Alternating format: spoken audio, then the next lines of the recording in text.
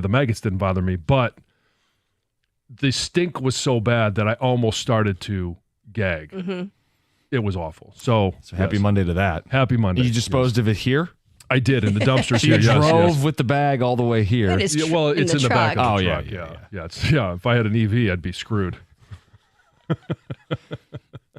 That is gross. It's awful. It's really awful. gross. It's very gross. Kids, you gotta love them, right? We're gonna get something else from your weekend coming up at 6:18. The teenager topic again. Yep. All over again. They just keep showing you. Rest of your week, and we'll get to it at 6:18. Last night, Tigers, Sunday Night Baseball. I decided spur of the moment, I'm going to go down. Mm-hmm. So I was there yesterday, and the crowd was phenomenal. We haven't had Sunday Night Baseball at Comerica Park since, did you hear the note, John? 2017. Wow. And I thought it was going to be further back because the 2017 Tigers were nothing to write home about. But this city showed up last night, and you hear stories of athletes feeding off the crowd. The crowd was feeding off a Skubal. When he struck out the side in the third inning, after striking out the side in the second inning, the crowd was on their feet for the 3-2 pitch. The crowd was ready to roar for this guy 3 innings into a baseball game. It was awesome to see. It was incredible. And Skubal didn't disappoint. He delivered. 13 strikeouts, match a career high, 7 innings, 1-run baseball. Tigers win another series. One hit baseball. You said one run baseball. Yes, one hit baseball. One hit. It was so impressive. And I was thinking about you too, because you'd sent them the note that you were going to be there. Yeah. There are not a lot of times in baseball where the energy comes across the TV. Mm-hmm. Last night it certainly did. And maybe not for, and it probably wasn't the energy for the first 3-4 strikeouts. Right. But then you got to 7, and it's the end of the inning, and it's 8, 9, 10. As it continued to build, it was, and I forget who the batter was, but he started off 3-0. Oh, there were 2 different guys that he started 3-0. The second time, and then it was, he worked to a full count. Yep. It just, you could feel the energy coming through the TV. It was amazing. I can only imagine what it was like there. It was awesome. It was. This is the first Skubal start I've been to this season, and in person, it's just another level. I mean, to swing him, his changeup, it looks like a cartoon. Yeah. Like batters are so out in front on his changeup. And one of the at bat you're talking about, the 3-2, where he gets him back into a 2-strike count. See ya. Yeah. I mean, John, he struck out 2 of the first 3, and I'm going, okay, 2 strikeouts in the first inning for Tarek Skubal. Not out of the norm. Okay, we're settling in. Strike out the side in the second. You got 5 Ks through 2 innings, and I'm thinking, are you sitting there watching something I going to see historic? a little bit? Now, that's typically too early in a game to think that, but when you're as dominant as he looks, it crosses your mind. I think it crossed everybody's mind. Like, is this, because it's Sunday Night Baseball on ESPN. You mentioned this the first time since 2017. I guarantee you the players knew exactly what that was, and then Gary Carpenter goes yard. Like, it's all building up to, hey, this is the showcase moment for the best record team in Major League Baseball, and who shows up in the biggest moments? Yep. The best players. And I thought, this is going to be a Skubal moment. And honestly, it was. No, I know. Then he strikes out the side in the third, and you're going, hold on. He has struck out 7 straight batters, 8 of the first 9 batters. Forget about giving up a hit. People aren't even making contact with the baseball. So, yeah, you start thinking, could he go perfect? Could he go? His pitch count's a little high if he's going to do it because he's getting all these strikeouts, but it enters your mind. John, then, okay, he gives up the hit. We're not going to see that, but what's the Tiger record for strikeouts? You start considering that. Like what Anibal Sanchez had 17. Mm-hmm. Well, it's in play. 13 still have a hell of an effort for Skubal, and that was a fun game to be at last night. And it was a crowd that was ready for it. I'm going to throw this one at you. Yeah. Did you see the championship moment on Saturday? The championship moment. Yeah. Down in Toledo, Ohio. Oh, I did see this. Yeah. Do you think you're going to pull a fast one on me? I'm aware of this. The Italian Bowl. Do you guys understand what this is? Like, our listeners might go, what the hell are you talking about? This is the championship game, the Super Bowl of the Italian Football League. Italian Football League. Not football, like American-style football. Yeah, and it's Italian Bowl 44. So they've been doing this a while. Held in Toledo, Ohio. Of all places, the Glass Bowl. And I was obviously looking for somewhere to view this game, and were you? I couldn't find it anywhere. Not surprising. I think Buckeye Cable Network was carrying it, but I take it you don't have that. No, even for scouting purposes. But there were on social media a lot of people from Michigan that went down to watch the Toledo Bowl, getting their fix of football as we are only a month away from Lions football. And guess who was one of the coaches for the So the rules are for the Italian football professional league. Yeah. They can only have 2 U.S.-born players and 3, and they can allow a third if it's a multi-sport athlete. I have no idea what that means. Okay. Just telling you what I love that you're reading the rules. I was doing on this. It's incredible. One of the coaches, and I can't remember who it was for. It's the Florence Golfi versus the Ancona Dolphins, and the Florence team won. Yeah, the Dolphins were getting killed from what I saw. Art Briles. Art Briles is coaching in the Italian Football League? Was he on the winning side or the losing side? That's what I'm not sure. I don't know, but yes, as a some guys don't want to leave the game, man. Like he had quite the fall from grace, but you know what? He's not going to quit. He's going to go to Italy to coach Italian football, which then gets him back on a college campus in Toledo for the That's quite the journey. So there's your Italian Football League update. Season's over. Who's the favorite for next year? We need to remember this for next year and get weirdly into it in June, leading up to the championship game. The Italian Football League. All right. We are going to talk about Malik Beasley. You heard it in the update. Investigation, what it means for the Pistons, 6:35.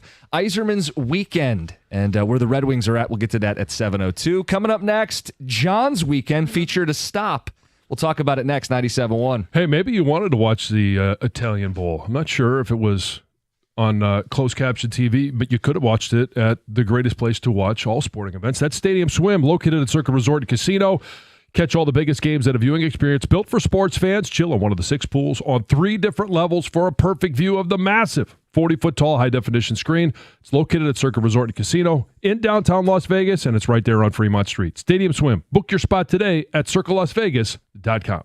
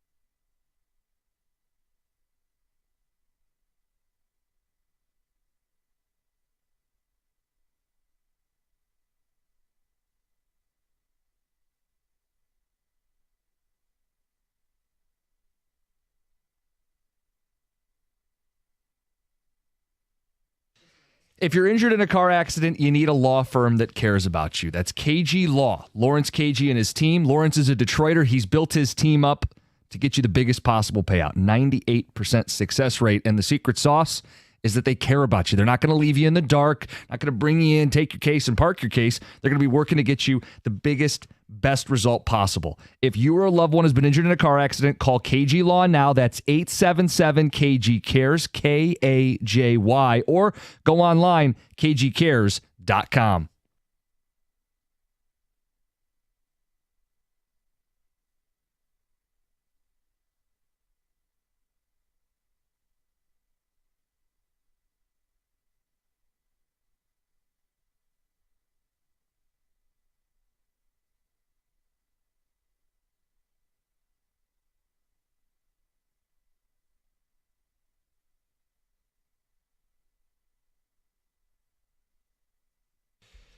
Malik Beasley being investigated, betting on games and props. Not great, because he had an offer on the table from the Pistons. It's no longer there. 6:35, we'll get to it and what it means. 7 o'clock, Steve Yzerman, the Yzer plan from the weekend. Got a goalie. Yeah. I'm not doing cartwheels, but yeah, they got a goalie. We'll get to upgrade. that. Thanks. We'll get to that. John, your weekend was busy. We got back from Shanty Creek, and you did a bunch of more driving. Oh, yeah. Back from Shanty Creek, picked up Ellie, went back up to Davison, which is just outside of Flint there, and a doubleheader on Friday night. 3 games spaced out, 8, noon, and 4 on Saturday. So it left us a little time in between that noon and 4 game, because things weren't on time, as they never are, to go from there, because Lisa and Teddy came up that afternoon for the noon game. We decided to go up to Bronner's for the afternoon. And I kept thinking to myself, it's such an easy trip. And we actually went right past it on Wednesday And Friday. and you failed to stop. I'm guessing, like, you didn't stop. We would have heard. You certainly would have. So I surprised you with, yeah, actually, I went and I had a great time. No, I didn't stop there. No. And so, yeah, this is Teddy's now probably 3rd or 4th time, and he's only 3.5.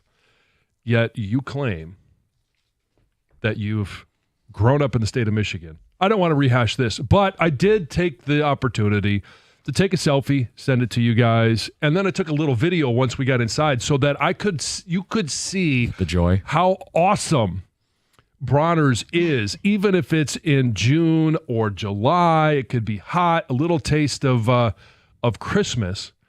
And Santa Claus actually sat next to us. He was there. Wow. In a big beard. It was Santa Claus in shorts and a Bermuda shirt. You would have loved it. I don't doubt that I'd like it. I'm not like an anti-Christmas person. But do we have our new drop? I don't think we have it in yet. Oh, okay. No, it's all good. Okay. We can play that for people later in the show Yeah. from the experience you had at Bronner's this weekend. Sent you a little video. We got a little drop from that. That's fine. On the way up, we had a tight schedule. We had to get up there and do our meet and greet stuff.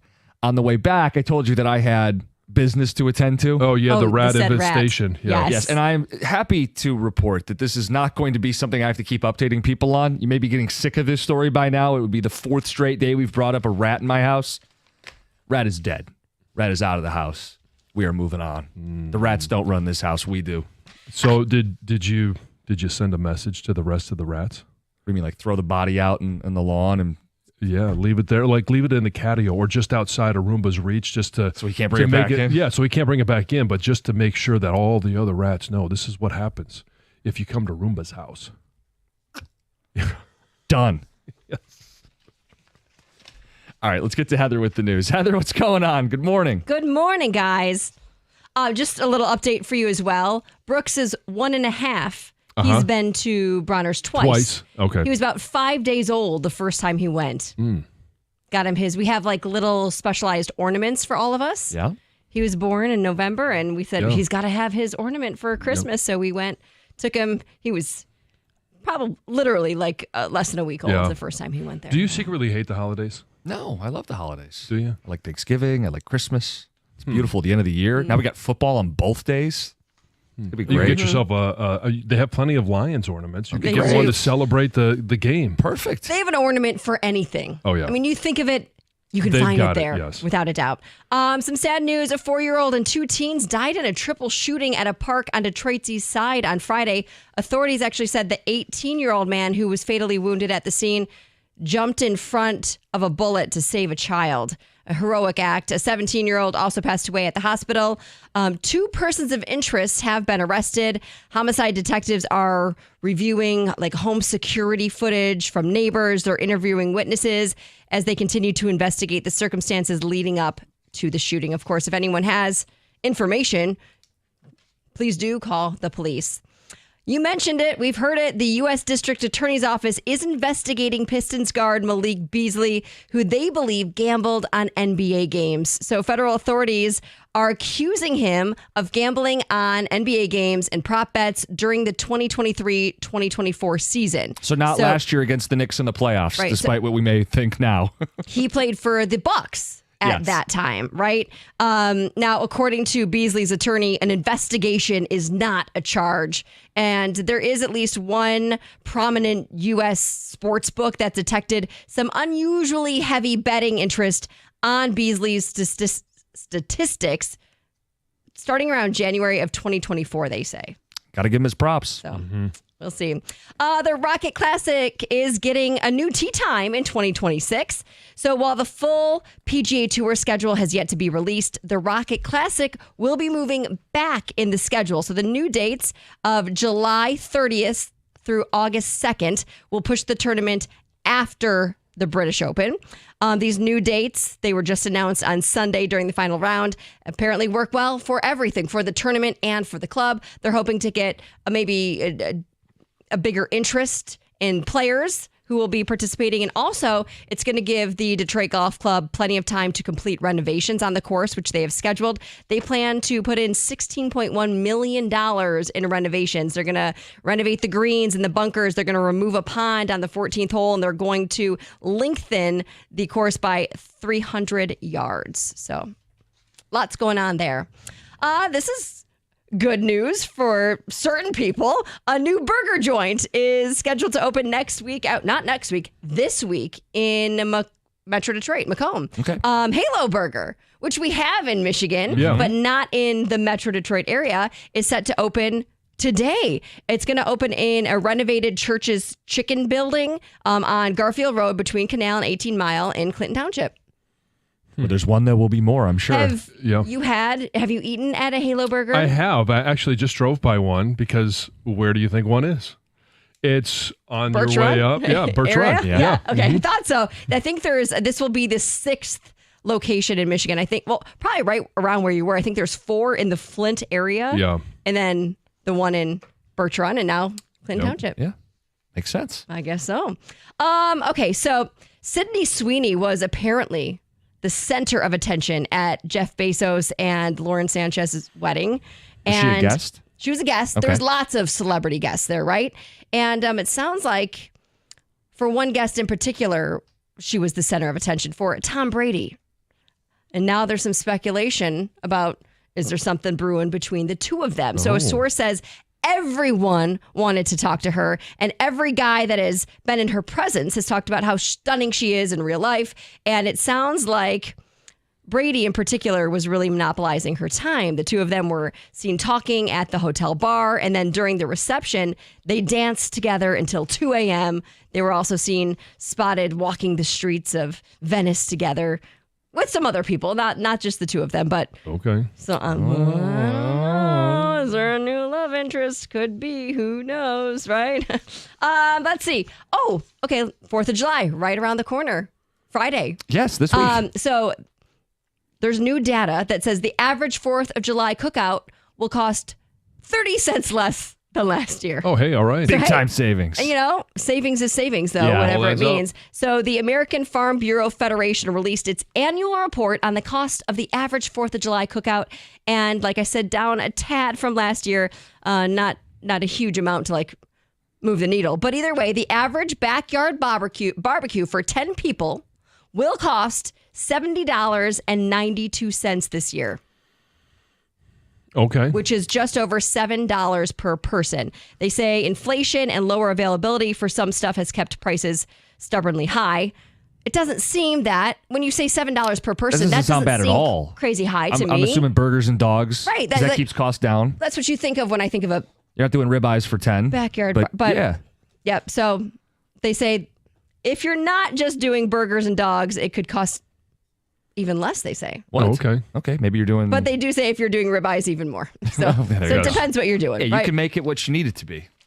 The 12 items they factor in are ground beef, chicken, pork chops, buns, cheese, potato salad, pork and beans, potato chips, cookies, ice cream, strawberries, and lemonade.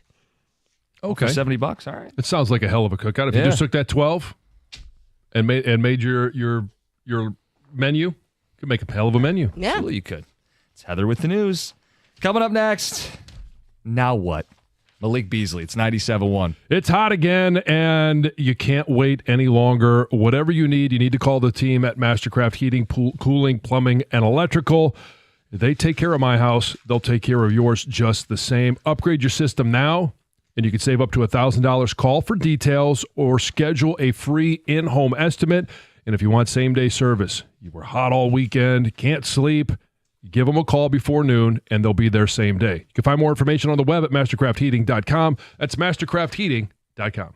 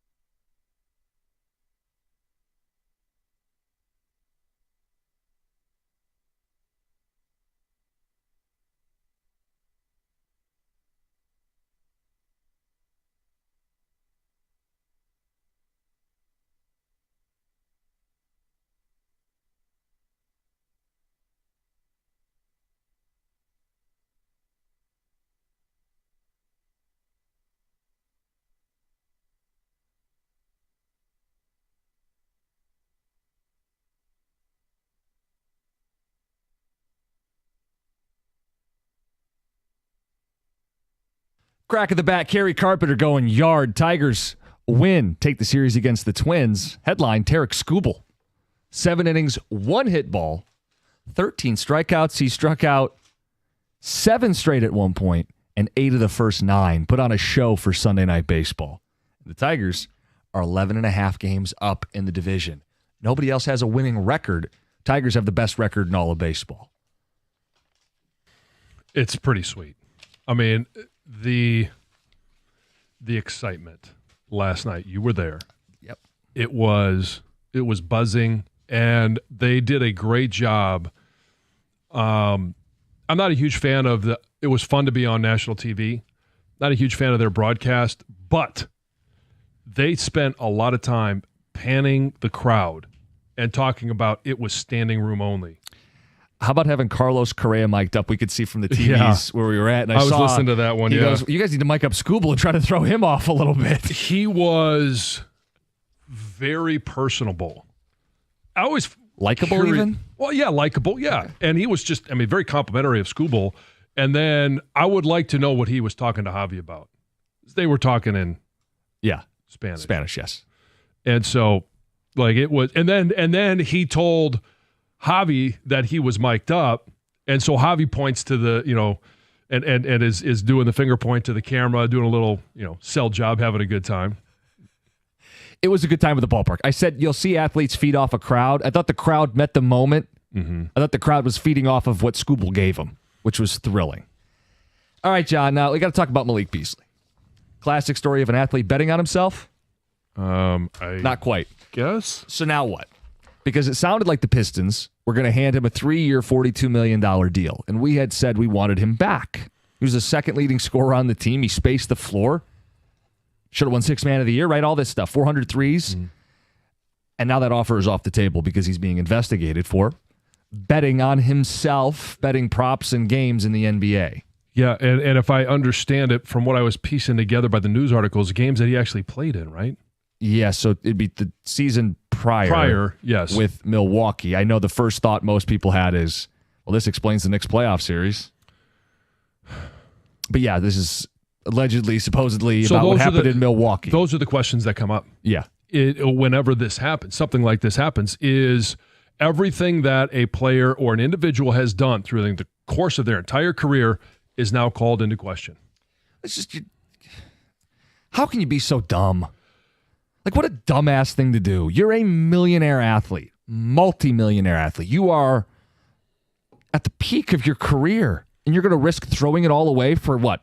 A $10,000 bet?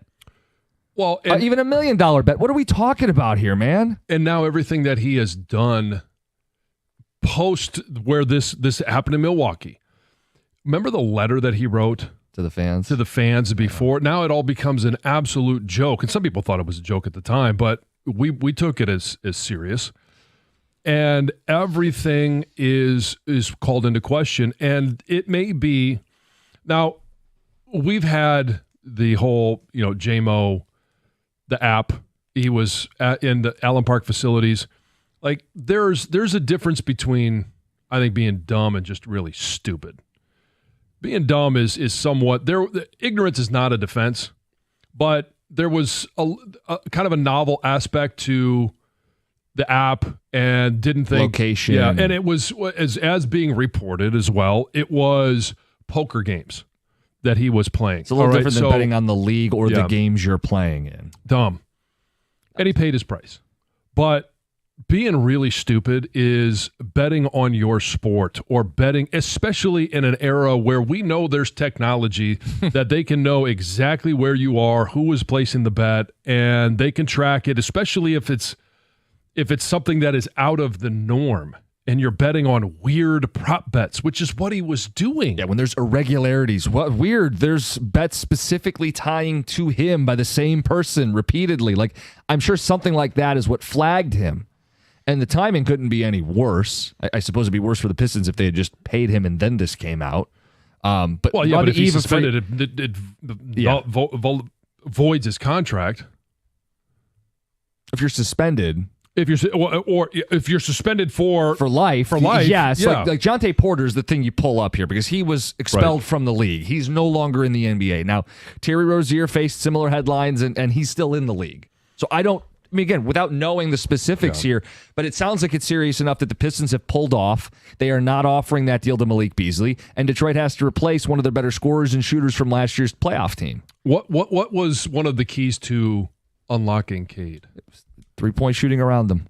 Spacing. We've talked about that, and we mentioned it in the draft when you draft Lanier, and this is a guy that maybe 2 years down the road is supposed to replace Beasley when his 3 years expires, or he just doesn't become the shooter anymore.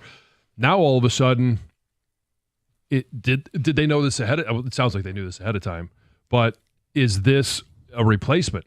I don't think you can Beasley. count on a second round. I don't think so either. Not out of the box. Like we talked about it on Friday. I think Chaz Lanier can be in the rotation. I like that he has a skill set, 3-point jumper. But do I think he's Malik Beasley day one? No. Year one? No, I don't. No. So they're going to have to address it. Where do they go from here? Mark Stein's got reports out that they're looking at Duncan Robinson.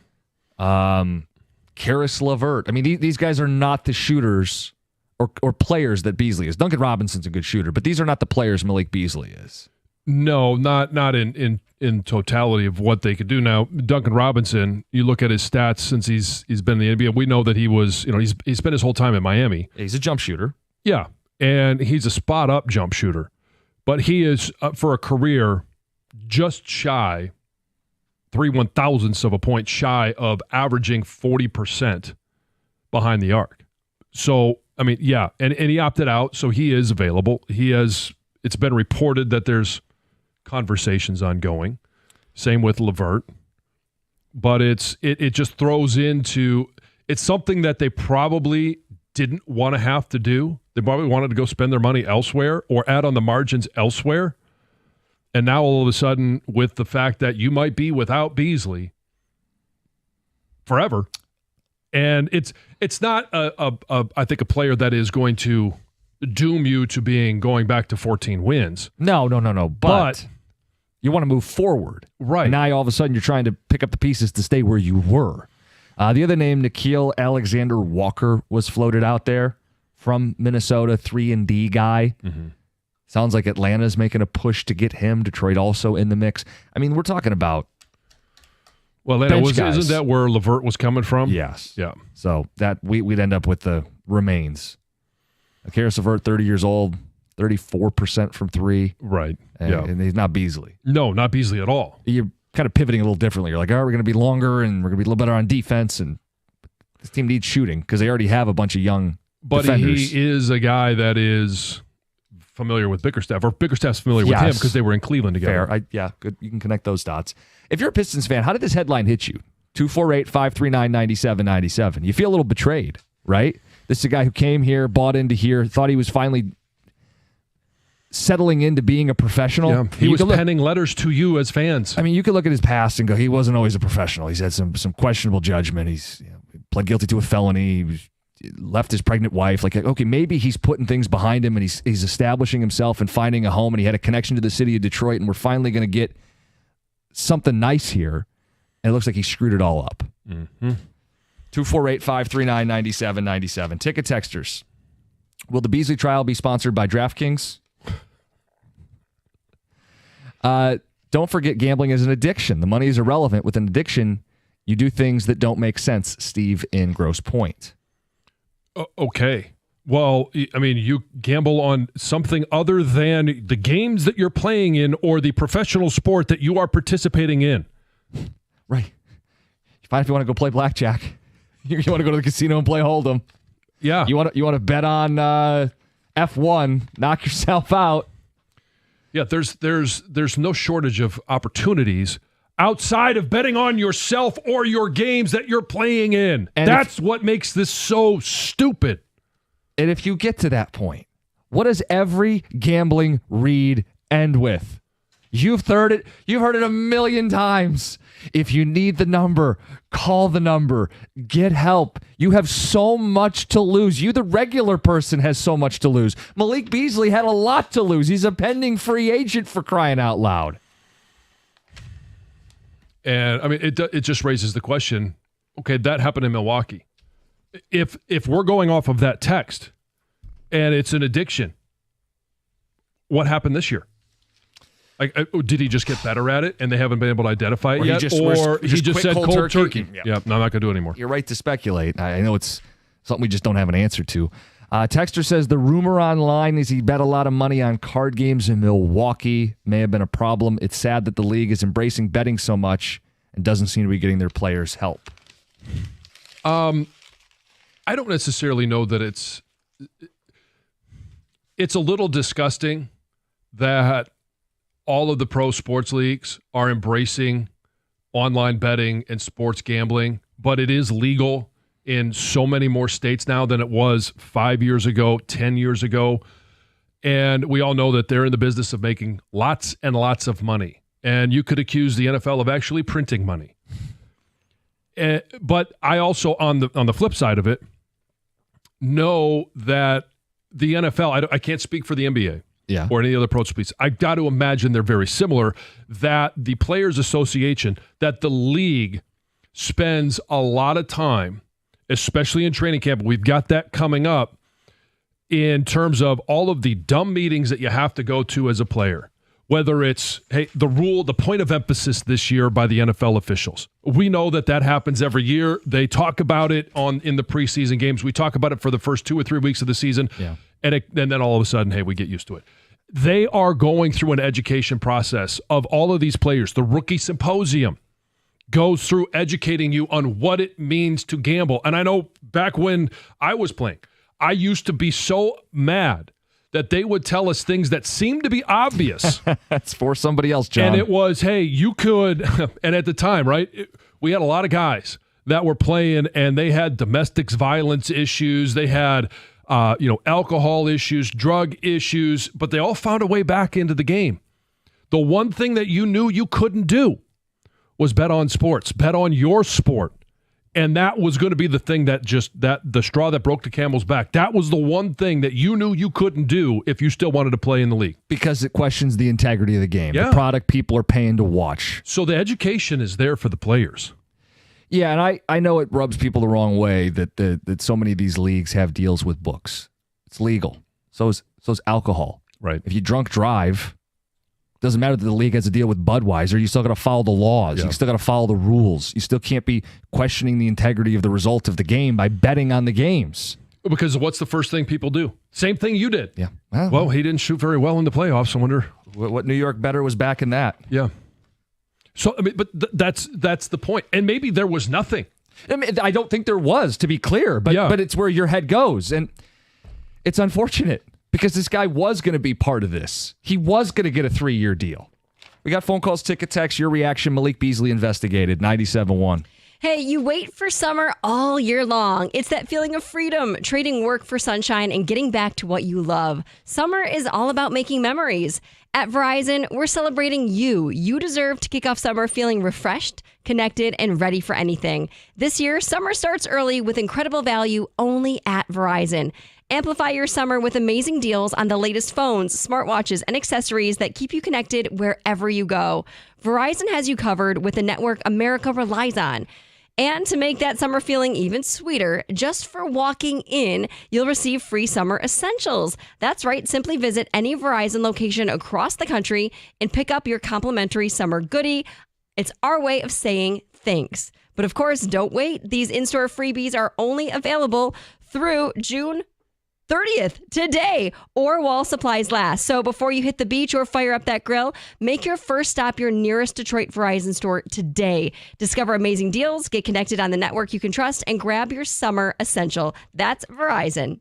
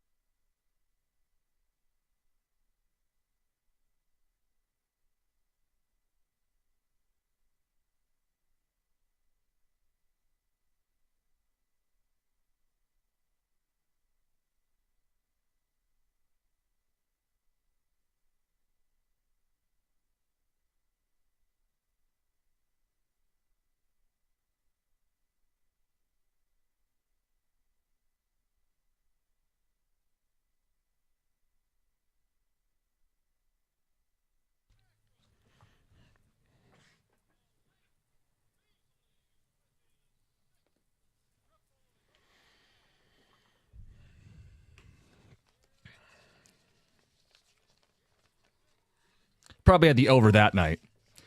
Smart Champion on the call. Malik Beasley's being investigated for things he did in a Milwaukee Bucks uniform, but it impacts the Pistons because he's a free agent, and they had an offer out to him, 3 years, $42 million, that is now off the table. Mm-hmm. Where do they go from here? Your reaction to the news, 248-539-9797. We'll talk Red Wings at 7:02, top of the hour. Kind of a lukewarm weekend. Danny and Macomb, you're on 97.1. Good morning, guys. Love the show. What's up? Real quick, my thoughts on this. It's an allegation. I think J-Mo was accused and alleged to have a gun. He never got charged. Never. Oh, they're two different things. Until someone's charged is my point. It's an allegation. I mean, so what? And then I find the hypocrisy. It's significant enough that the Pistons pulled an offer, Danny. I find the hypocrisy in society that radio stations, TV ads bombard me with gamble, gamble, gamble, gamble, gamble. And we're supposed to put that stake in front of these celebrities and say, not you, though. Yeah, we're supposed to have personal accountability and responsibility, Danny. Is that something we should have in society? Because the league advertises it, you should just be allowed to break the rules? The league has a deal with alcohol distributors. Are we allowed to follow? Should we not follow laws with alcohol, too? It's the double standard. No, it's not a double standard. We all have to follow the laws and the rules of our profession. Danny, I agree with you about the appearance and the perceptions that come along with, hey, for all the major sports, for college sports, they're all sponsored by a or multiple gambling sites. And then one of these things happens. We shouldn't be shocked that it happens. The disappointing part is that it does happen, and it has happened to our team. And to your point, like he's not even been charged, and I'll just read you the statement by his attorney. It's basically, Danny, what you're saying. An investigation is not a charge. Malik is afforded the same right as a presumption of innocence as anyone else under the U.S. Constitution. As of now, he has not been charged with anything. Danny, I'll just go back to the Pistons. The Pistons find it serious enough that they are not signing Malik Beasley. That's why it's relevant to us. Well, because he's not going to jail today. You're right. But his viability in the league he makes his money is in question today. Mm-hmm. And that it impacts us. It impacts our team. And this is a guy that we did fall in love with. He has a checkered past. He hasn't been a model citizen. But it felt like, hey, he got back to a place that he had a connection to, the city of Detroit. The city embraced him. He embraced us. He hit big shots. And this was going to be a guy they were going to extend. And now it's all gone. Flushed. Yeah. For what? For what? You didn't make enough money, Malik? You didn't have enough money. That's what I'm supposed to believe. You didn't have enough money. Come on, buddy. It's so frustrating, especially for us as a fan base. Like, we see these mistakes by guys all the time now. The frustrating part is that it is happening to our team that went from 14 wins to 44 wins. And a big part of that was Malik Beasley. And we thought a big part of the future, the near future, was Malik Beasley. Texter says it doesn't solve the problem, but what if you took away prop bets, or more specifically, the unders on prop bets, signed Tyler? So you're going to penalize all other bettors because of a handful of guys that are playing the game that can't bet on other sports or bet on other things? I'm guessing Tyler would say it also helps us because there's the public. These are being manipulated by athletes more than we realize. So it takes it off the table. Now, I don't know if you can do just overs. It creates a false market if you can only bet the over. I feel like you should have but we also can't the ability to bet either side of both bets. The rest of the professional athletes with a broad brush because Malik Beasley is alleged to have done this. Mm-hmm. It doesn't mean that all other guys are even looking at prop bets. Right. No, I would imagine the vast majority aren't, but all it takes is, look, if I was betting the overs and he was playing the unders and he could control whether he was making the shots, yes, or vice versa, that's not a fair market. So do you just take it off the table entirely? I know that's been discussed in college. Yeah, and some of that is not because of the players betting on it or having a hand in it. It's because of the threats that the college athletes are getting because of them. Let's get to Steve in Rochester Hills. Steve, what's up?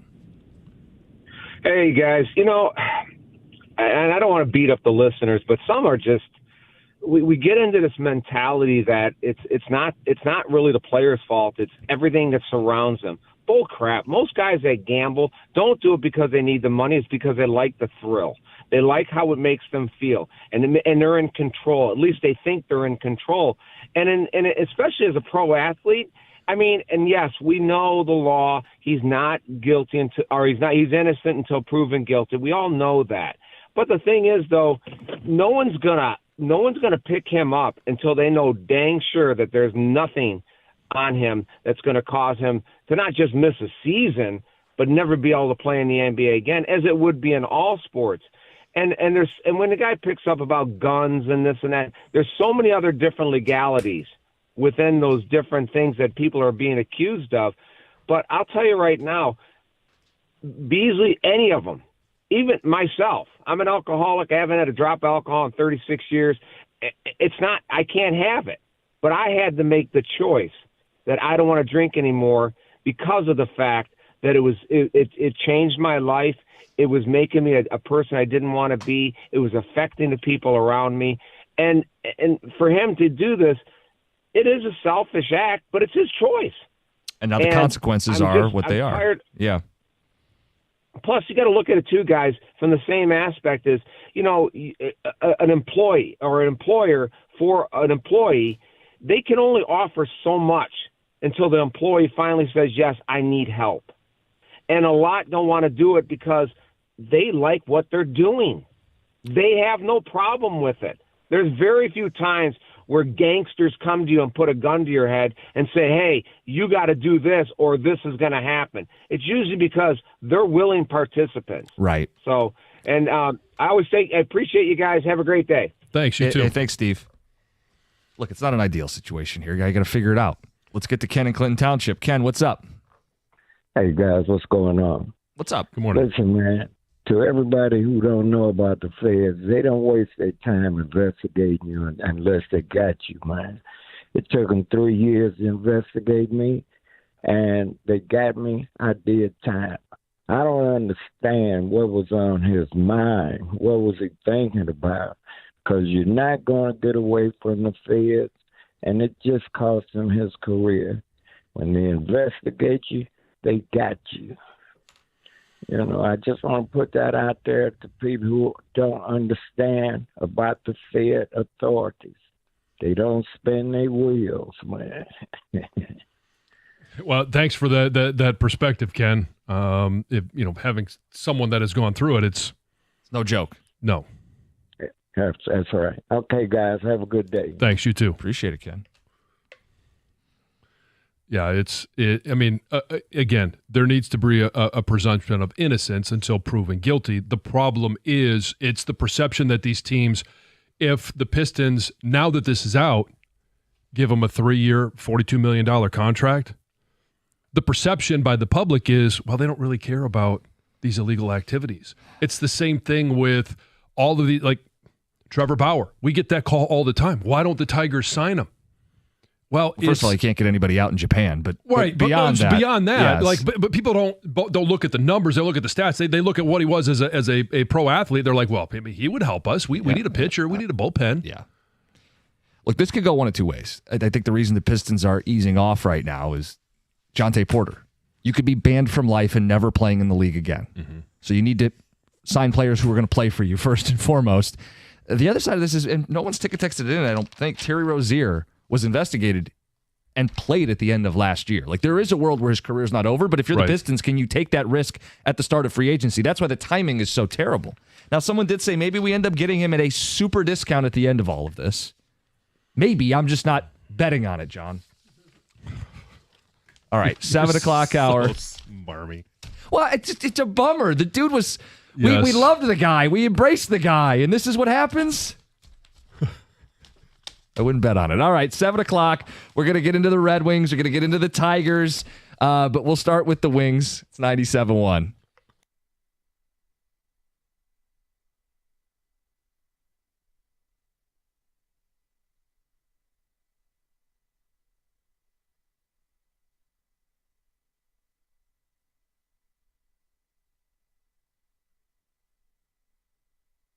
Brought to you by Northfield Lumber. The Tigers defeated the Twins 3-0 at Comerica Park last night. Tarek Skubal shined in front of a national TV audience.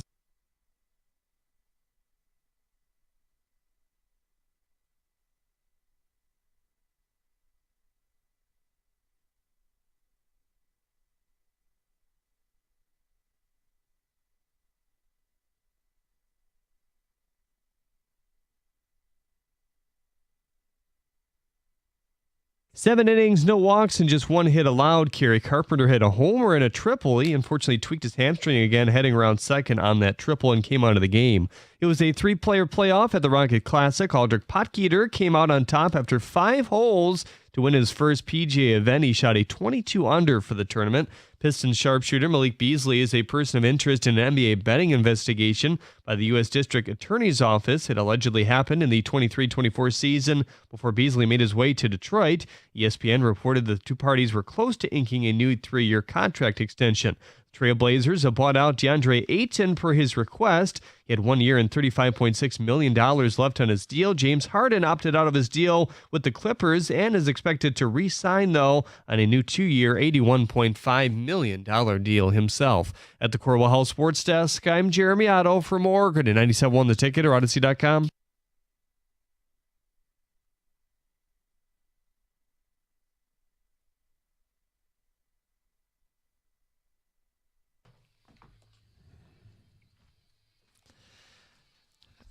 $97.1. It's a Monday. Got a holiday week. Appreciate you guys being up early listening with us. Talked a little bit about Malik Beasley. We've touched on the Tigers. We got to make some time for our Red Wings, John. Yeah. Just saw a graphic real quick. We're talking about Tarek Skubal. We'll get to him again a little bit later in the program. But the graphic was of the Twins lineup. How many of that lineup struck out at one point against Tarek Skubal? The entire lineup. He had one strikeout on at least every single batter he faced. 13 for the game, 8 of the first 9, and then, I think by the 4th inning, he got the 9. He collected them all. Ridiculous, man. It was. And to do it on Sunday Night Baseball. Look, the Tigers are in a great spot. We'll get to them at 7:35. See how far people are willing to go. The Red Wings, chance to kick off their offseason this weekend. They had the draft Friday night. Trades have been made in the National Hockey League. You not going to play your song, My Red Wings? Red Wings? My Red Wings? No, you're not that excited? No, I feel lukewarm. And I know people are going to go, but Gibson's an upgrade. And he is. Mm-hmm. But I just feel lukewarm. I feel like the Red Wings right now are that potato salad or pasta salad that you left out at the barbecue over the weekend. It's lukewarm. Ooh. Yeah, it's got this weird congealing going on. It's just... I'm watching Montreal, a team that's lapped us in the division, go out and trade draft picks for proven blue liners, and to sign Noah Dobson shy of $10 million felt like a win for Montreal. We didn't have 2 first-round picks in this year's draft. Okay, fine. Then I guess we just get to not be very good. You got to go out and make moves. The Gibson move is a move. It upgrades this hockey team. But even that move, to me, I feel lukewarm about. Gibson was awful in 23 and awful in 24. And if your response is, well, the team in front of him was no good, I have some bad news for Red Wing fans. We don't have a stellar D-core. So if the thought is he's just going to be as good as the team in front of him, he's the 7th highest paid goalie in hockey with 2 years left on his deal. Sure, I get why they made the deal. He's better than Peter Mrazek. He's better than a player they never should have acquired to begin with. He will be their starter if he can stay healthy. He played very well last year in 29 games. The baseline stats, but also the geeky, nerdy stuff. He was a very good goalie last year in 29 games. Go ahead, roll the dice. I am in favor of the deal, but people are like running and sprinting to praise Yzerman for a weekend that was lukewarm. You kept your 13th pick, player that won't be contributing in any meaningful way for 4 years, while division rivals are adding. Then you get quotes from Yzerman about we're not buying anybody out, which to me says we don't have plans to maximize our cap space. Also insinuating, hey, look, free agency, there's only so many players for a lot of teams. Not optimistic about how that's going to go. So I'm looking at a dull free agency. I'm looking at a meager upgrade in net. I'm looking at not using those draft picks to get better right now.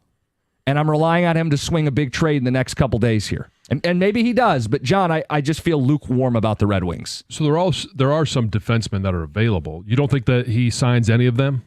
I would love Ekblad. I love this reported Kendre Miller trade from the Rangers. But no, I don't think they're going to get Ekblad. I'd love for them to land Ekblad, but I think he's already laying the foundation of, well, I mean, there's a lot of teams that want these guys. John, they're certainly not angling to use all their cap space. They're not buying anybody out, and they added on a couple extra $1 million with the goalie situation. So I'm trying to play devil's advocate here because I'm not trying to make you a little bit more frustrated. No, it's okay. Even though it's a side benefit. I probably need to take it down a notch.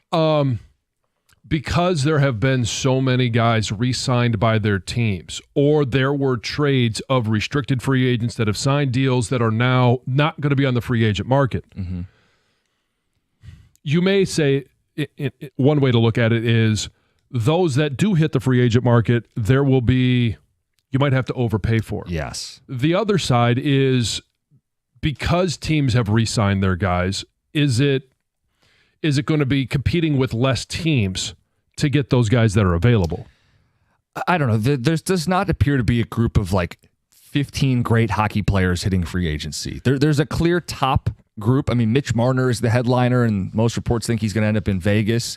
Then there's the 3 Florida guys, and they're going to try to keep all 3. Bennett signing at a discount. Does Ekblad sign at a discount? Marchand. Yeah. Another gritty physical forechecker.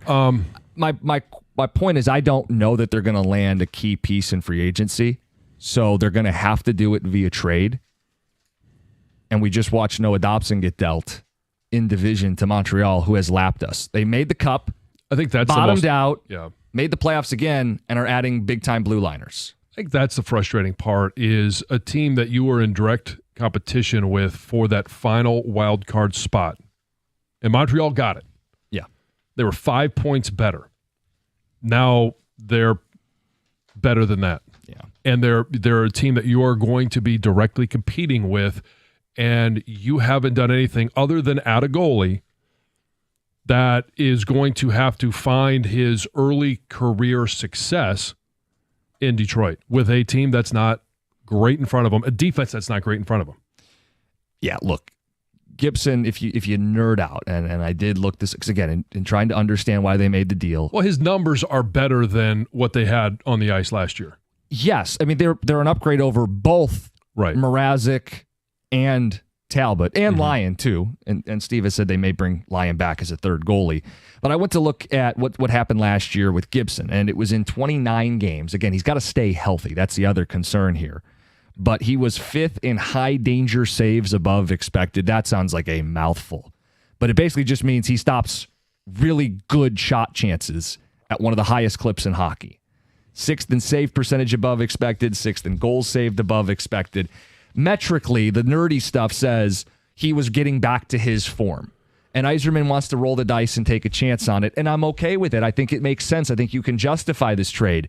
But when you backdrop it with, we're not doing much of anything else to push this forward urgently, what's it going to be met with? An expensive goalie who doesn't have a great team in front of him, who may just be okay. And it'll just be another one of these, hey, we're just collecting goalies without putting a better product in front of him on the ice. Maybe he steals 1 or 2 more games, and that's all the difference. But I think we were looking for a more aggressive offseason, and I'm not getting any indication that this is going to be that. Yeah, I mean, you don't want to you look at it and say, okay, well, if he steals a couple of games, are you going from 86 points at the end of last year to 89 or 90? Is that going to be good enough to get you in the playoffs? And in some years, maybe. If it's the only move, we can agree this is a disappointing offseason. If he swings a deal for a defenseman that upgrades the top 4, maybe it is enough to get him in. But we were talking Friday, like, can you get 2 impact players? Can you use that 13th pick more aggressively? Team in the division did. I know there was a lot of people that were disappointed. I was disappointed that they didn't make a move before the draft because we talked about the opportunities. That was one of them. They decided not to do it. They made their draft picks. Okay, well, we could see Bear in 29 or 30. Yeah. Now the next one is free agency, which begins tomorrow. Yep. What is it that this team is going to do? What is Steve Yzerman going to do to make the team better? And we talked about Ekblad. That's one. I'm going to give you a couple more names and just throw some darts at a dartboard. And I don't know what would have happened if there was any late signings last night, guys re-signing with their team. But the L.A. Kings, Vladislav Gavrikov, 29. Be a good player. I'd love to see him here in Detroit. I think there are rumors that the Rangers are going to be in on him, but the Wings should absolutely be offering a bag of cash. What are we doing with this money? They might be in on him, but shouldn't the Wings be in on him? Land him. That's the whole point, is land him. What they got, $18-20 million burning a hole in their pocket for the salary space. What are they going to use it on? And they could create more if they'd buy out some of these guys. Tarasenko and Hall are players that the industry collectively has circled as buyout candidates. And Yzerman's message to the fans was, no, I'm not planning to buy any of these guys out, which to me says I'm not going to be tapping into all of my cap space. Therefore, I can just keep some of these guys. Yeah. And it's not even a cap thing. Hull's not good enough to play in the top 6. And Tarasenko was underwhelming by everybody's, including the organization's position a year ago. We're supposed to feel good rolling him back out in a third-line role. I don't know what I'm bringing up some names just to let our fans know that there are still options. And Columbus, Ivan Provorov. Yes. He's got some sandpaper to his game. Okay. There are dudes out there. So it doesn't have to be. I'm just trying to, glass is half full. All right. You didn't trade. You didn't make anything happen other than a goalie. You didn't do anything before the draft. Right. And so now it becomes a free agency move, a free agency signing, where there are some guys that are available to make you better defensively. And that's where I think this team really needs some help, is defensively. Ticket texters, I like the acquisition of Gibson more than you cookies, but I agree with the rest on Yzerman. He's going to be passive. We've got prospects. We got to remember prospects that have never touched the NHL ice. Who knows if they can play top high-end hockey? Next year's free agent class is full of much better players. The depth is there as well. Did they upgrade? Yes. Next offseason is the smart time to spend money. Well, it's always next year. Right. Unless those guys re-up with their current clubs. I knew that ticket text was going to just grind you. How about this one? Trust in Stevie. Stop pretending you know hockey. None of you guys know anything that Steve does. He knows best. Stop judging. What we know is results, and the results have not been better. Ticket text, the Steve bots have definitely activated early. Well, they're up and early. It's free agency day. No, it is good. They made one move that's semi-positive. So now we get the red laser beam eyeballs. People rushing to praise the guy. I'm not doing cartwheels because they added John Gibson. He's an upgrade. Great. But if the backdrop is we're keeping our picks, we can't add in free agency, and golly gee, we might make a trade this week, that's your offseason. That is lukewarm. That's not pushing the organization forward. These people did exist during the season, though, and they're the people that think they strictly missed the playoffs because of goaltending. Well, and because Larkin's soft. No. They strictly thought it was goal. There was a crowd out there that thought goaltending cost them the playoffs. I beg to differ on that. I think there's other issues. I think we had a great text we can all, this can be great and they can be very good, but what happens when we get to March? Yeah. Because that locker room plays terrible in March. That's facts the last 3 seasons. I don't dispute that a good goalie can steal a game or two. A good goalie in a third period. They did not get enough big saves in third periods late in the year last season. There's value in adding Gibson. It's going to be met with more praise than it should be, but there's value in adding Gibson. Anyway, we'll play some Yzerman audio. We want to hear from you guys. 248-539-9797. It's 97.1. Hey, in sports, when you're sidelined by an injury, it's personal. And the same goes for life. That's where personal injury attorney David Femininio steps in. And trust me, after an accident, you need an attorney who's going to make it personal. That someone is David Femininio. He uses the slogan, "Get David, get paid." I say it all the time. It's not just a slogan. It's his promise to take care of you. If you or someone you know has been injured, you need to tell him to call David Femininio at 855-65-CRASH, or you can always go to his website, getdavidgetpaid.com. That number again, 855-65-CRASH, or on the web at getdavidgetpaid.com.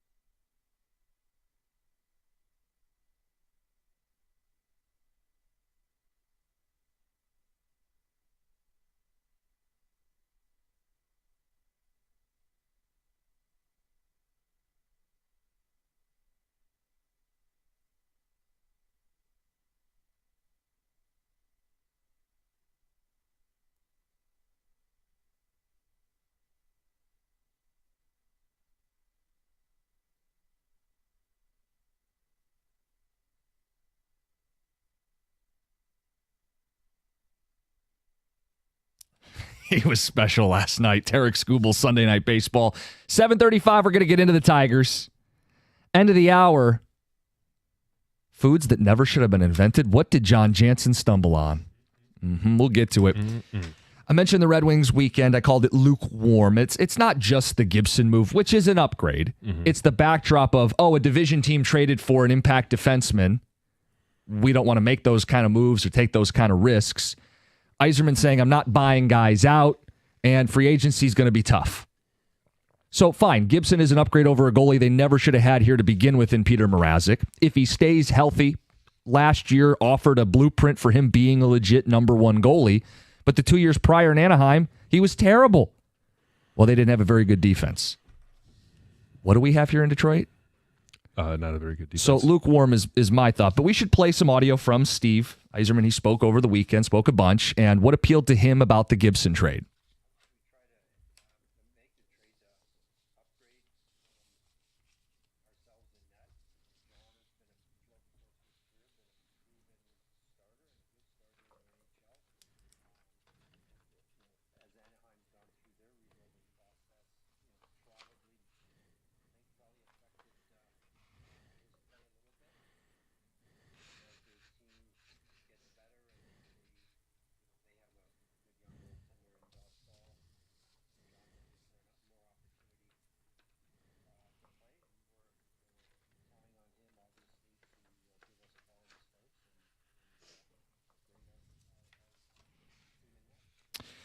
On free agency, what about the interest this week?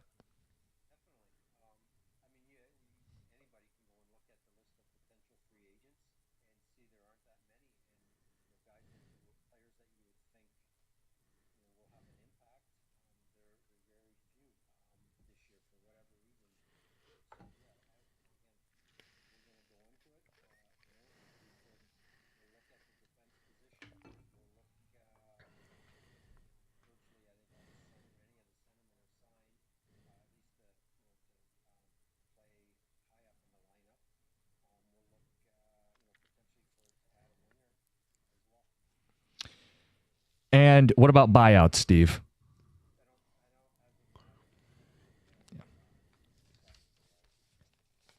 Again, buying out guys would offer up a little more money to win some of those bidding wars. He doesn't appear interested in getting in aggressive bidding wars, doesn't anticipate winning those bidding wars. I'm not happy with how this is going. So do we wake up on Wednesday or Thursday and our team is virtually the same? I think he'll make a trade. I'm hoping it's Keandre Miller from the Rangers. I think Ekblad is a big-time addition if they're willing to pay and play in free agency this year. Those are real blue line upgrades. Then it works in tandem with the Gibson move. You go, okay, we are going to be a little tougher in front of him. He can make a big save. Now we're getting a little better in our own end. I get that as an offseason agenda that you could deliver on. He doesn't sound very optimistic that they're going to be pushing this thing aggressively forward. This is kind of same old. Well, so that's my question. We know Ekblad will be available. Will we win the bidding war? Right. Quick phone call. Tom in Richmond. Tom, what's up? You're on 97.1. Or not. Well, he apparently didn't want to have a quick phone call. No. A couple quick ticket texts then. Look, there's one person to blame for the Red Wings not making the playoffs. Didn't they lose every game Cookies went to? Signed, Steve. I did keep track of it. I was 9-8, believe it or not. Let me just say something quick about the buyout thing. So this means Justin Hall is on the team next year. Yes, that's what that means. That's unacceptable. Yes. Even if they want to stash him up in the booth, he's going to play at some point. This one says the Gibson trade did upgrade the goaltending. However, Yzerman should have traded that first-round pick. Free agency got depleted big time with signings. Likely have to go all in on Ekblad. I don't see any other option. And have to lock up either Besser or Ehlers on your forward group. Anything short of getting two of those three or a major trade, the offseason is a failure. Gives you a sense of where people are at today. All right, we'll talk Tigers, but first, Heather with the news. So a 12-year-old boy was arrested on Friday for stealing multiple cars from a business in Pontiac. What were you doing at 12? I don't know. Not stealing cars. Oh, no. Playing outside and riding my bike to a friend's house. That's what I was doing. According to the Oakland County Sheriff's Office, the boy sold at least one of those stolen cars for $30. $30. Hey, great deal. Who's buying this from a 12-year-old? $30. Oakland County Sheriff Michael Bouchard basically described this child as on a bad path and attempting to live out his own grand theft auto.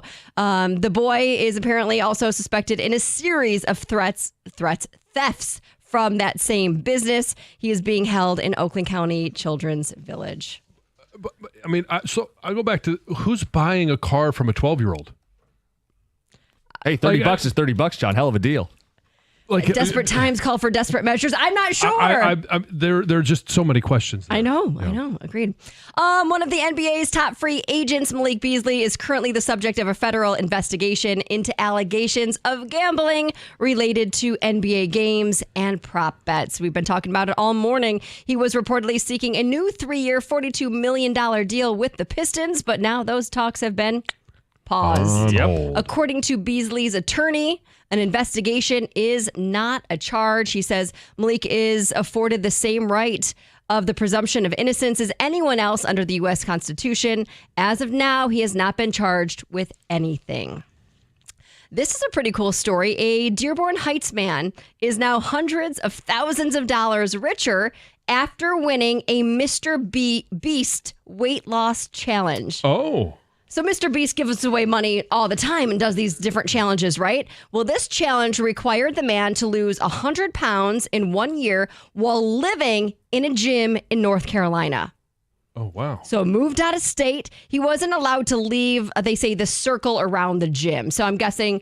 There was a certain area that he was allowed to roam. Yeah, he had perimeters, right, that he could stay in. Well, he had a full year to complete the challenge, but he completed it in 178 days. Wow. Yeah, pretty cool. He says everything was great. He missed the food the most. I'm guessing they had him on a pretty strict diet. They said he completed 18,000 steps a day, lifted 5 days a week, and ate 2,500 calories a day with the help of his fitness coach. So the sad news of the story is that his fitness coach unexpectedly died during the challenge and died on day 85. I'm not sure of what or how, but it's just an odd detail to sprinkle in. It is. I know, but he kind of said like, oh gosh, I really, liked this guy and appreciated his help and kind of talked to his family and said, you know what, I want to keep doing this and filming all of this in honor of him. And that's kind of what he did. He ended up going home with $417,000. Wow. Pretty incredible. That's awesome. There was other ways to get more money. Like if you could do so many push-ups consecutively, Mr. Beast would throw in another $1,000. So it was just like, if you complete the challenge, that you get this much. Weight loss challenge and fitness challenges along the way. Pretty cool. Yeah, now he can get himself a whole new wardrobe. Oh, well, he'll have to do that for sure. Big change. Beyonce suffered a pretty scary technical malfunction during the first of her 2 shows in Houston. Happened on Saturday while she was performing her song 16 Carriages. She was in a car in a hanging, right? Convertible car suspended over all the people at the concert when all of a sudden the car just tilted midair. It did appear that she was tethered to it, thank goodness. So if she would have flown out of the car, she would have been dangling there, but at least that didn't happen, but still very scary. She stopped performing and you could actually hear her in her mic saying, stop, but she handled it like a true pro that she is, right? While she was kind of paused there, she did look down at the crowd, gave them a big smile, and they all cheered for her. They ended up eventually bringing the car down. She was fine, and then she continued on to her show like nothing happened. And that person who messed up was probably fired. Yes. She gave them a mouthful, I'm sure. Like, how dare you let that happen to me? Scary stuff. So good thing she didn't fall. One more story quickly. The quarterback at BYU is now planning to transfer from the school as he's facing suspension for admitting to premarital sex, which is a violation of the school's honor code. Now, there is more to this story. So, The admission surfaced because he is facing a civil lawsuit alleging that he raped a woman in 2023. Okay. Now, on Friday, the school officials did tell him that he would likely face a 7-game suspension. I guess he has already said, you know what? prepare yourselves because I'm going to be leaving. Yeah. That's the talk. But it sounds like he admitted to having a consensual relationship with the woman who is Right. So his defense is that it wasn't rape, it was consensual. Yes. But in saying that, BYU says, well, you had sex before marriage. exactly. Yeah, and their code of conduct says you're not allowed to do that. Yeah. So either way, he was going to be suspended one way or the other, I would imagine. But yeah. Yes. Heather with the news. End of the hour. We know John's a big food guy. Oh, yeah. Loves food. So it'll be surprising to see or hear that he found a food that he believes never should have been invented in the first place. No.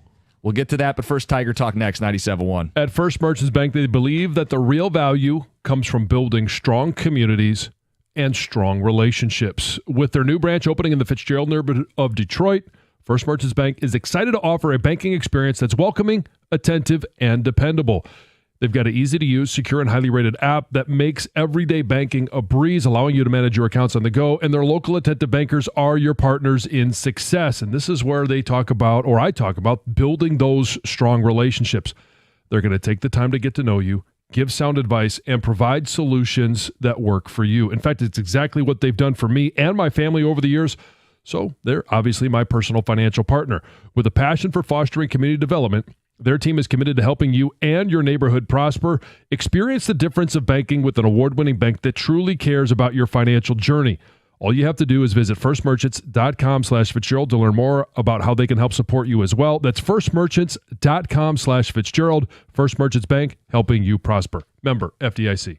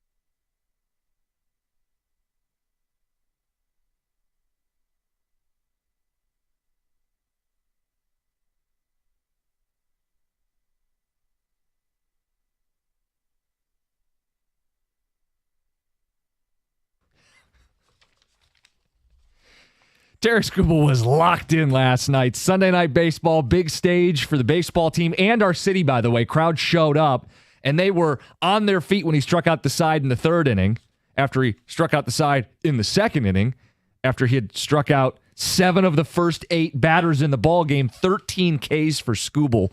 That place was rocking last night. It was awesome. It doesn't always come across the TV, but last night it certainly did. And they did a nice job of panning the crowd, showing and talking about it was standing room only. I mean, it looked like it was a great environment. So I went back and forth. I was like, do I stay home because I want to see how they present and talk about our team? Or do I go? And I decided to go because you just want to see what that. We haven't had Sunday Night Baseball at Comerica Park since 2017, and they haven't deserved it really. So it's not a surprise. Honestly, even in 2017, they weren't any good, but this was the best way to do it. Division game, Scoobel on the mound, as filthy as he's ever been. That changeup in person, first Scoobel start I've been through this year. Yeah. Batters looked silly. It's like slow motion. They swing and then the ball's still coming. And they got check swings, called strikes. It just was. How about him falling behind 3-0 a couple times and just bearing down, not conceding anything? I mean, it's the most Scoobel stat line possible. 7 innings, 13 strikeouts, the 1 hit, 1 walk. Yeah, he was great. And as we sit here this morning, John, this team is 11.5 games up in the division. It's so amazing. I don't know what's more cartoonish, that Scoobel's changeup or that, but 11.5 games in the division. It's the biggest lead in all of baseball. The Guardians, who were in second place, have a losing record and were swept this weekend by the Cardinals. So the question, is the division wrapped up? And if not, if you're mad, it's too early, when would you be willing to call it? All-Star break? Do you want to see how they do against the Guardians this week, 4th of July weekend? Do we have to wait until August? Because, well, the Tigers showed us last year. I'll point out the Tigers didn't win the division last year. Yeah. This is a big lead right now, and nobody else looks any good in the division. John? It's so hard to conceive of the idea that the division would be wrapped up before the All-Star break. And that's where I'm... You want to take 2 weeks? Well, so what's going to change in 2 weeks? Right. And, okay, I know they've got, it's not an easy schedule. Washington, it's at Cleveland. So they've got 6 games here where it's, it's not easy. And then Tampa, how much does it stick in their, in their mind that they lost a series to Tampa? Does it motivate them? Is Tampa just simply on the way back? Are they a team? And then Seattle. So it's not an easy stretch up to the All-Star break, and a lot of things could change. But don't we anticipate they're going to add at the deadline? So we're less than a month away from reinforcements for a team that's already 11.5 games up. So what? I'll say it. I mean, people won't like it, but do you really doubt that they're winning this division right now, guys?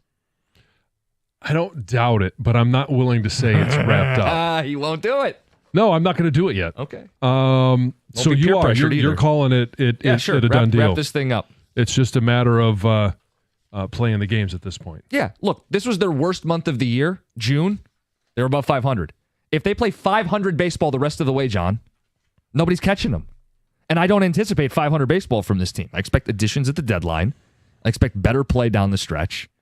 I mean, they were doing this with Reese Olson hurt, an inconsistent Jack Flaherty, and a bullpen that was shaky, and they still had a winning month. How are they losing 11.5 games down the stretch, John? Well, don't save this audio for if they blow it, but come on. I'm not going to put the blueprint together for them to lose an 11.5 game lead. Why are you afraid to be great, John? I'll give you one of your lines. Come on, buddy. You and me. Well done. Well done. We got this. 248-539-9797. I'm not doing this as a bit. I just legitimately look at the division and think, how are they losing this? Oh, well, you're going to make me do it. Injuries. That's the one thing that we can't account for right now. And so, yeah, if there are no major injuries. Yeah, what if they lose 2 center fielders? Oops, well, that wasn't a big deal. You know what I mean? Like this. What if they lose their starting catcher in the first month of the season? I'm not going to say it out loud. Okay, fine. But there are injuries that could affect certain players. Yeah, certain players where, yes, it would make it very difficult to finish out the season on top. I'll just say it that way. I think it could hurt their chances of winning the World Series, but losing this division. I'll ask you a different question. Who in this division would you be most afraid of? Cleveland is in second place at 40-42.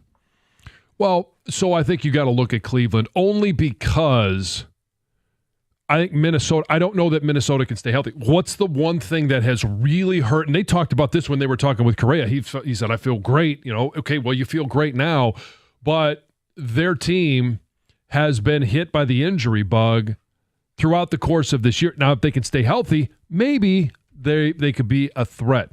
But you're 12.5 up on them, and I know it's only one more game. It feels like it's a bigger stretch for them to make that happen. Same thing with Kansas City. Kansas City can't find a way to make offense consistent. And Cleveland, I mean, you look at their run differential, and it's kind of amazing that they are where they are. We talked about it when they played them last time. And I'm not going to go down this, well, they can't beat Cleveland. They might not need to beat Cleveland to still. No, if they got swept by Cleveland on the 4th of July weekend, nobody'd be happy here, but they'd be up 8.5 games. Yeah. And there's a Scooble start in there as well. Yeah, exactly. Saturday night, it sounds like. Yeah, Fox national game. Another big spot for Scooble. Hey, so I do think for right now, you can't dismiss the Guardians because of what they've directly done to the Tigers. Right. They won 3 out of 4 here, and if they take 2 out of 3 or somehow sweep, they're still there. They were there last year. So they were a 90-plus win. They were a 90-plus win team last year. They've been a little bit banged up, but they also don't have Naylor anymore. Right, and if they're going to get to 90 wins or more this season, they're going to have to get red hot. They're one of the worst offenses in baseball. Look at all the metrics. 26th in this, 28th in this, 29th in this. They got no production from their offense. I don't see the Royals or Twins, especially the Twins. They're cooked, I think, without Lopez, their starter. Yeah. So my question then is, if you're not going to declare the division over today, when? Do you want to wait till the 4th of July weekend? I'd like to get through this weekend and see if the Guardians put something together. I mean, it's still very early to do this. I mean, so we're into July. Yeah, I mean, look, though. The next game they play will be in July. The 06 Tigers blew a huge lead. They were 76-36, and they didn't win their division. They only won 96 games. Well, only. When you're 76-36, you'd think you'd get to 100. I can't believe I work with all these negative people. Well, no, the fact is we just witnessed one of the most historic runs that a team has put on to get to the postseason last year. Now, it wasn't to win the division. It was just simply to get a wild card spot. I know it's a long shot, an extreme long shot to think that Cleveland, Minnesota, Kansas City, that they would be able to put a run together, but we just witnessed one. Yeah, but the idea that we just saw a 50-year miracle and that's going to happen in back-to-back years. It's unlikely. Guys, we got to play the odds with me a little bit here. Okay, I'll play the odds with you. No, it's not mathematically over. Unlikely. Yeah, but you're just okay. So my point is, what's the magic number? Thanks, Stoney. It's too early to dismiss, I think, the Guardians getting red hot. There's when is it? There's too many. I still think probably mid-August. I can think really good things about the Tigers and that they're going to win close to 100 games. Okay, I can think those things, but there's so many games left still. The Guardians could get crazy hot. Tom, the Guardians could end up beating the Tigers in the majority of the head-to-heads. They could end up beating the Tigers in the playoffs. I don't think they're catching the Tigers in the division at this point. Yeah, but nobody thought the Twins were catching the Tigers in 06.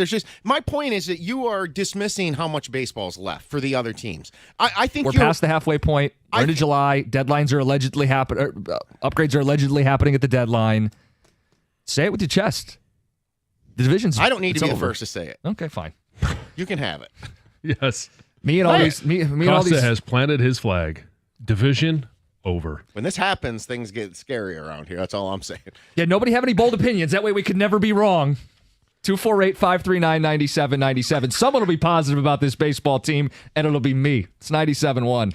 All right, guys, it's time to step up to the plate against hair loss. Dr. B at Michigan Hair Restoration is celebrating 30 years of turning back time for thousands of men across Southeast Michigan, helping them regrow their hair and restore their confidence. And to celebrate, during the month of July, you can get up to 30% off all hair transplants and medical hair rejuvenation packages. But there's a catch. It's limited to just 30 clients. So don't wait. Dr. B is a true pioneer, one of the first in the world to use your own hair to fortify new growth. This medical therapy once seemed like science fiction. Now it's reality right here at Michigan Hair Restoration. Forget those old school hair procedures. No stitches, no staples, no embarrassing linear scars.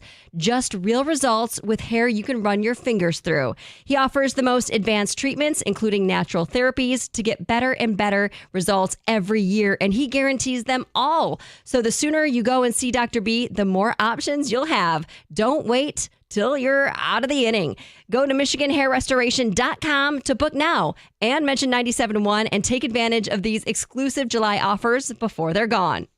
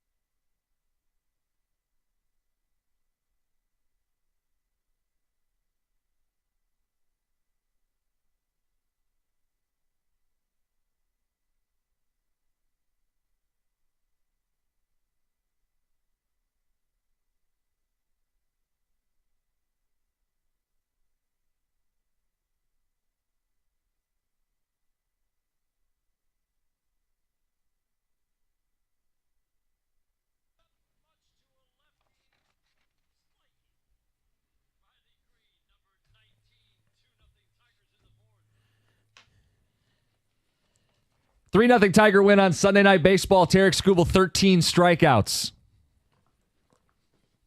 It's a fun statement. Yes, it is. It was a fun watch. Best pitcher in all of baseball. Kind of felt like you were playing with the cheat code last night. Didn't it? Mm-hmm. 11 and a half games up in the division as you wake up today. No one wants to be bold. You're calling it done. Nobody wants to be bold but me. It's not even that bold, by the way. They're up 11 and a half games in a division where everybody has a losing record and a minus run differential. I would think the city of Detroit views it the same way I do, right? This team is winning this division. The division race is over. Can we say that? And if not, how much longer do you got to wait? Is it, hey, All-Star break's right around the corner, just get me there? Do you need to see what they do at the trade deadline? I feel like they win this division regardless. The deadline is more about the World Series. Do you need to wait till September 1st? Do you need to wait till it's actually clinched? Magic number is 68, by the way. That's Mike and Algonac. How long do you need to wait before you feel comfortable saying this division race is over? I don't know that I can necessarily put a date on it and say, okay, well, if they're up by this many games by this date, I'm going to make the call. But none of these teams scare you.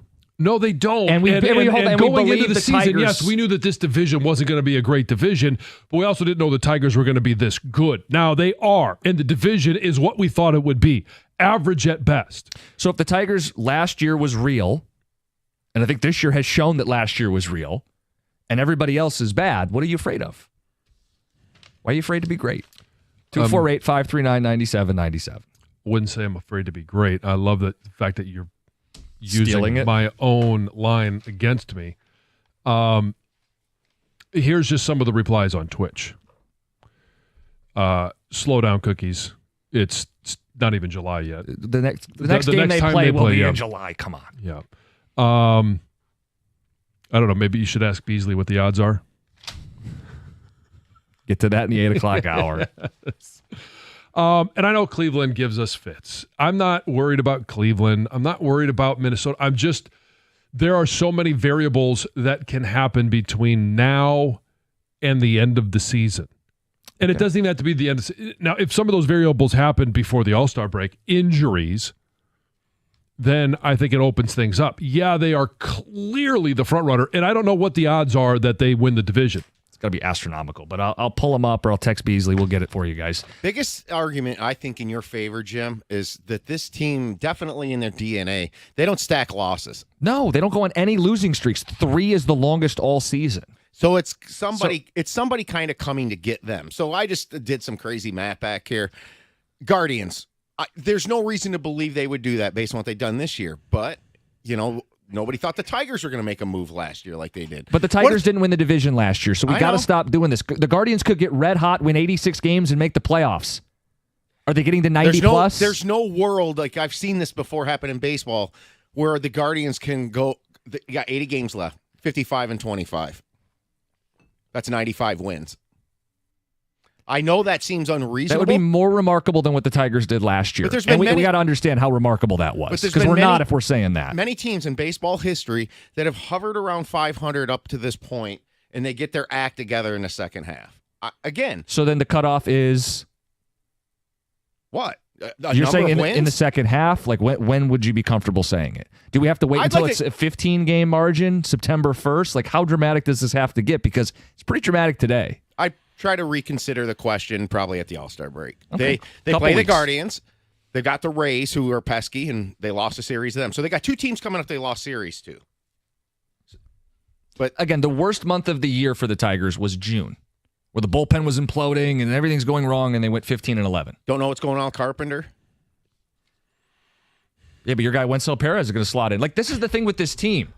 As soon as somebody gets hurt, they already have the answer. Clemente. But have we not watched that all year? They lose 2 center fielders, and Javi's an all-star now. Or is he currently setting up to be an all-star?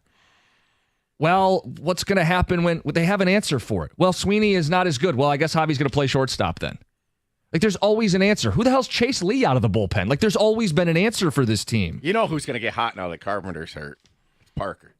Sure. Or Veerling's now back, right? He's nearing that 100 bat, mark. I think he's, 20, 25 away from it. It's not likely that they would lose this division.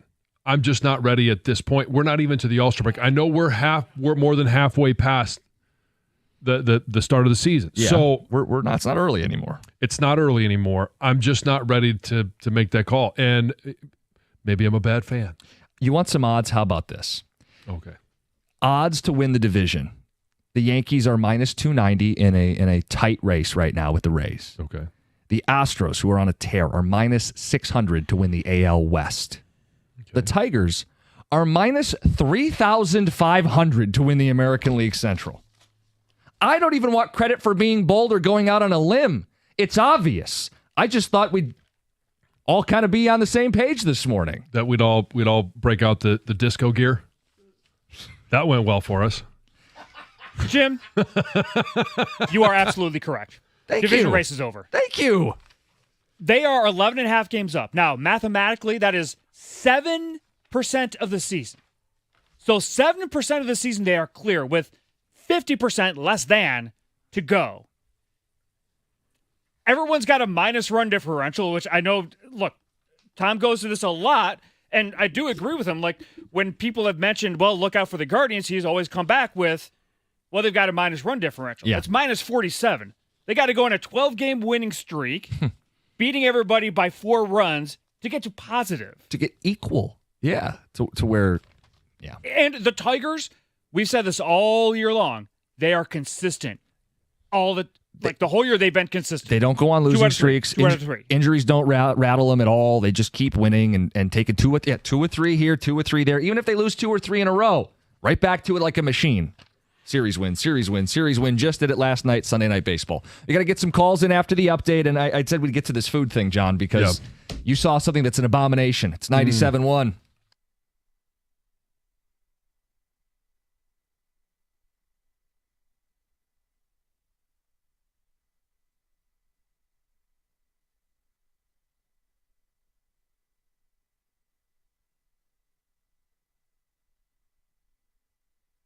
Brought to you by Northfield Lumber. Tigers ace Tarek Skubal was special again. This particular instance secures another series victory against the Twins on Sunday Night Baseball. 3-0 the final. Skubal tossed 7 innings, allowing 1 measly hit and no walks while striking out 13. Gary Carpenter was injured heading around second base on a triple. Came out because of another hamstring tweak. The Rocket Classic saw rookie Aldrich Potkinger win his first PGA event with a 22 under score, but it didn't come easy. 5 holes of playoffs stood in the way.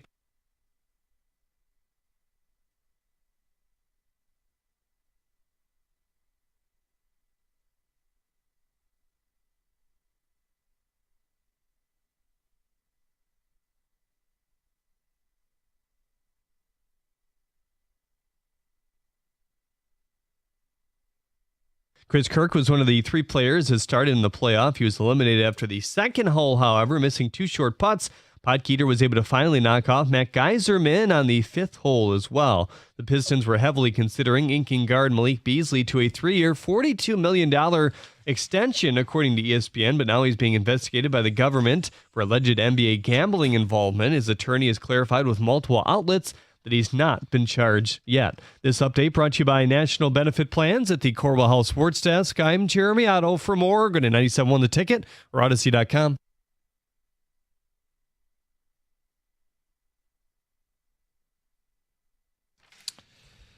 Is this the Central Division disco? Costa, how'd the division disco work out for you last time?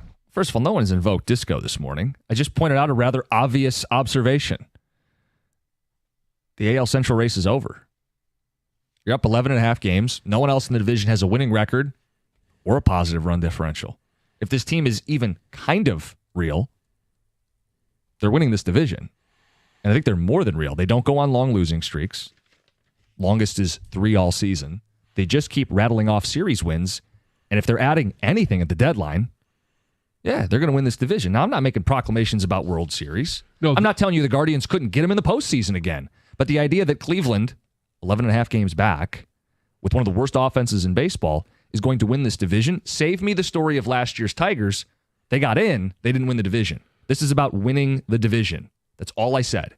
And I think it's rather obvious. It's not bold. I don't want to be patted on the back for it. Tigers are winning this division. We've been saying it all season. Now that we Say it a little louder or a little differently? Suddenly everyone's scurrying away? No one's scurrying away. No one's just ready to say.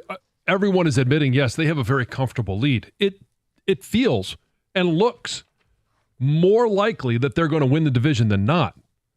I don't know that there's anybody right now, and maybe it's the soft take. The bad take is, well, we need to see some more games. We need to see if everybody stays healthy. If they stay healthy and they add at the deadline, I don't think any of these teams in division are even going to come close. But even if they don't stay healthy, we've watched them survive multiple center field injuries and multiple starting pitcher injuries, and their starting catcher got injured. And yes, by the time the All-Star break comes and goes and the trade deadline comes and goes, you could have Reese Olson back. You could have Casey Mize, Flaherty, and Skubal all pitching at a high level. Texters, and this is a great point on the ticket text, the Astros and the Rays are our biggest competition. You can throw the Yankees in too. We aren't really operating in the AL Central anymore. We're fighting for the 1 and the 2 seeds, which come with buys. That's our new division now, is fighting to be the 1 or the 2 seed in the American League, fighting with the Yankees, Astros, and Rays. You're not really looking at the Guardians, Twins, and Royals, other than when they're on the schedule and you're playing them. It's really about chasing the 1 and the 2 seed now, not about the division. We've graduated. Let's get to the phones. Joe and Grosse Ile, you're on 97.1. Hey, Jim, your buddies there are just being sports talk radio obstinate. It is not breaking news to say the Tigers are going to win the division. As a matter of fact, the odds that they won't win the division right now at this time are about as long as they were last year at this time that they'd even make the playoffs. They have 4 or 5 guys having much better years. They're going to win the division. You guys got to give up the ghost and, talk about the playoffs at some point, but they're going to win the doggone division. Give it up, fellas. All right, Joe, I never said that they weren't going to win the division. I'm just not ready to guarantee it and call it good.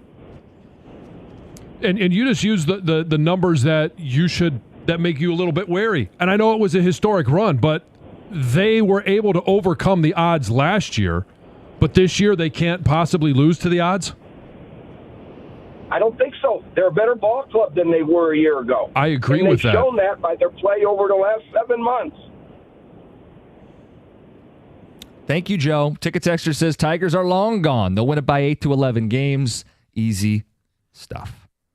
Well, okay, here's where you're probably going to say, oh, I got you. They have an 11.5 game lead right now over the Guardians. And I don't think the Guardians just simply, throw in the towel, nor do the Twins or the Royals. But if they've been this good to this point, wouldn't you think that they win this division by 15, 16 games?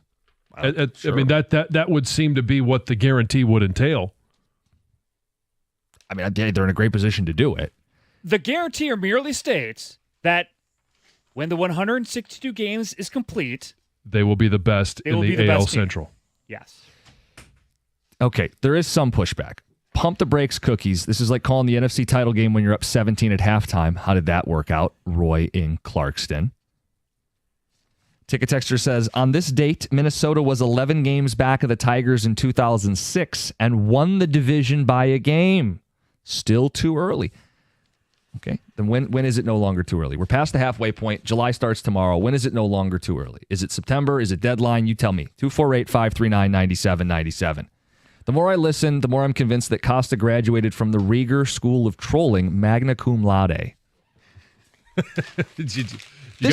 got that diploma? Yeah, it's hanging on the wall. Guys, this is not trolling. This is like the most obvious thing. They're minus 3,500 to win the division, and radio host comes on and goes, they're winning the division? That's trolling the audience?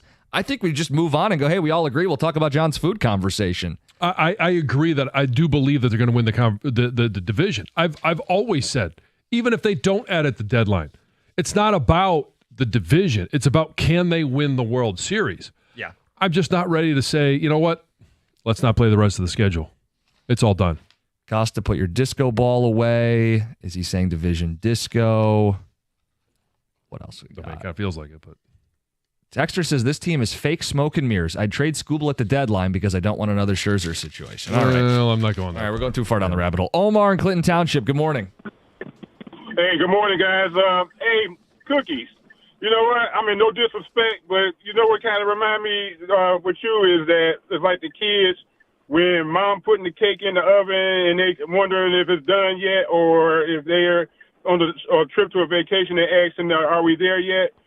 You got to remember last year when Baltimore and Kansas City were both leading the divisions, and then soon after the All-Star break, that's when the bottom fell out. Now, that's not to say that I believe the Tigers going to do that, but I want to see what Scott Harris is going to do at the trade deadline to define that we got this all wrapped up. Right now, I think it's still too early to make that determination because, it's still half the season, but they still got almost 80 more games to go. So to you, end of July, we'll see what they add. You'll see a couple weeks out of the All-Star break to see if they got their sea legs under them, and then you'd be comfortable.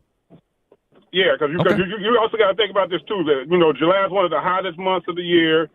Fatigue is going to set in. You're going to have like what happened with Carpenter yesterday. He's been having hamstring issues. They're playing every day, so I'm quite sure John can attest to that too. That he is going to play a factor in these guys' health. So who's going to get time off? Who's going to be able to sustain? To keep going or whatever. So. It's still too early to make that determination, but I like your motivation. You guys keep doing what you're doing. I appreciate listening to you. Hey, thanks, Omar. Thanks, Omar. Even if they don't add at the deadline, they're still winning this division. I still feel like they're going to win the division. I'm just not ready to say, I guarantee it. You just don't like that there's a magic number of 68. That number needs to get cut in half. Okay, so there is no world. Let me present some numbers here. Yeah. Where the Tigers finish 92-70. That would be 39-38 finish. Sure. And the Guardians finish 53-27 and win 93 games. That's 2 out of 3. There are teams that have played half a season at a 667 clip. It's not unreasonable. Probably far-fetched. I know you're playing. The odds are the reason. They're the odds for a reason. Yeah. Okay. You're most likely right. I just think there's. So I want to just play that back for people. The Tigers have to go 500, and Cleveland has to be 30 over 500. It shows you just about how right you're going to be. Right. However, it has been done before in this game. It's June 30th. It'll be July 1st tomorrow. John, that makes all the difference in the world. I don't know what he's going to do tomorrow. I know. I'm sure. Yeah. Stay tuned. What's he going to guarantee tomorrow? Okay, we are going to get into the Beasley stuff later this hour. We need to talk about the Red Wing weekend. They had a goalie, still a lot of work to be done. John, in the midst of all of this, you were a food guy at heart. What did you find? I am, and my wife sent me this, and she knows how much I hate this food, and this is a new form of it, and it just absolutely disgusts me. It is sliced mayonnaise. And like cheese? Yeah, it looks like American cheese. It's a slice of American cheese, except it's a slice of mayonnaise. Duke's Mayo has sliced mayo. And this seems to me to be absolutely disgusting. First of all, mayonnaise to me is disgusting. Second, how do they make it solid? Like, what are they adding to this to make it solid? Just add a little plastic? Like, I don't know. There's just something about taking a food that is in liquid form and is weird to me to begin with, is disgusting to me to begin with, and then making it a complete different, to make it from liquid to solid. Heather, did you see, he sent a video of it, and someone opens their cheese drawer, and it's next to the Kraft singles. I don't know if this is the same video you sent, but I'm watching it, and she makes a mayonnaise sandwich, or he does, with tomatoes and it looks like Kraft singles. Yeah. But it's not. It's mayonnaise. It's real? This is real? Sliced mayonnaise, yeah. Repulsed by this. It's gross. It is. It is. And so the question is, I think that, first of all, mayonnaise should not have been invented.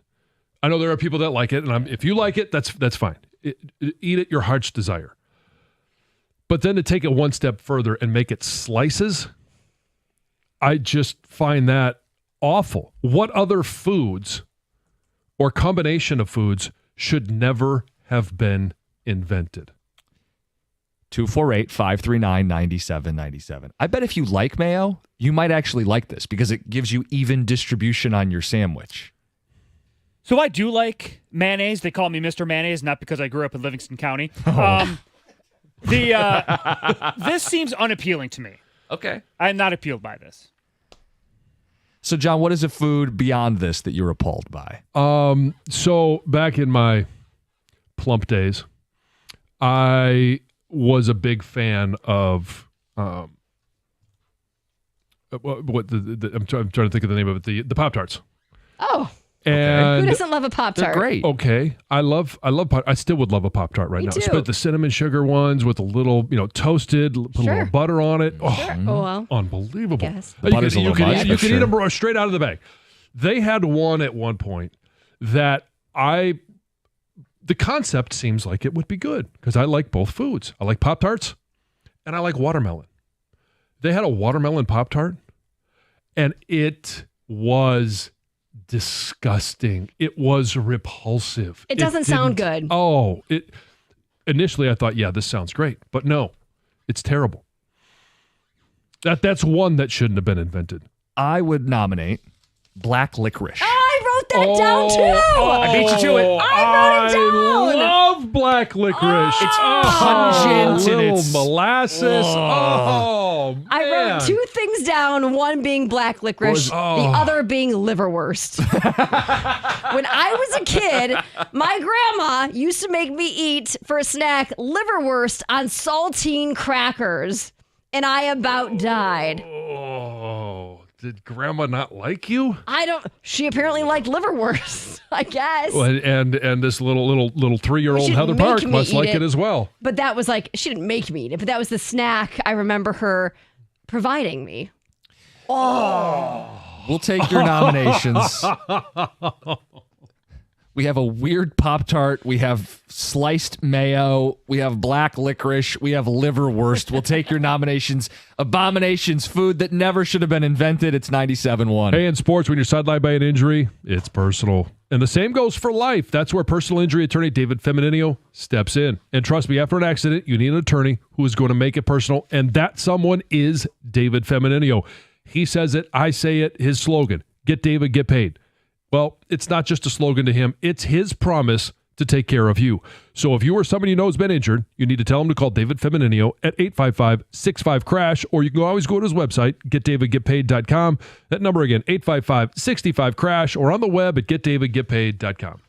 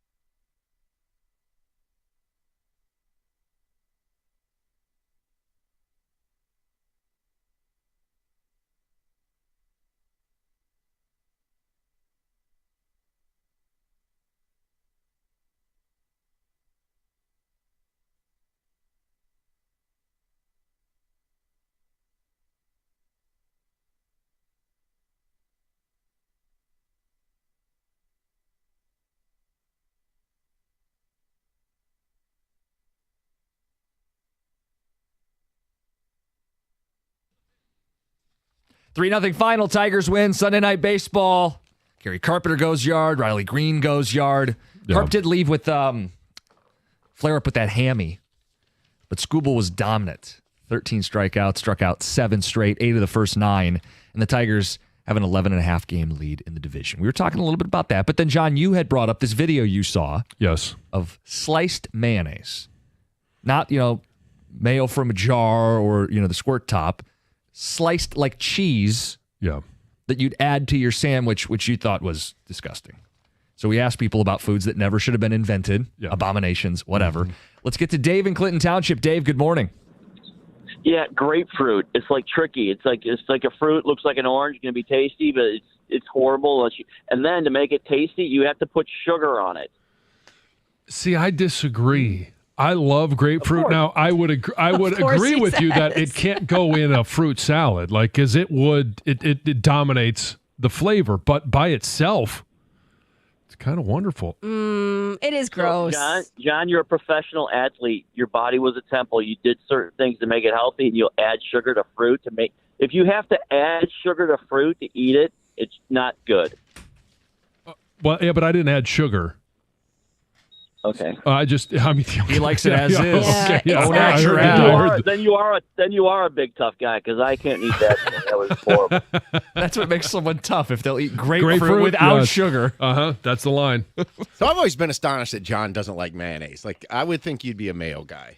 You don't just think fat people are all mayo people? No, I don't think you're fat. And the fact that you don't like cold sandwiches, really. I would have seen you as that kind of person. I think the thing that you like that most people don't is blue cheese.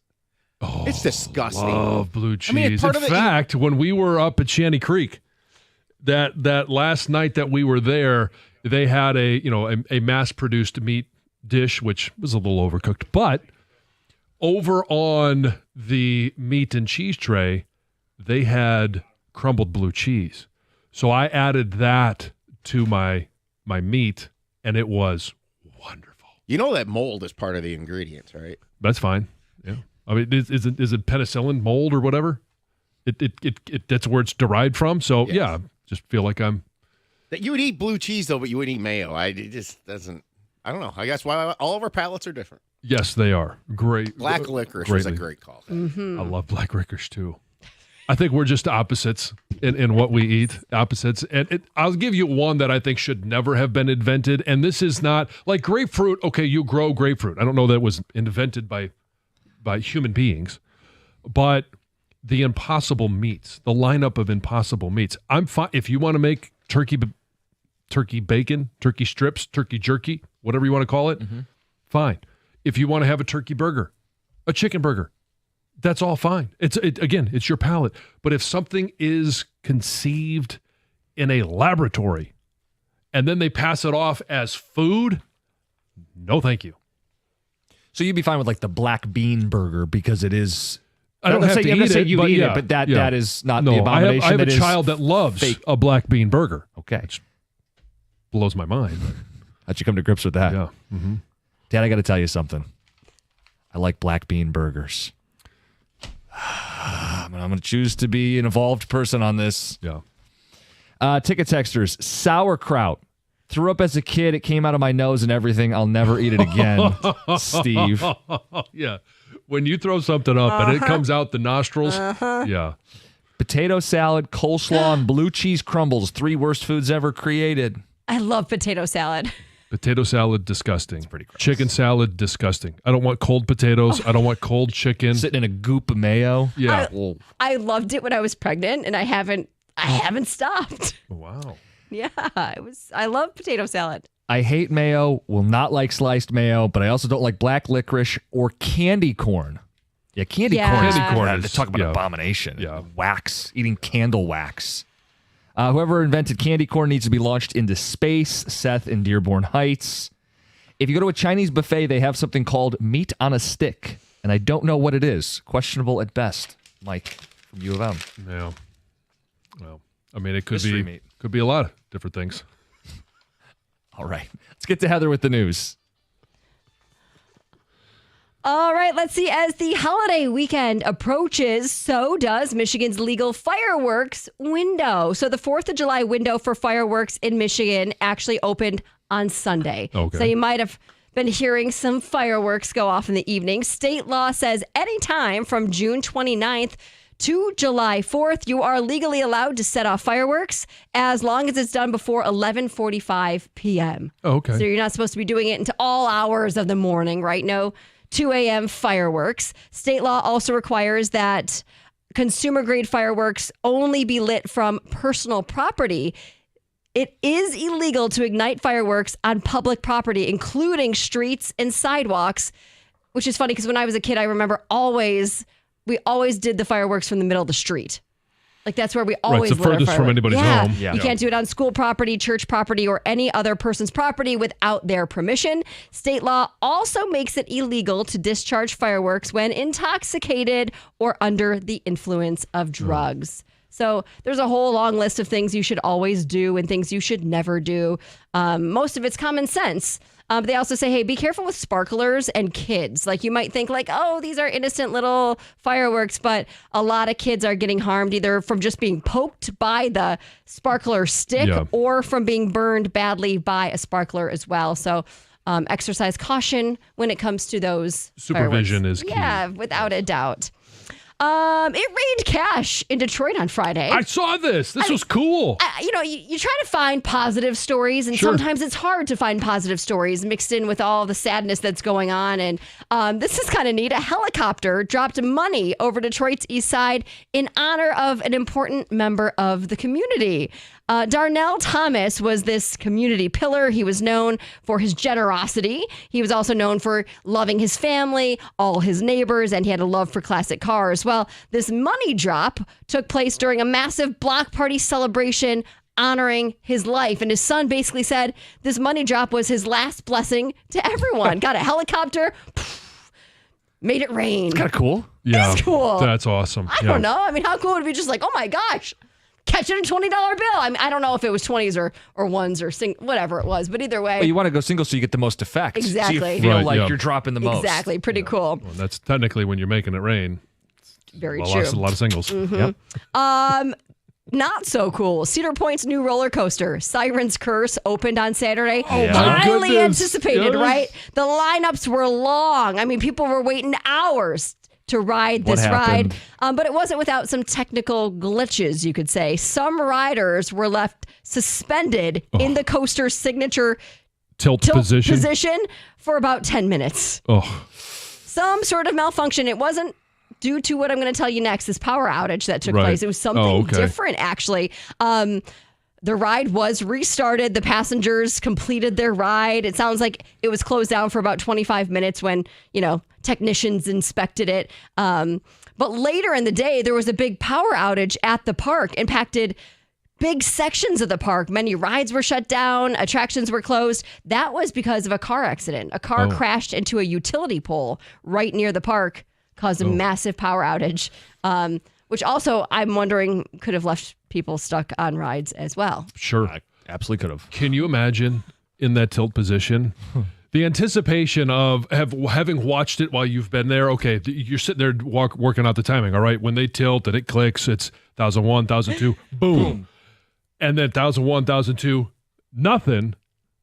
Okay, wait. Can you imagine the anticipation of any second that thing could go? No, I can't. And then when you look at the pictures of it, how it kind of like breaks off from the track. Yeah. It's not like if you're the front person on that ride and it stops like that, like where are you getting down? Right. Well, I don't think I got to imagine there's a way out. Well, on some of the roller coasters, if you're stuck at the top, you can always see those little steps that go down. Like you could exit the car and walk down these steps. There, you're just... Yeah. You're... Trapped. Yep. Stuck. Mm-hmm. All right, Heather with the news. Coming up next, Malik Beasley.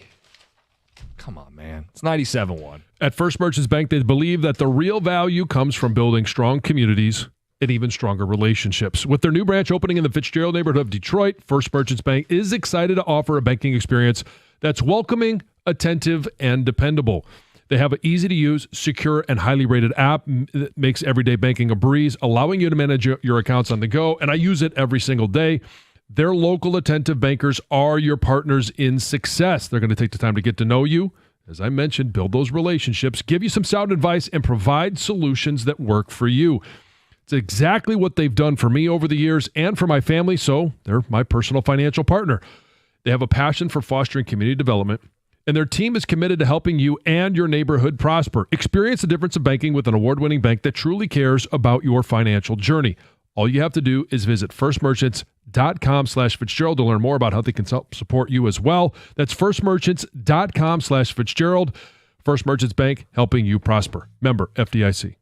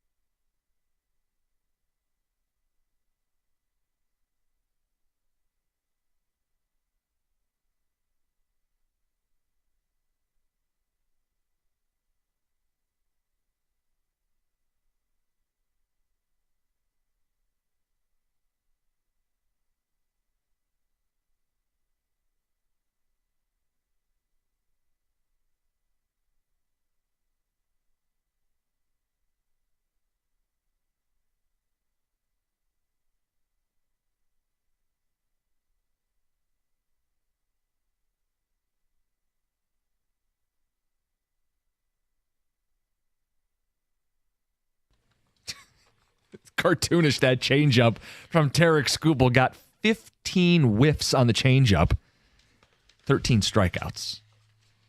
Ho-hum, career high. Sunday Night Baseball, packed house. It's what he does. Did it in 93 pitches. 13 strikeouts in 93 pitches. What kind of witchcraft is that? It's beautiful. And loved it because we hadn't had Sunday Night Baseball at Comerica Park since 2017. I don't even think we deserved it in 2017. Right? I mean, the team wasn't very good. This team deserved that stage. Yep. And they came through. And they did. City did too. Looked great on TV. It did. It came across. It was, obviously, we all talked about it last week. Skubal start, Sunday Night Baseball. We were excited about it. Carp came through with the home run, came through with the triple. I know they ended up, tweaking that hammy. We don't know how bad that is right now or how long he might be out. But it was going to be a Scooble start, and we had a chance to share with the rest of the country what is going on in Detroit. Yeah, because I think if you're not in the day-to-day like we are, like you're out in Arizona, you're in Kansas City, right? California. You see some highlights every once in a while. How are they so good? How does this team have? They're the same record as the Dodgers, and we're not as good as the Dodgers. I want to be very clear about that. Record says we are. We're not. But you wonder how the hell are the Tigers doing this, and what better showcase than Tarek Skubal? It's a good time.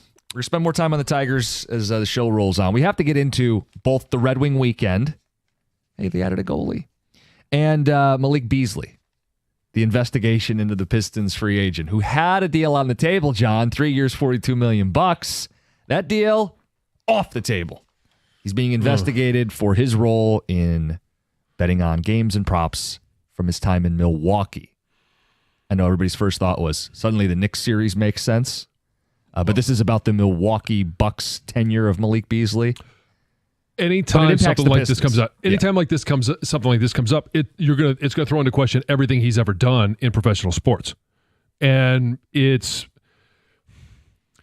hard to imagine in today's day and age that somebody would do something like this. Now, it's an accusation. He's being investigated. There's no charges. There's no formal, charges of anything. But it's serious enough that the Pistons are looking elsewhere. Well, it's serious enough that they're saying, let's hold off on this contract. Well, but they can't wait. They got to sign other people. So they are going to have to sign other people. And it's been, reported that they're kicking the tires on Karis LeVert. I don't know that that's a great option. Duncan Robinson opted out of his contract yesterday. That seems to be a little bit of a better option. He's not a guy I want to play 30 minutes a night in the NBA. He's a shooter, but he's a limited player outside of that. Beasley was the team's second leading scorer. Beasley hit 400 threes. Beasley had a real shot to win Sixth Man of the Year. Beasley was a guy who had bought into Detroit. I mean, he had roots in Detroit, and he had written about it, and it's so frustrating because it looked like he was finally getting himself in order here. I mean, he's dealt with some stuff in his past, and it felt like, okay, fine, you reset, change the scenery, part of this team, and now he's not part of this team, and they have a real problem filling in that void. Chaz Lanier, I like the pick. Yeah. He's second-round player. He's not Malik Beasley as a rookie. No, he's not going to be your second leading scorer his rookie season coming out of the second round. Maybe he'll play 15 minutes a night. I think that'd be great. It's not going to be Malik Beasley. How do you feel about this just from like a how dare you perspective? Like, what a dumbass to get roped into this in the first place. Well, there's dumb and there's stupid. To me, the dumb is ignorance, and it's JMO with the app, and it's, casino apps that he's using in the facility, and it was somewhat novel in regards to it was new, and maybe he wasn't familiar with the rules. It was supposed to be 4 games, and it was bumped down to 2. All right, so now everybody is aware of that. Everybody in the NFL is aware of that, and there was education there. There were signs there. All of it should have been avoided, but it wasn't betting on football. It wasn't doing those type of things.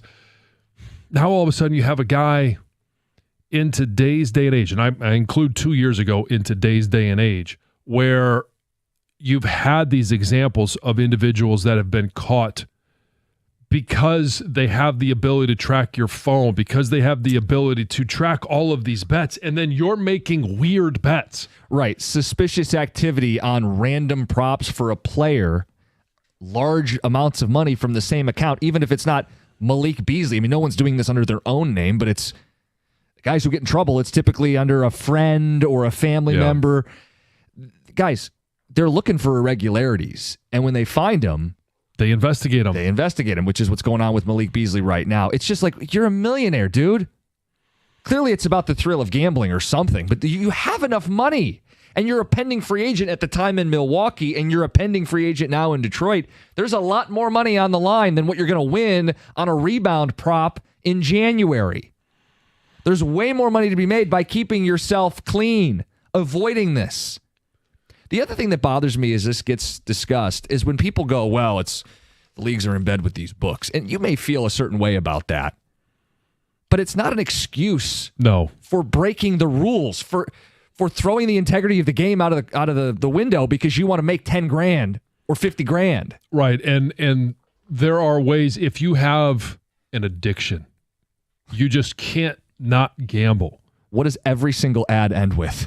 Well, yes, there's a phone number that you can call. There are resources. There are other things that you can gamble on. Oh, sure, yeah. You could, if you're not actually trying to beat your gambling addiction, you just want to refocus it. Sure. How many NBA players are playing cards for money?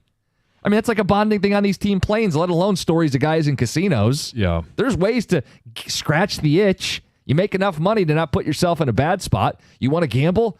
Plenty of ways to do it without compromising yourself, your team, your finances. And I think that's what the most frustrating thing is, okay, you've got a player that's stupid. And allegedly. The Pistons, what was one of the big reasons why they went from 14 wins to 44? It was spacing. It was unlocking Cade. And it's not that they can't find somebody else to do that. And it's not because we think, well, okay, if Malik Beasley's not here, we're going to go back from 44 to 14 wins. That's not the case. No.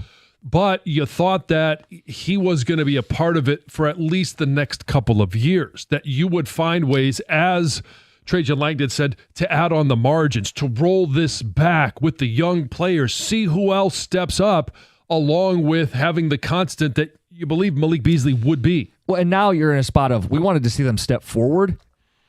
As of this morning, you're trying to hold back the dam. Mm-hmm. Right? Like, you got to secure and replace before we talk about taking a step forward. So rather than which small piece on the margin are they going to add to get 5% better, it's how do we not get 10% worse? Right. How do we get back to where we were when the season ended? Now that we're not going to have, at least as of now, not going to have Malik Beasley. Right. I don't know if there's a world where his value shoots down dramatically and this ends up like Terry Rozier, who there are headlines, Terry Rozier being investigated. He was playing games last April. I mean, I wouldn't bet on it, John, but I think we're in a spot where that's maybe the best case scenario for Malik is he gets cleared and comes back on like a 1-year prove-it deal. Right. The Pistons have to operate this week without him because it could be Jonte Porter, who was banned for life and can't play in the NBA anymore. So the names that have been floated out there, you mentioned Mark Stein had Duncan Robinson and Karis LeVert. Now, Karis LeVert played in Cleveland when J.B. Bickerstaff was here. Right. He's nowhere near the jump shooter that Malik Beasley is. No, and he's much further down his career than a Duncan Robinson. It's just the bummer of it is instead of, like you mentioned, instead of adding on the margins and building on what you had last year, now you're trying to figure out, okay, how do we get to where we were at the end of last year and then add to the margins? A name out there, Nickeil Alexander-Walker. Basketball nuts are going to know who he is. He played for Minnesota, 3-and-D guy, shoots the three at a pretty decent clip. He's a name that people have connected with the Pistons. He's also a name that everybody else is going to try to add to.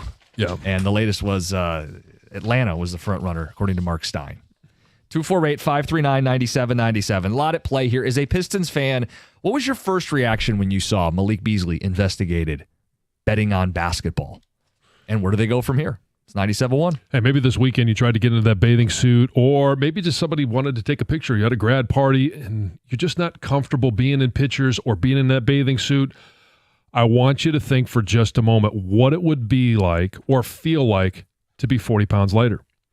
That is something that's possible within the next 40 days. That's right. You could lose up to 40 pounds in 40 days with Ideal U. And I know the program really works because in those 40 days, I was able to lose 50 pounds with Ideal U.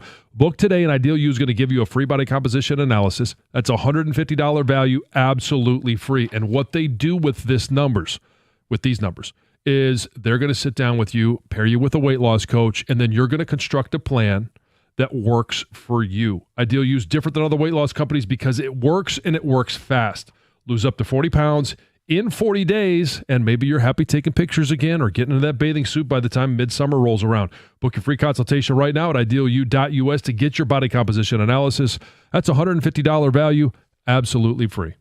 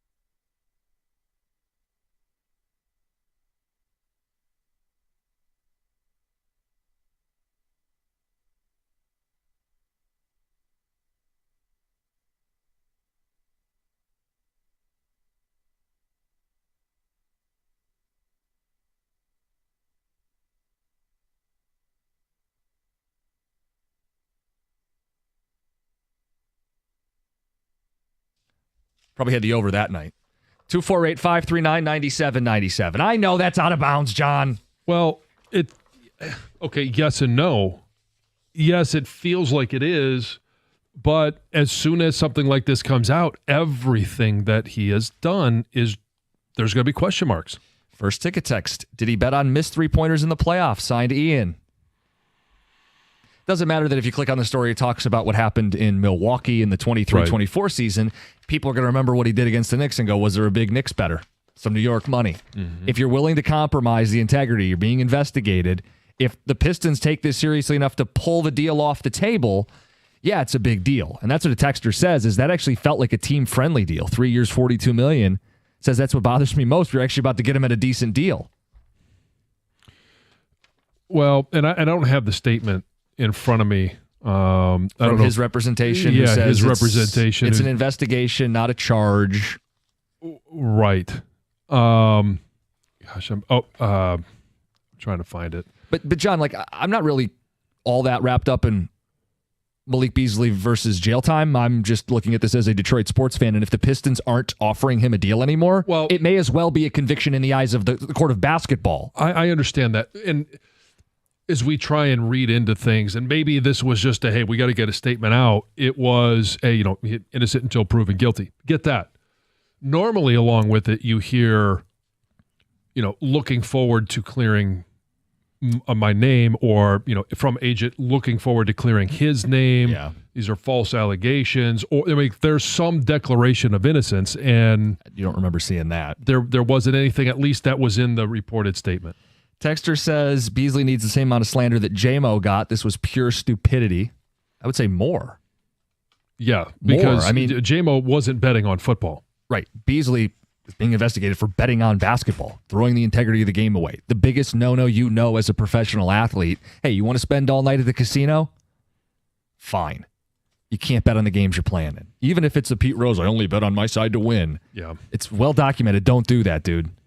Texter says, Jim, you think people have money they don't need to gamble. The biggest gamblers in the world are rich people. Look at Barkley and Jordan.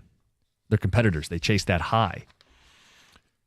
Yeah, but I don't know that it's been reported that Barkley bet on basketball. Not in the NBA games he's playing in. No, they love to gamble on golf that they play in, right. and which is nothing wrong, with that. You could argue your personal taste, but whatever. Here's the actual statement by Malik Beasley's attorney. An investigation is not a charge. Malik is afforded the same right of the presumption of innocence as anyone else under the U.S. Constitution, and as of now, he has not been charged with anything. End quote? Yeah. No more? Okay. 248-539-9797. Clearly part of this is now what do the Pistons do? And instead of having a conversation on getting better on the margins, it's trying to even stay where they were. Because three-point shooting was a big twist, a change from 2 years ago to last year, and Beasley was the biggest reason for it.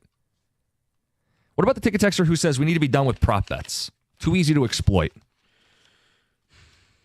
I don't necessarily agree with that. I mean, I know that they've talked about it on the college level, but not because of kids that have been betting on it or student athletes that have been betting on it. It's more of the threats that they've received because of some of the prop bets. Oh, like angry people going, I bet you're rushing under, or I guess over, and you went under.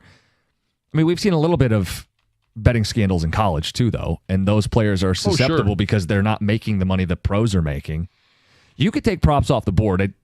I like betting props, but I also want to know I'm betting props that are on a legitimate market and not that are being manipulated by the athletes playing in them. You know what I'm saying? Yeah. In a perfect world, I'd get to bet all the props. But if the determination is these are compromised bets, I don't want to bet compromised bets. No, but people still will. Even if you feel they're compromised, there's going to be a lot of people that still bet on him. I want to bet with Beasley, not against him.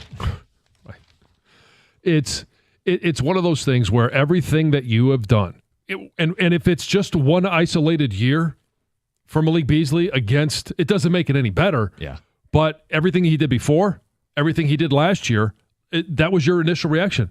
Was there something that he shot poorly in the postseason? Was there something going on? Right. That's going to be the question that everybody has. How about this, John in Lake Orion? I remember when Beasley reportedly begged officials not to trade him. Now I think we know why. Oh, at the trade deadline there? Yeah. Yeah. Well, and then he wrote that statement to the fans right before the postseason play. This is where I want to be. Do you think that was a lie?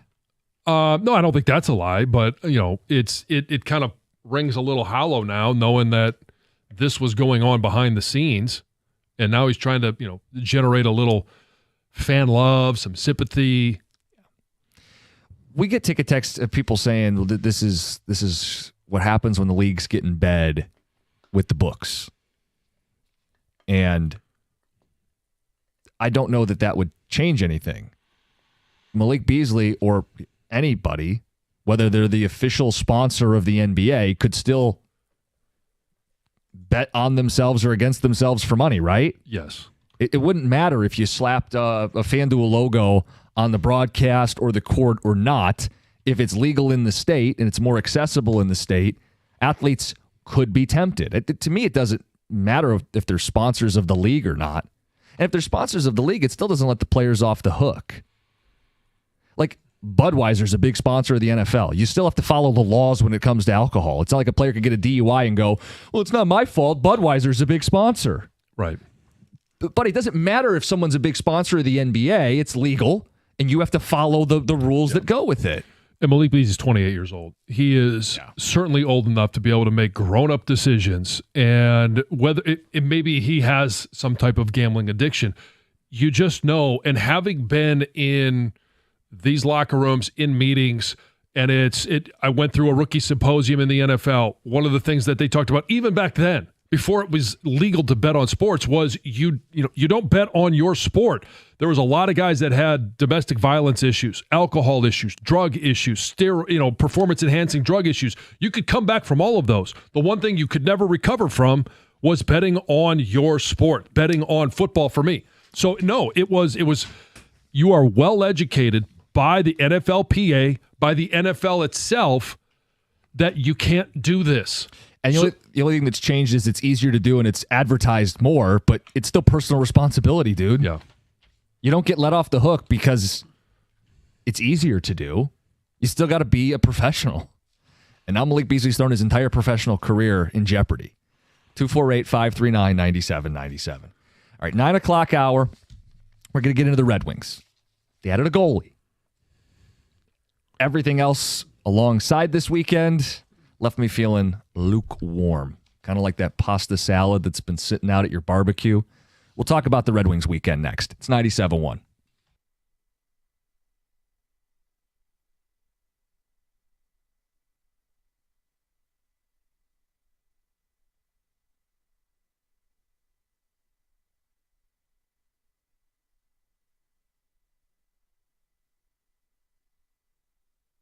Brought to you by the University of Michigan Credit Union. The Tigers took yet another series yesterday, this time in front of a national TV audience against the Twins. 3-0 the final. Tarek Skubal was dominant. He threw 7 innings of one-hit ball while striking out 13. Riley Green and Kerry Carpenter both homered. Carpenter also hit a triple and tweaked his hamstring in the process. A.J. Hinch ended up taking him out of the game.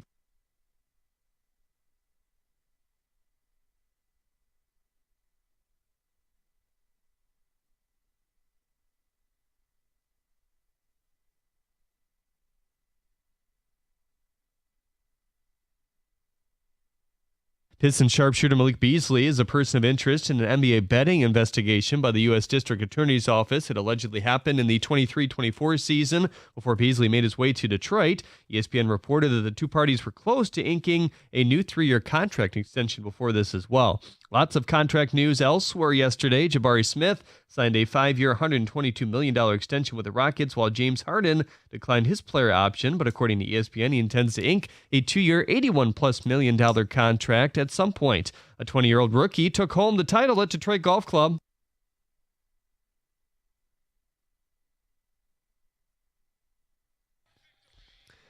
That call thanks to CBS. Aldrich Potgieter, a part of a 5-hole playoff that at first featured 3 players, with Matt Grazerman and Chris Kirk being the other 2. Kirk was knocked out after the second, though, thanks to 2 short, missed putts. At the Corwell House Sports Desk, I'm Jeremy Otto. For more, go to 97.1 The Ticket or Odyssey.com.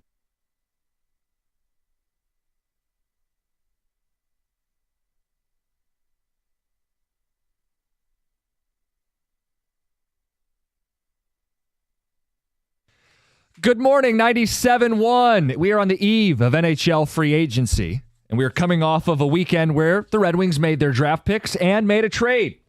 Good time to check in. Got open lines, 248-539-9797.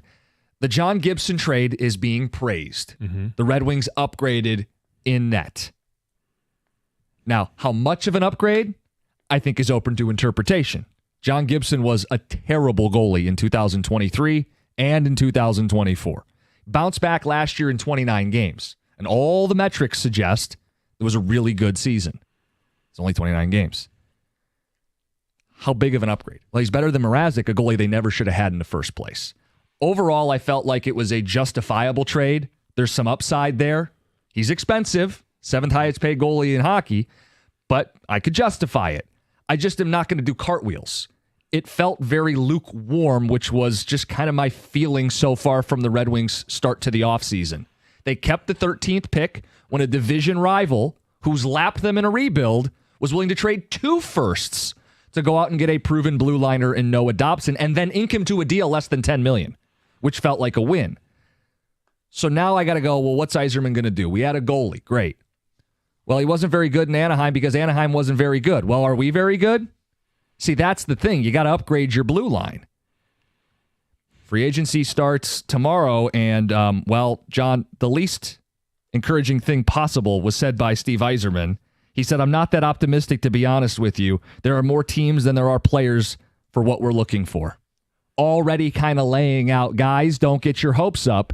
We're not going to be able to add big players in free agency. And he backed it up by saying, we're not buying anybody out to create a little extra space for free agency. That is a lukewarm start, John. Yes, it's frustrating. And I'm left with thinking the possibility is maybe it's a smokescreen. Maybe they're going after Ekblad. I hope so. But that's not realistic. Like, that's not what he has done. He's not been one to mince words. He's been very much like Brad Holmes, where he says it, and then when it's all said and done, you're like, oh, wait, he was telling us the truth. There wasn't a smokescreen. They're alike in this way. We don't have to like what they say, but they are pretty transparent. Right. And so, I mean, there are other guys out there, and I'm frustrated because, okay, it's an upgraded goalie. What does that mean? Do they go from 86 points last year to 89 this year? Does that get them in the playoffs? What does it even do for this team? Because it's still the same defense in front of them. Right. You can't say on one hand, you have to ignore 23 and 24 for Gibson, back-to-back awful, atrocious seasons. We have to throw them away because the team in front of him wasn't very good. Guys, what do you think we are? So when he says that the amount of teams outnumber the amount of free agents, that's what he's saying, right? Yeah. That they're interested in. Well, of course. It happens every I mean, seriously, it's every offseason in every sport. Yeah, there's not like 40 high-impact players in free agency ever in any sport. Can you get one of them once? Get one of the free. Can you be the winner? Well, no. Why? We're not close enough to a cup. Like, this is this ass-backwards logic, and then we don't have the deadline because we're not close enough to a cup. Well, at some point, you got to add the impact guys, and you may have to pay a little more than you want to. You may have to take a risk. You may have to be willing to lose a trade. Oh, no, we may have given up too much for Dobson. You have to be willing to lose a free agent. What if that 6th or 7th year ages poorly? Well, the alternative is also a risk, that you never make the playoffs and get fired. Is there any remorse to like deals like Kopp to not doing that? I mean, it doesn't always work out. Maybe. Like we endorsed last week Ekblad overpay. Yeah, I mean, within reason. I mean, they have roughly $20 million in cap space and more if they'd actually use the buyouts. It's just so frustrating. It's like, I don't know. And then with the buyout, it's like, I don't know how Jacob Hall plays hockey next year here. It's 1 year. It's Jacob or Justin. Or Justin, I mean. I just don't get it. I know. And the fact that Tarasenko's going to be back. Yeah, it kind of rubbed me the wrong way, too, that these like Yzerbots were running to use the like laser beam memes over the weekend because of the Gibson trade. It's a fine enough move, but it's like the forest through the trees here, people. They're not willing to make the draft day trade. They're not willing to be big spenders in free agency. Yes, they made I'll say it because it's going to get misconstrued. An upgrade in goal. I'm fine with Gibson being here. There's upside if you look last year to suggest rolling the dice. But it being treated as anything other than that is people clamoring to support Steve Yzerman when he doesn't deserve it. And, well, at least those people, they've been consistent for many months now, probably dating back to when Lalone was fired. There are a group of Red Wing fans that believe goaltending was strictly the problem, and this team would have been in the playoffs with better goaltending. I don't agree with that. I think they've got certainly some other flaws while you mature your young guys that they could address. Look, would a goalie have helped them last year? Yeah, we talked about Binnington, remember? Mm-hmm. And Yzerman was looking at Gibson before he got injured. And it may have helped steal a third period, right? Nobody was making a game-winning save late in the season for the Red Wings. I don't dispute the need in net. But if the thought here is, well, he's going to be good because of the team in front of him, that part is unfinished business. So as a Red Wing fan, how are you feeling? I use the pasta salad, potato salad, out in the summer barbecue analogy, kind of a lukewarm. Yeah, there's a little heat, at Gibson, but it's not enough to make that edible. Well, and there's just different landmarks, and a lot of them are coming rapidly right now. Obviously, free agency starting tomorrow. It was, are they going to trade that 13th overall pick for something better? And it didn't happen. And, okay, that's fine. But now when you don't trade that, and there are teams in your own conference that are improving, Montreal Canadiens, then you have to look towards free agency. And if those guys that have re-signed, restricted free agent, or guys that are just sticking with their team, you got to look and say, who's still available? Ekblad, probably going to become available. Ekblad, big physical blue liner. Going to take a big deal to get him, but we've got cash to spend. LA's Gavrikov. Another name that Red Wing fans have been floating out there since before the season ended.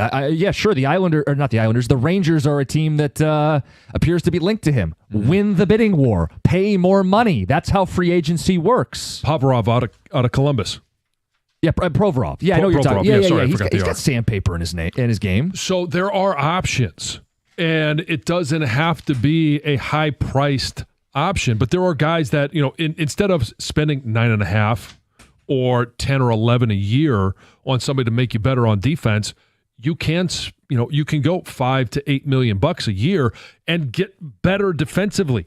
Another name that hockey insiders have linked to the Red Wings is Keandre Miller, defenseman with the Rangers. They're doing a lot of pieces in, pieces out. Mm-hmm. Reportedly, they have an offer out on the table. Well, offer's not good enough to get the deal done right now. You have to give up a little more. You might have to be willing to lose a trade, take a little risk. If they end up with an Ekblad and a Miller and a Gibson, and I go, boy, that was a clear emphasis. We're going to get better on our own end because that's what wins late in the season and into the postseason. Guys, we're all invested in this hockey team. We want to see them take a step forward, but we have to see that they're invested in doing it. And there's a number of different ways. What we've seen him do is pretty much go the only way, and that is the draft and develop. And I'm sorry, but the guys that you drafted this year probably aren't going to be around until 29 or 30. I don't know when Fozzie Bear finally makes his appearance on the ice. I don't really know. I mean, that's the nickname you're giving him? I don't know. We drafted Carter Bear, and you're lying if you know who this guy was. Fozzie Bear. You're such a dork. Unless you're like a hockey nerd or a dork, you didn't know who he was. Sure, I could read up on him and go 40 goals. Little scoring edge, compete level, fine, sure. But the reality is it's 29 years away from being here. You feel like he's drafted well. I think we can all say we feel like Yzerman has drafted reasonably well. For where he's been drafting, yes. Yeah. Okay, so there's a little glut of guys that we like. I'm talking Sider and Raymond, who have already been extended, by the way, so clock's ticking on trying to win with them. But also guys like Casper really emerged last season. Simon Edvinsson, I think, is a real nice piece for this hockey team. They've got some dudes that he's drafted that appear to be pretty good. So do you believe you've drafted guys that you're willing to win with, or are we still waiting? Are we still in a rebuild? Mm-hmm. I mean, that is a fundamental question for Steve Yzerman. Are we still in a rebuild?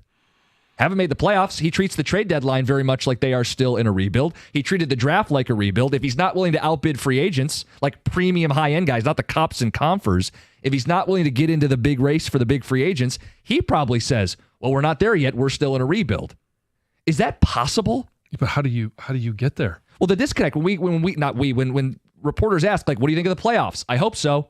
Like, is that not the Steve Yzerman is very much operating like they are still in the middle of the rebuild. And I know we haven't got a lot of feedback this morning, but I got to believe Red Wings fans are happy that the goaltending should improve. Mm-hmm. But what about everybody else? What about trying to get to the playoffs so that maybe next year, when the free agent market is reportedly going to be better, unless they all sign with their current teams, right? And then you could dabble in it next year. But what's wrong with trying to make the playoffs this year? This is going to be 10 years since the last time they were in the playoffs. This is year 100, and I know that it shouldn't play a part of it, but it does. It matters for how fans feel. This is an original six. Yeah. You shouldn't go a decade without a playoffs appearance. You're going to slap that 100-year logo on the ice, maybe even with the words Hockey Town on it, and have this lukewarm offseason? I'm not saying Yzerman needs to placate any of us, but as an organization and the way they're viewed by this fan base, this is going to get unhealthy. This is going to get nasty. Yeah. 248-539-9797. We got open lines. It's 97.1. Hey, you wait for summer all year long. It's that feeling of freedom, trading work for sunshine, and getting back to what you love. Summer is all about making memories. And at Verizon, we're celebrating you. You deserve to kick off summer feeling refreshed, connected, and ready for anything. This year, summer starts early with incredible value only at Verizon. Amplify your summer with amazing deals on the latest phones, smartwatches, and accessories that keep you connected wherever you go. Verizon has you covered with the network America relies on. And to make that summer feeling even sweeter, just for walking in, you're going to receive free summer essentials. That's right. Simply visit any Verizon location across the country and pick up your complimentary summer goodie. It's our way of saying thanks.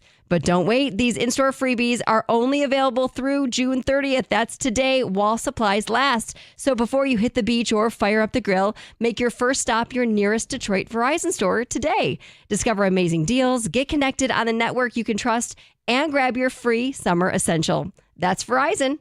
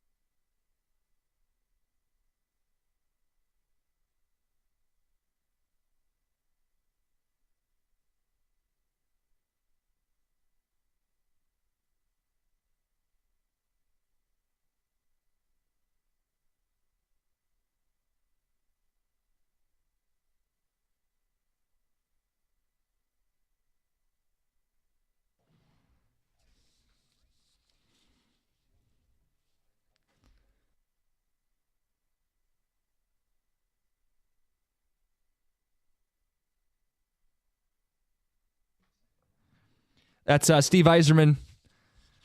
Asked about what the fans are getting with Fozzie Bear. They used the pick at 13 while a division rival traded first to get Noah Dobson. Okay, fine. Then the quote we read you. We'll see if we can address it in free agency. I'm not optimistic, to be honest with you. There's more teams than there are players for what we're looking for. The trade market remains the focus. They did make a trade over the weekend, John Gibson. It's an upgrade. They send back Mrazek, a player they never should have acquired to begin with. It's an upgrade. In 29 games last year, Gibson had a knack for making the big save. He's a veteran goalie. He can be your number one. He's also very expensive, 7th highest paid goalie, and was atrocious back-to-back seasons in 23 and 24. I bring that up because if you don't put a better team in front of him, this is just going to be an expensive mid-tier goalie. So it's not one of the laser beam Yzerman memes today. This is not a, wow, look what they did over the weekend. We're not doing cartwheels. The backdrop is you're not buying guys out. You're not optimistic about free agency. You're keeping your draft picks. You're staying the course. 248-539-9797. I said it's a lukewarm weekend. It's your pasta salad sitting out at the barbecue. It's not cold. It's that lukewarm, not even really edible. The flies are starting to... Yeah, that's the Red Wings. But that's who they are now. They got the flies circling bzzz, around this lukewarm, kind of gross pasta salad of a team. I'm really curious as to how patient this and we've heard from some fans, patience ran out years ago. Yeah. Some it was, hey, this year there needs to be a move, there needs to be something that makes this team better, that they're going to be a playoff team. How many are still left out there that are willing to follow the plan of patience? And when is patience running out? I mean, I'm dealing with it on a personal level, like as a fan of this hockey team. We got a partial package to go to games, my wife and I, and the thought was, we're buying these for the long haul, and we're re-upped for next year. You had to make that decision before another failed March. I don't want to give them up. I like going to hockey games. I like the Red Wings as a team. I don't like this current iteration of them. And I think all fans are struggling because Steve Yzerman holds a special place in Red Wing fans' hearts. I mean, whether you grew up on it like me or he was the guy that captained a breakthrough after so many years of suffering, you want it to work with Steve Yzerman, but I want him to want it to work. And this weekend is the start of what looks to be another one of these dull off seasons. And what we want is what we saw down in Tampa. A general manager that, he's always drafted well, but that could go out there and manufacture some trades and bring in guys that were going to improve your team. I don't feel like we're setting this guy up for failure here. You got cap space. You got young players you've drafted and extended. You're on the doorstep of the postseason. Either you're going to make some impactful moves or it's going to have to be done exclusively through the draft. And that feels foolish. The Florida Panthers just won the Cup, and 20% of their roster was homegrown drafted. 80% would have been trades and free agents and savvy, hey, we think this guy's better than the league thinks he is. We have seen none of that from Yzerman at this point in his tenure. So what's the one move between free agency opens up tomorrow? Yeah. And it could be a trade, it could be free agency. What's the one move that you would look and go, okay, here we go? Well, I think the easiest move is Ekblad. Mm-hmm. If he's set to be a free agent, hasn't been extended by Florida, he's going to hit the market here. Yeah. And they're limited a little bit in terms of what they can do. They've got so many guys that are up. They need guys to be willing to take a bit of a discount. If he does that, you can't do anything about it. But if he's truly a free agent, you have the cap space. He loves this team. He grew up rooting for this team. I don't say that to mean, well, those are the only guys we're allowed to target. I'm saying you shouldn't have a hard time selling it, getting him on the phone and offering so much money to him that he'll take the deal. He's still in his 20s. He's worn the letters, the A, as a leader for Florida. So if he plays physical, plays gritty, is a leader, are those not all the things that we've been asking this team to add? And they'd still have cap space when it's all over to maybe add another blue liner or a winger or roll it into an Edvinson extension. My point is, it wouldn't compromise them to take a risk and roll the dice on a player who maybe at the end of the deal it wouldn't look so good. A 6 and 7 year deal, it might not look very good. Well, the cap's going to go up. You have to take some risks along the way. He does. He checks just about every box except the end of the contract. That's why you have to do it, and you have to deal with it later. You have to add defensive depth that kicks everybody down, and he plays up with Sider. Or there's a second line, whatever. If you do that with the Gibson addition, they probably will make the playoffs, right? Yeah, if Gibson stays healthy, and Ekblad, by the way, has to stay healthy too. He's had his fair share of injuries. Yeah, it changes some of the defensive identity of this hockey team. I mean, my thing is with the Ekblad, there are a few warning signs here, potentially injuries and end of the contract. But I'm willing to deal with those consequences and that thing going south. The alternative is you just never take any risks, and it's just got to be exclusively from within. Let's get to Paul in Northville. Paul, good morning. You're on 97.1. Hey, good morning, guys. Thanks for including me in the conversation. We've had this conversation before about a guy, and I'm gonna touch on him again. I think a big piece of NHL scouting is the guys that support your GM. Yeah. And I think Steve had better support maybe down in Tampa than he does here. When Verbeek left and went to Anaheim, who's he traded Gibson with, I think that's made a huge difference. I think you go out and grab a consultant. And his first name's George. You guys know who I'm going to talk George about. McPhee, yes. He built a team with everyone's third and fourth line guys that everyone left unprotected during his draft. Yeah. And that team ran up against his team he built in Washington. Paul, it's a good point because we've done a lot of discussion, not just our show, but the whole station's discussed pro scouting and the failures of the pro scouting. And free agency is where your pro scouting has to shine. It would have been a real big win if they had said, hey, we're bringing someone from the outside rather than the same good old boys network that hasn't found those players yet. Just bring him in as a consultant. Like, hey, Steve, you're the guy. Everyone else, you're still the guys too. He's just a consultant, an extra set of eyes, an extra voice. He knows how to evaluate pro talent. That's the bottom line. And I don't feel like anybody in our front office right now is doing a very good job of that. And this logo at center ice, it can't say Hockey Town, guys. Not yet. We're not Hockey Town anymore. Let's be real. Come on. That was an Illich marketing move back when we were fantastic. And now we're freaking mediocre town. And it's bull crap. I got you, Paul. I got you. I appreciate the censorship on it there. I mean, the texter says that the Wings are the redheaded stepchild in town. We shouldn't even waste our time talking about them. When it comes to the Hockey Town bit, they gave fans the two choices. I would pick the clean 100-year logo without the word Hockey Town, and it's not because I don't want to be Hockey Town again. We got to see this team playing meaningful playoff hockey for it to be rocking like Hockey Town again. You know, could you imagine you take Hockey Town away, you go on the longest drought in franchise history, and then you slap it back in before you've made the playoffs? It just wouldn't feel right. No, and in regards to, I know Gov brought up, what if it goes south with Ekblad? What if he gets hurt? Well, okay, that's part of playing the game. Yeah. You can't make every signing on, well, if we do this and he gets hurt, then we're worse off than we were before. And you just can't. Injuries happen. You can't operate with that amount of fear.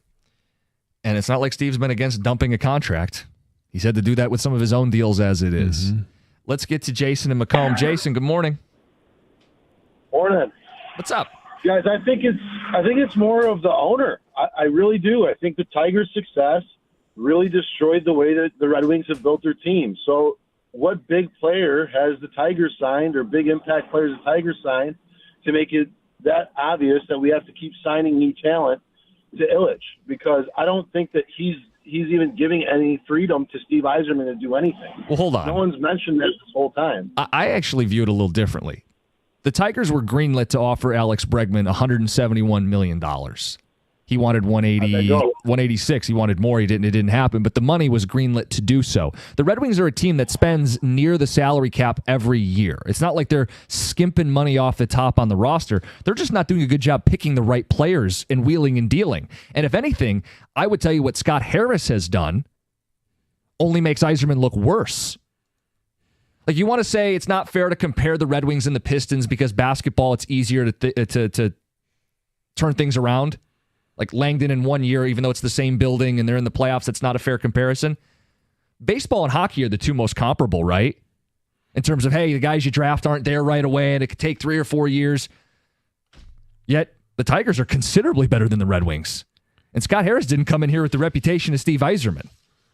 So if anything, that makes the Wings look worse. Same ownership. The Tigers can do it. Why can't the hockey team? It's because Yzerman's not half the executive that Scott Harris has been. Not through this point. Brendan in Livonia, you're on 97.1. Hey, guys. Hope all is well. What's up? Point I just wanted to make. I think that, and I think we've seen it for about 2 or 3 years in a row now, Steve Yzerman, I think he tries to be the smartest guy in the room. And because he does that, he backs himself into a corner. He's always waiting too long. Like, for example, if you were to just set free agency aside, right, we got to take care of what's in-house first. Why in the world does Patrick Kane not have a contract right now? Free agency opens at 12 o'clock tomorrow. Pat Brisson, his agent, his phone will ring at 12:01 if he does not have a contract. I mean, Toronto is licking their chops.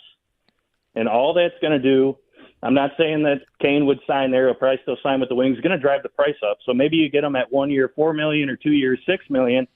Well, Toronto's going to come in with an offer, drive the price up. Or, you know, if you want to talk about, like, Nick Hague was a guy on their radar. Sure. What was it, like 1 a.m., 2 a.m. last night? Hague gets traded, and then Nashville signs him right away because they didn't want to wait. So, I mean, at this point, I think you're kind of backed into a corner. It's got to be Ekblad or Gavrikov. You got to go all in to grab a D-man, unless you're going to pull a trade out of a hat. Right, and that's that Keandre Miller rumor. But they need more than one impactful player. I would argue they need a free agent and a trade, or 2 trades. I'm not counting the Gibson thing as high impact. I think there's a justification to make the move. Don't read into this as me saying it's a bad trade. I just point out that he's been very inconsistent. He's very expensive. There's a reason he was available for a 26 or 27 second round pick. Mm-hmm. You're rolling the dice on him, and I think it's a worthwhile gamble, but that's not the high impact move. You still need, I would say, 2 high-impact players added to this hockey team. One's got to be on the blue line, and you could do both on the blue line if you really wanted to go all in on making sure that that's a much tougher hockey team in their own end.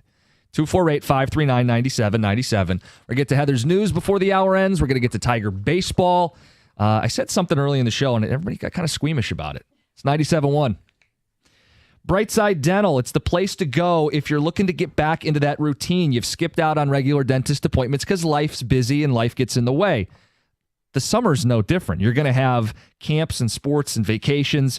You want to get back in that routine, you and your kids. $35 new patient special covers exams and x-rays without the hidden fees. So make an appointment, get back in that routine as the summer gets rolling. 1-800-PAINLESS, BrightsideDental.com. Tell them Jim Costa and the Morning Show sent you. That's Brightside Dental. No judgment, just care.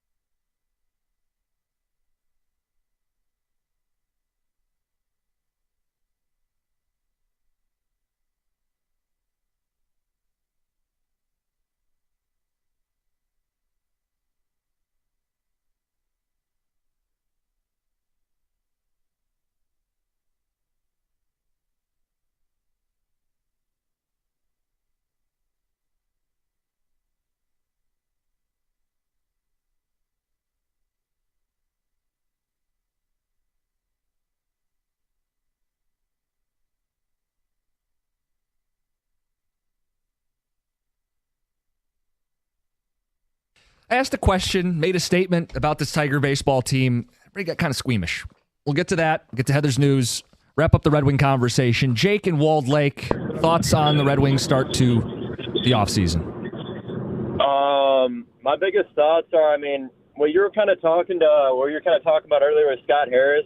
Scott Harris, I don't think has done any better than Steve Yzerman. He came in with a fully pre-built team from Alavila. He only brought in a couple of guys. He brought in like Jack Flaherty, Gleyber Torres, and everybody else, but all those guys are Alavila's guys. We got to remember, Mortsider and everybody else is 24 years and younger, and we have about 6 or 7 guys about to make this team within the next season or two. So I think realistically, we're either going to make the playoffs this year or next year. I get the pro scouting hasn't been great, but he started off with nothing. Ken Holland drafted What was that? When are we going to stop using the Holland excuse? Like, what's the expiration date on Steve didn't get a great foundation? Because I agree he was handed a lousy hand, but every player who skates for the Detroit Red Wings was drafted, signed, extended or traded for by Steve Yzerman himself. So if the product's no good on the ice, it's no longer Ken Holland's fault. I can totally understand what people are saying about that, but I'm just going back to, we had a 25-year playoff straight run. So our cupboards were bare. He drafted nobody for 4 years straight. We could have drafted Martin Nikas or Nick Suzuki or Quinn Hughes, and we'd have been in the playoffs at this point already. Yeah, Hughes and Zadina is especially painful. But Jake, is there a date where we can stop doing the Holland thing? Is it 26? Is it 2027? When do I never have to hear again that he was handed a lousy start? When has he had enough time to dig out of it and stand on his own 2 feet? 26 or 27, just because I can see all the sheer amount of prospects coming in. We have about 8 different players about to make this team: Lombardi, Mazer, Danielson, Nygaard, Kosa, Paukla, one of those guys from Grand Rapids. They're all just about ready. So I think this team's going to be ready, and it's going to be good to go for a long period of time after this. Well, that's the other thing. The way they're building this, it almost feels like it's not enough to win a cup, which is silly. But if you're going to do this routine, we're going to torpedo for a decade and never make any bold moves, and you better let the cups flow.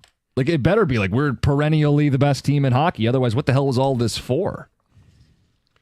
It just feels like there just needs to be something. Because there's for so many years there hasn't been anything, and it's it's almost feels like Yzerman doesn't make a move before the draft, no trades, and then you get the free agency and he doesn't make a move, and then he's almost backed into a corner and then makes the wrong move. Or gets to the trade deadline and makes no move because they're not better. It's a self-fulfilling prophecy. Well, we're not going to add anybody right now because prices are too high and these teams are crazy in the trade market, okay?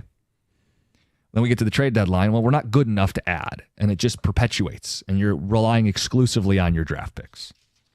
Anyway, we'll talk Tigers, but first, Heather with the news. Well, Detroit firefighters are working to put out this massive industrial fire on Detroit's east side. Early this morning, right around 2:30, someone from this company that recycles waste oil from the Big Three could smell burning rubber. And within a few hours, explosions, huge flames, black smoke could be seen for miles. If you check out the photos, it's pretty incredible. One firefighter was injured fighting the flames. Not burned. I think he hurt his back, but is in stable condition. So that's great. At this point, it's unclear how the fire started or when it will be completely put out. There was a spokesperson for the Detroit Fire Department that said they were worried about sulfuric acid impacting the fire, along with a 200-gallon oil drum. Yikes. Yeah, doesn't sound good. No. So hopefully that gets put under control as quickly as possible. Now, speaking of fires, you might have heard this story. Multiple firefighters in Idaho were fatally shot while responding to a brush fire. Police say that a gunman who was described as a sniper, I woke up to this news, saw this all over, intentionally set the fire to lure the firefighters in. What the hell's wrong with this guy? I don't know. The gunman was since found dead after getting into a shootout, a battle with officers. Who targets firefighters? I don't know. Like I said, the motive is unknown at this point. Former University of Michigan President Santa Ono and former football coach Jim Harbaugh are being added to a lawsuit involving former assistant coach Matt Weiss. So the most recently filed lawsuit is an amended class action complaint from 11 women who obviously accuse Weiss of hacking into their accounts, stealing their personal photos. And along with Ono and Harbaugh, 48 other people currently or previously affiliated with the university have been added to this amended suit. As part of this amended lawsuit, the plaintiffs are accusing the university of allowing Weiss to coach in the 2022 Fiesta Bowl, despite already knowing that he had illegally accessed private photos. That's the bombshell. Yeah, so the suit is alleging that the university put the interests of the university's football team ahead of those who have been victimized. So basically, Harbaugh has said previously that he wasn't aware of the allegations until after the Fiesta Bowl. But these plaintiffs allege, no, the university knew at least 2 weeks before that game. As part of the new lawsuit as well, the plaintiffs are requesting a trial by jury. This is an interesting story. A woman in Thailand suffered a freak accident after eating fish. So this woman apparently swallowed a fish bone and it came out the side of her neck. What? Yeah, so this woman says she knew instantly that she had swallowed this fish bone, went to the ER, said, I know this happened. They did an x-ray. They said, nah, we don't see anything. You're good. Go home. So she thought, okay, I guess I'm good. Yeah. But 2 weeks later, she noticed a spot on the right side of her neck. Looked swollen. So she said, you know what? Maybe it's a thyroid thing. Who knows? Sure. Went back to the hospital. They did another round of x-rays. Still saw nothing. They gave her some pain meds, sent her home. And she was applying this like pain patch, she said, on her neck. When she pushed down and a bone popped out of her neck. Oh, my goodness. She went to the ER for a third time. They yanked the bone out, and her doctors say they've never seen anything like it before. And she says she's never eating fish again. Could you imagine after they told you twice it wasn't there and you go, you want to try a third time? Here it is. You're going to lie to me and say it's not here? Oh, man. It's crazy. That's wild. Ridiculous. Weird freak accident. All right, Heather with the news. Said something about the Tigers earlier in the show, and everybody got kind of squeamish about it, and I don't think it's particularly bold.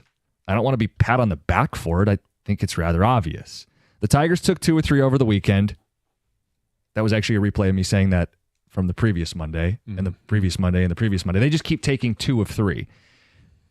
They're 11 and a half games up in the division. Everybody in the division has a losing record, with Cleveland being swept over the weekend. And I said the division race is over. You can't say that. Why?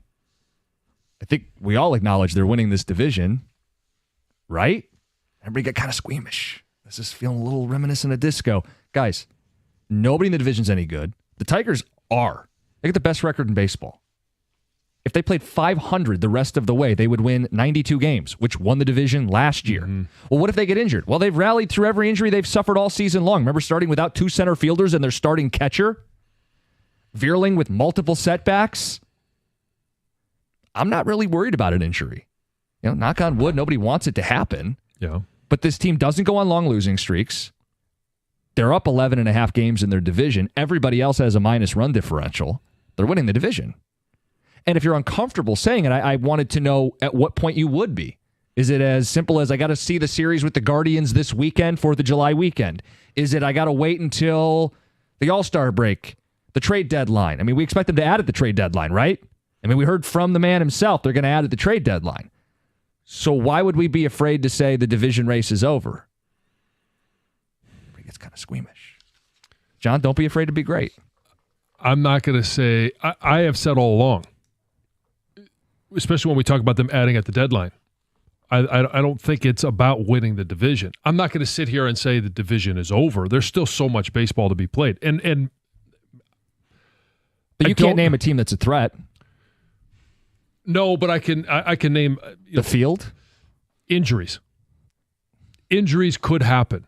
They have happened. They could derail this team. They haven't. Yes, you're right. They have happened. They've found ways to overcome. At the beginning of the year, we thought the sky was falling because they have no center fielder. Insert Javi Baez, who is most likely going to be an all-star. No one thought that was possible. Right. I understand that they've been able to overcome injuries. I understand that the longest losing streak that they have had all season long, 3 times, they have lost 3 games in a row. They are really good at winning series. They don't have extended droughts. So how the hell are they going to blow an 11.5-point lead now that we're in the second half of the season? Guys, it's not early anymore. The next time they play will be in the month of July. We're more than halfway through the season. They don't lose series very often, let alone 3 in a row, and they're going to add at the deadline. Oh, I'm really excited for you that you're that confident that you are declaring them Central Division champs on June 30. It's not even bold. They're minus 3,500 to win the division.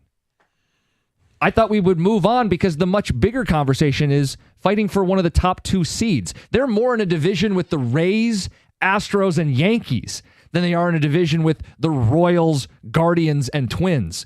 Winning enough games to secure a top 2 spot, a first-round bye, starting Tarek Skubal in Game 1 of a postseason series. That's what they're fighting for more than the division. The division's done.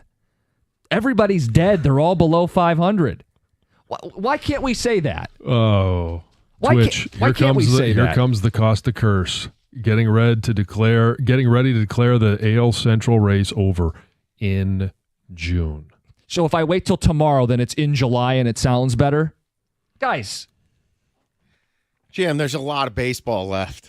And I have confidence in the team. I think the biggest thing to support your argument is that they don't lose like a lot of games in a row. They haven't had more than a 3-game losing streak. They've got a bulldog ace to prevent that, even if it gets, worse. And it's June 30th, man. Like Cleveland, I think they're the team that would make the move potentially. They're coming off a division championship last year. They've had some injuries. And they have the Tigers' number a little bit. I want you to play the math out that you did earlier. Because you said they had to go like 30 games over 500, while the Tigers go 500 for them to lose this race. This is on the heels, and I know last year was a historic run, and we'll get to those numbers in a second because they're going to support what I'm talking about. In regards to last year, it had to be an epic run by the Tigers paired with an epic fail by the Twins. So you'd need not only the Guardians to go on a tear, I'd need some kind of collapse that the Tigers go on. I mean, barely within reach. I think it's barely within reach for the Guardians to pull this off. But let's just say the Tigers go, 39 and 38 the rest of the way. That's 92 wins. To me, that's a worst-case scenario. That won the division a year ago. Yeah. The Guardians would then have to go 53 and 27. So I've seen teams do that. It's just barely within reach. Now, is there any evidence to say the Guardians would do this whatsoever? No. The Twins look cooked. They don't have Lopez, their starter. He's not coming back. Right. But I've seen enough of this happen historically that I'd like to get into mid-July, probably the All-Star break. They are playing the Guardians this weekend. I think, did they sweep them? I mean, that's probably a coffin. So next Monday, we come in from the long holiday week. What if they only take 2 or 3? Is that enough for you to buy in, or they have Depends to sweep them? Depends what happens during this week. I mean, there's no reason to think the Tigers would lose a series to the Nationals. Right. Again, they very rarely lose series. Carpenter's out. Let's see how that. But they have an answer to everything. Wencel Perez. I mean, you just got done telling us he's more than a platoon player last week. Right. They always have an answer, seemingly before the problems even show up, and we've been singing that song since April. But I just want to at least give a little room for not only the Guardian series, but the Rays come here next week. The Rays beat them. Yeah. So they're playing after the Nationals, 2 teams that have won series against them. That's a rarity. Yeah. So let's just see where the numbers lie then. Yeah. Because you're 10 games deeper into this, and if the Guardians haven't started to make a slight push, or the Tigers don't go through some little bad stretch here that they haven't done all year, their worst month was June, right? The bullpen's taking on water. We're seeing real flaws. Oh no. 15 and 11. 15 and 11 in the worst month. They're going to add in July. So I'm supposed to believe they're going to have multiple below 500 months to close the season? I don't think that both of those things happen. Where so then you're Cleveland goes, I'm not going to sit there and say it's a guarantee. I'm not going to declare it over. There's so much baseball to be played. There's so many wild cards involved. You're afraid to be wrong? No, I'm just not ready to make that declaration. 06. They were 76 and 36, and they finished 19 and 31.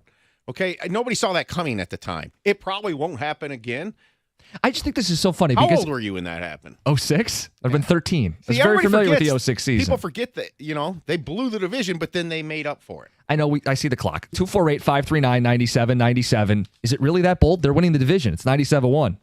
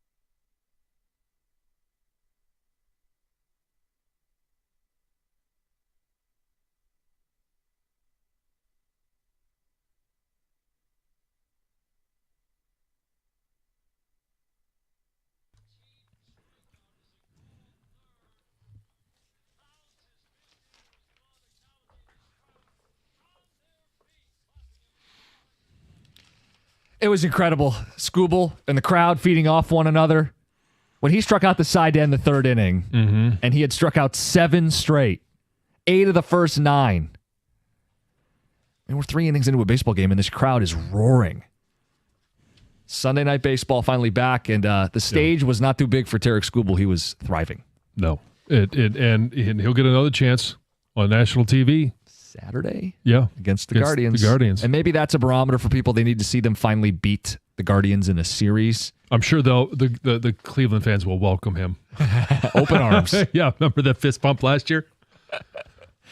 So the Tigers are 11.5 games up in their division, and I really stress that we are moving on to bigger and better things. It's about the Rays and the Yankees and the Astros and the fight to have one of the top 2 seeds. The byes, setting up Skubal in the postseason. This division race is over. But if you say that, people get weird and squeamish. We all think it. We don't actually control whether it's going to happen. We can just call it what it is. They don't go on long losing streaks. They're going to add at the deadline. Everybody else in the division is below water, both in record and run differential. What if someone gets injured? I don't know. They lost 2 center fielders and Javi Baez turned into an all-star. Well, now he's back in the infield. Well, good, because they need him. Trey Sweeney got sent down. Vierling's hurt. Now Vierling's back. Vierling's hurt. Then Vierling's back. Maybe Kerry Carpenter's got some bad hammies. Well, Wencel Perez is, blossoming at the perfect time. They always have a solution. I'm not proclaiming they're winning the World Series today. I'm not telling you they'd beat the Guardians in a postseason series. I know people have weird feelings about that. But whether they beat the Guardians this week, whether they come into the All-Star game on a 100-win pace or not, to win this division, they're more than in the driver's seat. They have a minus 3,500 bet to win the division right now. This is not bold. I don't want to pat on the back. I thought it'd be pretty easy to just say, yeah, all right, they're winning the division on to bigger and better things. But people get weird because of 06 and because of last year. Well, and because there's so much baseball left to be played. And I still think that they're winning the division. I'm not just going to sit here and say at the end of June, and I know next time they play, it's the July 1st, that the division is over. I do think that they win a division. Now the question is, what are they going to add at the trade deadline so that they can win a World Series? Yeah, because that's what it's more about. Whether they add at the deadline or not, I think they're winning this division. But there's just so much baseball to be played. There's so many wild cards. And I fully admit, it would take probably an even more epic comeback for Cleveland or the Twins paired with a Tiger collapse. Like we saw last year with the Tigers making that epic comeback and the Twins completely falling apart. And that wasn't even that was for a wild card spot. I was going to say, the history of last year didn't even result in the Tigers winning a division. So if you're going to tell me someone's going to wake up like Cleveland or Minnesota or Kansas City, the wake up for the Tigers didn't even win them the division. And Cleveland right now is not as good as they were a year ago. And we're taking the odds, right? And it's minus 3,500 to win the division. Yeah. All right, what were the odds last year when they started their run? It was like, 2% chance of them making the postseason? Yeah, and somebody on text said that this is about a 3% chance right now for the Guardians, so it can happen. Guardians, 26th in runs scored, 29th in batting average. Their offense is like laughably bad. And this time last year, what did we think about the Tigers? What? That the offense wasn't good enough? We didn't think about them at all. We didn't think about them at all. Jim, they didn't win the division. So great. Congrats. The Guardians may make the playoffs. That's what your little miracle point is going to be, that they make the playoffs, which is fine. They're not winning the division. The Tigers ran out of games last year, or they would have won the division probably. They were 53-61. Way bigger hole than the Guardians. They're just 2 under 500. They still have... they played a 4-game series with them, so they've got 9 direct games still. It's just they're chasing a team with a 100-win pace, right? But they have more. They have way more games left than the Tigers did when they made their move, probably by 35 games or so. So, are you predicting that they win 100 games as well? I mean, don't be afraid to be great, Jim. I want you to go have a shirt made. You can do this with lettering. Says the triple-digit disco. Tigers 2025 AL Central champs. And wear it. Okay. And think about it. Beat the rush. You could sell them on the ticket website. I don't think right next to Fear Javere. I'll say there may be a copyright issue. The Tigers might not like us selling it early, but I feel it. I believe it. It has to. And I think you guys believe it too. Maybe that's the thing. I know we got to get to the next show. That's the thing that irks me the most. We all agree, but I'm the bad guy for saying it out loud. Gator, are the Tigers winning this division? Yeah. I'm pretty sure they are. Yeah. Are you ready to declare the division race over? Not yet. I will tell you that, I mean, first of all, a big part of me doesn't want to because of the jinx factor. I kind of believe a little bit in the jinx factor, so I don't. But if you're asking me for a time when I can, it'll be, I mean, I have to wait until the end of the month for the trade deadline to come and go. Okay. And if the Tigers have they still have a eight game lead or higher, I think it's safe to do that. But I want to see what happens. Like if Cleveland continues to go in this tailspin and they end up being sellers, Minnesota's a seller. Kansas, it looks like all the teams are going to be sellers at some point. So, I mean, that may just straighten itself out. If they all throw in the white, if they all raise the white flag. And you'll know within 30 days. Yeah, and then you also know what the Tigers will have done. Yeah, but the Tigers also technically raised the white flag at the trade deadline last year. Well, that's, yeah. And then they went on improbable run that nobody saw coming. Going with 2 starting pitchers the rest of the way was ridiculous. The tailspin that Minnesota found themselves in was ridiculous. It was a perfect storm of incredulity to allow that. Oh, vocab. Yeah. You've been studying this weekend. Yes. What Get yourself a vocab test later today? Yeah. Hopefully. What does the Monday Carson Anderson show sound like today? I mean, there's a lot going on. I know. As you guys know, I'm sure you woke up this morning like, well, let's, throw a dart at the board. Where do we want to go with? I mean, it's all these stories are out there, but I think we're going to start with the Tigers because it's obviously first and foremost what's going on with the good. And we'll get to the bad, the Beasley stuff, and maybe the ugly later on. But the Beasley stuff is, I think I've heard this before. Let it play out. Yes, you have. Is that what we say? Mm-hmm. Let it play out. Yes. Yeah. From 6 to 10, we do. We say it all the time too because you got to let it play out. I mean, it's an investigation. But it matters.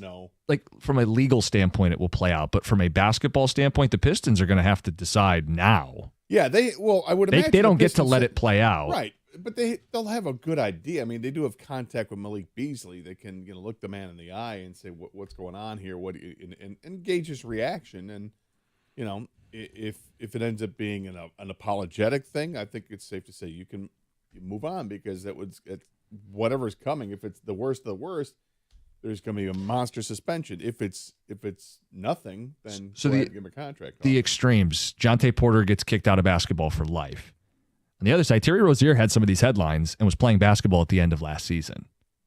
But if you're the Pistons, time is quick. The clock's ticking. Because you got to decide if you're going to use that cap space on someone else because you don't want to pay Beasley and then he never plays. And does this tie in with the draft pick selection they made? Like when did the Pistons know about this? Because you draft a guy who can shoot, and the real question is how does it affect free agency? Because you got 3 guys you're considering that were here this past year.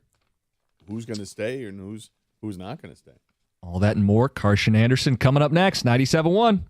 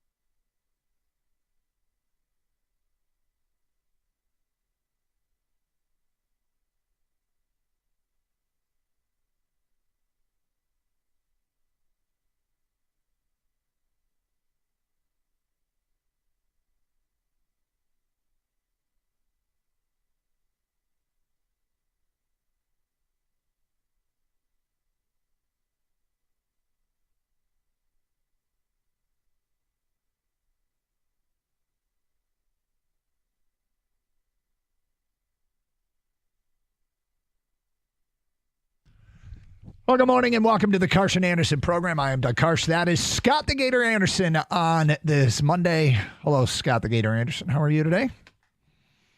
I'm doing well. Yeah? Yeah. I want to personally and publicly thank you for coming to my son's graduation party. It was my pleasure. You know what's funny is... He did have the Mexican food truck. So. Yeah. I mean, you knew that was going to happen. It goes... It's very, very popular. Oh, that's right. Doug's got a graduation party. You know what's funny? I mean, you do love the Mexican food. I do love and nothing like a good, although it wasn't a taco bar per se. It was just the food better. truck. It was so much better than a taco bar. I'm glad you liked it. We had options, man. Tacos, quesadillas, burritos, burrito bowls. Yeah. The lead up to this thing was one of the most stressful things that have happened probably in our marriage, in that, first of all, I scheduled it for the week before. We printed up the invites, sent them out. And even though that I am the coach of the baseball team, I make the schedule for the baseball team. I scheduled the baseball team to be in Grand Rapids and my son's graduation party on the exact same day. Wow. Sent out the invites, and everybody got the invites. And then we had to reach out to everybody and say, hey, we're moving it back a week. And there was no one to blame but me. That led to stress. That was fun to finally blame Doug for something. Oh, legitimate. I deserved it. Then, as you may recall, we were at Shanty Creek Wednesday, Thursday, Friday, which means in the mad rush to prepare for the grad party, right? I was out of town. That's right. Which did not sit well with the wife. No. As one might understand. Then I got up Saturday morning and went and coached baseball. Oh, again, another no like help. this whole thing. One of the most, and who's to blame? It's this guy right here. But God bless my wife who tolerated. Then we had rain and the backyard got flooded leading up to, because last week there were a lot of heavy downpours. Did you give thought to not coaching? So yeah, there was some discussion about. Because did you miss a game when we were up at I missed Shanty Creek? two games Thursday and a game on Friday, and the other coach couldn't make Saturday. Oh, okay. There was my oldest son though is helping out this summer, and he almost got sent to coach solo, but we got enough done Friday night. It was stress, okay? It was high stress. Party was fine. And it's interesting. I think it was exactly what my son wanted. He and his buddies were out front playing spike ball, cornhole, and basketball, and all the adults were in the back just having. Yes, that's exactly how that worked. Yep. And he was very happy with it. But it's funny. You walk in and people are like, "Is that Gator? That's Gator. Can you introduce me to Gator?" I'm like, "Of course I can introduce you to Gator." I'm like, Gator's kind of a big deal apparently. So it was fun to introduce you to people that were excited to meet you. I like when I first got there. I saw your son, the grad, and gave him a card and congratulated him. And as I was saying that, somebody had taken an errant shot at the basketball hoop, and the ball comes bouncing my way, and I grabbed it with one hand, and AJ says, "Go ahead, shoot it." Like, all right, I'm old now. I can't do any of this. I when you don't play basketball for years, your muscles have atrophied. Yeah, the muscle memory's gone. Like, what just happened? Like I can't even launch like an 18-foot jump shot here. So it was embarrassing. I think I missed 3 in a row. They kept coming right back to me. And I said, "That's it. I'm 3 and done, man." That's kind of funny. And then your daughter came up to me and said, "Oh, great to see you. Can you get my father to just relax?" Really? Yeah. And I said, "Really? Is he a little uptight?" And he said, "Yes. He's ordering us all around, doing all types of things." Okay. I would have thought that would have been your mother was going to. No, she's fine. Surprisingly, I'm like, she's fine because Doug has decided to take the burden on because Doug's got all this guilt about being away for the last question. week. I know that. Yep. But she didn't know. And I'm like, So- sure. Where is he? He's down the hill. Okay, sure, in the backyard. I was up at 7 a.m. on Sunday cleaning up everything. Smart. And I got the step tracker on my phone. I did like 7,000 steps Sunday morning before 9 a.m., just going to the backyard, picking things up and taking them to the front yard, breaking down all the chairs, the tables, picking up. There were some empty cans around.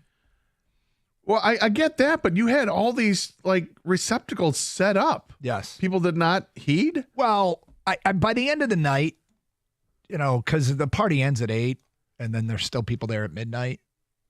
The people, I think, at that point weren't noticing the receptacles, but Anyway, I'd be disappointed in those people. I'm perfectly fine with it. It's okay. You were great. Thank you for coming, and thank everybody for coming. And parents that have thrown graduation parties, these things are stressful. What's funny is you go to all of them and you see, like, I went to one a couple weeks ago, and the parents had kept like every jersey the kid had ever worn from little tiny sports when they were tiny little shirts all the way up to their high school career, and had them all displayed on a timeline.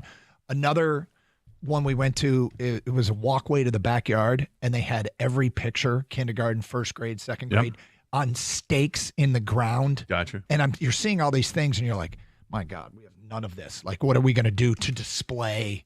Like, because, you're stressed out. Like, you want it to be good for your kid, but you also don't need to get carried away. We did one thing, though.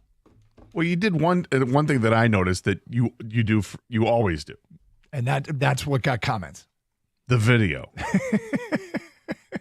I think that when you're done with your broadcasting career, 25 years from now, whenever that is, I think you will still be making videos. And it'll be just like what am I going to do today? Your kids will be completely out of the house. You're like, I'm going to do videos of birds or whatever the hell it is. I'm going to do videos of people walking down the street. You're going to, I said to somebody, asked me about it, and I said, I think Doug's going to get a drone license. You're going to get licensed to work a drone. I'm going to get it renewed. But to do it professionally, and because I know there is some paperwork needs to be involved to do that. But I could see Doug doing that, and then whoring yourself out for videos for other families. Yeah, it might be. So we had a YouTube video about half hour long with pictures but videos mixed in, and it was on endless loop in the garage where the tables were. And so somebody said to me, I haven't seen this. I think it was your brother-in-law said, I haven't seen the same picture come up twice yet. I'm like, that's right. I will tell one funny story, and then we'll get to the Tigers and Champ and Chump and all that stuff. So my daughter was helping, and my son's core group of friends, she asked all of them for pictures from when the kids were little. Mm-hmm. And one of them, Jonah, sent a picture of himself. Not of the boys hanging out together, just himself when he was little. Did you put it in the video? We displayed it somewhere in the grab party and told people, somewhere here, there's just a picture of Jonah by himself. It's not AJ. It's not my kid. It's not him and his friends. It's just Jonah. Scavenger hunt, find it. Yeah, well, I can only imagine your relief afterwards, because I do know these things. I mean, just planning parties myself, they are stressful. Yes. And when you're doing something specific like a grad party, and then you have to get things together like the video or like setting up individual pictures and all that stuff, I get it. It's a different kind of stress. And when you're hosting a party, you never get to talk to everybody, and yet you talk to nobody. Yes, and that's I what hate it that is. part about it. But you see all these people that you haven't seen in a while. And anyway, parents that are doing this, if you're done with it, congratulations, because it is a relief. If it's still coming, if you haven't done it yet, you'll make it, people. You'll make it, because it is so stressful. All right, you know what's not stressful? Scooble starts. Scooble starts are fun, man. And it was another one last night, and we will get to that next. Plus, Mondays, Champ and Chump of the Weekend. Who should be singled out for having the best weekend? Who should be called out for having a weekend that stinks? We'll have our Champ and Chump nominations today at 10:35. We want yours. We tally up the votes and post on our website who the people select as Champ and Chump of the Weekend every Tuesday here on the Carson Anderson program. It's up to you, Detroit sports fan. Who's a champ? Who's a chump? We'll have ours at 10:35. Lots to digest from a big weekend of sports in Detroit. And we'll do so leading up till 2 o'clock here on 97.1 The Ticket.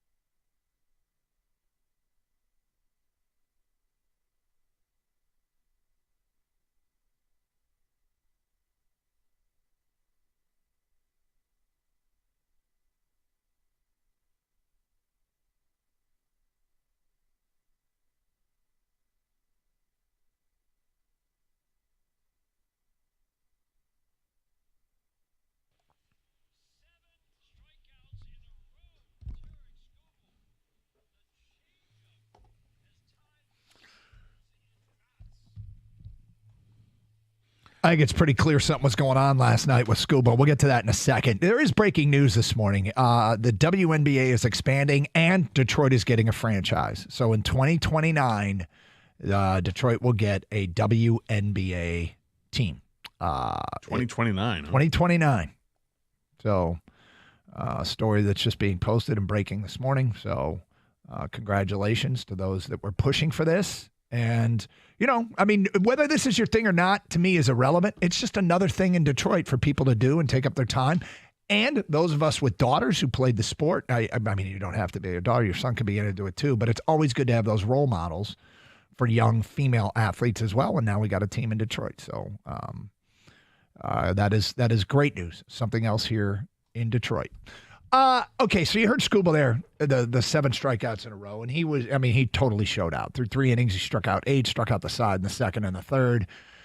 His last pitch was 100 on the black, another strikeout, 13 total. Dude, he loves the stage. Sunday Night Baseball, like being a team that's worthy of Sunday Night Baseball is one thing. Being a team in a city, the park looked great. Everything about Sunday Night Baseball was awesome.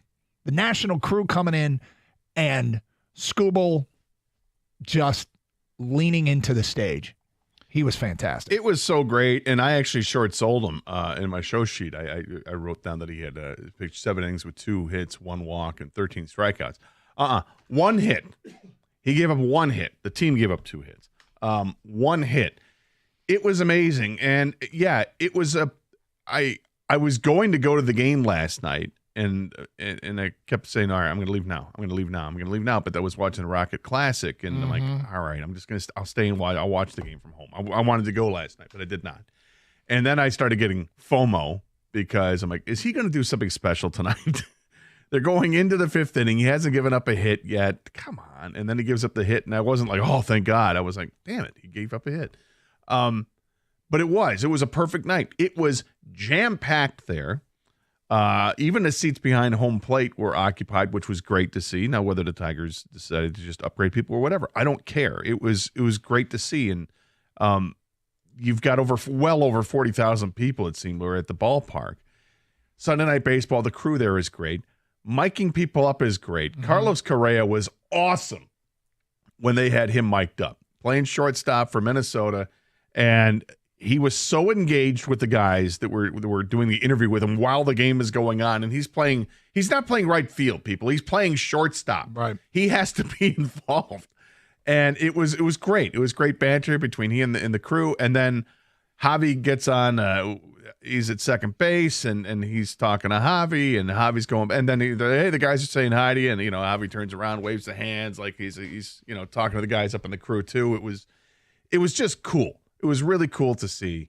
And, they're asking about Scooble, and he had an answer right away. They asked him about a really interesting question about A.J. Hinch, I thought, because, he obviously played for Hinch in Houston, but they said, what is it with him in Houston and now here in Detroit? And I thought, you didn't have to say the Detroit part, but you did. And I was wondering if he was going to take it with a different tone, and he didn't. He just answered it right away and gave a great response to what it is about Hinch that makes him special. And just how he's always prepared. He's one step ahead of everybody. And he was great. And that's the kind of player you ask for when you want to do something like this, when you're going to mic somebody up. Somebody who's going to be outgoing, bilingual as well. So he's talking to Javi in Spanish, which was kind of cool. And then they had, was Eduardo Perez up in the booth, and he's kind of translating as well. And it was just cool. It was really cool. And then you saw at one point, was it Buxton that hit the ball deep off of Scooble, and he comes rounding first base, and Scooble's laughing and chatting it up with him. You get to see the personalities of the game more in a Sunday night broadcast because they're looking for that stuff, as opposed to, and there's nothing wrong with watching our nightly broadcast on it's really on FanDuel. It's a great broadcast. But when they have these extra things there, it just makes it better. And the cameras are looking for different things too. Like they have more cameras, so the cameras can be trained on a specific player. When you see that Buxton rounding, coming back to the dugout, and he's having an interaction with Scooble, and it's not, high drama. It's just fun. Well, all in all, a great night from Scooble.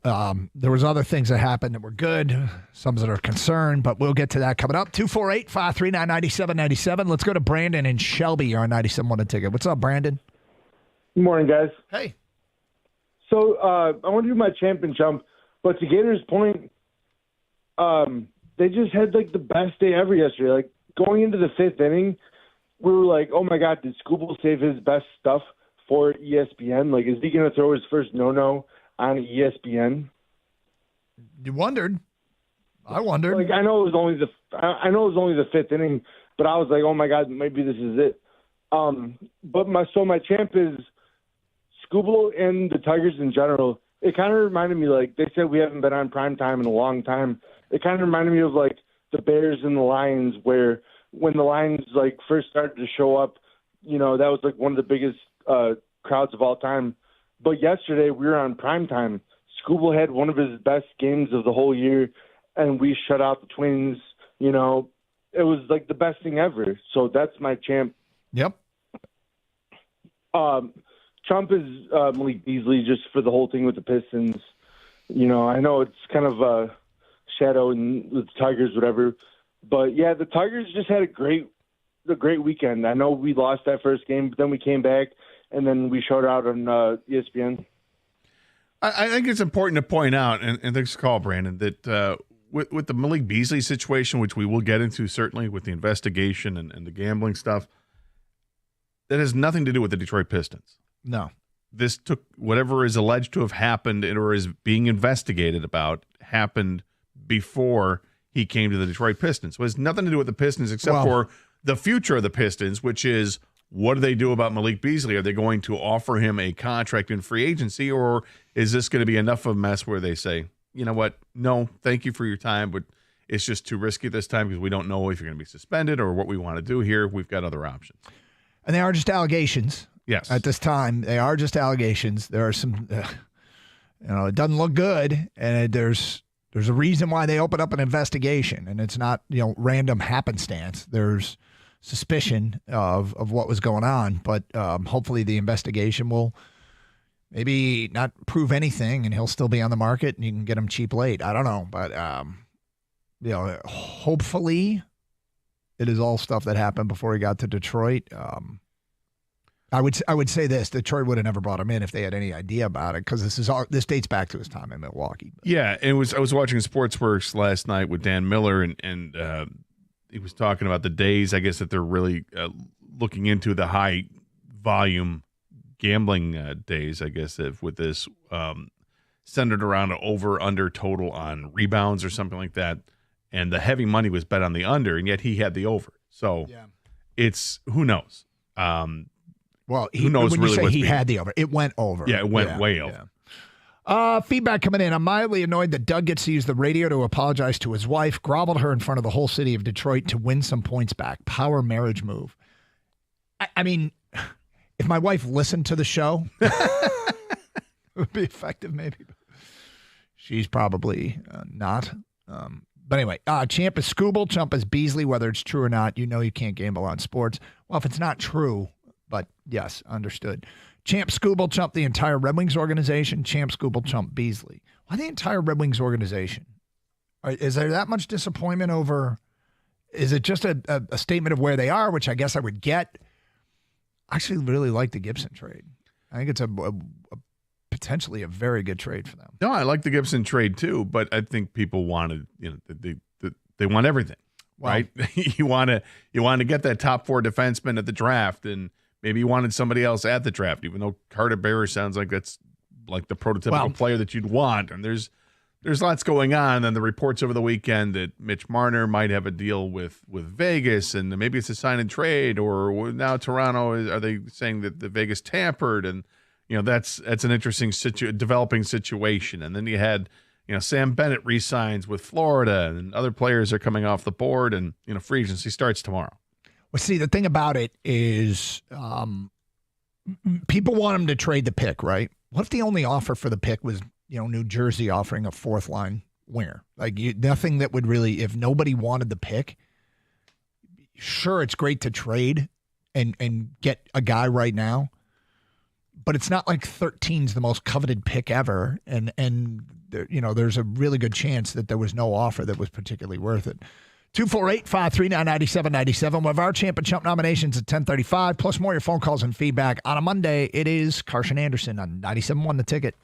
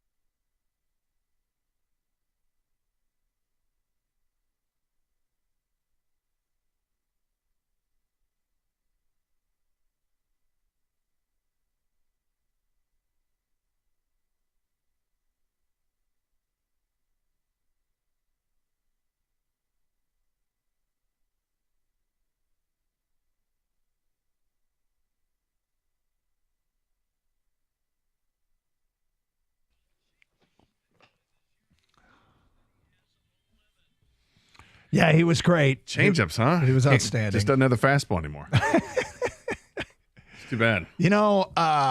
We've got that guy. It's fun to have that guy. And boy, did he seem to love the Sunday night baseball stage. And really, really leaned into the moment, didn't he? He did. And when they were interviewing A.J. Hinch, they said, what makes the changeup so effective for him? He said, well, it helps when you're throwing, 98, 99, and, then you got the changeup. Of course it does. It helps when you can hit 100 or higher, too, and drop the changeup at 87 or whatever it was that he throws it at. But he is so damn good. We don't have to go back that far when the Tigers had a dominating pitcher like Justin Verlander. Yep. But dare I say, Scooble's better? I mean, dare I say? Well, I mean, it's certainly worth discussing, I guess, long term. Is he going to be better? That's the thing. There's the longevity of it all, and it's a different era of baseball uniform as the well. whole time. Yeah, there was a different era of baseball. There's a lot of Scooble adjacent topics right now because you know, every time he pitches well, social media blows up with extend him now. And what's funny, when he didn't pitch well last week, we had a tweet. Somebody, will people quit talking about a Scooble extension? And I'm like, no, people are not going to quit talking. Hell no, they're not going to. 248-539-9797. Jay's in Walled Lake, and he's next. Hello, Jay. Hey, good morning, fellas. How y'all doing? We're good. All right. Good. So I just want to give my champ a chump really quick. My champ is Ilya Tapur. Knocked out Charles Oliveira Saturday night to become a two division champion in the lightweight division, and he did it with such class, such grace, man. I like the sportsmanship he showed, so I got to give my champ Ilya Taporia, and chump has to be Dana White. He got upset that, I don't know if you guys know him, but Patty Pimblett got in the octagon today, kind of a face-off with Ilya Taporia for a possible matchup, and Dana White said, I wouldn't have let that happen if I was there. And that's clearly the next fight to make, because given the history between the two, and it brings a lot of hype. And with Charles Oliveira basically falling off, I think that brings a lot of hype back to the lightweight division. So why doesn't Dana White want to make this fight happen right? Does he just want to milk it a little bit? Is that it?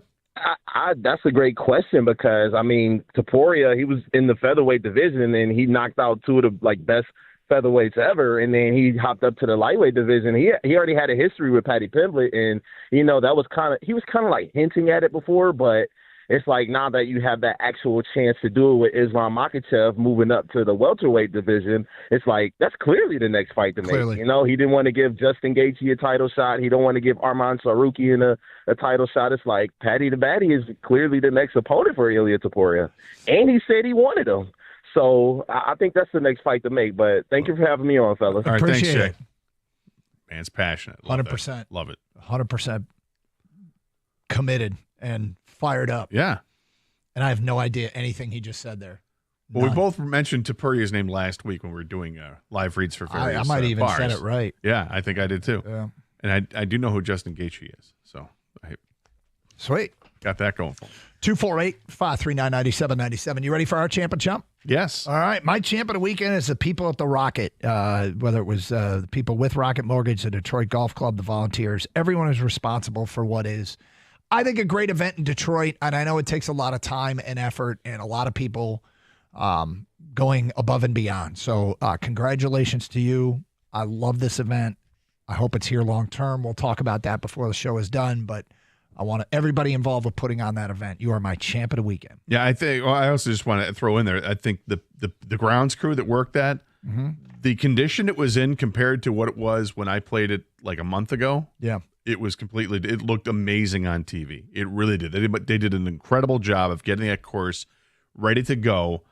The final score was not crazy out of hand. Right, the first after the first two rounds, like, hello, what are we going to get to 40 under par, and that's who's going to be the winner?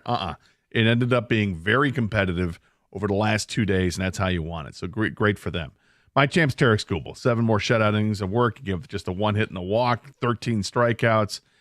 He's the man. It's hard to argue against it. And yes, it's every time he pitches and has a Skubal outing, we'll talk about it, and we'll talk about when are they going to extend him? How much is it going to take? And can they get something done this offseason, or is it not going to happen? It's just it's going to be the never-ending story. My chump, Gator. Yep. Is the Siren's Curse. Did you see what happened? No. That is the tilting roller coaster, the pivot coaster. Right. It got stuck. So people got tilted into the 90-degree drop. They're supposed to sit there for 7 seconds. Apparently, they were there for 10 minutes. Nope. Nope. I agree on the nope. Wow. Yeah. Yikes. Did you see the video, by the way, of Beyonce? She was doing, I know this is going to sound crazy because I'm intrigued at the segue from Siren's Curse at Cedar Point to So there was Beyonce. video footage of Beyonce at one of her concerts recently where there's a portion of the concert where she's like in a car and the car is in the air. The car started to tip in one direction, started to lean forward, like from the side angle, started to tilt to the side, like it was on, at NASCAR banking. Started to do that while she's in it, and there's not a whole lot she can do. And and everybody's kind of freak out, and eventually they're able to lower the car. But that just started triggering that thought to me, because being held at that 90-degree angle for 10 minutes is not good. Not good for the blood flow either. My chump is going to be that White Sox fan last week who yelled wildly inappropriate things at Ketel Marte. He's now been banned indefinitely, and he might be banned for life from Major League Baseball stadiums, and he should be. What he said, or was alleged to have said, involving Marte's, I think it was his mother, it's just completely inappropriate. She was killed in an accident, and it's just, I don't understand people sometimes. Fans take it way too far, and it's obvious when they take it. It's not like you walked up to the line and you barely stepped across. No, man. You were so far across that line, you don't deserve to watch baseball again live. 248-539-9797. Get your champ and chump votes in on this Monday. We got a bunch of texts that we'll get caught up on. If you send a text, there's always a chance we're going to read it. If you post on Twitch or YouTube watching the show, there's a chance we're going to read that as well. So feel free to watch the show and comment in the streaming chat on both sites. Scott is in Westland and next on 97.1 The Ticket. Hello, Scott. Hey, how you guys doing? We're good, thank you. I got a champ for you guys. Gator. I'm not sure if you're familiar with this or not, but a power slap. You familiar with that? Yeah, that's the Dana White sport, if you will, that it's basically slapping somebody in the face. Yes, exactly. Well, the middleweight champ of the world is from Michigan. A friend of mine, Anthony Blackburn, just defended his title on Saturday night. Still the middleweight champ of the world, so he's my champ of the weekend. Oof. And we're going to go ahead and I guess we'll throw Steve Yzerman as the chump. I just wanted to give the shout out to Anthony Blackburn, the middleweight champ of the world representing Michigan. Fair enough, Scott, but why are you chumping Yzerman? You got to give a reason. Just because he hasn't done anything in 7 years. He hasn't made the playoffs. He's just, I don't know. So I don't know what he's doing. I don't know what his plan is. It's cumulative. Just to be clear, yeah, it's you're giving kind of a Lifetime Achievement Award. Is it his lifetime as a GM. Did you like the trade? Honestly, the trade didn't bother me. No, I didn't. I really didn't have a chump. Honestly, I just wanted to give out for Anthony. Okay. All right. That's okay. Just praise your buddy. That's cool. So, yeah, as far as Yzerman's concerned, and the weekend, I actually kind of like the draft and reading about the players they got. Sure, I want him to. I'd rather trade the pick for immediate help now, but this goes back to it's hard to know. When a trade deadline comes and goes and a team doesn't make a move and people get really mad, you can't fabricate a great trade if you don't have a trade partner. If they don't want the pick at 13, which I suspect that the 13th pick wasn't super coveted, Well, as he said afterwards, they were more than ready to make the selection of Carter Bear. And he said even there were a couple players afterwards that we felt very strongly about as well. So he liked what they ended up selecting, but yes, they were trying to work trades. I don't know if they all had to involve the 13th pick overall. But it's interesting. There's an article in The Athletic that just came out from James Myrtle that talks about basically every team and what they're looking at in going into free agency. And it says about the Red Wings. It says the Red Wings landed goaltender John Gibson from Anaheim in exchange for Peter Mrazek and 2 draft picks, a second and a 4th rounder. He says, prediction: Detroit is by no means done. As word is, it has something big planned for the next few days. Ooh. So that's interesting that they're saying that, because, of course, the Red Wings are very they play everything so close to the vest. They don't like anybody. They really do. Free agency starts tomorrow at noon. Straight up. There's no tampering period in the NHL. They're tampering now illegally, and then they'll start. Yeah. Tell that to Toronto. Yeah, they'll start introducing themselves to the free agents tomorrow at noon, officially. We'll see if anything comes out of that, but that's an interesting report. That last part has something big planned for the next few days. We'll see. Weird, right? Because so few trade. I always feel like if there's a trade rumor that gets out there that involves Detroit, it's probably coming from the other side. Like if Detroit's getting ready to pull off a big deal with Dallas, it's Dallas sources that are letting the world know, not Detroit sources, because this is a tight lip. Well, it's free agency, so I wonder if I would imagine that's probably where the big plan is. I think, yeah. With a couple of players they'll be looking at, because they're not just going to sign one guy. I mean, they've got tons of cap space, and they have spots to fill. All right, more of your phone calls and feedback coming up. We'll get to the Malik Beasley thing today at 11:05 as he is accused.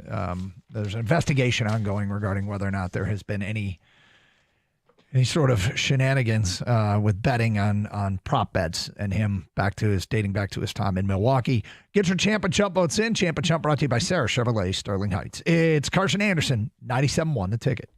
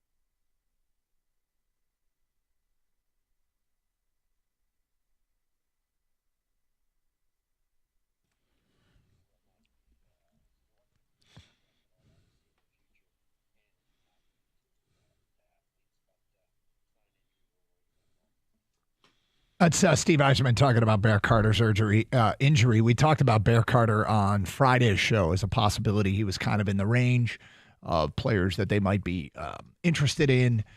And look, this is a Carter Bear, by the way. Carter Bear, sorry. Bear Carter. Just call him Bear.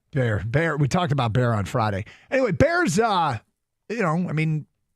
counts, it's a good pick. It's just the problem with it's going to be a minute before you see him. And I'm not sure Eiserman. There's good news and bad news, right? Eiserman should be GMing with a sense of urgency because if they don't make significant progress, it feels like he very well could be out. But that sometimes means you make bad moves just to win now. And that doesn't, there hasn't felt like there's a sense of urgency. It's felt like this has been super patient. So he's been super patient, and I'm not sure that, you always make the best decisions when you're GMing to keep your job. We don't know if he drummed up any trade interest in 13. Still, it's people want to see it move, to see the pick move. Didn't get it moved. They did apparently upgrade at the goaltender position if John Gibson's healthy. Yes, yeah, and I think you said about Carter Bear is right. It's probably going to take a few years. It might only take a year or two. Who knows? It all depends on how. I mean, he's a physically developed 18-year-old, plays a physical brand of hockey, which it sounds, everything they're saying about the kid sounds exactly what Red Wing fans want to see. It's a departure from Nate Danielson, who's this great two-way player, or Brandzik Nygaard, I guess, adds a little bit more size, and he's not afraid to throw his weight around either. But when they talk about Carter Bear, they talk about the physical presence and also goal-scoring ability. And I don't know, maybe is this a poor man's Kachuk brother? Is that what we're seeing here? Or will he end up being on par with that? I think it sounds like that's the type of player the Red Wings want, that Red Wing fans would want to have. The other player they drafted in the second round, Eddie Genborg from Sweden, is another one that they say plays in a mean streak. He plays very physical hockey and also can score. So maybe their first two picks, maybe they got a couple of really, really good ones of players that will fit the style of play that Red Wing fans will clamor for. But again, probably won't see them for 2-3 years, which is the bummer part, which puts the focus back on free agency and what's happening with the big club. And then there are plenty of guys that are going to be competing for jobs in the fall training camp that are prospects that want to make that jump from Grand Rapids or playing in Sweden to the NHL. And we'll see how that goes. But really now the focus is about what happens 24 hours from now when we start to hear the news of free agent signings. Let's get back to your open line calls. John's in Detroit and next. Hello, John. Hi. Hey. My champ is Steve Yzerman, and I don't have a chump. Why is he your champ? Well, you guys are familiar with tanking, right? Because of the lottery, they don't have tanking anymore in the NHL. Well, except with Stevie Y. I think Steve went to Marion and Chris Ilitch and said, making the playoffs is not the only goal. Winning the cup is the goal. Draft position is the important thing. I don't think you guys appreciate draft choices enough. Like a 13 position draft choice is better than a 17th position draft choice. So, well, look at Al Avila. His draft picks are the backbone of the Tigers now. He's all of a sudden he's a hero. He's not. You got to develop the players. But yeah, I mean, so you think it's all part of a grand? He's playing chess and everyone else is playing checkers. It's all part of his master plan. I think he's very, very smart. I think Yzerman is really smart. I hope you're right. I think we're going to get some calls of people who disagree with you, but I hope you're right. There's nothing I'd like more than to see this management group be successful. But can you understand why people are running out of patience? Well, you guys got to see a sea of 18-year-old players descending on Joe Louis or no, we're not going to see that. It's at Little Caesars Arena. They're not going to see a bunch of 18-year-old players descending on there and make the team. But it's they're going to develop. They're going to develop. Look how many players are there. How many prospects? Yeah, they've got. There's no question they've got some prospects, and I'm excited to see these guys. And I think that he has drafted reasonably well, and we want to see what these guys do. There's no question. Mo Sider hit. Lucas Raymond hit. I feel like Marco Kasper is a big hit as well. Simon Edvinsson, that's a hit. And if there you are look at others his first coming. round picks, there are no defined busts. There are good players. Yeah. There's no superstar. Well, but if everybody and there's some, there's some guys that still have to hit, Kosa and Sandine Pillica and Nygaard, Brandzik Nygaard, yeah, they all Danielson.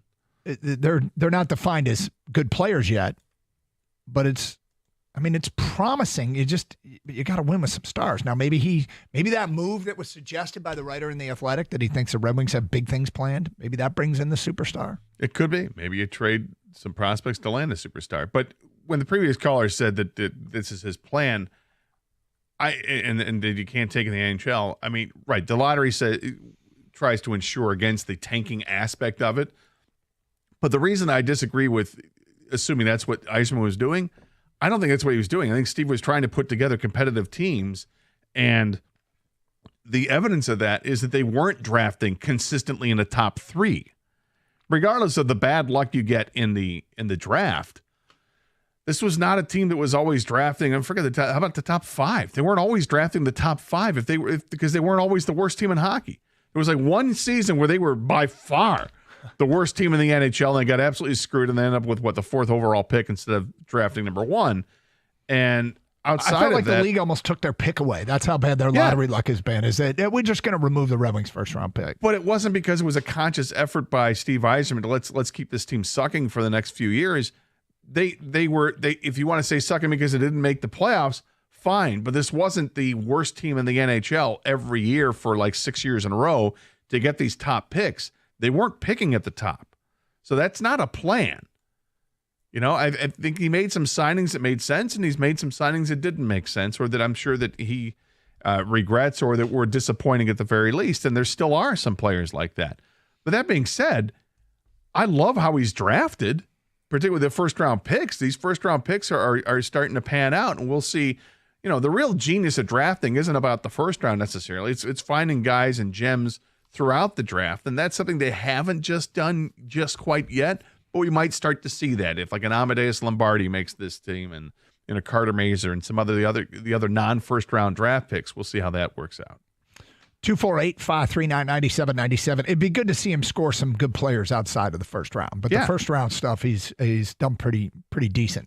Feedback coming in. Scott writes in, Champ Scooble chumped the Twins 7 in a row last night. From Pedro in Memphis, Michigan, Champ Scooble, chump, no Scooble extension yet. Yeah, I mean, I'm not sure. I feel like my ire is more directed at Boris, who I think feeds clients to the biggest markets. Plenty of ire is pointed at the Tigers themselves.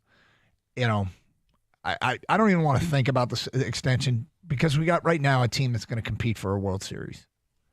And I don't know why I'm going to make myself miserable worrying about that. They can worry about that, and I hope they have a sense of urgency to get something done. In the meantime, you know, I'm going to focus on this season. Personally, for mental health purposes. Mental health. Yeah. Focus on this season. Champ, hard to get creative when Scooble did what he did. So the chump is Beasley. There is footage out there from completely obvious that he let a player go around. And that's from Eric and Warren. We'll get into that next hour.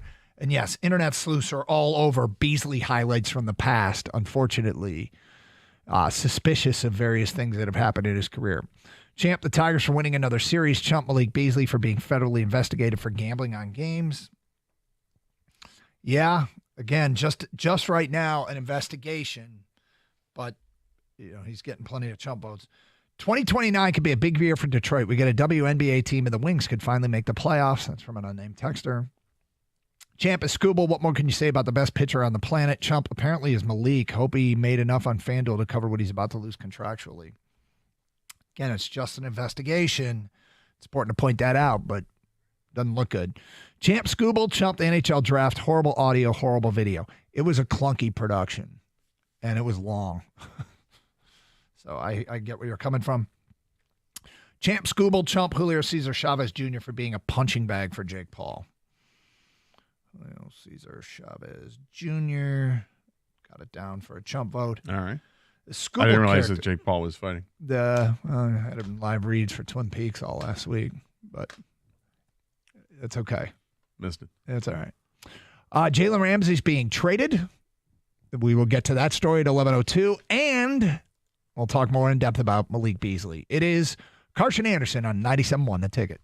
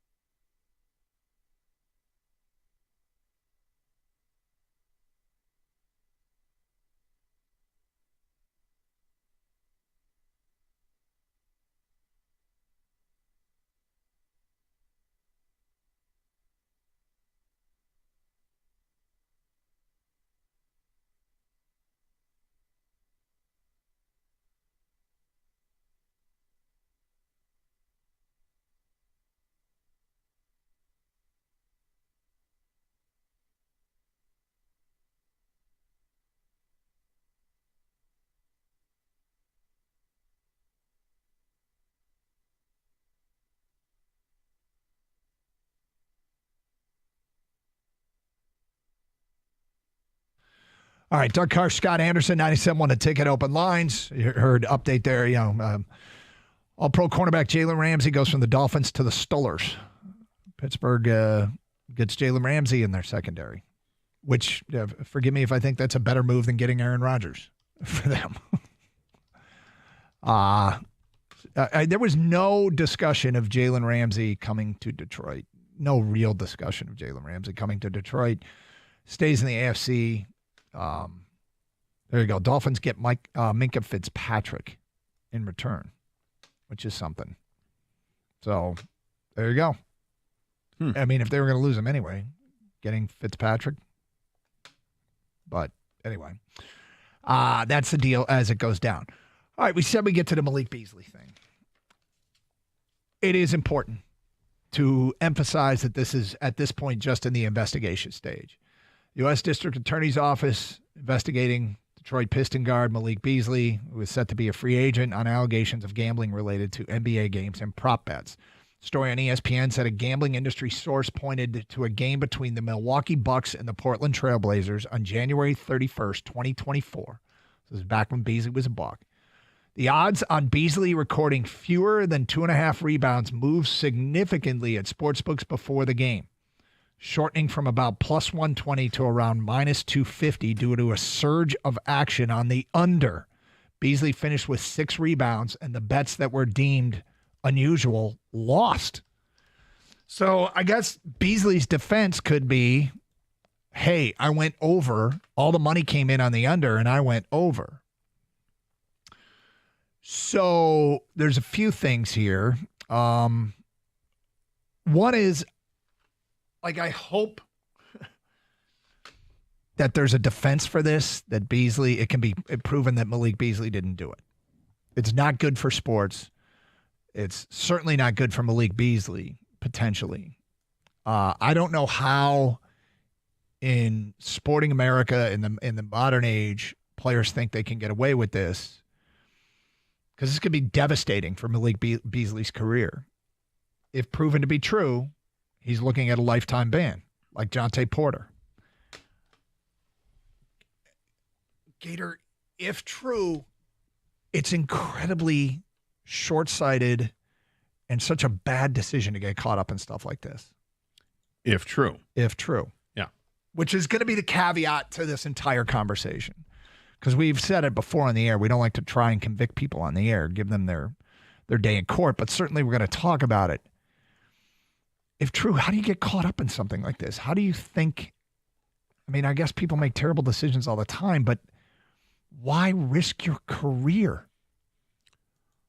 Which is a money cannon job. Yeah, and look, this gets into the speculative aspect of it, and I feel uncomfortable doing that because we don't know if he's guilty or not of these allegations. It's just in the investigation phase, I guess, right now, because they apparently have some big money being bet on certain days, and that's always going to raise the red flag. And then what's his involvement?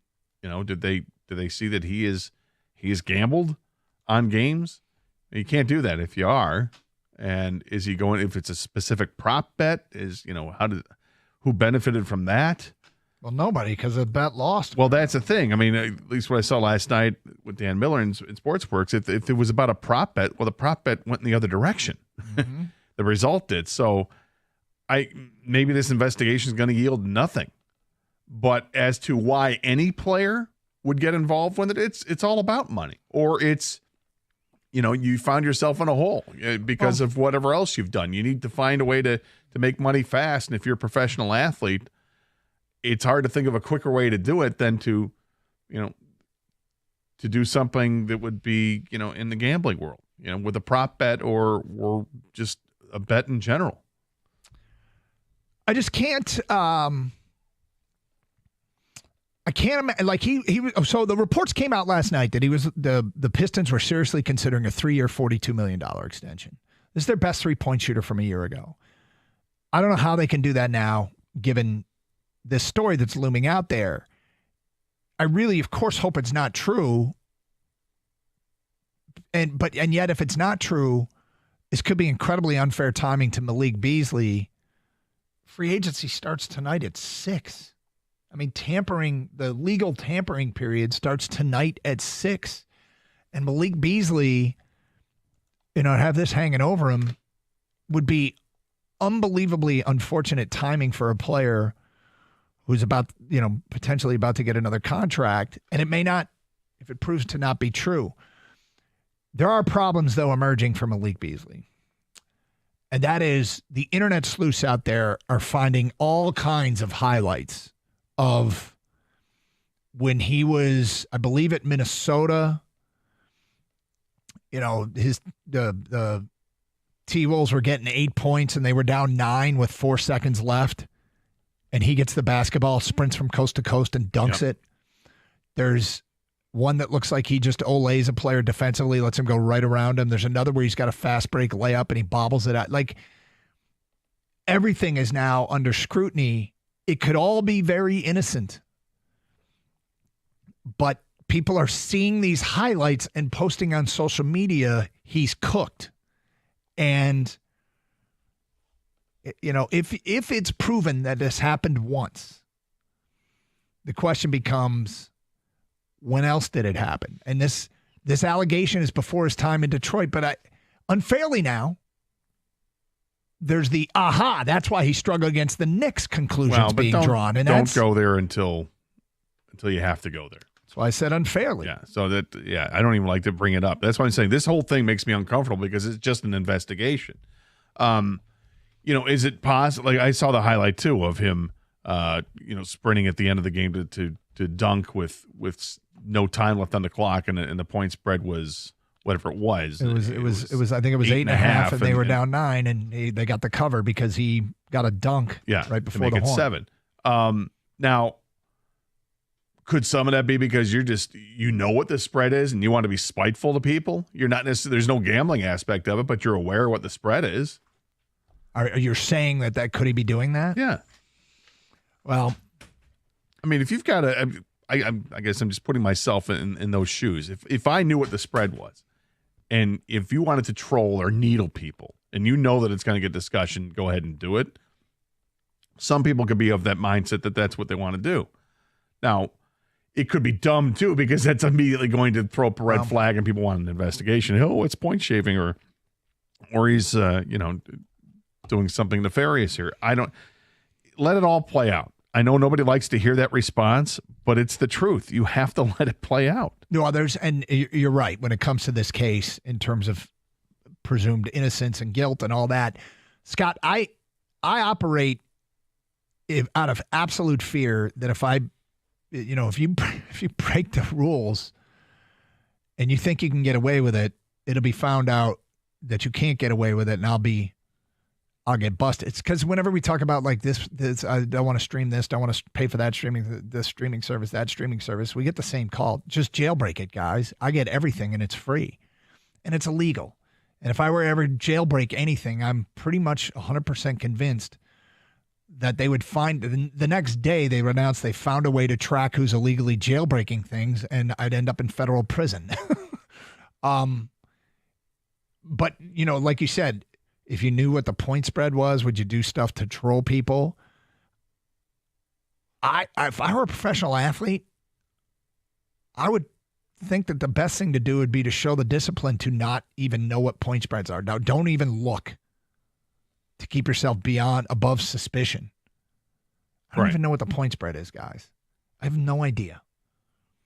Because it doesn't do you any good as a player. Does it do you any good as a player? I mean, maybe if you're an underdog, but you don't even know what you don't even know what the point spread is to know you're an underdog. I don't know, man. It just, in this day and age, with the level of scrutiny and the ability to track things, it blows my mind that a decision like this, if true, is so bad. It is such a bad decision because the stakes are so high. As a player, you're living the dream, and maybe that's the hardest part to wrap our head around. Again, if it's true, how many guys out there wish they were a professional athlete instead of doing what they're doing right now? Yeah, and when you're already, you've got a career going, and your career isn't going to end anytime soon unless some ridiculous injury happens, but you're going to get a big contract coming up. Why jeopardize any of that? I hear you. I understand. But life sometimes gets in the way of things, and there are reasons why people would put themselves in that position. But I don't want to go there because it's an investigation. I don't want to impugn him. It's not fair at this point, to ask that question. Why Malik? Why? Because who knows if he did anything wrong. Well, I mean, I guess we'll find out through the course of an investigation. But 248-539-9797. We'll get to your feedback and phone calls next. 97.1 The Ticket.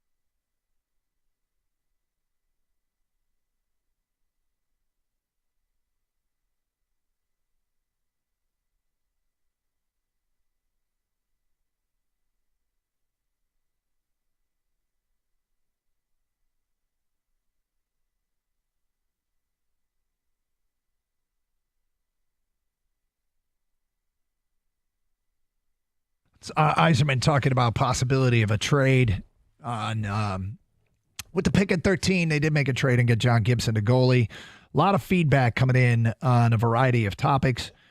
Champ equals Scooble. Wow, Chump Beasley. I wonder if they started asking him some questions during the playoff run due to his poor play. Fortunately, this came up before free agency. That's from Brian.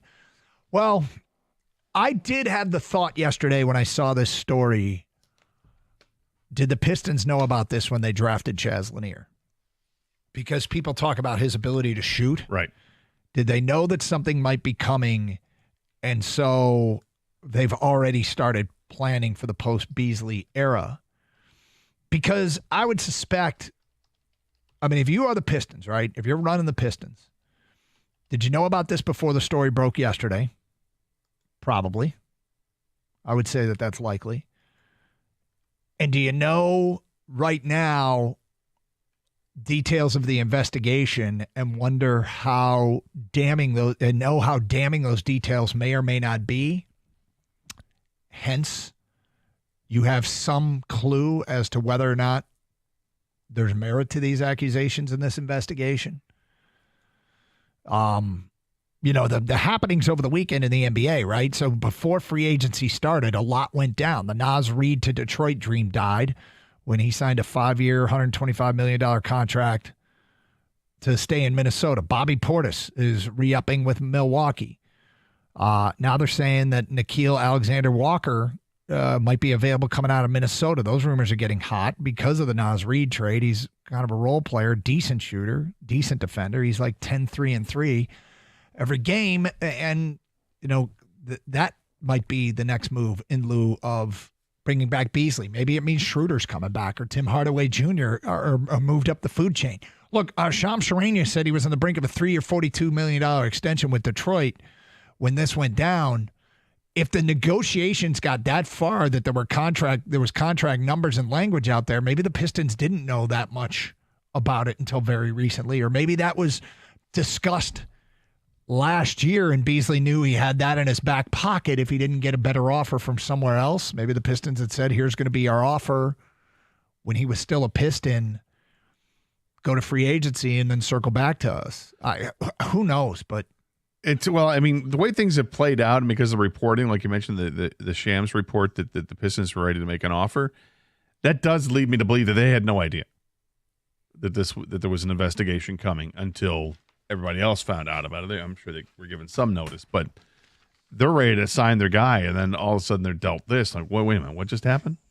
Well, where are we in the investigation? How much longer is this going to take? And what's the evidence at this point? And let's talk to Malik and see what he is saying. And there's lots of layers to this. Innocent until proven guilty. 100%. Yeah.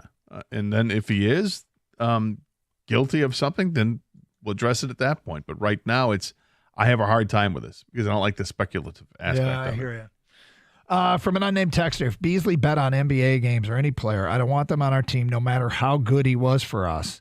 What he's done in his personal life and now on top of this just makes me not want him as a part of the team. He did have some charges early in his career, got in some trouble with the law. Next one from Tony and Warren. To risk millions in order to make thousands makes no sense to me. Well, we don't know his financial situation, and we don't know, what. Don't know if he was the one betting. Yeah. We have no idea. It will never happen, but the leagues need to be done with the gambling sponsorships. It's ridiculous. I mean, that's another topic. It does feel there does feel to be a degree of hypocrisy. This is one of those things we discussed when we talked about sports getting in bed with the gambling companies. Mm-hmm. We said at the time, one of the downsides will be that you could find investigations into players with all types of gambling issues that you don't want to have. Another thing I remember saying was fans' reaction to players during the course of the game because of gambling, which they're facing all the time. Yep. They're getting yelled at because, hey, man, I need another assist. Let's go.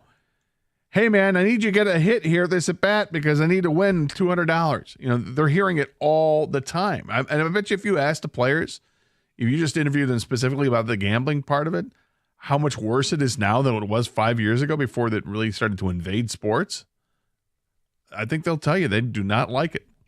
at all. Well, they do run a commercial during college games. Hey, quit reaching out to players because you lost a bet. I mean, I don't know if it's a PS. I think the NCAA actually sponsors it. And just because a guy, didn't hit the over on a bet you made, I think they even say losers are the ones that are reaching out. Next one, if it happened somewhere in 22 to 24, he was seeing less minutes and a potential end of his career, so it kind of makes sense. If they announce there's an investigation, you're already screwed. That's from Sam. The timing of that Beasley story is suspicious, guessing the league already knew and wanted that information out there before free agency. Well, that is an upside of this, right? Is that they find out before they go to free agency today. However, if it feels like it's just a day or two before free agency, that's tough. That's tough. But they have time, nonetheless, to formulate some sort of plan and start to do whatever it is they're going to do. They have some cap space. It's not a ton of cap space. They have some, which they can go out and get free agents. But they have decisions they have to make on their own free agents, and Malik was one of them. So was Tim Hardaway Jr., so was Dennis Schroeder. So we'll see who comes back. Yeah. Yeah, the last I saw on Jonte Porter, too, is there was talk about him having to go to prison. And, you think stories like this serve as an incredible deterrent that would keep if you're a professional athlete, again, you're living the dream. We've talked about that. But if you have an addiction, and not that I'm implying that Beasley did, but when I work my way through how do you get wrapped up in this? I guess if you have an addiction, you can get, I know people that went too far. Well, out of 400 players that play in the NBA every year, out of the whatever it is, 800, 900 baseball players that play every year, out of the 1,500 NFL players, and go however many athletes there are, professional athletes in a big four sports, whether probably around 2,500 athletes or somewhere 2,000, 2,500 athletes. Mm-hmm. If you only hear stories about literally a handful, I think they're doing a really good job. Very small percentage, you're right. And you would expect that those numbers can go down over the years because the punishment will be so severe because they have to make the punishment so severe. Here's the other thing about this story, though, Scott. I'm not a big fan of conspiracy theories at all. I'm really not a fan of conspiracy theories when it comes to gambling, officials fixing games, players fixing games.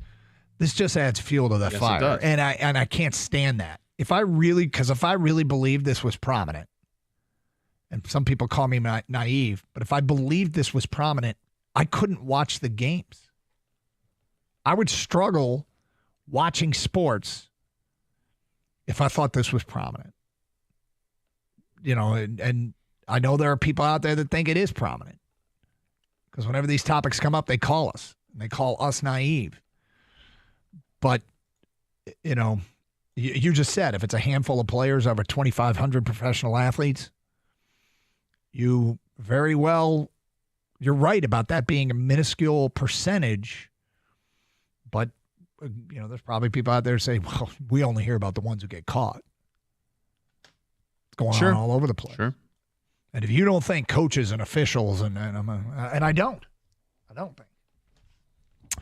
248-539-9797. More of your champ and chump votes coming up. It is Carson Anderson.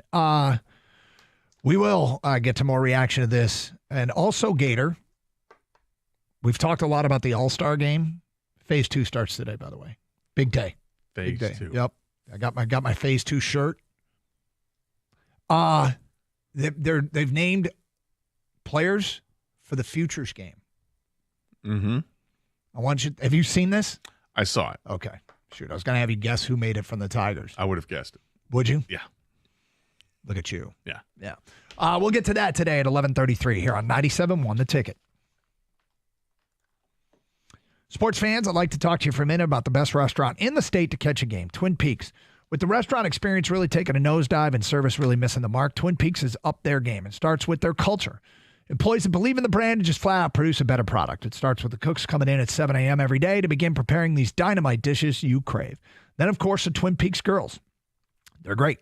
the food, the beverage recommendations. They'll cheer you up when you're having a bad day. No one does it better. And of course, what brings it all together is sports. They boast wall-to-wall TVs and some as big as 98 inches. It helps bring all the action that you crave. They carry every league pass, so you won't miss a game. Don't be afraid to stop in if you're not all about sports either. The Scratch Kitchen boasts awesome items like house-smoked chicken wings and thighs, ribs, and even hand-cut New York strip steaks. And don't get me started on the bar. Outside of the coldest draft beer you've ever had, poured at an ice-cold 29 degrees, they boast exquisite craft cocktails featuring a wide variety of tequilas and bourbons. If you're tired of spending $20 on fast food or dining out with a server that doesn't care, stop by the nearest lodge and see the difference today. Twin Peaks, eats, drinks, scenic views.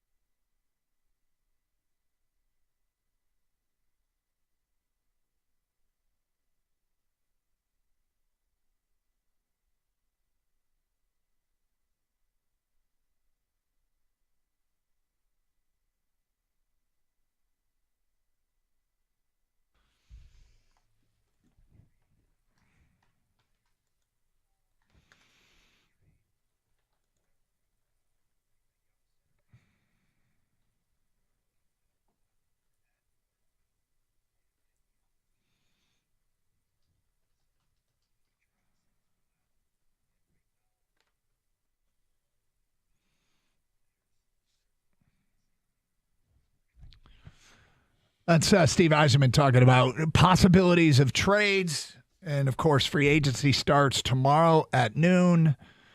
Who was the reporter that said that he's hearing the Red Wings are something's brewing, something big? I was from The Athletic. I forgot what the guy's name was, but it was not one of the... Credible McCredison. Well, right. I mean, it's not credible, but it wasn't like it wasn't locally like Max Boltman. It was one of their national guys. Hope they're right.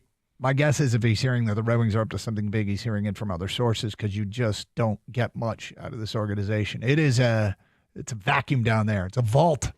Information is locked inside the vault, and it doesn't get out very often. Yeah, but there are rumors out there of the players that they're interested in and possibly acquiring. Rasmus Anderson is a defenseman playing with Calgary. I think still has a year left on the contract, $4.5 million. Lots of teams are interested in Rasmus Anderson, apparently. So that's a possibility. You got Aaron Ekblad with Florida, and after they've brought back Sam Bennett, they don't have a ton of cap space left. Ekblad's really good. Even though he's older, he's still really good. That could be an interesting fit for the Red Wings. So they've got options, but so do a lot of other teams. Lots of teams have some cap space in the NHL right now. So it's going to be interesting to see who's got the best offer and where players want to play.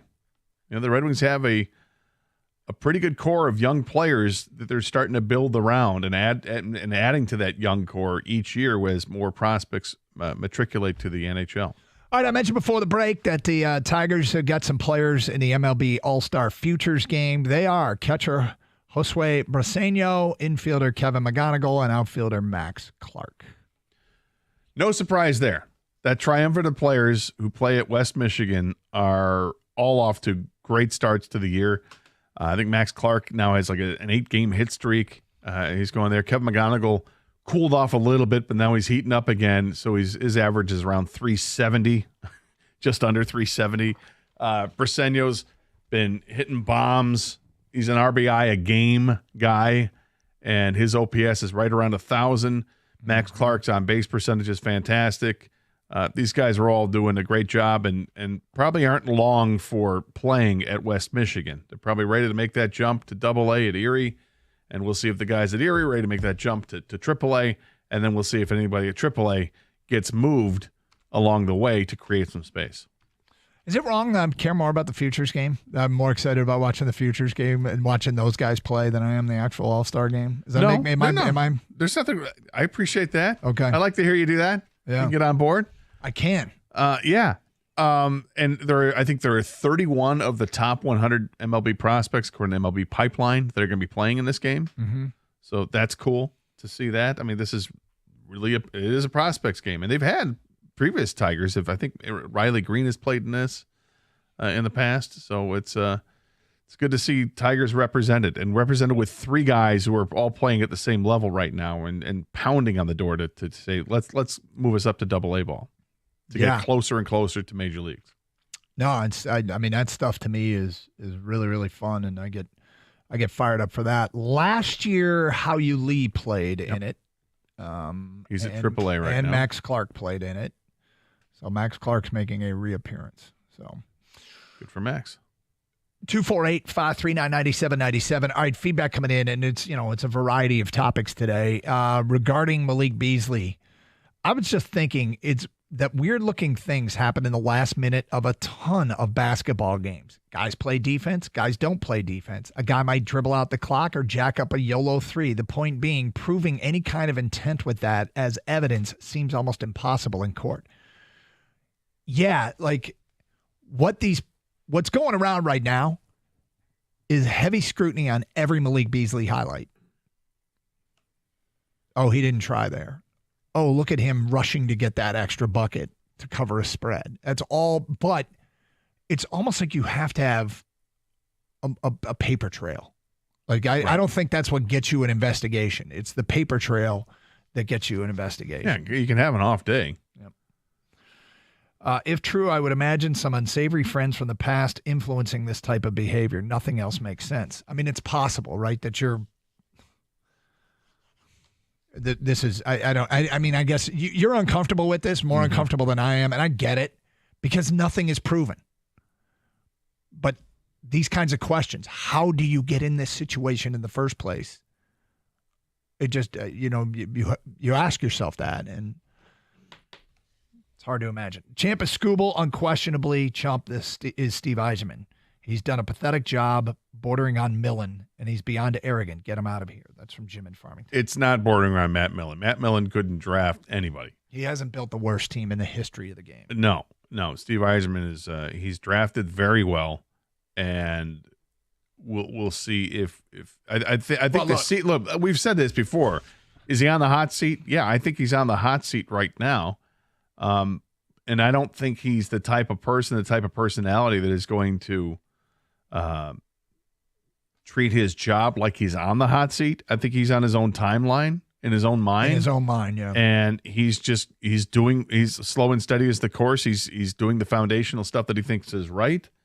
And whether it works, we'll find out. But I think he's on the hot seat. I think this is a very important offseason. And I think there are certain things they need to add to this team. Wow. Will they be able to add a top 4 defenseman? I think they'll be able to. Is he going to? We'll see. If they fail to add a top 4 defenseman, if they fail to add more scoring punch in the lineup, it might be a long season going into the trade deadline for the Red Wings. And I don't want to think of it like that because I'm such a Steve Yzerman fan, yet I take my fandom aside and evaluate him as a GM, and there are some shortcomings. I mean, I'm a Red Wing fan bigger than I'm a fan of any individual, right? So, but as far like this person, we got your vote down. I disagree with the comparison to Millen, but your vote counts. Yes. Champ Sharon Morey's on a insane run. Michigan hasn't been on in recruiting in a while. Chump is Beasley for gambling accusations. Now the Pistons are likely down one key piece. That's from Andrew Pinckney. Well, they are and they aren't because they can do something else now, right? I mean, they know about this before free agency starts. There was no guarantees he was coming back to Detroit. So they can, possibly do something else here. Right, I think they felt pretty good that he was coming back to Detroit. I think so too. He wanted to be here. I think they wanted him. And now this comes. Well, maybe he still will end up here. Maybe he will be completely exonerated. Maybe that happens. And if that's the case, it's possible that it'll be relatively cheap if this hadn't come out. I mean, if you're the Pistons organization, I think you probably say to Malik Beasley, "Hey, man, until we hear we shouldn't, we're standing by you." Right. But when this all gets cleared up, the offer's back on the table, or we'll talk then. But we're standing by you. You have to understand we have to make sure that it's all good. And once we'll got to do what's best for the organization. Yep. 248-539-9797. It's Carson Anderson, 97.1. Looking to upgrade your outdoor space? Builders First Source has you covered. With 4 Metro Detroit locations, they specialize in top-quality composite decking. Brands that you trust like Trex, TimberTech, and AZEK. Whether you're a DIY enthusiast or need a certified installer, their expert team will help you build the perfect deck that stands the test of time. Visit one of their locations today in Lapeer, Auburn Hills, Clinton Township, or Shelby Township and discover why Builders First Source is your go-to for decking. Quality, service, and unbeatable value. That's the Builders First Source promise. Search buildersfirstsource.com.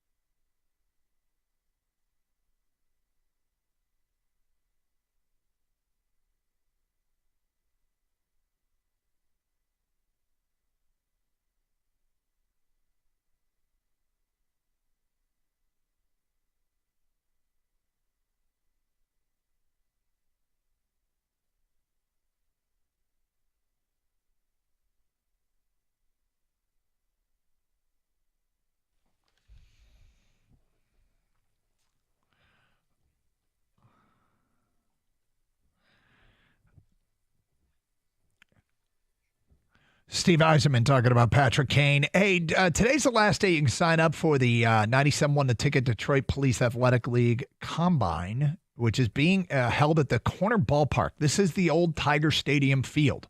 It is now surrounded by condos. The Detroit Police Athletic League is centered there, and the field is still there. It's now field turf, but it's kind of cool. The flagpole's still in the same place, and people who grew up going to games there, home plate still in the same place. And your kid can be out there running around participating in a combine for kids, 40-yard dash, vertical jump, broad jump, 3-cone drill, and all that stuff. It's a good event, fun event for the kids out there. And you can register at DetroitPal.org/events or go to 971theticket.com. That's DetroitPal.org/events or 971theticket.com.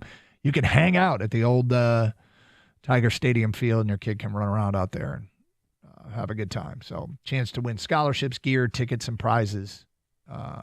Stuff like top performer, best teammate, hardest worker, and more. So, DetroitPal.org/events or 971theticket.com. 248-539-9797. I do have a question about whether or not we had any witnesses to this. And we'll get to that coming up in about 5 minutes. But we go to Bill in Utica here on 97.1 The Ticket. Hi, Bill. Good morning, gentlemen. What's up? Detroit looked excellent on TV last night. Wasn't that cool? Yeah, that was really all cool. around. Between the golf and the baseball, absolutely. He brought out the best of Detroit, and now I think the word is spreading more frequently than others. But of course, my champion is Detroit Tigers organization. They're making hay with what they got, and they're doing a great job.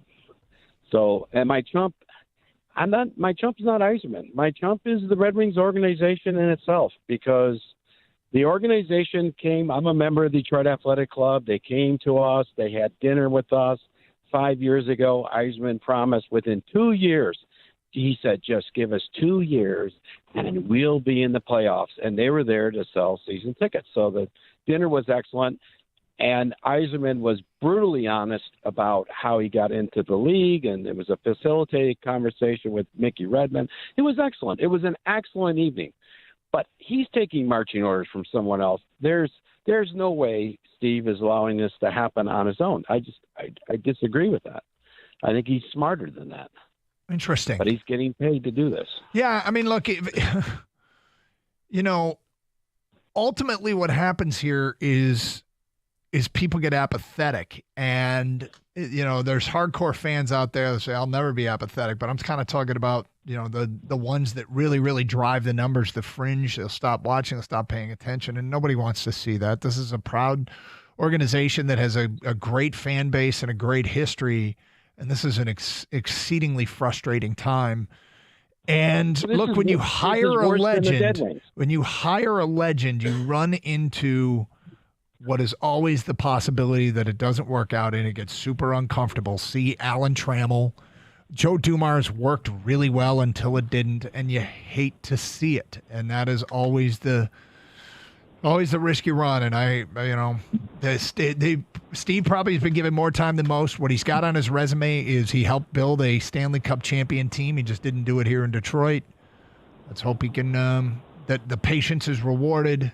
But each year, suspicion gets worse and worse that it isn't going to be. Without a doubt, patience is running out with a lot of people. And this is a real prove it year for him. It's a very important offseason.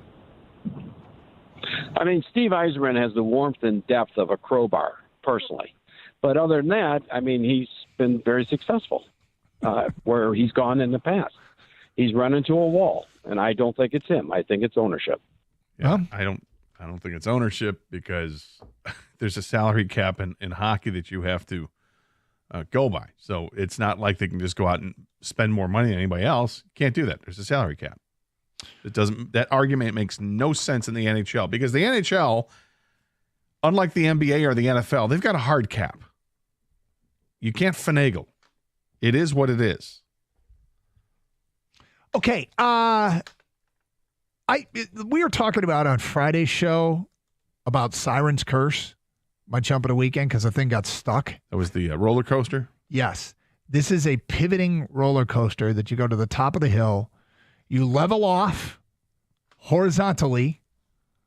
The entire train horizontally levels off. Kind of teetering. And then, the track ends, but then it pivots. Pivot. 90 degrees, so you're facing straight down. The track connects to the hill. You sit there looking straight down for 7 seconds, and then you release into the first hill. I hope I've described that well for people who haven't seen it. Yeah, I'm nervous. When we brought it to the air on Friday, we got calls from quite a few people who were going this weekend. Well, the thing got stuck, and I believe it got stuck for 10 minutes with people facing straight down. On the car, facing straight down, which is a terrifying thought of ever being on any kind of malfunctioning ride, right? Nobody ever wants to be on a malfunctioning ride. Eventually, it pivoted back, and I guess people just got off and walked down, and they got the ride going again. After a ride malfunctions once and you're in line, are you staying in line? Nope. I mean, you wouldn't even got in the line to begin with. Nope. But after all those people called and said they were going, I wonder if we have any witnesses to this. You know? Right. Yeah. This whole story is terrifying to me. Mm-hmm. I mean, what an ordeal it must be, because, I mean, if it's not moving. It's supposed to do that for 7 seconds, and then you go, and and then the thrill continues. At what point, when you're like counting, well, that's a long 7 seconds. Is this like 10, 15 seconds now? It's like 30 seconds now. Are we at a minute? Why then are we still here? You know something's wrong. And then surely somebody approaches to make an announcement to let you know, hey, we're working on it. And then if I hear, oh, we're working on it, I'm going to freak the F out like nobody's business. And I'm going to try not to freak the F out. But how do you not freak the F out? Eventually I'd probably calm down enough where I'm not like yelling or saying anything, because it's not going to do anybody any good. Mm-hmm. But internally, I'm dying. How do they break the news to the people? Remain calm right, as your face straight downward? Hey, good news, bad news. Bad news is that, the roller coaster's malfunctioned and we're stuck in this position. The good news is you're safe, but you're stuck in this position for an indefinite amount of time. We'll give you some ice cream on the way out. I have sweaty palms as we talk about this. I have a physical reaction, but I wonder if any of our audience witnessed it. 248-539-9797. Let's get back to your open line calls. We go to D in Detroit. You're on 97.1. Hello, D.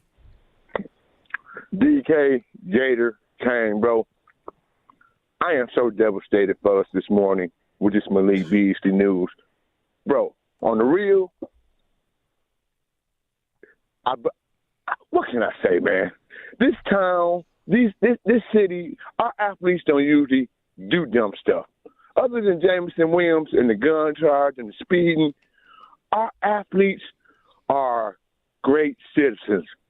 If they do something, they don't get caught. I'm talking about baseball, hockey, basketball. We never hear about drunk driving, domestic violence. This town has been blessed with athletes that know how to do it the right way, bro. Well, I mean, we've certainly had our fair share of problems in the past. You want to go back to the Bar-Pro days? Well, I don't even have to go back that far. I'd say Miguel Cabrera wasn't exactly the model citizen at times. Oh, I forgot about that, Gator. I don't like to bring it up because I love Miggy. I love me some Miggy, but there were some. You get what I'm saying, bro. Yeah. You get what I'm saying. The majority of these athletes in this city do the right thing. And to hear this, bro, at this time and stage when this team is on the verge of coming up, the East is wide open.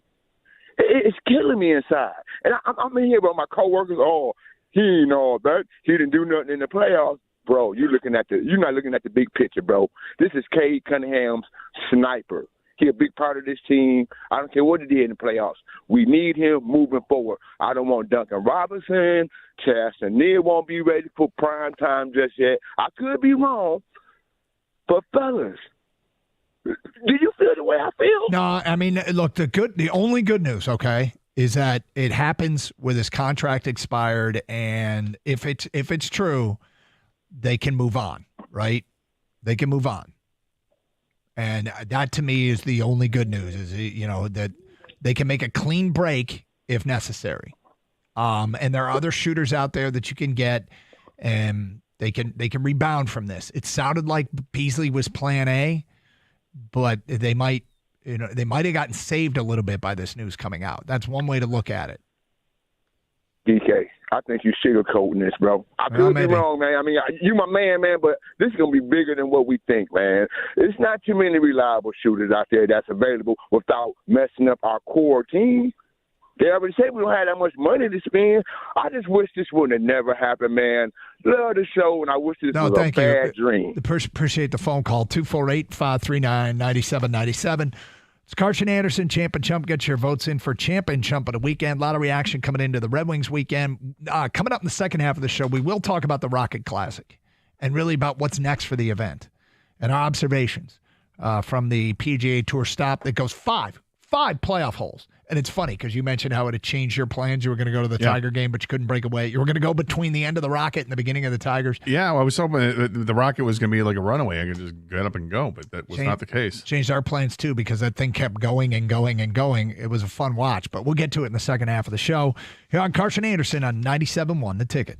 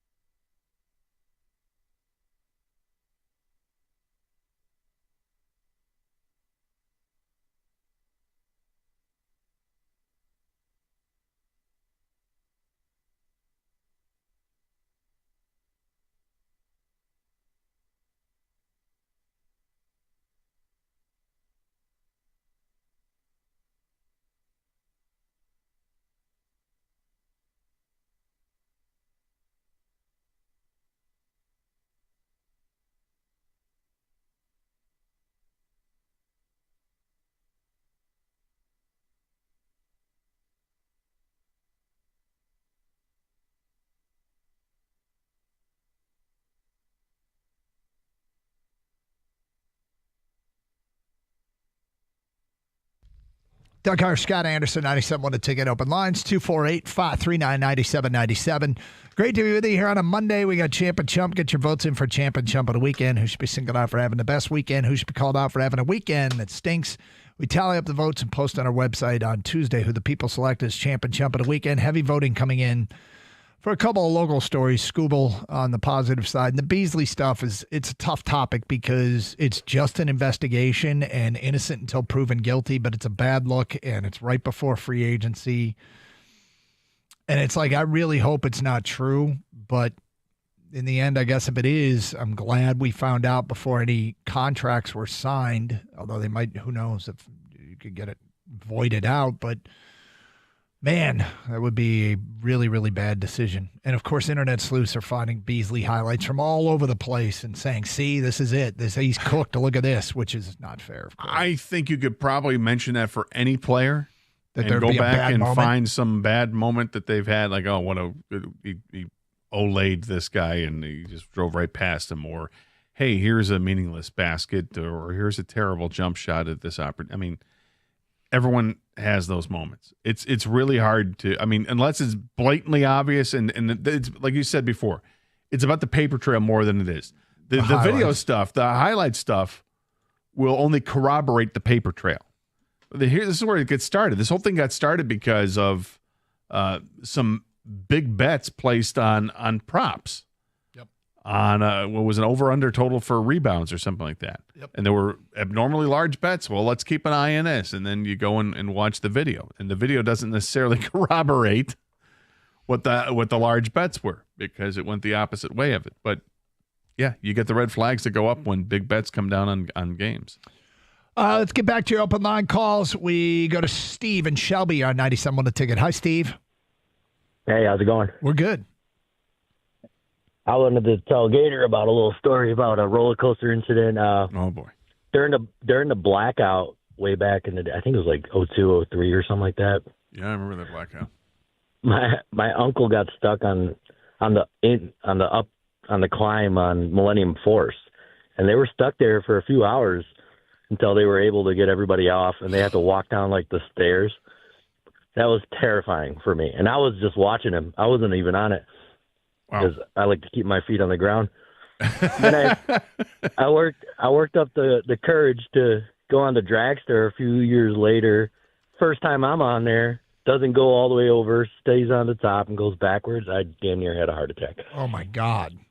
So you went all the way. You went all the way back down. Backwards, yeah. Oh God! And then they were like, "Oh, we'll send you out again." And I'm like, "Dude, you better get me off of this thing right now. I'm not going on this thing." You're gonna do what? Hell no. Yeah, no. I was done with Cedar Point after that. So we, it's funny because I wasn't going to bring this up, but we got stuck on a ride once, but it was SeaWorld in San Diego, and it was like one of their boat rides where eventually you go up and come down a hill, but we were still in the cruising part where you're like cruising around at ground level, which was relatively not terrifying. That's pretty tame. Except for one thing. My wife and daughter Killer whale? No, the wife and daughter were behind us, and where they got stuck was where there was water that fell on the entire boat. They got stuck underneath. They kept dumping on them? Yeah. That's brutal. Yeah. Why am I laughing? Now, my daughter, to this day, like I thought she was damaged for life, but she likes roller coasters. But in that particular moment, hates water rides. She might actually hate water rides. I have to ask her about that. See, the water ride, that was one I actually wanted to go on at Cedar Point. I'm like, let's do Whitewater Landing, the whole, game on. I don't know, it was because of water, and I love water. It didn't bother me as much. Mm-hmm. But the roller coaster's just out there in the air, and you see the whole, you get up to the top, and like, oh, look, here's the greater Lake Erie area. I can see everything. Hey, look, I can see over to Detroit. Don't need to be that high up. And here we go. Drop. I just looked it up. The ride was Journey to Atlantis, where we got stuck. Oh. Let's go to John in a van. You're next on 97 The Ticket. Hi, John. Hey, guys. How you doing? We're good. Okay. Go ahead, John. Oh, hold on. Yeah. I'm just calling in about Simon's Curse there and how it got stuck. So I actually am part of a group where one of the guys who was stuck chimed in. They did, some ride manufacturers did come back up to the top and slowly tilt it back down. And they allowed some people who, if you wanted to get off, they escorted you back down. But from what the gentleman said, there was a lot of people that stayed on. They considered it quite more of a rush. I just wanted to chime in and add that the safety mechanisms on that ride were actually doing what they were designed to do. It would have been a whole lot better for it to be stuck like that instead of it disengaged, half tilt. Well, I suppose that's good news. I will tell you that the idea that people stayed on it after that just certainly, well, people are wired differently. Let's just say that. But, I mean, hanging like that for, 10 minutes is a little extreme. I guess they weren't uncomfortable. You guess they weren't what? His legs were a little bit. He said that his legs were a little bit uncomfortable, but other than that, he said that for the most part, it really wasn't that bad. Well, I guess we would have a different definition of what one considers not that bad. Yeah, listen, getting bit in the leg by a shark, you might think it might be really painful, but it's really not that bad because once the leg's gone, hey. Interesting comparison you went with there. Well, it's Shark Week coming up, so. Dan in Dearborn, you're next on 97.1 The Ticket. Hi, Dan. Hi, guys. I was thinking Malik Beasley probably knew about this investigation early on, probably before he even got here. And that's why he kept pushing for a contract. Like, I love it here. I love it here. Sign me, sign me, sign me, because he knew this was going to come out eventually. Or he loves it here and he wants to be here. I mean, look, Dan, it's possible. I think it's. I mean, that's what he says, but, you never give away your free agency that quick. Usually try to get as much money as possible. But I think he knew he wasn't in for a lot of money. That's why he just tried to get that contract signed. Yeah, he probably wish this news didn't come out. Regardless of whether it's true or not, he probably wish this news didn't come out. And I would suspect would have signed a contract rather quickly. Again, Gator, you've pointed it out how incredibly difficult it is to talk about this because he absolutely deserves presumed innocence. And, an investigation, there's a reason there's an investigation. It's probably not a great reason for Malik, but until this thing plays itself out. And the one guy that was devastated last hour, and I get it if you really are a huge Malik Beasley fan, at least the Pistons can go with plan B. Now, when did they find out? When did Beasley find out? When did the agent find out? When did the rest of the league find out? Because it makes you do wonder. Chaz Lanier, known as a shooter, was he drafted because I knew they'd be without Malik Beasley? Does their free agent plan involve the not Beasley? And I think it's, easy to say now, but if they've been preparing for life without him, did they think they were going to re-sign him? All questions that we don't know the answers to yet. 248-539-9797. We'll get to more of your phone calls and feedback. Champ and Chump votes, get them in. Coming up later this hour, we'll talk about the Rocket Classic, another great event in Detroit. What's the future hold for this event? That coming up later this hour. Hey, it's Doug Karsh for the University of Michigan Credit Union. If you're ready for your dream car, UMCU is here to help. They have auto loan rates starting right now as low as 4.5 APR and 0 payments for the first 6 months. You can drive now and pay later. Applying is easy online or at a branch, and their team is with you every step of the way. Plus, the same great rate applies to both new and used vehicles. So check it out. We got a kid that's looking to get a car. Take advantage of this. So you can do it as well. Limited time offer. Becoming a member is easy. Visit umcu.org to get started. Insured by NCUA.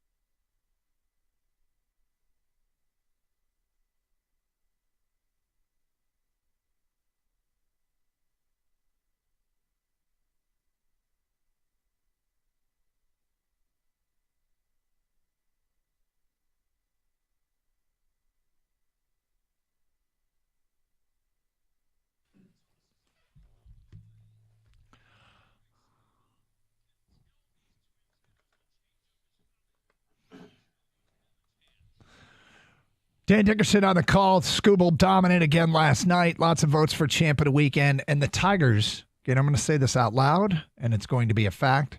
The Tigers have an 11.5 game lead in the division and are 21 games over 500. Both are season highs. How about that? I think 21 games. I think they were 21 one other time above. Yeah. But the 11.5, I think that's a high. Pretty incredible. That is incredible.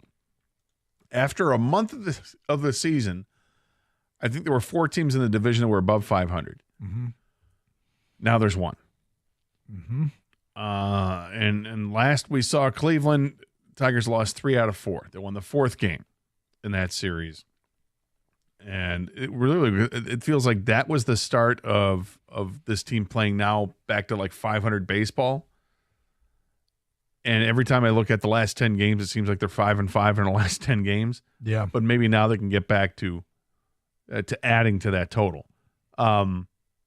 Washington's with the Tigers go to Washington. The Nationals have a losing record, and then it's 3 games at Cleveland starting over the weekend. I think the series against the Gribe over the weekend, I think Tiger fans going to pay close attention to. Yeah. I know that on the morning show was interesting. You know, Jim Costa had already said Tigers, they've won the division. I'm not afraid to say it, and that's what he said. And that was an interesting question. At what point, if you're reluctant to say that, aside from superstitions, at what point will you be comfortable with proclaiming that this team's going to win the division? I mean, look, they're in an incredibly healthy position right now. And we're all trying to fix them all the time. Got to get this, got to get that. And, you know, one of the reasons why I have a sense of urgency is because other teams are going to make moves. Somebody's going to make a huge move. And if you stand pat, you don't want to let anybody pass you up, pass you by. They've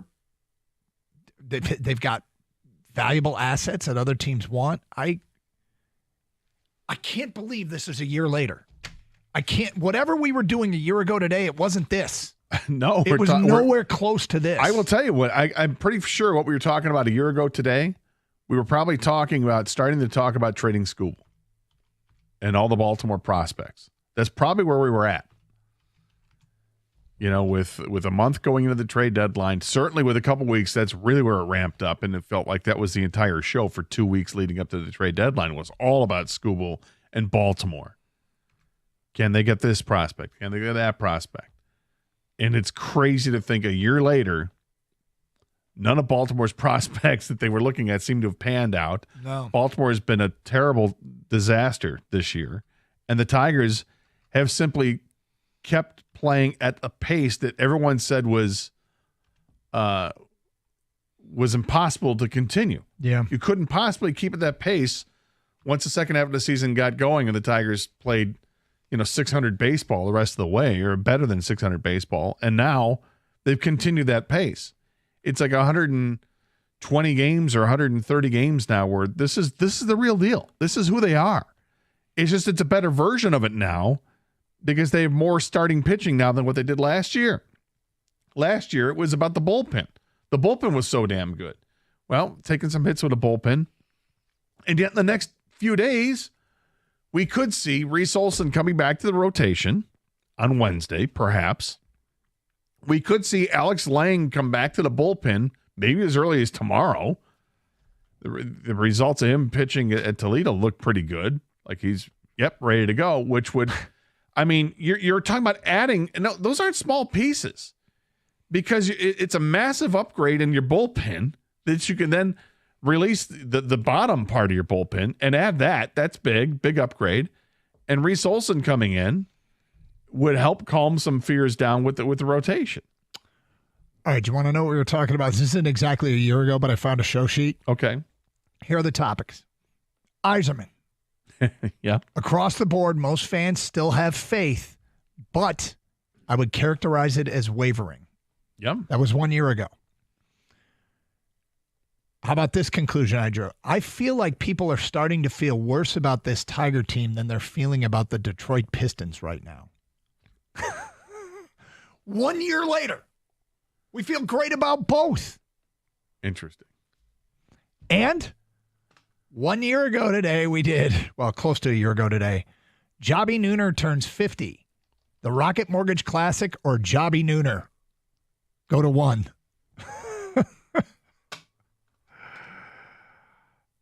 There you go. That was close to a year ago, what we were talking about. That's interesting. I'm going to go and see if I can find something from a year ago. Anyway, let's get back to your phone calls. We go to Chris and Ipsy. You're on 97.1 The Ticket. Hi, Chris. Hey, guys. Just calling to touch on something that a previous caller talked about in regards to Malik Beasley and his potential awareness of the federal investigation. Yeah. Look, I'm an attorney, and I'll just say this. There is absolutely zero chance that he knew that he was under investigation by the federal government. Federal government does not tell people when that they're the targets of a criminal investigation, and there's a pretty good reason for that, is that people tend to flee the country when they find out that they're under the eye of the federal government. So even if he did know, a new contract from the Pistons wouldn't solve that problem. All of these contracts, whether they're player contracts, coaches contracts, all of them have morality clauses and conduct clauses where if they get charged with the crime, especially a federal crime, it voids all kinds of things. There's clawback provisions, blah, blah, blah, blah, blah. So he didn't know that he was under investigation. I promise you that. And even if he did, it would not matter for the purposes of his contract. It would not save him. Malik Beasley wanted to stay here because he really likes it in Detroit. And, he's got connections to the city. It's a cool city. And, it was probably pretty sincere. It's really messed up what's happening to him right now. It is really messed up, and let's just hope that this investigation, nothing comes out of it, and Malik Beasley is fine and goes on to, I don't have any ill will towards Malik Beasley. I'll be really upset if this is true. It's the allegations stem back to his time with the Milwaukee Bucks. So, right. If it was a one and done for him, it won't matter in the eyes of the league. In the eyes of the league, it sounds like you're done and you're out of the league if that's the case. But it just sucks. And he is certainly right here afforded the innocent till proven guilty. But it's a huge story brewing that involves a guy on our team that, according to Sham Charania, was on the brink of a 3-year, $42 million contract, I believe was the total. 248-539-9797. So I found a show sheet from June 17th of a year ago. Okay. So there's an interesting Detroit Lions tidbit there. All right. The Lions will sign Jake Bates. Huh. It feels like a sigh of relief will be exhaled throughout Metro Detroit. This saves a lot of future bitching and sniping from the fan base unless he doesn't make the team. That's funny. That was like a year and 2 weeks ago. Yep. Yeah, I don't know if there's anything more stunning than how healthy this Tiger team is. 11.5 game lead. 11.5. In the division, which there was so much respect for going into the year. Now, maybe the rest of these teams, they aren't holding up their end of the bargain, but part of it is they're getting beat up by the Tigers. Tigers are good. Tigers are really, really Tigers are good. And we haven't brought this up yet today, but Kerry Carpenter hits the home run, then hits a triple, and as he's gets to third base, feels some tightness in the hamstring, which he's dealt with already this year. And it's become a lingering thing. Yeah, it's a thing, and yet it's nothing that, I'm not panicked about it. If this were some other year, I might be panicked about an injury to one of your better offensive players, and yet right now it's like, hey, we just got Veerling back. He's not Kerry Carpenter, but he's very competent. This team, it just means, what does that mean? More time for Wencel Perez? Okay. Right. They've got an opportunity here. If they wanted to rest Kerry Carpenter and give him, and if this were me, depending on the severity, if it's nothing, it's like, oh yeah, he's fine, he can play tomorrow. It's one thing. But if it's something where we want to give him a few days off, I would say this: give him a few weeks off. Wait till after the All-Star game to bring him back, because you can absorb it right now. You have an 11.5 game lead in the division, which is most important. You've got that opportunity, and two, you've got plenty of options of players that you can put in the lineup in his place. The obvious one would be Perez. And then if you want to work in your Matt Vierlings and Jahmai Jones, then you can go ahead and do that. In the meantime, you can bring somebody else up, whether you want to add to the bullpen or if you want to add to the lineup. You've got flexibility. But depending on how bad this hamstring is, and it doesn't sound like it's bad, but if it's bad enough where he needs to take a few days off, give him a few weeks off. Let's go to Nick in Shelby Township here next. Hi, Nick. Hey, how's it going, guys? We're great. Thank you. Good. Hey, I want to talk about the Tigers, but my main focus on the Tigers making a deep run, if you look at it, to me, is Jack Flaherty. He really had a good run of baseball, I think, for like six games. He was pitching great. His ERA went under 4. And now his last, I think, 3 starts, maybe 4, is where he has really struggled. And to me, we lost Jackson Jobe. To me, he is an important factor for this team moving forward. If this team, like I said, if they're going to make a deep run, Jack Flaherty's got to get back to what he was doing in that 6-game period, to where he was pitching great baseball. Better last time out. Wasn't crazy about the location last time out, but the results were better because he hadn't gotten out of the 5th inning and was shelled in the 1 game and was pulled very early. In this past outing, I'm trying to find the 6 innings, 5 hits, 3 earned runs. I mean, it's not the best version of Jack Flaherty. And like I said, a bunch of walks too. Location wasn't great. Yes, 4 walks is suboptimal. But I don't disagree with you. Flaherty is just a massive part of what this team is going to be moving forward. Is, can he, get the job done? Because when he's on, look out, right? When he's on, correct, they are in really good shape. Really good shape. So I hear you. I absolutely hear you. 248-539-9797. Here's the thing. If he's doing it enough, like he's not, you got one Tarek Skubal, and then he was number 2. And it felt like when he's on, that's a 1-2 punch that can carry you deep. He's been sketchy lately. And it's probably why people are shopping for starting pitching. That and the Jobe injury. I guess Reese Olson doesn't help either, and he may start Wednesday. We'll see.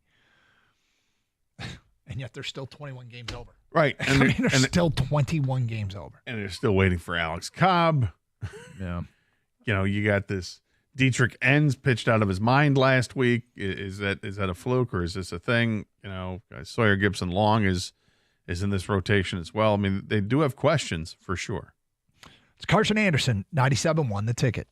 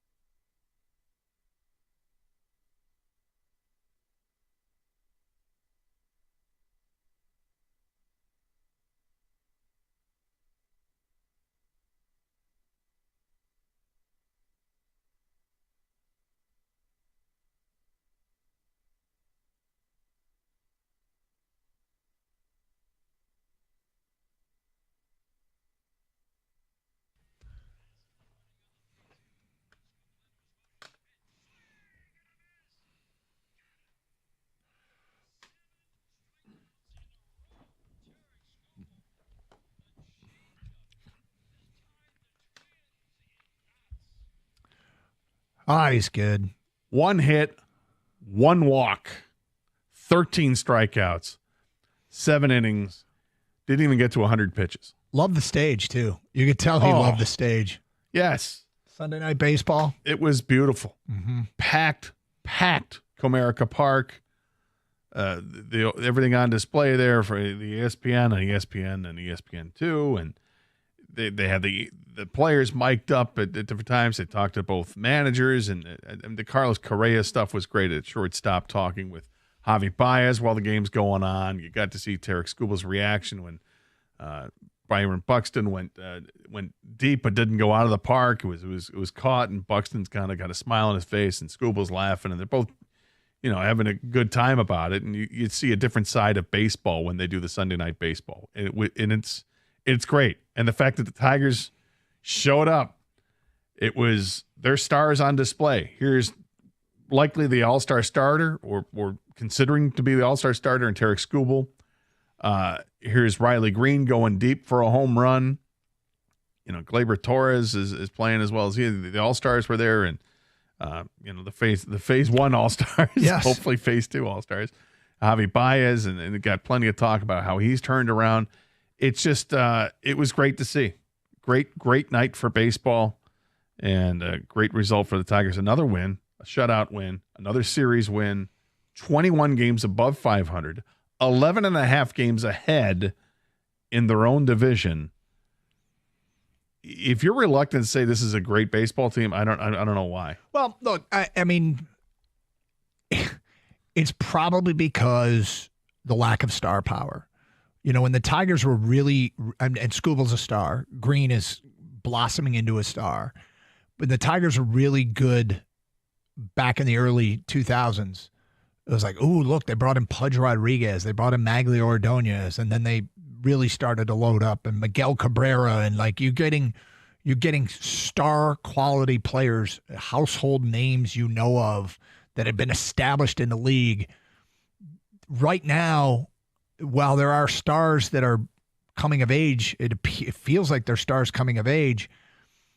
It's not established stars the way it was back then. And so even now it's a little bit of, how are they doing this? And I mean, they're way above 500, way out in front in the division. And they just keep winning series. And, I mean, I don't know what else to say about them other than this. It's just been awesome. We got this Brady and Jackson just sending this champ, the Detroit Tigers, plain and simple. They play good baseball. Yeah. Yeah, there it is. Chump carries hamstring. That surely has prevented him from hitting for the cycle. Maybe. but carries hamstring, that's an annoying, especially when he's just coming around again, right? Yes, exactly. He's picked up the home run pace. He was much maligned because he had gone through a long stretch where he wasn't hitting. His average is down the 250 range now.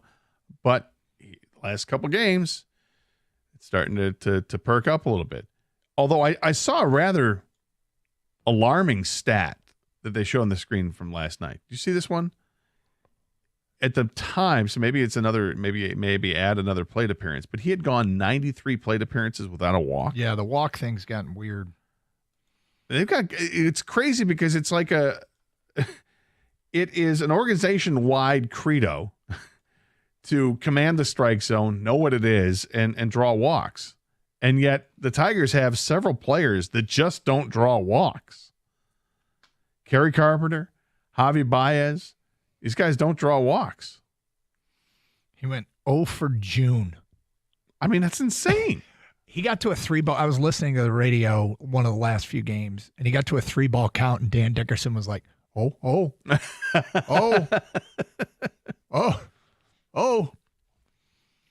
But I mean, we can laugh at it because they're winning. Yep. But you'd like to see a little more selective at the plate and maybe drawing some walks. So today does begin phase 2, and we have a long history of dominating phase 2 here in Detroit.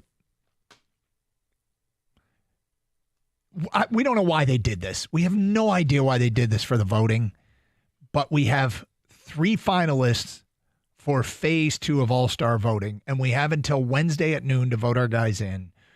This is important to a lot of people. Go vote for Gleyber Torres at second base, Riley Green, and Javi Baez in the outfield. And the Tigers, when the All-Star game starts, could have 4 players on the field: Skubal, Baez, Green, Torres, which is pretty remarkable, really, when you think about it. And I guess we sit here and talk about lack of star power.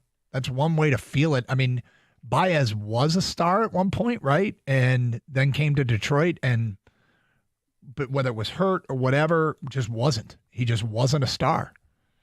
And this year he's gone back to being a star-type player. Yeah. And if Torres makes it, I mean, what an awesome signing that's turned out to be. Yeah, it's not bad when you sign an all-star. It works out. And Skubal right now has competition for starting the all-star game with the Yankees' Max Fried, who is also 10-2. Mm-hmm. And Fried actually has a lower ERA. He's 1.92 ERA. Skubal's is down to 2.15. Skubal has way more strikeouts, but Yankees manager is going to make the decision on who starts, and it may not be Tarik Skubal, but he's going to have a couple more starts before that all-star game. I mean, he's certainly deserving of it, but you can make the argument so with somebody else. But the Tiger players, though, I mean, Riley Green deserves to be an all-star, a starter.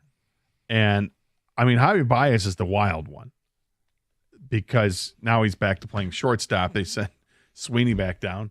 And yet, if Javi Baez makes the all-star team as a starter, he will start in center field. I don't have it in front of me, but I'm pretty sure there are no show sheets from a year ago where we talked about voting for Baez in phase 2. Pretty sure of that. Pretty sure we didn't have anything phase 2. Yeah. But it's just incredible. You know the Gleyber Torres story? He was signed as an international free agent by the Chicago Cubs. And he was in the Cubs organization for 2 years. And then the Cubs did one of those trade deadline deals where they landed a big fish. And Torres was one of the handful of prospects that went the other direction. And it was with the Yankees to land Aroldis Chapman. Torres was traded for Aroldis Chapman, went to the Yankees and has been there since and is a 2-time All-Star with the Yankees. This would be his 3rd All-Star appearance if he does win the phase 2 portion of the voting. Again, get out there and vote. Get your phase 2 shirts online. And he, I mean, like you said, you know what we never said? Tigers have signed an all-star in Gleyber Torres. Right.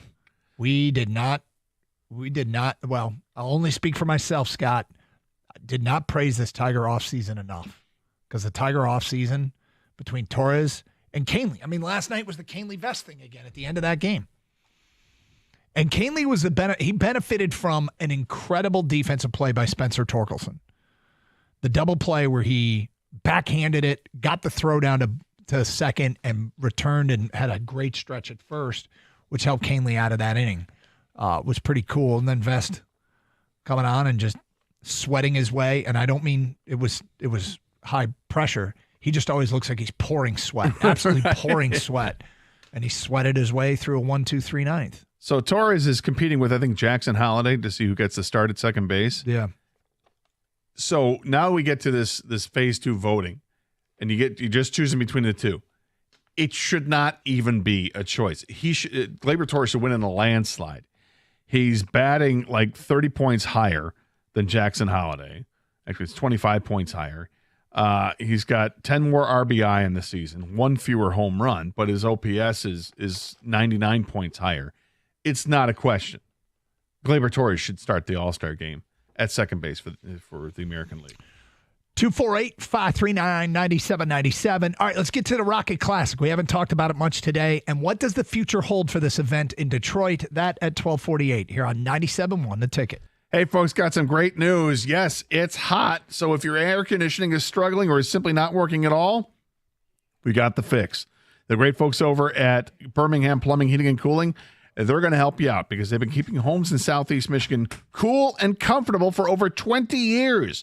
Whether you need a quick repair or a seasonal tune-up or maybe a brand new system, their expert team is fast, friendly, and local. Do not wait for a meltdown.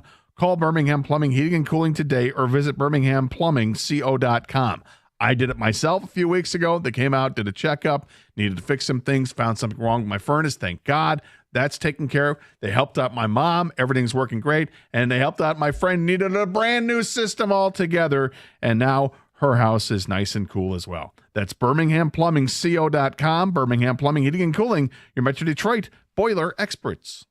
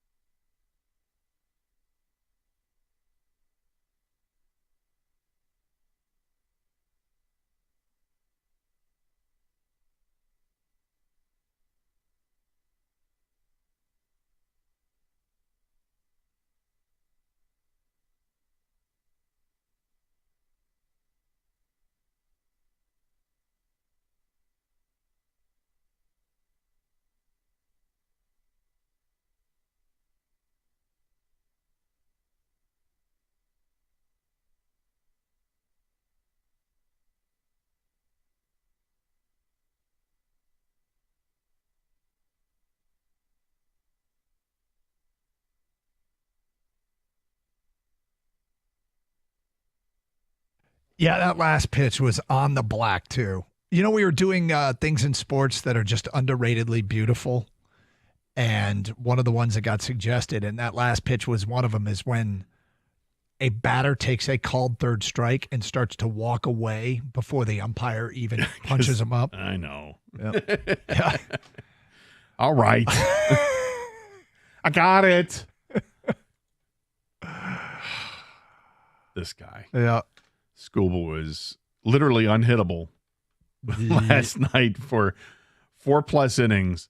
And then when all was said and done, through 7 innings, had given up 1 freaking hit.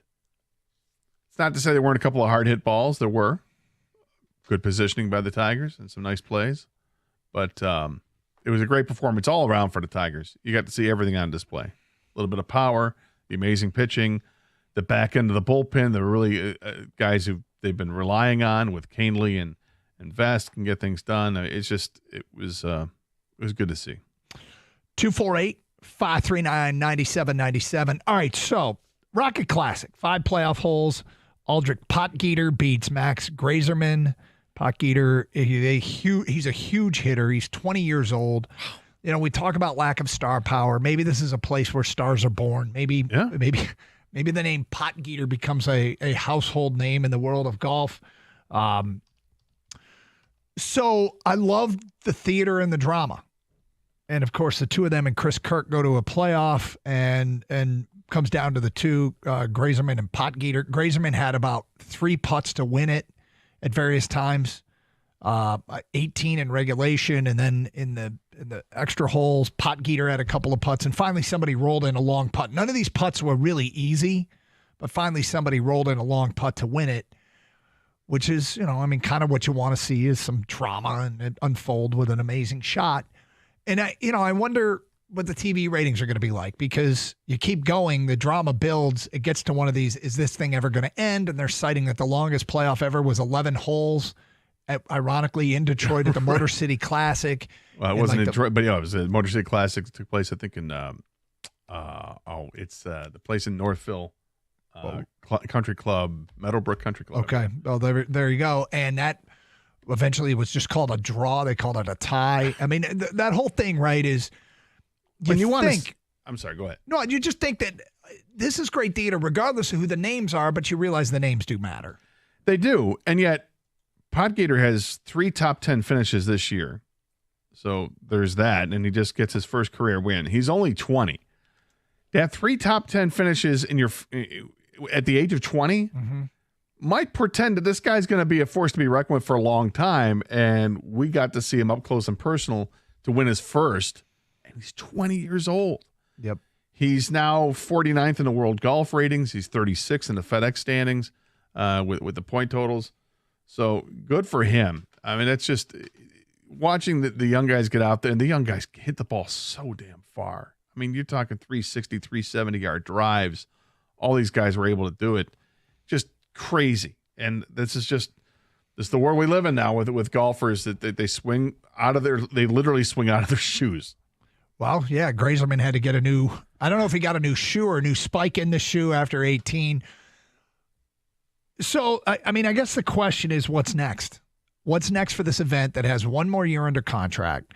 If you watched it all, you heard about how they're basically redoing the course as soon as this is over. It's like probably going on right now, bringing the bulldozers. Yes, I think they literally were going to start it up right away. So, that's under the assumption that, hey, we want to host this event. I mean, do you do that if you're not trying to continue to host? There's an option for 2 years. And it's moving its place on the calendar to later in the year when players might be scrambling for FedEx playoff points, which could help in terms of attracting a field. I don't know why it got moved, but it sounds like it has a chance to have a better field as long as it gets extended as an event. Okay, here's the negative.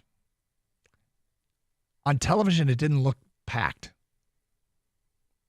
I thought that was a little strange. Like, I was watching throughout the day and I didn't notice it until you got to the 18th hole, and it was the playoff for the first playoff hole when they started at 18. And I'm watching and I'm thinking to myself, am I missing something here? Because there's hardly anybody there at the tee box watching these guys tee off.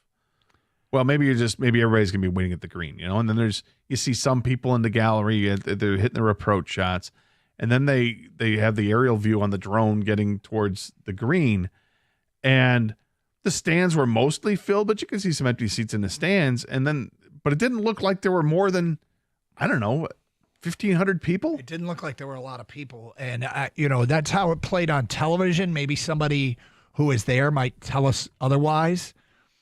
You got three guys, and you're not expecting it to end when you have three guys competing in a playoff to end on the first playoff hole. Maybe that's part of it. People just jockeying for position on other holes, but I don't know. It was outside of that, it looked like it was great on TV. Like they had great shots, great angles. The golf was obviously, they had plenty of great golf shots involved. You had drama, but I did find it a little strange. It looked like there weren't that many people that were there when it was all was said and done. Now I'm going to wander into an area that I'm not an expert in here, okay? And I guess it's never stopped me before, so let me charge into that area. Here we go. Did see on social media some people complaining that tickets were a bit pricey. And, when it comes to price points for events, nobody's in favor of higher prices. Everybody's in favor of lower prices. One of the pieces of feedback we got from a listener last week was they didn't love it because they couldn't see as much because it was so crowded, which implied that people were buying tickets and going. That was one person's perspective. Mm-hmm. They went on a Saturday or Sunday. When I went as a fan, I went on I think it was a Friday. I'm almost sure it was a Friday. And crowds weren't the issue. It wasn't too crowded. It also wasn't empty, but I would not have called it too crowded. A. B is if they raised the ticket prices because it had been crowded in the past. I don't know if they did or they didn't. I believe the general admission buy-in price was $85. Is that too steep? Is that a fair price? I mean, nobody's ever going to call up and say, yes, I'd pay more. Everybody would say, yeah, make it as cheap as possible. Was it overpriced? I don't know. But I don't know either. On television, it came across as maybe not as well attended as I expected, which is disappointing if true. Did you notice that throughout the course, or was that just noticeable? Because I wasn't noticing it until they got to the playoffs. I was, I'm watching the final group really dialed in, and I'm like, if I were there, I could be walking with these guys right up on the ropes, no problem. That's how it appeared on TV. Sometimes TV can be misleading, and I want to acknowledge that. Yeah, and again, because of who the group was, like were people watching Matsuyama and Morikawa because those are the names? Or was it just simply, it wasn't well attended? I don't know. But people have great things. The golfers have great things to say about the course and the fans. They have, yeah. And Morikawa had great things to say about the fans. They're always charged up and ready to go, and it makes it great. And obviously they hit low scores, but 22 under par is certainly not 30 under par or beyond that like people thought it was going to be. The course was very receptive the first couple of days, and then it got tough the last 2 days. Yeah. It got real tough, and yet some people still shot really well, but most of the field struggled yesterday. 248-539-9797. Jason in Detroit, you're on 97.1 A Ticket. Hello, Jason. How you guys doing today? What's up?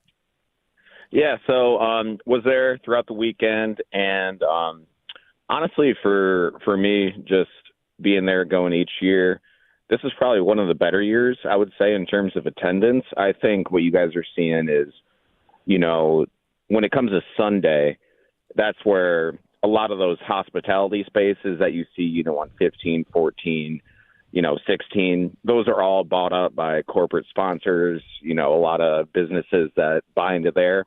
By Sunday, not a lot of people are going to go there. It's always Friday, Thursday, Sunday, or Saturday that, you see a lot more of those places. But in terms of the GA admission, the price has always been the same. But year over year, seeing it each year, Sunday is always getting, you see that lack of appearance in those club spaces, which get the most camera time. So that's where it looks like it is empty. Why is that? Why is it that they look like that they're empty on Sundays? Well, so think about it, because there's multiple all those suites in those corporate those corporate spaces, all the hospitality, those are bought up from businesses. Not many people are going to want to be there on a Sunday, I believe. And from personal experience, a lot of people are like, I'd rather just watch on TV. But you don't miss that really with the actual GA crowd that's walking around following the guys. It may not have looked like that, but there's definitely plenty of crowd. But it really is just, I think, because they're using they're using the tickets for, clients, potential prospects. It's a business ticket, not a fan ticket. Yeah.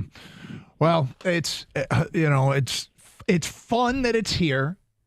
It was great theater. Does it have a future here? I hope. The incoming PGA commissioner Rolap spoke very highly of it. The PGA has always said they want to have events inside city limits, and there's only 2 in major urban areas, Detroit and Atlanta. So hopefully they'll stay committed to that. And, maybe the point on the calendar next year is going to bring bigger names and is searching for FedEx Cup points, which I imagine they'd see a course they can score on and think, yeah. Right. And but of course, everybody can score on it. But. Yes, but also being so close to the playoffs, you might have players that will take time off just to rest, as opposed to keep competing. That's the downside of it. But I don't know. I kind of like the idea that it's later in the season because people do want to take advantage. Because when you get to the playoffs, isn't it? I mean, you get advantages for for having more points. Because the whole playoff format, isn't it like, hey, the leader starts like 10 strokes ahead of everybody else or whatever it is? Yeah. So you're going to want to accumulate as many points as possible. It's Carson Anderson, 97.1 The Ticket.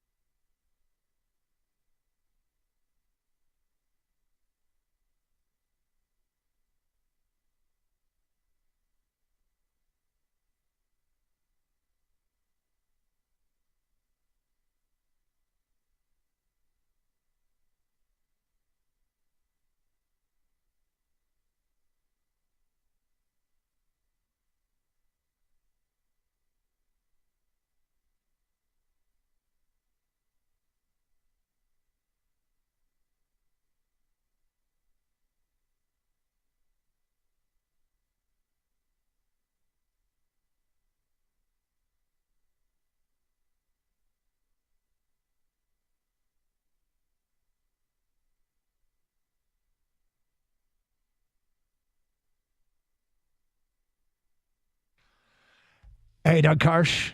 Scott Anderson back in studio today. Glad to be here. Just a reminder, coming up, today's the last chance to register, Detroit.org/events, DetroitPal.org/events or 971theticket.com for the middle school combine at the corner ballpark. This is the old Tiger Stadium field. You can get out there and have your kids run around, participating in things like 40-yard dashes and 3-cone drills and broad jumps and shuttle runs and all that stuff. So DetroitPal.org/events or 971theticket.com. The event is free. Registration deadline is today. And you can probably wander around the old Tiger Stadium field. Looks different now, I must tell you. But We have a trade. We do? In the NHL. Yeah.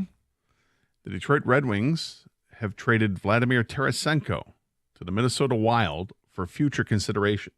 I love that guy. Future considerations? Well, here's what's great. We don't know what those future considerations are, but you just got rid of a $4.5 million contract to free up more space. So this is better than a buyout, because a buyout, you have to assume some of the cap. The buyout, you would save yourself $3 million against the cap this year, but it would cost you like 1.8 next year, whatever the number is next year, that it would still be effective on the cap. This way, you traded him and don't know what all the particulars are. I don't know if the Red Wings have to retain any of the salary or not, but you just save yourself $4.5 million potentially. War chesting. Well, yeah. I don't want to overpromise here, but doesn't that feel like a war chesting move? Well, so let's look at the two moves that Steve Yzerman has made. One was trading a couple of draft picks to acquire, and Peter Mrazek, to acquire goaltender Gibson. Yeah, the Mrazek move was weird. Well, when they made the trade. When they got him. That was strange how they, rid of him acquiring him in the first place. But so they go out and they trade to get an upgrade at goaltender. Now, the upgrade cost them, it's going to cost like $2.5 million more than having Mrazek. Okay.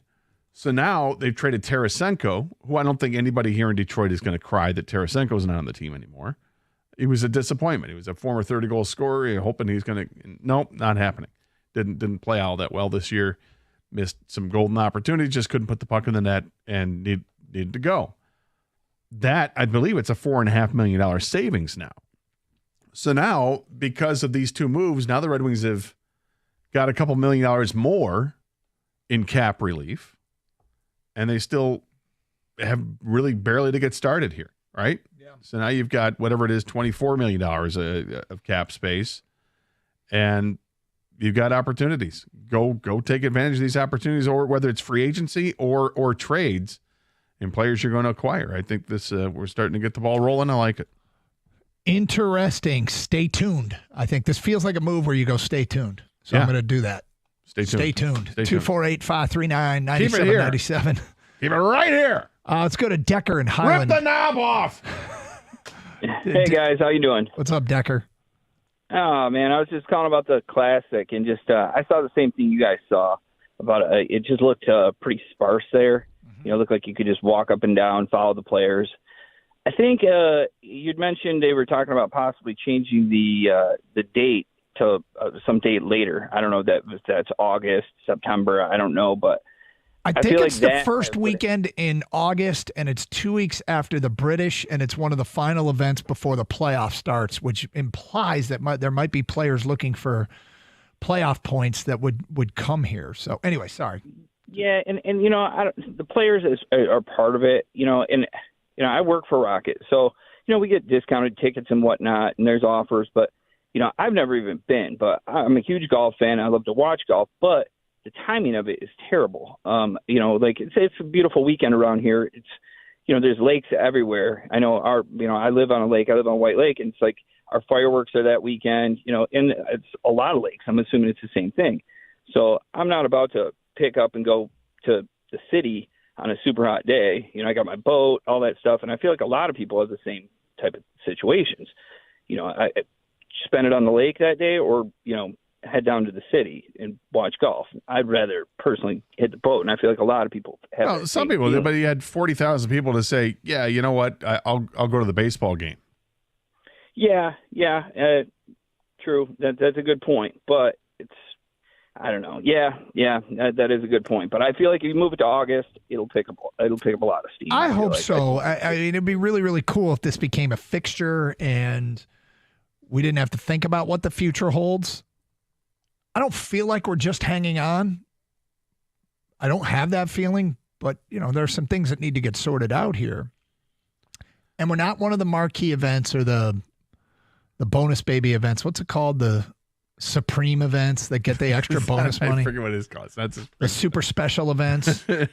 We don't get super special treatment, which means like they double the purse the PGA adds to it to try and bring out more players. It's a response to live, right? Yeah. We didn't get that treatment. We just got, hey, you're merely on your own and good luck. The extra credit event. Yeah. Yeah. Well, last I checked, it's still hot in August and people want to go to the lake too. But yeah, and many of these golf events are held in pretty nice areas that also have lakes. Well, when you get to the golf season in the summer, every place is like that. Because the summer events, they don't want to have necessarily in Florida or in the really hot spot, Arizona, because it's too hot, right? They'd like to get further north and have events up in the East Coast or in the Midwest. But I get it. I mean, everybody's going to have their own reasons for not wanting to. And the previous caller was like, well, I could be on the lake or I can be at the golf course watching. I think it's a dilemma everybody has in the summertime is, what do you want to do with your time? I'd like to play golf rather than watch golf. I'd like to be on a lake. I'd rather go to a baseball game than go to a golf event. And that being said, I love to watch it. I'll sit at home watching on TV. Well, having walked the course, okay, I will say having walked the course, seen the holes. Signature event, I think is what they're called. Is it? Signature, I believe. It's not super special? Well, they are super special, but they're not called super special. It's not extra credit events. So having walked the course, once you walk the course, see the holes, kind of know the layout, when I'm watching now, I'm like, yep, okay, yeah, all right, yeah, been there, yep, sure. All right, lay up, yeah. Now, does it feel a little bit of a joke on par 5? Not a joke, but I'm watching this now. Par 5s, they're hitting 9-iron in for their second shot, and I'm like, and this is a par 5? I'm sure that's kind of probably the golf establishment rolls our eyes a little bit, but yeah, I mean the other thing that's intriguing is to a portion of the people in Metro Detroit is a lot of people have played the course. Mm-hmm. So you want to see the course that you've played brought to life on TV as well, or just go to it and see it from a different view. Like, hey, now I'm walking the course that I played before. You can say, hey, I parred that par 5. That's cool. Let's see what this is like. I birdied this hole. Let's see what that's like. All right, so Red Wings in the news. They've just made a trade. Feels like they're war chesting. There was a tweet earlier from a writer of The Athletic. What's the move?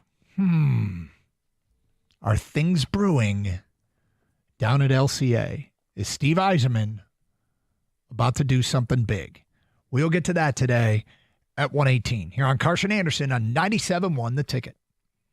Michigan Auto Law, auto accident attorneys. They specialize only in auto and truck accidents. Many law firms don't specialize, but focus on many different areas of the law. You wouldn't go to a doctor who specializes in all sorts of medicine, right? So why would you do that with your lawyer? Specialization, it really matters. That's why if a member of my family or friend needs a lawyer for an accident, I'll send him to my guy Steve and his crew at Michigan Auto Law, the law firm that puts people over everything.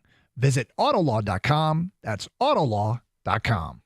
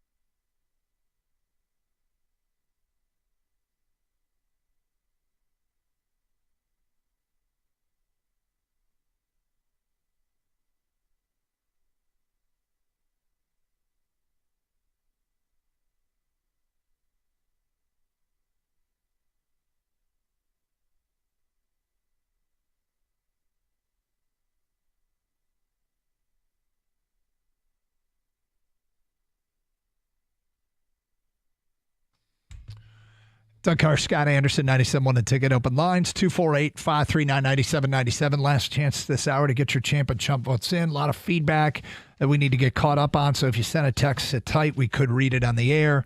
But, the Red Wings just made a trade. They just shipped out Vladimir Tarasenko for future considerations from Minnesota.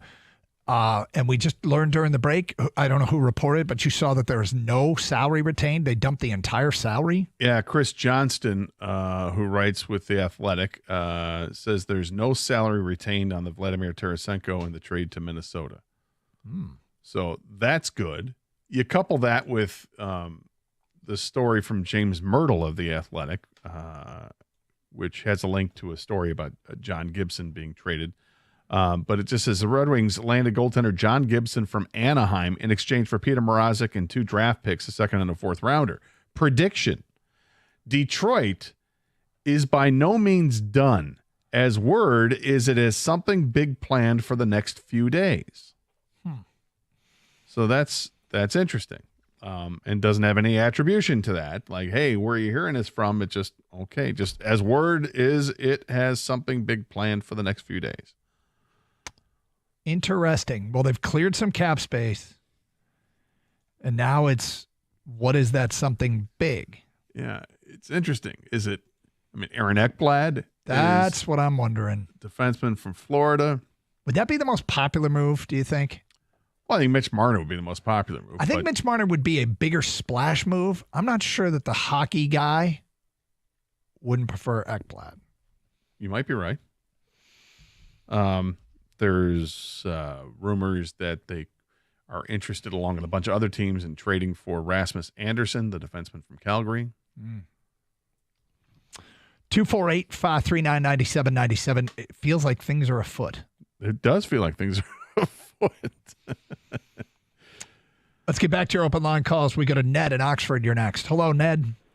Hey, Doug. Hey, Scott. So I think you're just saying, I think you're right. I think Ekblad is. I said this, before even the playoffs started, I wanted Ekblad to come in Detroit, but I got a champion chump for you. Okay. Seeing it is baseball season, and I've been watching the Tigers my entire life, and this is, I have to say, one of the most exciting seasons for me. That's awesome. And hey, let me ask you a question, Ned, if you don't mind. How old are you? I am 39 years old. I've been watching Ned? Early 90s. My grandpa was a diehard Tiger fan, and he kind of passed that along to me, and I live and die with him every summer. So I'm curious. You find this to be more exciting than some of those early 2000, mid-2000 teams with Verlander and Miggy and all them? So 06 kind of snuck up on me. Okay. I didn't expect that season. It was a great season. 2012 was like, that Jim Leland era, 2010 through 2014. Those were all fun, but this team is something that I don't believe I've seen before, because it's all homegrown talent, and it's all something that I didn't have a ton of faith in prospects. And the last, 5 years with Avila and everything we've been through as Tigers fans, and, in the last, since 2014-15 when Leland left. Yep. It's just, something is just, I get the chills going to the ballpark again. And like when I took my son to the game last night, and we're sitting there and we're like, cart bomb coming up, and sure enough, 3-2 change up. He nailed it. And it's something about this team and the way they're assembled and the way they're playing. So my champ is going to be Skubal. The way this guy does, the way this guy approaches the game, and how professional he is and how he approaches every start is just baffling to me. And it seems like every time he pitches, he's setting some new franchise record, some new Major League Baseball record. Stuff you haven't heard of, like last night when he had the 7 strikeouts in a row. All right, hey, Ned, we got to get to some others. So who's your chump real quick? Chump Chris Ilitch. Open up the paybook, open up your pocketbook, buddy. Pay the guy. Thank you for the phone call. Look, he's getting votes today. He didn't do anything this weekend necessarily. I think, obviously, Tiger fans want to see this version of Skubal locked up for a long time. Yeah. Whether it's Illich or Boris, I tend to think it's more when you retain Boris and you hire him to be your agent. I think Boris likes to steer his guys to the biggest of markets. And, Skubal has every right to get the most as he wants. I hope they can just get it done. Some people are mad at Illich. Others are mad at Boris. I hope Skubal loves it here so much and has so much success, and the next 2 years are nothing but great. And honestly, I don't expect to hear any news on this. I don't know how much I'm going to think about it between now and then. I'm not going to give there's too much. new news, we'll talk about it. Yeah, exactly. We certainly will, and if people want to address it, we'll talk about it. We'll then. drive ourselves crazy. Well, yeah, that's the thing. It's like, would it be great to hear 2 weeks from now that they locked him up on a 8-year deal? Yes, it would be great. Do I expect to hear it in the next 2 weeks? No. I mean, if you're operating as the owner of the team, do you want to do this now, or is it beneficial to wait to the end of the season? I mean, I suppose it's probably beneficial to do it now, because in theory you should be able to get it at a lower cost. But the problem is you're dealing with Scott Boras, and he's always going to get the highest price for his player. So who knows when the real discussions are going to take place? Breaking news at this hour, the Red Wings have shipped off Vladimir Tarasenko to Minnesota for future considerations. 100% of the salary goes with him. Wow. Feels like a war-chesting move. What could be next? Let's go to Adam in Gibraltar. You're on 97.1 The Ticket. Hi, Adam. Hey, guys. Good afternoon. How you doing? Good, thank you. Yeah, I think Yzerman was it sounds weird, but it kind of seems like he was waiting to get that goalie before all these dominoes fell. Does it not? I feel like we're witnessing him trading for Gibson. You're going to start seeing him make moves now that we've been expecting him to make for the past few years, which there's no excuse, but it just feels that way. And that move with Tarasenko easily puts him in line to get a top 6 forward, retain Kane, and get another top 4 D-man.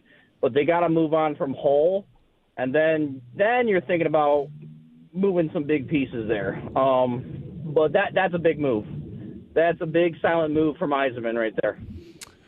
Feels like it. It feels like it's the first step in something that could send some shockwaves here. Yeah, I think it's one of the obvious needs in this team is to add another defenseman, get a top 4 defenseman, and there are certainly top 4 defensemen available in the free agent market that don't cost you draft picks or anything else. Aaron Ekblad, as we mentioned, is one of the big ones, and you've got Gavrikov from the Kings or Provorov from Columbus. Those are 2 others. I mean, yeah, it sounds like he's getting ready to make a big move. It's just what?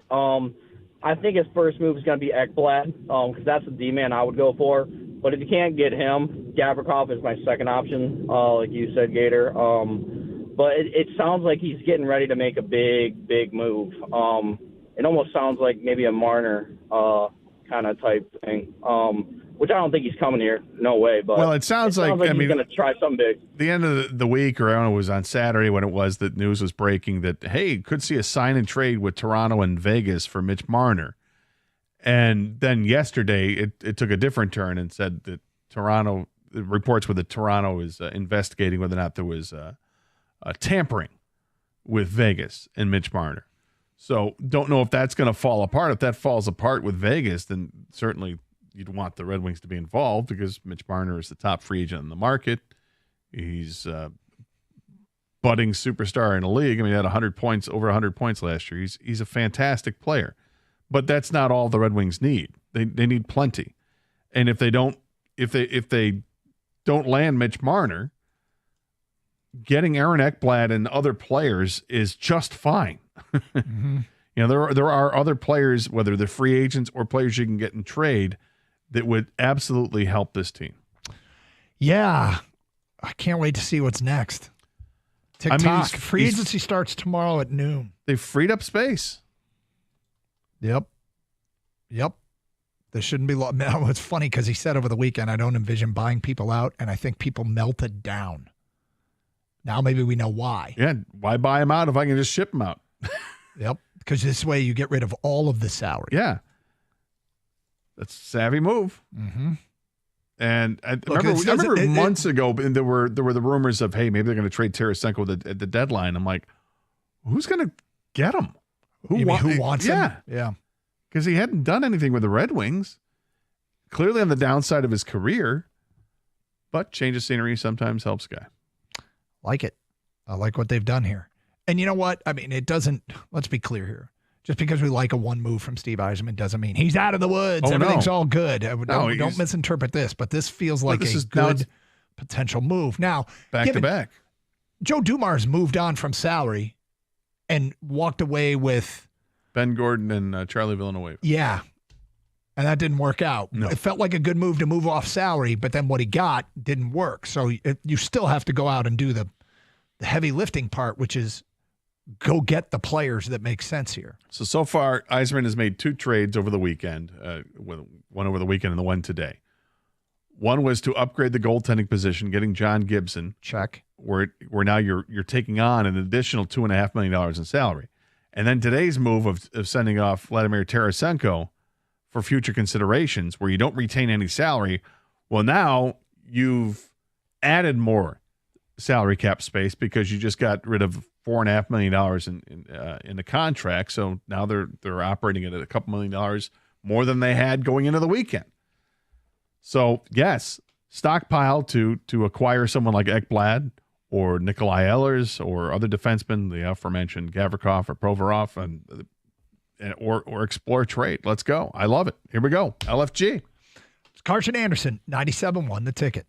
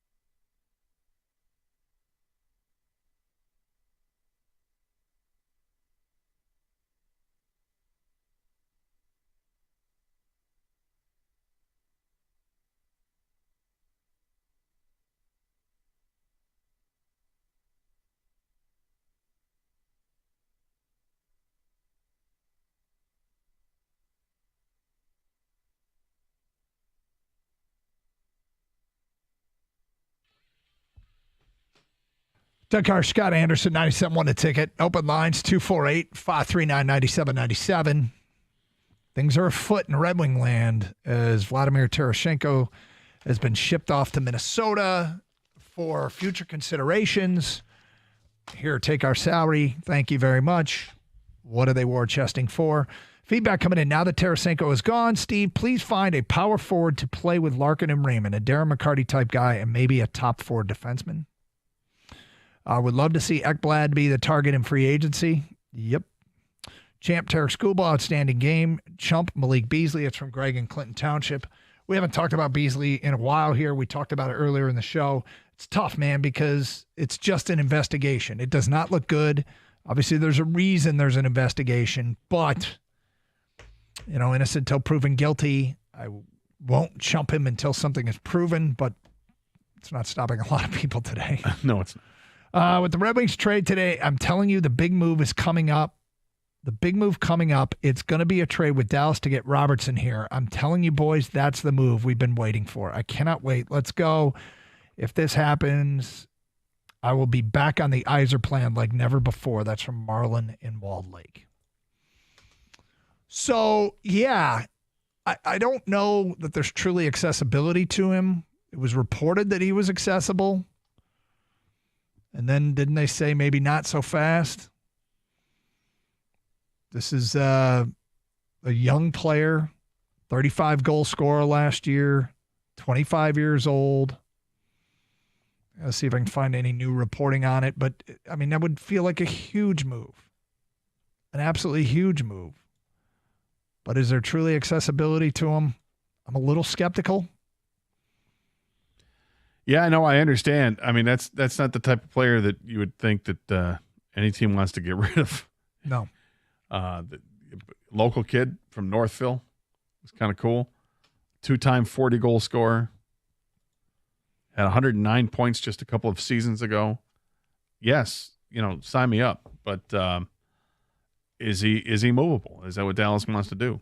They do have the GM of the year again. Yep. With former Red Wing and former Red Wing front office guy, Jim Nill. But let's see. Okay. Inquire, sure. Here is what the very latest is, according to Mark Lazarus, who covers that team for the Athletic. If they want to make a run at Mitch Marner or another free agent, they might have to move 25-year-old star Jason Robertson to do it. It's still a long shot to happen, but Robertson is due a massive raise next summer, so it's not out of the realm of possibility. We're getting into I don't want it to be, if it's anything less than Ekblad and Robertson, it's a disaster, right? Because you start to build up these expectations, but I saw Paul smile. Paul Serra just smiled. It would be kind of funny if people were annoyed by them not getting Robertson and Ekblad. Yes, but that's how it works. Is we've created an unrealistic expectation, and that sounds kind of perfect, right? 25-year-old star, bring in a top blue liner, upgrade the goalie position. You're talking about a grade offseason. And stuff starts to look like very sensible, and that looks like a playoff team and a playoff team with a future. And you'd have to give up some assets to get Robertson, but that's okay. You're also adding size, too, because Robertson's 6'3", and you don't have a guy like that. That's a high-end talent. No, this would be really, really good. But, typically the kinds of moves that are made are not ones that we can just come up with. They're like, oh, okay, yeah. But, man, Aaron Ekblad and Nathan Robertson would be awesome. Jason Robertson. Who's Nathan Robertson? Well, Nate Robertson was a gum-time pitcher for the Tigers back in the mid-2000s. Wasn't he also a point guard? Yes. Yeah. That Nate Robinson was a point guard. 248-539-9797. I was at the game yesterday. Great atmosphere and energy. The crowd was high-fiving all around. My only complaint, no hot dog guys walking around. What? At the baseball game? Really? Interesting. Parker Meadows has to be sent down to Toledo. I was at the game last night, and he's fighting himself horribly. Okay, I don't know what the requisite period of time to give Parker Meadows to heat up is. Here we go with the revolving bullseye of scrutiny. Just slides up and down the roster of this first place team. But it's fair. I mean, at some point, A.J. Hinch says it's going to do him some good. Look, they sent Sweeney down, right, on Friday, after Friday's game, and he's not hitting the curveball at all. His batting average against on the curveball, I think it's 148. So he's getting a healthy diet of them. And this is what you use Toledo for. Go figure out that part of your game, and then you get another chance. For Parker Meadows, I think it's much of the same thing, but. Well, yeah, and sometimes he looks outmatched. Other times he's hit the ball hard, but at people. Yeah. Some of it might be some bad luck, and maybe that's where you look up those other weird statistics in the sabermetric world. But in the meantime, he's a flawless center fielder. He's one of the few guys on the team that's a base stealing threat. He's got incredible speed, and he does hit for some power when he's connecting. So he's, I think, showing signs of coming out of it. Mm-hmm. But he has a long runway in my mind. I think so. And you know what's funny is when the topic came up with AJ last week on the morning show, he made the comment that Parker Meadows is helping us win games with more than what he's doing at the plate. So please, keep that in mind when you're evaluating Parker Meadows. He's brought his average from 133 to 187 in the last 10 days, 11 days. So he's doing better. Yes, he's doing better, but he doesn't have a huge sample size, so it's like incrementally better. So if he goes 2 for 4 one night, that average can jump 20 points or something at this point. So, right. But he'll be fine. I have confidence Parker Meadows. As long as Parker Meadows stays healthy, he'll be fine. He's 10 for his last 30, for what that's worth. That's not bad. That's 333, Doug. That's a pretty good average. 248-539-9797. I still think the Tigers need a starting pitcher before the deadline. That's from an unnamed texter. Champ Scooble thought he was going to have 15 Ks. Chump ESPN for not having one of the players mic'd up. Well, one of our players mic'd up. Yeah. Champ, Zach frickin' McKinstry. Dude's become one of my favorite Tigers. Chump, Parker Meadows. He hasn't had a lot of ABs this season, but his plate appearances are starting to concern me. It's for Hunter in Ann Arbor. Yeah, I mean, stats can be misleading. The strikeout totals in that stretch, he's still striking out a lot. But 248-539-9797. Let's go to Paul in Clinton Township here on 97.1. Hello, Paul. Hey, guys. Thanks for taking the call. Sure. You brought up the revolving bullseye, and, we had this conversation, I want to say 2 weeks ago, when the one guy called up and said that Riley Green never gets a hit with guys on base. Yeah. Even though he was third in RBIs at the time, and now, right? Yep. If we literally got rid of or sent to the minors every player this fan base didn't like, look at this roster. How many guys would actually be left on the roster? Okay? Torkelson wouldn't be on the team. Baez would not be on the team. Riley Green, as crazy as it sounds, people earlier in the year wanted to send him to Toledo to work on his swing when he had that rough stretch. You've got, I swear, it's almost as if, and I said this when I called 2 weeks ago, it's almost as if success of the baseball team has brought out a fan base that doesn't get 162 games and doesn't get that these guys actually know what they're doing. It's crazy, I mean, the pitching staff, you've had similar things. I swear, I wish people, put it this way, it'd probably be no fun for you guys on radio, right? Because you have to do radio day to day.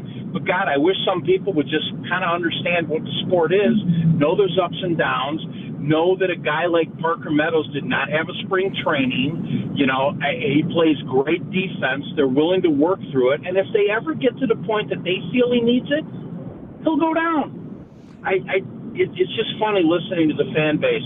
But like I said, think of all the guys that this fan base wanted to get rid of on this roster. Yeah, and the other thing is, if you just look at Toledo's roster, Toledo's chock full of guys that have had their opportunities and they've been passed over now because other guys have gotten better, whether it's Ryan Kreidler or now you're seeing Trey Sweeney, Akil Badu, Justin Henry Malloy. I mean, it's littered with a roster of guys that have had a taste of Major League Baseball. So FBG25 on Twitch just posted something that I was thinking. I swear every time someone says player X needs to go to Toledo, that guy starts mashing. Yes. Early in the week, it was Colt Keith. Later in the week, it was Spencer Torkelson. It's why I call it the revolving bullseye of criticism. It just slides up and down the roster. And yeah, Paul's right. Baseball seasons are so long, and it's short-term results, long-term conclusions. And I made a comment earlier in the year. We do it too. We spend a lot of time trying to fix the team with the best record in baseball, and they power through. 248-539-9797. We'll get to more of your phone calls and feedback coming up. It's Carson Anderson on 97.1.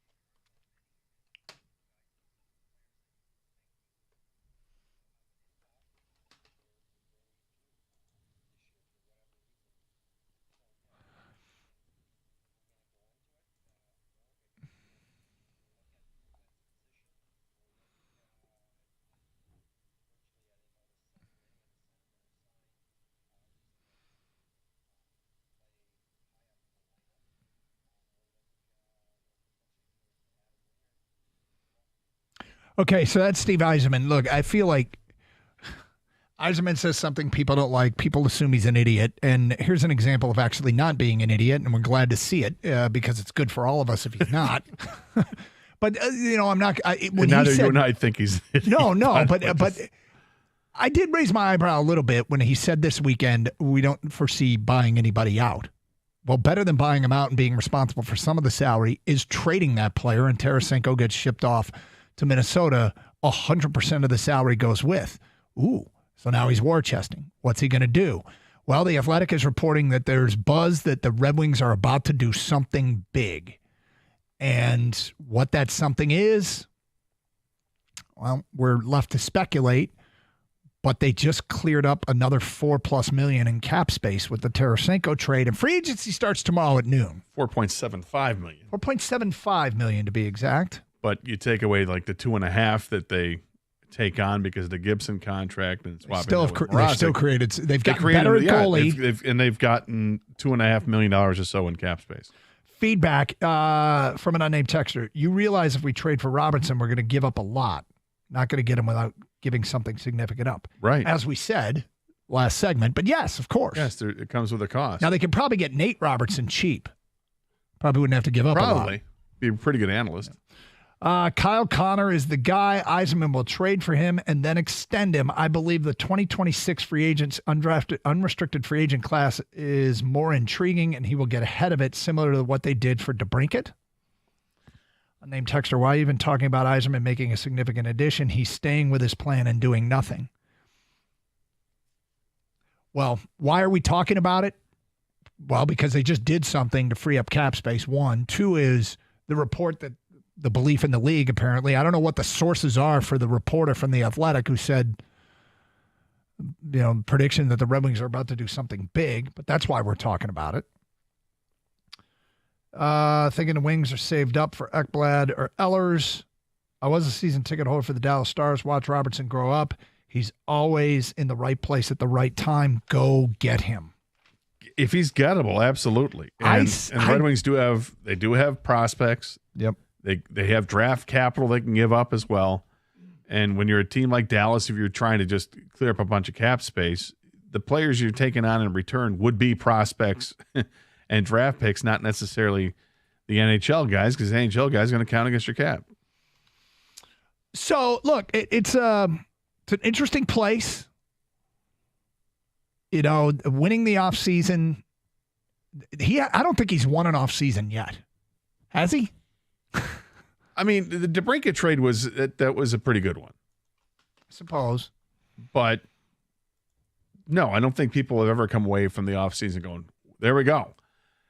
I mean, there was the 1 year, it felt like it was a few years ago now. I think it was a few years ago now, where he made those moves, and we kept saying, well, he brought adults into the building. Yeah. And the Red Wings got close to making the playoffs, and alas, things collapsed in the month of March, and then that went on repeat for the next 2 years. So it's been a while since it felt like there have been real positive strides. I mean, last year there were strides made, I thought, in the offseason when they made the move and got the goaltender. But they also lost an awful lot from that team that you were going to have to replace from a year ago. And they weren't able to replace that.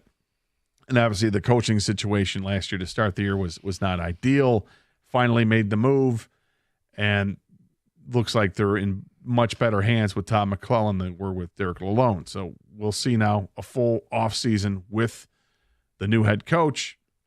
You've got an offseason where you've got well over $20 million to spend, and you've got a ton of guys that are hungry, that were playing in Grand Rapids or overseas, that are hungry to get the first taste of the NHL and really contribute here. There's a lot to be excited about, but it's going to fall on deaf ears if you don't do something in free agency or trades. But it does look like the Red Wings are poised to do something. Yeah, I mean, look, one of my feelings in previous off seasons is he can't get the best guys to take his money. And you end up with underwhelming signings. You still need to field a team. You got money to spend. they haven't been great signings, and Tarasenko's a prime example. And when he signed with Detroit, I started calling around and talking to people in the league, and they all were like, yeah, I don't know what that's all about. But I didn't come away from that one very encouraged. Is this the year that they get the elite player to take their money, or is this the year that the right player is available? And Robertson would be it, that you could move your young talent for, the coveted young prospects, to a team that needs to find cheaper players? Could this be the move? Makes a lot of sense in Detroit. Would it make sense in Dallas? I'm up for it. Yes, absolutely. All right, Adam Schefter just tweeted something. I was just reading that. Sorry, I was distracted. It's but okay. I read the same thing. Sources. This is according to Adam Schefter, NFL insider from ESPN. Here we go again.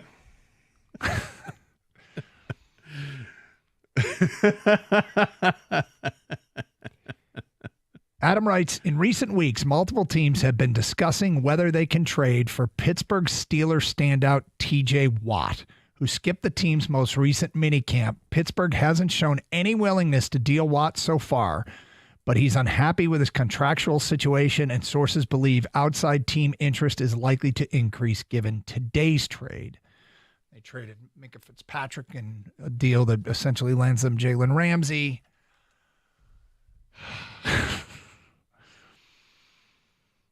I mean, what? Sure. What? Sure, I'd add a $30 million player who's under contract and going into his final year under contract, who's got a base salary of $21 million. You wouldn't be responsible for the signing bonus. So what would Pittsburgh be looking for in return? Lining up him across from Aiden Hutchinson would be incredible. But he wants a contract. Yep. So it's the same thing as Trey Hendrickson. Would he be happier? Now, Trey Hendrickson basically is pretty much said, I'm not playing without a new contract, right? Yep. It doesn't matter if I get traded, I'm not playing with a new contract. Without a new contract. Would TJ Watt look at it differently? Yeah, just get me the hell out of here.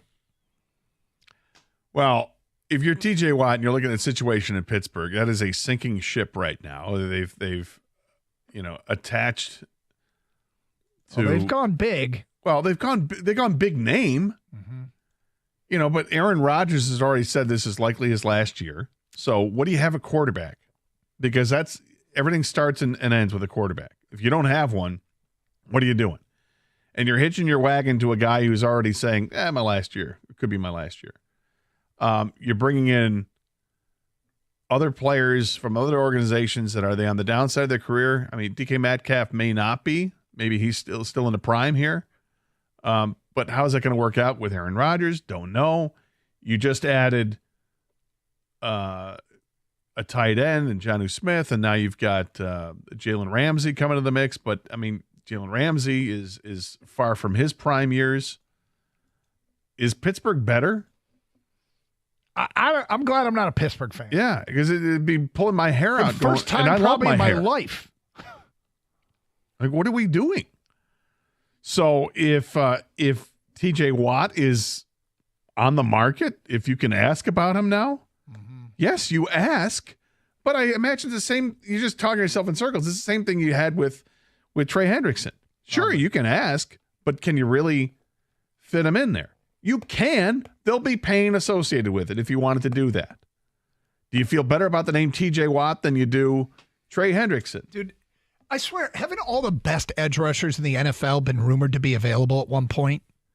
Garrett, Crosby, Parsons, TJ Watt, Hendrickson. Yeah. It's like a who's who of who the best edge rushers are, and there's rumors that surround their names. And most of them just end up re-signing. But I don't know. This is interesting. We'll see if they get involved or not, how serious this is. But Pittsburgh is just a dumpster fire right now. First time in my life, I'm glad I'm not a Steeler fan. First time in my life. I mean, where I wasn't jealous of the Steelers organization. I'm not jealous of the Steelers organization. Or should you be? Rico Beard just stepped in the studio. You know, I walked in on your conversation. Was it TJ and Detroit Lions? Well, it was just that Adam Schefter just tweeted out teams are starting to call about TJ. You know what? I'm not. No, you got to. I've done this. Nope. You got to do it again. Different player, different name. I've done this, and you know what? Every now and then, I think we're so jaded in the media that coaches and general managers and presidents lie to us. But I think Brad Holmes just kind of told us the truth. We like the guys we got. We're going to roll with the guys we got, and we're going to go to war with these guys. And I'm just to the point now where I believe you. And it might be as Gator just said, and quite probable that he's not playing anywhere without a new contract. Yeah, and that would probably discount Detroit because they have to pay for one of the best edge rushers in the NFL. But I mean, we've done this now with Myles Garrett. I know. And Max Crosby. Gator, you know what? Keep hope alive. I'm going to send you some energy drinks and granola bars. No. You fight the good fight. You know, I'm not fighting any fight. There's no fight to be fought. I think this is hysterical because it's just another name. Here we go again, and you know we've done the shows. It's the same show. It's just a different name attached to it. I'm joking. Yeah, well, I'm just. it's this whole thing is just it's unbelievable. It happens again. It's happening again. I know. That's crazy. But now it's a name that I think it's like each time does the name get better? Like TJ Watt, is that better than Trey Hendrickson? Does people feel like, oh well, you gotta go get him? Yes, it's better. It's the ultimate Christmas gift that every Detroit fan wants. You got a lot to unpack. We do. Have fun, stay safe, everyone, and treat each other with respect. 97.1.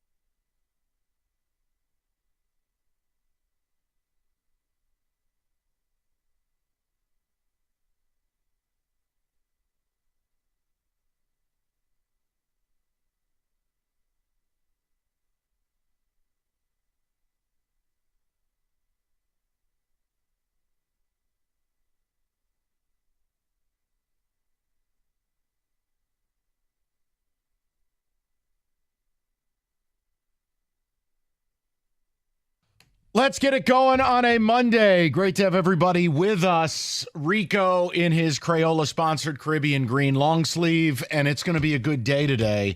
We have totally changed how we were going to start this show. We were going to start with the Tigers. Sunday Night Baseball. No, we weren't going to do what the other shows were doing, which was just... How awesome Scooble was. Oh, my God! No, we actually had a topic. He should have just pitched the entire game and got a complete game one-hitter. No, because they're never letting this kid throw 100 pitches, and you know it. They got to manage him, and that's what they're doing. But, Kenny, the word of the day, war chesting. Doug Karsh said it. It's law. Will you stop saying war chesting? Steve Yzerman is war chesting. Here's the deal. I thought that was a city in Boston. No, yeah, it's similar. But, look, did I like the draft? No. They took a kid who hasn't hit puberty yet off a blown Achilles. I'll see you in 3 years, son. He'll be here in a year. I've been told that. Gotcha. Mm-hmm. Carter Bear. I don't care. And real quick, before, Kenny, just when I thought the NBA draft was the worst draft ever. Oh, we can top it. We got you. Don't worry about that. There's more. It was like you get drafted and then you go and speak to the almighty Oz. Hey, Yeah. Congratulations. It was the TV people from Conan O'Brien 20 years ago. Hey, Stevie, say hello to your new draft pick. It was so bad. But we digress. Well, let's get into this. So the Wings made a trade this weekend, which was fine enough. On a scale of awful to sportsgasmic, it's a B. The acquisition of John Gibson is a B. It's a solid move. A B isn't bad. You can still get into college with a B. No. But it's a B. Because it was him getting rid of a guy he acquired who's dog water and attaching picks to him and taking on a goalie who's constantly hurt, but when he's healthy, he's clearly an improvement over what you have. Fair? Yeah. It's a B. It is. But today, no. You sold the corpse of Tarasenko, and not the Wallman way. There ain't nothing else on there.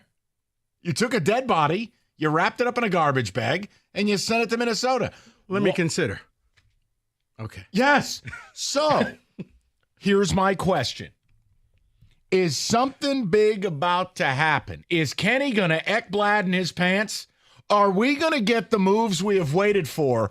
Or is Steve's quote from the weekend going to hold true? May I read this to you? When he met Will Smith? When did you meet Will Smith again? Have some spots we'd like to upgrade. We'll see if we could address it in free agency, but I'm not optimistic, to be honest with you, because there's more teams than there are players for what we're looking for. You know what? I'll allow that. Yes, that encapsulated in one. So something or nothing. I'm saying something. I don't think there's any way headed into their centennial year that Steve Yzerman can offer you John Gibson in a body cast, and that's the offseason. Then they sell Tarasenko for $5 million and get rid of him, and they don't have something lined up here. I have to believe there's more. I believe there will be an Yzerman laser eyes move. Something's based on what? Based on Mike, I love you. Your optimism is so. For once in your life, you're the optimistic guy in the room, and I love to see it, Mike. But come on, dude. What are we doing here? Kenny, is he messing with us right now? No. Is this punked? Are we on punked right now? We get laser beams. You're going to get a laser. Okay, is Ekblad a laser beam move? Yes, Ekblad is a laser beam Jason move. Robertson. Laser beam. Lasers. Okay. I can't promise you 2 moves. There's going to be 1. Because if there's not, he shouldn't be here. Like, why open the cap space to sign, the Comfort trio? Oh, so we're doing the, he made this move, so that means another move has to be coming? Yeah. Sign Jake Wallman.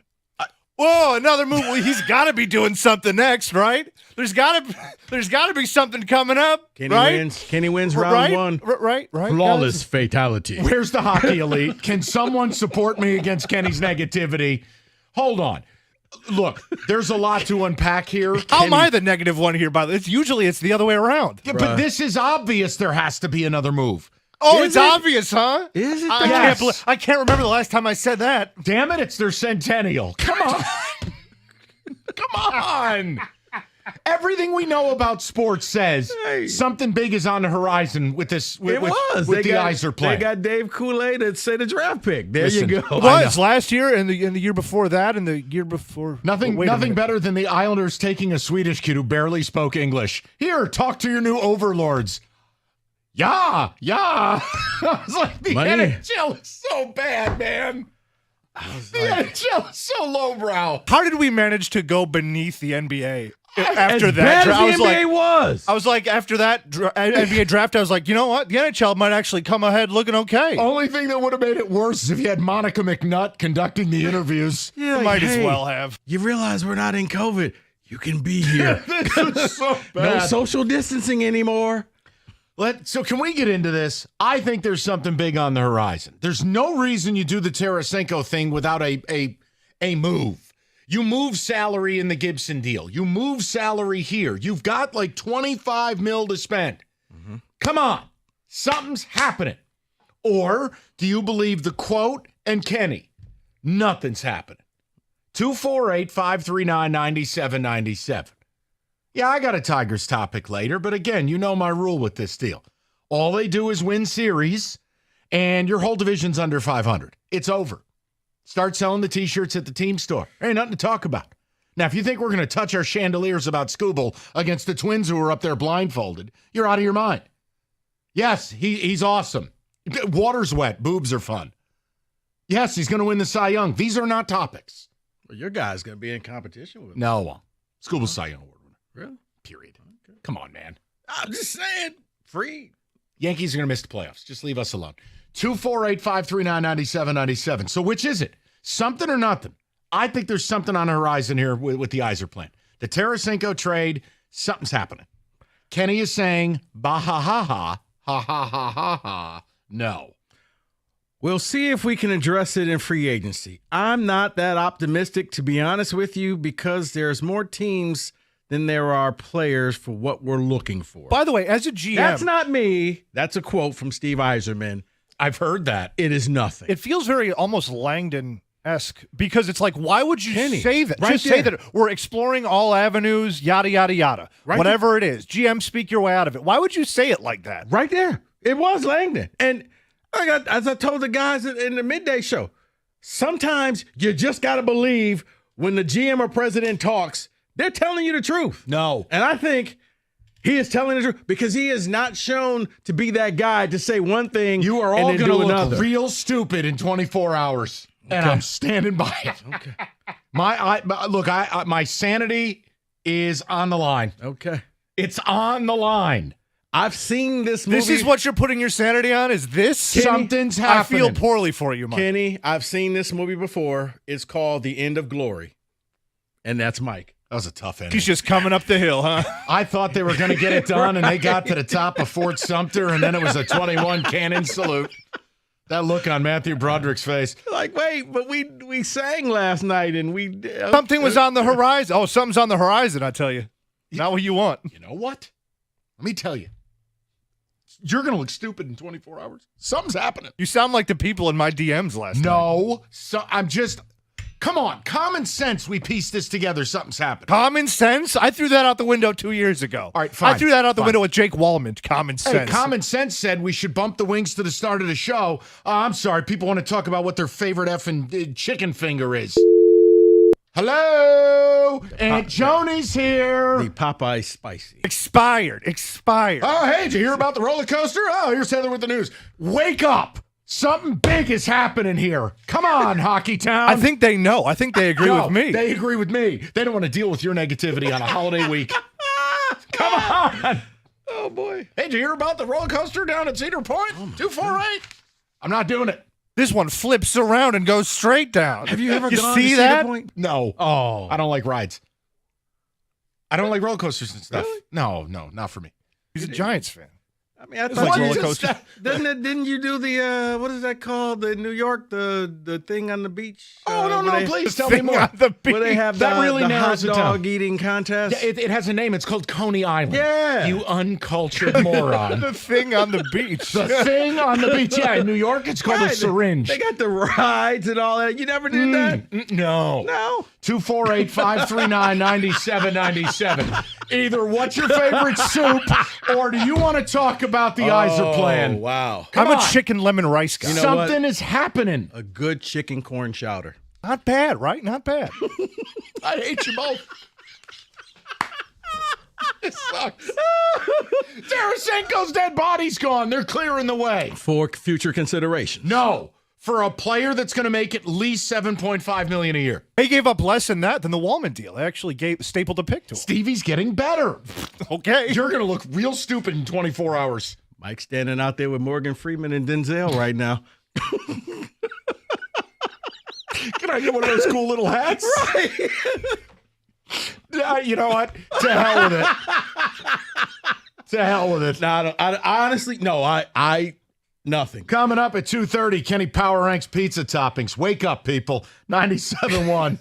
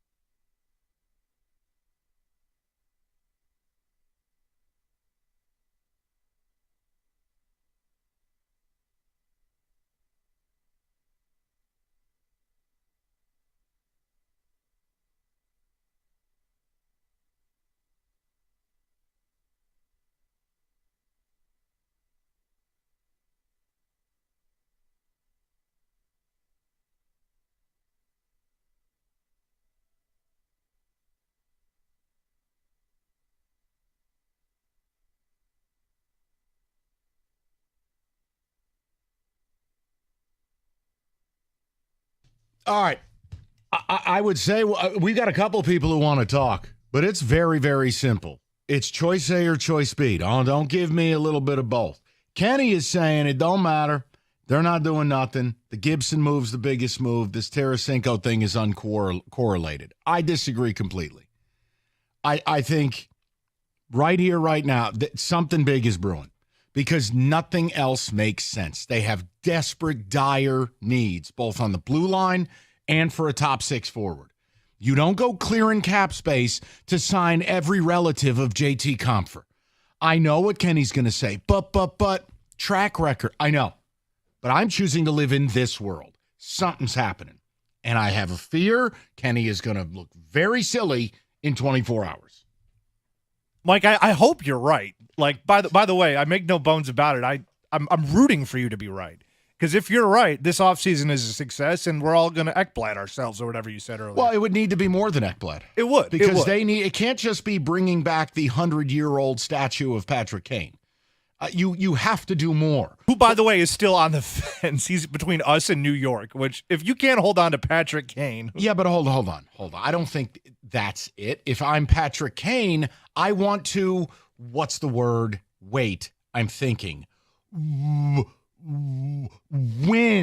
Oh, with a team that actually makes moves to progress their future. With a team that had a very down year last year, but that? generally speaking, is a rock-solid playoff team over the last decade. What is this win thing? It's crazy. It's where you outperform the other paid professionals you're facing on a given night.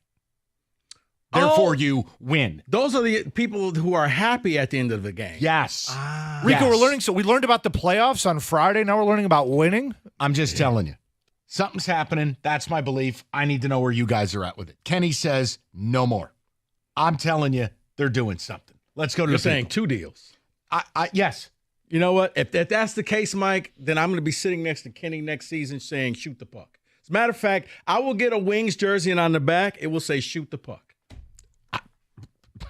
I'm with you, Kenny. I don't know what to say to that. I'll buy your ticket. Let's go. Am I allowed? I think so. Okay. I'm moving away from that one. Go to Owen, 97.1. What's up, Owen?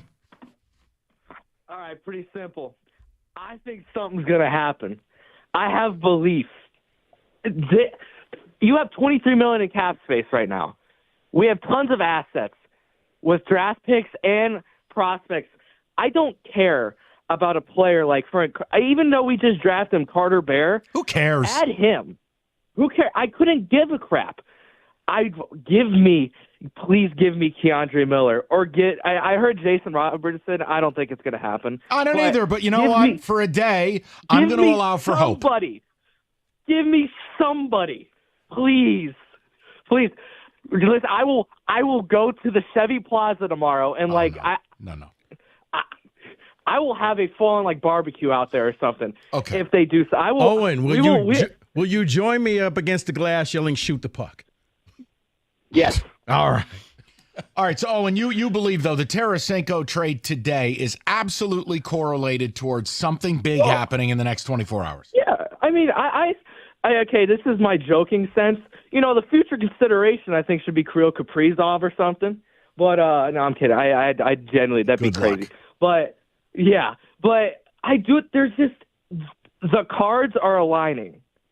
And the desperation has had to hit even Stevie at this point. They are entering.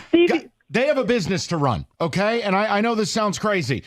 They are entering a year. They're going to do all these whiz-bang POW events, and it's 100-year centennial. Woo! We're bringing out all the wheelchairs for all the Hall of Famers. They know they can't be dog water. There's no scenario something's not happening. But no, there are no buts. Okay. Can I ask you critical? Do they actually believe they're not dog water right now? The numbers don't lie. And John Gibson doesn't elevate you to a new level when John Gibson is usually in a body cast. Right, but if you think that maybe that's all we need, if you don't realize there's the problem, then you can't fix the problem. No, Steve identified they have needs. We have some spots we'd want to upgrade on the roster. He knows the needs. They had the worst penalty kill in the history of the NHL. Big things are happening. But to paraphrase, free agent market and trades, Kenny, get a diaper on because you're about to Ekblad. Can I ask you a critical question that maybe hasn't been asked yet about this topic? I'm here till 6. All right. The question it would be why? Because if you would have said, "Oh yeah, things are going to happen. There's pressure. It's the centennial year." I'll tell you why. Because Steve is going to go where he hasn't gone before. No, not the playoffs, but he is going to give term and money. Why? Because he knows he has to. Because Does he? This is the last stop. If they don't make the playoffs in their centennial year, he will be fired. How am I to believe it until I see it, and you're not? This is a complete role reversal. Kenny, everything you know about sports, why would you trade Tarasenko in a straight, just get out of here? Everything I know about sports, why would you staple a pick to Wallman and then he's in the Stanley Cup final? No, You just keep throwing layups to him. Very easy. People can change. He was about to go very fast. Steve can change. Okay. Let's go to Andrew, 97.1. Andrew, will you help me, please? Yes, Mike, I'm going to tell you something. I think Eisman made a great deal. I think he's going to make a better one. What a deal. Great deal. What a great deal. Another great deal's coming along the way. That's the wrong drop. I'm sorry. Go ahead. Also not the same thing. Go ahead. So you have to love that he traded Tarasenko for future consideration. So basically a bag of pucks. And I have to imagine you unload that type of money, you have to be thinking you're taking Ekblad, right? So right now, if we get Ekblad, that's a B. If we unload the nasty contract of Justin Hall, you get me to about an A. And then if we can unload that nasty contract of Comfer and maybe get a Brock Besser in here, or Mitch Marner. The only way he's getting Robertson. An A is if he addresses both remaining needs. Top pairing defenseman on the blue line and an elite penalty killer and a top six forward that can possibly, under the right conditions, get you 30 goals. Those are the two. If he does both of those things. I believe he can get the Red Wings great again. Make the wing wheel great again. Also not the right try. You got to get your buttons right. I know, Andrew, it's the start of the week. I'll be dialed in by Wednesday. It's okay. But no, Andrew, I'm with you. It's the only way you're going to do this whole laser beam meme thing is if they make two high-quality moves here. Who's still using the laser beam meme? You'd be surprised. Oh, dude, with Cookies and Rieger, they were telling me, this is all these little Iser bots. See, I saw that, and I just thought it was just Rieger being Rieger. Oh, you know what's going to be fun, too, is when they end up doing something. When they end up doing something, you're going to get all those laser beam guys going, see? I told you, see? Exactly. That's exactly what's going to happen. But they're going to do the I told you so. Yeah, but Kenny, those people are sad. Think about it. Where's your life at? 7 years, you haven't made the playoffs in a decade. And you think because a guy actually, wait for it, does his job, you're the one in the gotcha moment? Yeah, because at that point, they're dusting off that 7-year-old tweet. And okay, finally, I can use it. At that point, dust off their balls and go play with them, okay? You're out of your mind. Team hadn't made the playoffs in a decade, and your GM, ready? That's what the money's for. That's what you get paid to do. That's what kills me about those quotes, too, is, the free agent market is a little dry for you this year. That's what the money is for. I'm not even saying it to be funny. That's what the money is for, is to address that. It's not, this is your job, dude. This is your gig. When the market's bad, guess what? Not my problem. That's right. You're 1,000% right. But I'm telling you, not even he could be this obtuse. My belief in all of this is Yzerman thought this would be easier. He's frustrated. He knows. I think he's very upset that he's getting taken apart publicly. And now this is the last stop. They got a lot on the line this year. What would you say if they don't make the playoffs this year? Nothing. We've already established if his last name was an Yzerman, he'd be fired. Right. So now in the Centennial, look at our new logo. Hockey Town or no Hockey Town? I don't care. I could give 0 Fs. I care about wins. They're doing something, and Kenny is going to look real silly. It's happening. Kenny, I join you. We'll both look silly. I will happily wear the egg on my face if that's the case. Right, here's the thing. Happening. Like you, Kenny, I hope that Mike is correct. It's happening. Yes. History just tells me he's not. It's happening. But maybe it's the 100-year thing. Maybe you were onto something. I'm just all. Wojo looks very optimistic. So maybe you too. And when Wojo's optimistic about something, look, I'm still angry from the weekend. I hate the fact they used a draft pick. It's all a part of the plan, my friend. the big picture. Right. Did you see Carter Bear? We're going to make the wing wheel great again. Right. Okay. You don't get listed as a prospect until you hit puberty. The kid looks 12. And then I'm hearing guys on the station today, well, you never know if he's fast-tracked, he could be up here next year. I'm like, what? Yeah. 2 to 3 years. Yeah, if he was on the Jeff Bezos hormonal protocol, maybe. What? New Jeff Bezos could beat the old Jeff Bezos into a pulp. You're a billionaire. That's what I'm saying, man. He's on that ooh-wee. You would need Carter Bear on that stuff for him to be up here in the next 2 years. That's the Bezos clone. Come on. Okay. I quit. Stunt double. There's a real electricity in this town. I think it's because people know I'm right. That's all. Ticket text next. I will fight this battle with you. Favorite soup? 248. I'm not doing it. What's going on your grill this Fourth? Bean with bacon, Not I actually have doing been it. partial to. What's your favorite Cedar Point ride? Not doing it. Northville Lumber, largest truck decking. I quit. All right, listen, go buy some Trex decking, railing, lighting. They have everything in stock all the time and at the absolute lowest prices. Look, Northville Lumber, brand new warehouse and showroom down on 5 in Napier. They have got you covered. Stop in, take home some samples, and you know whatever you see, they have. There's no lead times, wait times, back orders. Doesn't exist there. It's Northville Lumber, Michigan's Trex Superstore today, or go to northvillelumber.com. That's northvillelumber.com.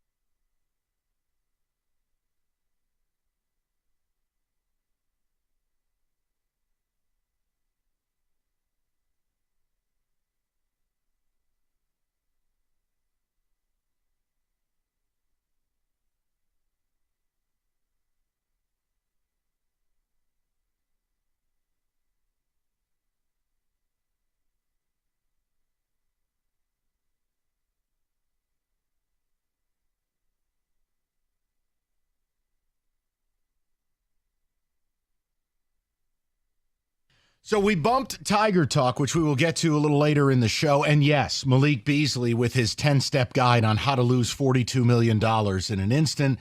But we, Doug was treating the Tarasenko thing like wartime coverage. Breaking news at this hour. The U.S. has struck Iran. I mean, I was like, oh my God, breaking news this hour. But there is a point to this. We're here at the headquarters. Yes, I can confirm he is gone. Let's go to Gator live at Chevy Plaza. But it's there's a lot of people out here. Okay, stop. Tarasenko just left town. There's his plane right there. Yeah, we're gonna follow him. We're gonna let you know when he lands. More a little bit later on. Back to you, Doug. We'll check back in as this story develops. So look, the whole idea is we know Yzerman hasn't made the moves we've all wanted. Clearly, the John Gibson trade is fine enough, but it's not what we're talking about. That is an improvement at goaltender, provided he's actually in one piece. However, the Tarasenko thing and clearing more room, no, I think it absolutely means Kane is back, but I think it means you're going and getting the big fish in free agency. Oh, there's your big move. Kane's coming back. No, it is not. I don't even want him back. You know this. I don't really want 36-year-old guys who don't sniff the penalty kill. And honestly, there will come a moment, Kenny, he's going to fall off a cliff. I was going to say, he does feel like a ticking time bomb. That's why I'm not interested. But things have been so bad here and so destitute. So the bar is low. You have to bring him back. But they need to bring him back plus get a top 6 forward.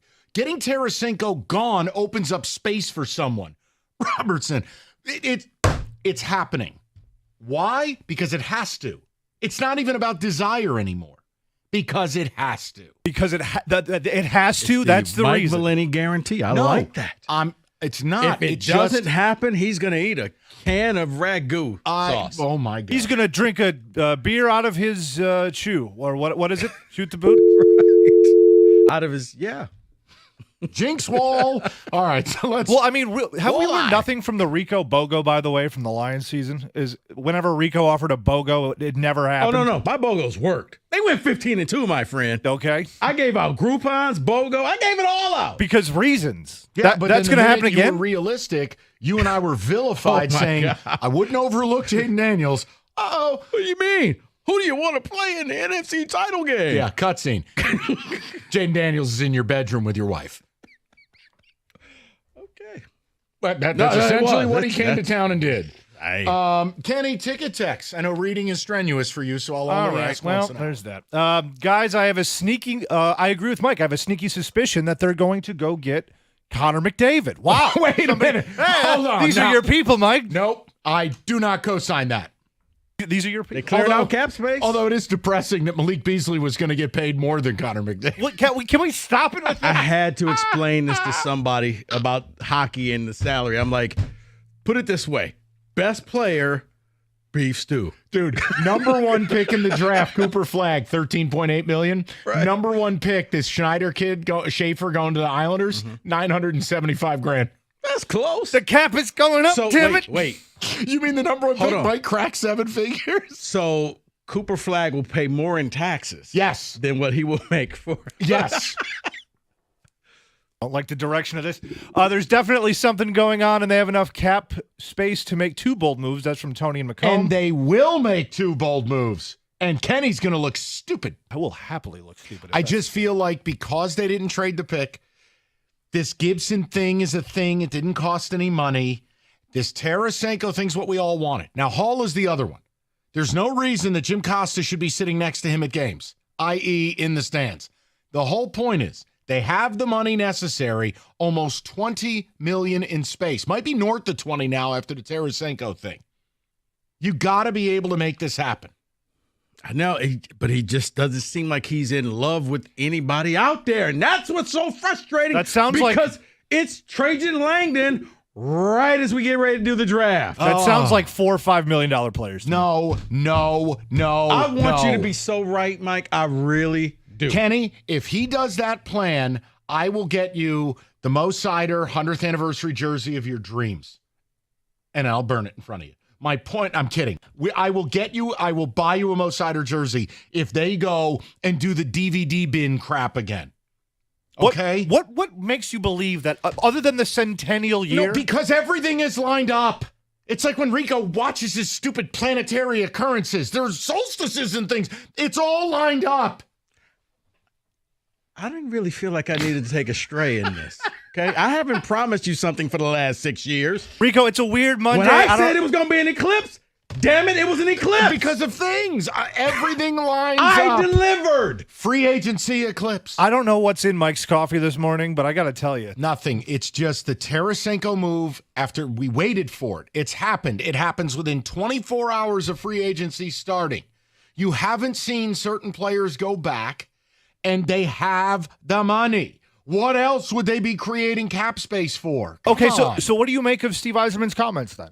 Him basically saying the free agency pool is dry and it's tough to make a deal right now. Maybe it's better than saying, listen, I'm Steve Yzerman, bonerific free agency downloading. Like, no, it just would feel like let's lower the bar, lower the expectations.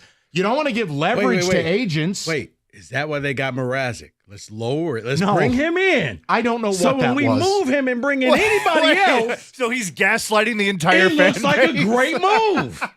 I got rid of Mrazek for you, but you also brought him here. Hey, the Yzerbots don't understand that. Well, the consequences of my own actions. That's right. That's why it's a B trade, not an A trade. The A trade is give up crap, get good. Oh, my God. I'm having This so much fun. NHL 2005, the video game. What?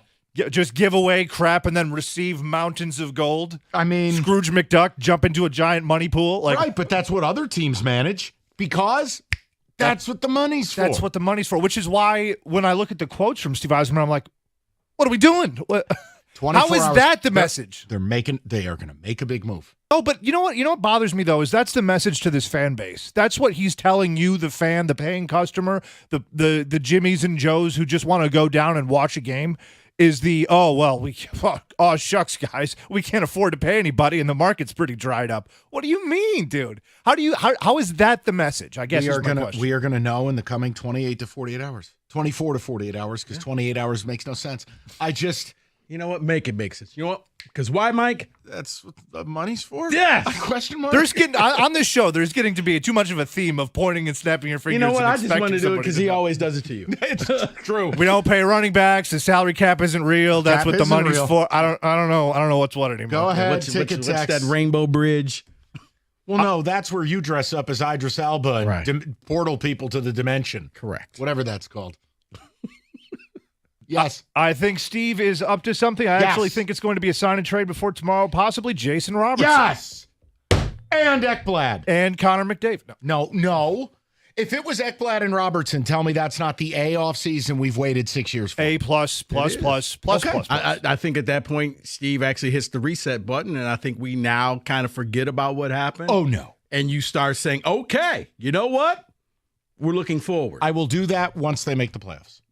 Right, but I'm saying until you make the playoffs, I think a lot of people will hit the reset button and say, okay, this is what that's laser beam, Stevie. Okay. No, this is the cheating ex equivalent that I brought up on Friday. Is she cheated on you the last weekend, every weekend of your life? Oh yeah, it's fine now. No, you can't just forgive what has happened in the past 5, 6, 7 years. I mean, you give them the first couple as a mulligan, right? Why? People do it with the Tigers. They won a World Series in 40 plus years. People act like they've won 7 World Series in the last decade. That's their dark fast. No, it's like it's a great it's just a wonderful start to the season, but like it's about a parade or come on. Understand, but we got to get to the I know. playoffs first. Well, they've already won the division, so it's fine. No, I'm talking about the Wings. Oh. Kenny, wow. Just okay. Kenneth? I'd rather talk about chicken tenders and roller coasters than moves the Wings aren't going to make because Yzerman is incompetent. I'm telling you, you're going to feel bad about that in 24 You're going to feel hours. real silly in a couple of days. Trust me. Yeah, there won't be receipts. I can't live in a world where you're creating cap space to sign more compers. So I'm going to go with this theory before I end up in Sadville. Just join me in Sadville. I don't want to. You can. The invite is open. After the Wallman thing, I am in a golf Sadville. cart out there, Mike, with some cold pizza on it. My fear is they're only going to make one move and not two. That's my fear. Well, he's given himself an out. That's what he's done with that statement that he put out about. Yeah, but the there's market. no out. If they don't make a pair of major free agent acquisitions that address the top 6 forwards and a top pairing defenseman, if they don't do that, then I don't care what his out is. It won't work with fans like me. Where's your headspace then if he does one of the two, like you suggest? If he just gets Ekblad, or he gets Robertson, or he trades for like a Bo Byram, somebody like that. You're in a dangerous middle ground. That's Yes. the problem. Where I won't be able to call it an A, but every Yzerbot will want it to be an A. And I don't know if they don't address everything. I don't know that it's going to get you where you want to go based on how tough the East has gotten. Not only with, obviously the Noah Dobson thing was top of mind last week, but Kenny, worst penalty kill in the history of the sport, goaltending issues, defensive responsibility issues, and just a complete lack of scoring punch up front. That's a lot to handle. He had to address all three. Now, you've upgraded the goaltending, provided Gibson stays healthy.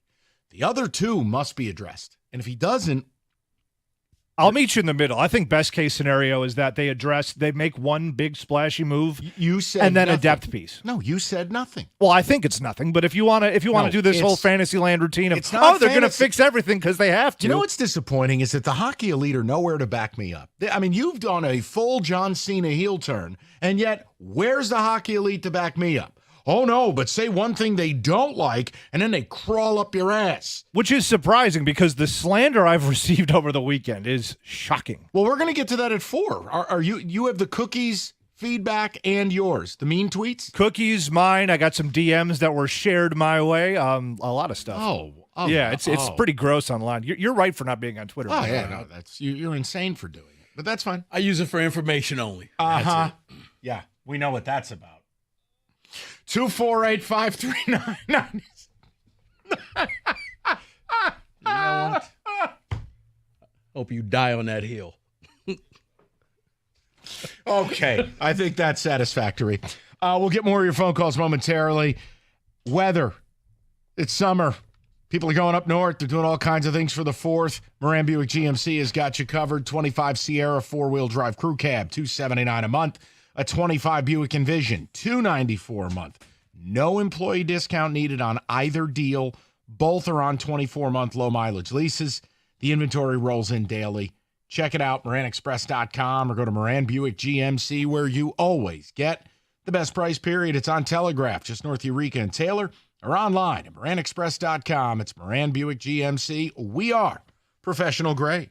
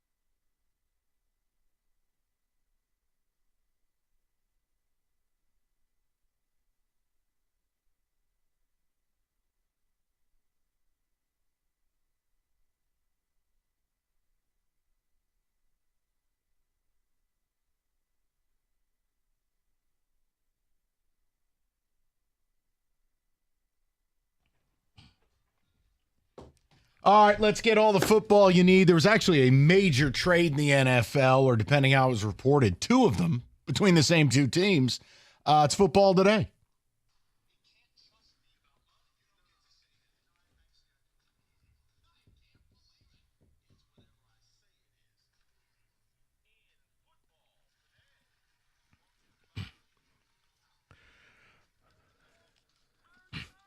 Okay, you know what, Mike? How about we just jump right into the trade between the Steelers and the Dolphins? Pittsburgh receives Jalen Ramsey and Jonnu Smith, tight end, and the Dolphins get Minkah Fitzpatrick and a 5th-round pick in 2027. It's crazy. I mean, did any team win this trade? That's tough, man. Do I get Jalen Ramsey engaged? Do I get the guy who wants to play, or do I get the malcontent? Now, Jonnu Smith, look, you add him to Freiermuth, couple of nice tight ends there for Aaron Rodgers. It's just weird for the Steelers to be going all in when they should be rebuilding. For Miami, they didn't want to pay Jalen Ramsey. He did not want to be a Miami Dolphin anymore. So they went out and reacquired guy they drafted and traded. It is a bizarre trade. I think it works for both teams at a certain level, but I don't think it greatly changes the trajectory of either team. Yeah, because the Minkah Fitzpatrick, I was like, wait, was he not happy in Pittsburgh? No, they just launched him out of a cannon. And look, he's a good player, but you know what he's not going to do? He's not going to stop the run. He's not going to line up at defensive tackle. Miami's D-line is atrocious. So, Rico, it's just one of those, Michael Jordan security guard trades. Okay. Flipping quarters. Sure. Let's stay with the Steelers. A lot of Steelers. Multiple reports coming out that multiple teams are interested in Steelers star TJ Watt. He's unhappy. We're doing this again. He is the latest in a long line of rush edge defenders who are unhappy. Is he just going to pimp the Steelers for more money, or does he really want to be moved? After what Myles Garrett pulled off, where he lit the house on fire, walked away, didn't apologize for it, and then farted in front of the cameras, only to go back to Cleveland and get paid a king's ransom, I'm going to go ahead with the pimpage. I think he's going to roll in with a chalice and a cane and some platform shoes like 1973. Okay. Yeah. I mean, I really wish David was here for this, because this both involves his team. But again, there are issues. They don't want to pay him deep into his 30s, but yet all he does is go out and kill. And he is the face of that franchise. So there would be a revolt in Pittsburgh if they didn't pay him. So you think he is going back to Pittsburgh? Yes, and pimpage. Kenny, would you like to chime in? Oh, I agree completely. I too am bummed out that David is not here to relay his feelings on the matter. I know, because David would be acting like Wayne Brady in the Chappelle skit if he were here. All right, because he'd be furious. I want to get your opinion on something. Sure. Let's just ride the Steeler train one more time. Why? Because Ben Roethlisberger came out and said something that I didn't think it was debatable, but some people have it debatable, saying in his prime, he would rather have Aaron Rodgers than Patrick Mahomes. Would you rather have Aaron Rodgers in his prime or Mahomes honestly, in his prime? Look, Rodgers' prime, now it's terrible to say this, is 7 or 8 years ago, but he had seasons of like 50 touchdowns and 3 picks. They just didn't do enough. They didn't spend enough. They weren't aggressive enough. The difference is Mahomes has won the biggest games. Mahomes would have another Super Bowl if D4 didn't line up off sides. I can't say I agree with it, because Mahomes chips down has won those games, and Rodgers didn't. So I'll stay with Mahomes. Kenny? I lean Mahomes. Rodgers had some spectacular seasons. I mean, obviously, as a Lions fan, he terrorized me for quite some time, but maybe it's recency bias too, I'll admit that, but I lean Mahomes. All right. Some more NFL news, guys, going into this season. I'm going to give you a list of players, and we're going to say whether this will be their final year or not, because we just finished talking about Aaron Rodgers. Is this it for Aaron Rodgers, or will he find a way to milk this for one more year? No, this is it. This is it? This is it. Plus, he already pulled the fake marriage thing off. What will he have up his sleeve next year? Fake his own death? You know what? I can see that. Change his name. He'll be the guy who leaves for Uzbekistan without telling his family. He'll pull a Bobby Valentine. Now, this is it. I'm not even convinced he finishes the season. Really? Okay. He might get his head taken off. Travis Kelce. Why? Is this his final season? Yes. 100%. Goes on tour? I think Taylor will make him retire. Yeah, I think it's over. There's no way they're not getting married and it's going to be the end. Plus, she's going to pull a Giselle and say, hey, you need to retire? No, it's just, look, I laughed. I read an article last week when it was like, oh, Travis Kelce and changing his body. And I'm like, looks like he drives an Astro van. Like, I'm sorry, but this is not. It's probably because he came in he was not in shape to start the year off last year. Rico, he's old. And guess what? It's rare for someone to be one of these physical freak shows like James Harrison. You know, that guy looked like Terry Crews in his later years. He still could play. Right. I don't know if you've seen. But that's rare. Yes. A LeBron is rare. Right. Travis Kelce looks like someone who helps you paint your fence on a Sunday afternoon for a six-pack. Neighbor Travis. Hanging out with Jeremy Otto. Hi diddly do, neighbor. Kenny Travis Kelce. I'm on the opposite side of that one. I think the longer he's in the media, the more him and Taylor can play in terms of attention. So, yeah, I'll say he's Jeremy Otto, Lord of the Cargo Short. All right. Hi diddly do. Next name. Will they retire or will they play another season? Matthew Stafford. Play another season. Still playing at a really high level, and I think that football team with a young, cheap, talented defense, I think they're going to make some noise. I think he will play past this season. The only thing that would stop him for me would be health. If he can stay healthy, then yeah, he's going to play. See, I do wonder if they win the Super Bowl, do you just you're adding caveats now. I'm saying you're mean. I'm not mean. Okay, next you changed name. the question midstream. Calais Campbell. Last season. This is the last stop. Levante David.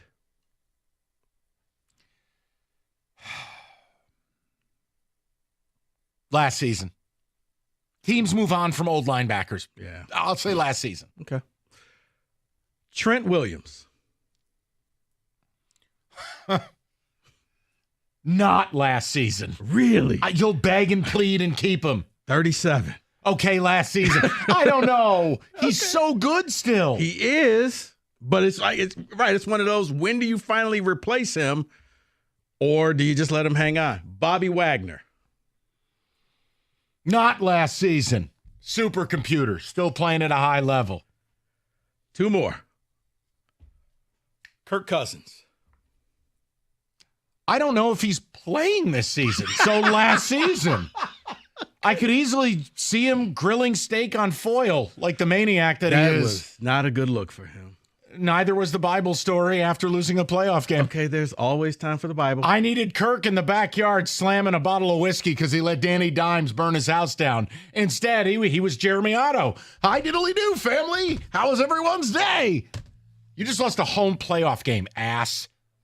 Act like it. He said that family first, and he meant it. Right. Final one, Russell Wilson. Oh, last season, for sure. He's here for 5 games, and then he will go into vapor. There's just no way, man. What? No, just the Giants will be 0-5. The calls for Jackson Dart will become insane.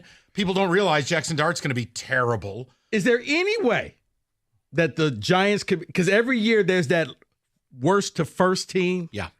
Any way that could be the Giants? If their defense, okay, do you remember the Bears defense of 7 or 8 years ago where they scored 80 touchdowns? Yeah. And they just killed everybody. It might have been the year they had the double doink. If the Giant defense is that, where they've created this wrecking crew up front and Abdul Carter's Micah Parsons and Dexter Lawrence remains the best interior lineman in football. Thibodeau explodes. Brian Burns is hey, if anything's possible, but not probable. Oh, Jesus, no. Okay, just curious. I'll be shocked if they win 6-7 games. That's your NFL Blitz, 97.1.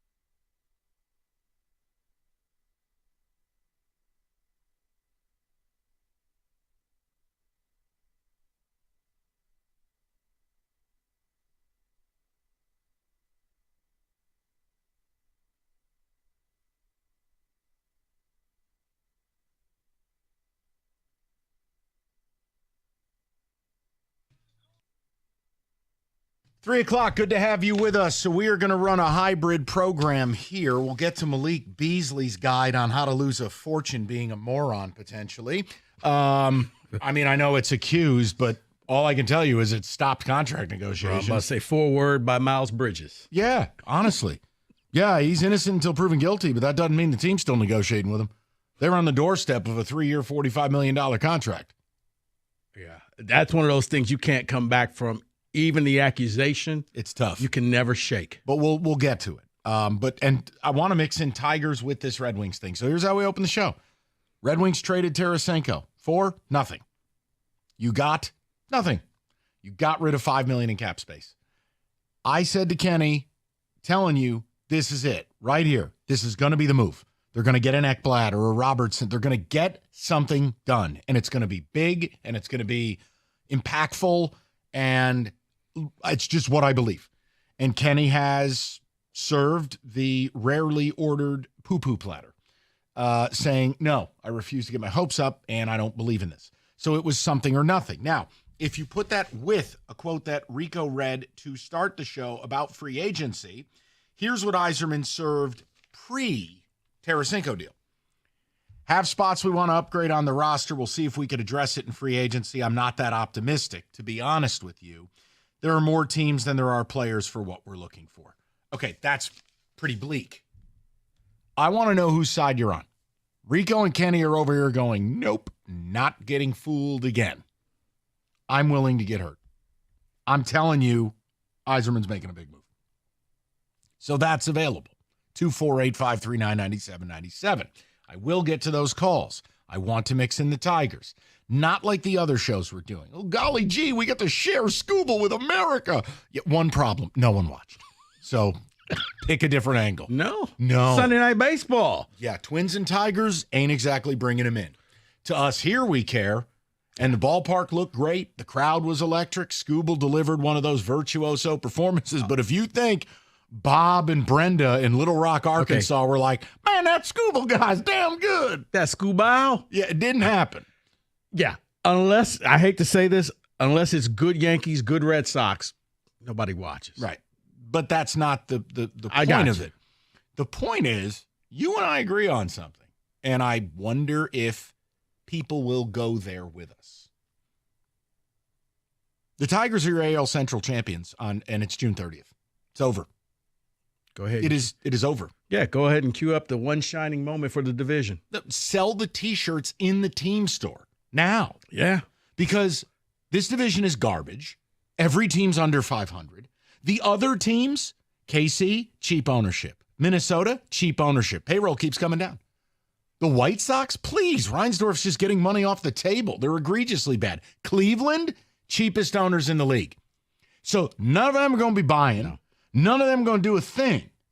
And as long as you have Tarek Skubal, you're never losing 4 games in a row. I was about to say, never. Even if you did, Mike, I think this team is like 7-game losing streak proof. Do you know what they are in the last 12 Skubal starts? Probably something ridiculous. 11-1. 10 I was going to say 10-2. 11-1. They don't lose when he starts. So look, it's over. And the only thing, and you go, well, geez, that's kind of. No, it's no, it's not. Because once again, that losing streak that everybody kept saying back in April and May, just wait. If it comes right now and they lose the next 7-8 games in a row, wouldn't matter. The other teams aren't capable of doing anything more than 4 and 6. You'll still be winning the division by probably 5.5 games. If they played in a real division, we'd have a real conversation. They don't play in a real division. You're in a division, everyone's underwater and tanking. They're awful. Yeah. So guess what? It's over. Which is the other reason why, because you really didn't need. This is why you don't let Skubal throw the complete game. There's no need. You take him out of the game because you got bigger fish to fry. I love the way they're managing him. Yeah. I don't want to say protecting him, but they're managing him. It's frustrating because I think sometimes fans want to see the complete game. They want to see the one hitter. They want to see, can you get to 20 strikeouts? They want to see that stuff. I understand. But last night had to be good enough for you. 93 pitches, 7 innings, 13 strikeouts. I think he had 15 swinging strikes on the changeup. I mean, the Twins were up there blindfolded. They look like a kid hitting a piñata. Yeah. So, look, I just want to know if you're there with me, because as far as I'm concerned, that's why the day-to-day minutia of Tiger baseball, they're so good it's boring. It's a trade deadline for me. There's just no purpose. Like, what are we talking about today? Oh, golly gee, Scooble's good. Really? What's the topic there exactly? Is he great or is he just No, good? he's no. going to No, win I the got Cy you. Young. He's better than he was last year. He's far and away the best pitcher in baseball. And I'm not going to hold it against him that he doesn't throw 108 pitches a night or go 9 innings. He is who he is. He's going to go 6 or 7. He's going to be largely unhittable. And he will do things like he did last night where Minnesota probably just shouldn't have shown up. Because it looked like they had a different bat in their hands, if you know what I mean. They had no hope. No hope. Yeah, once the strikeouts start accumulating. Well, he was pitching backwards last night. Yeah. Oh, I'm going to sit on the fastball. Hey, good for you. Change up. You're dead. Have a nice night. Yeah, Minnesota just was chasing, and at that point it was just, okay, who's next? Okay, here you go. Wings are making a big move. Who's with me? And the Tigers are your AL Central champions on June 30th. There is nothing to discuss. Period. See you at the deadline. Who's with me? If you want to do the, golly gee, we shared Scooble with the world, do whatever you like. Maybe your grandma in Santa Barbara called. Kenny, your thoughts?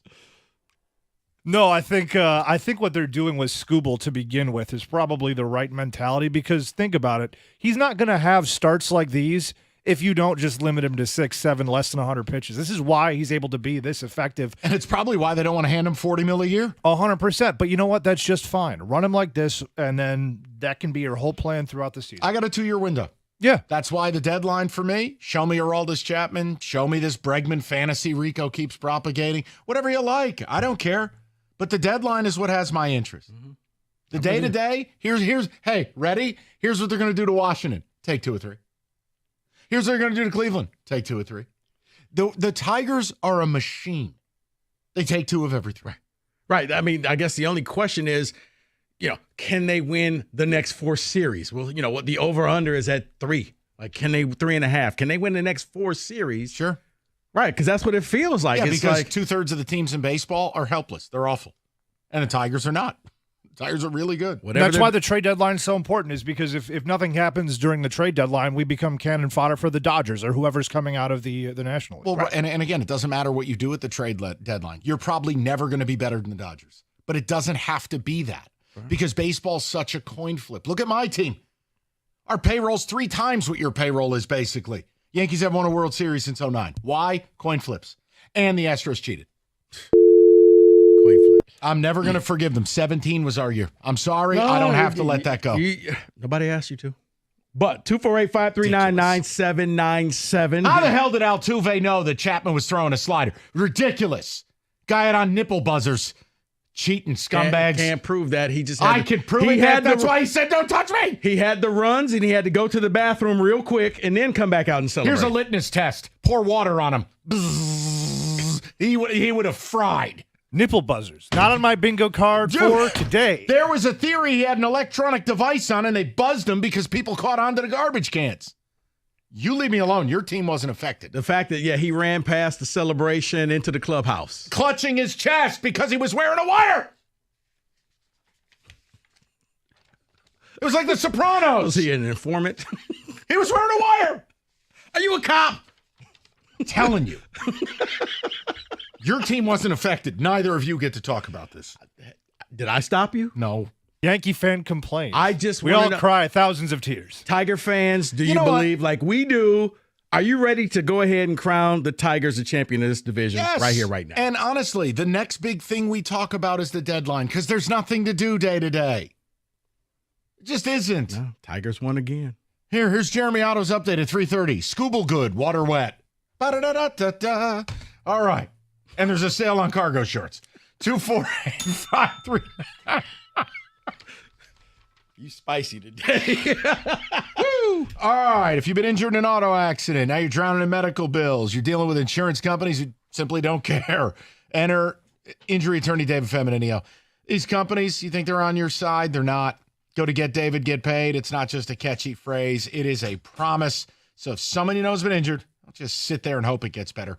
Call David Feminino at 855-65-CRASH or go to that website, getdavidgetpaid.com. That's getdavidgetpaid.com.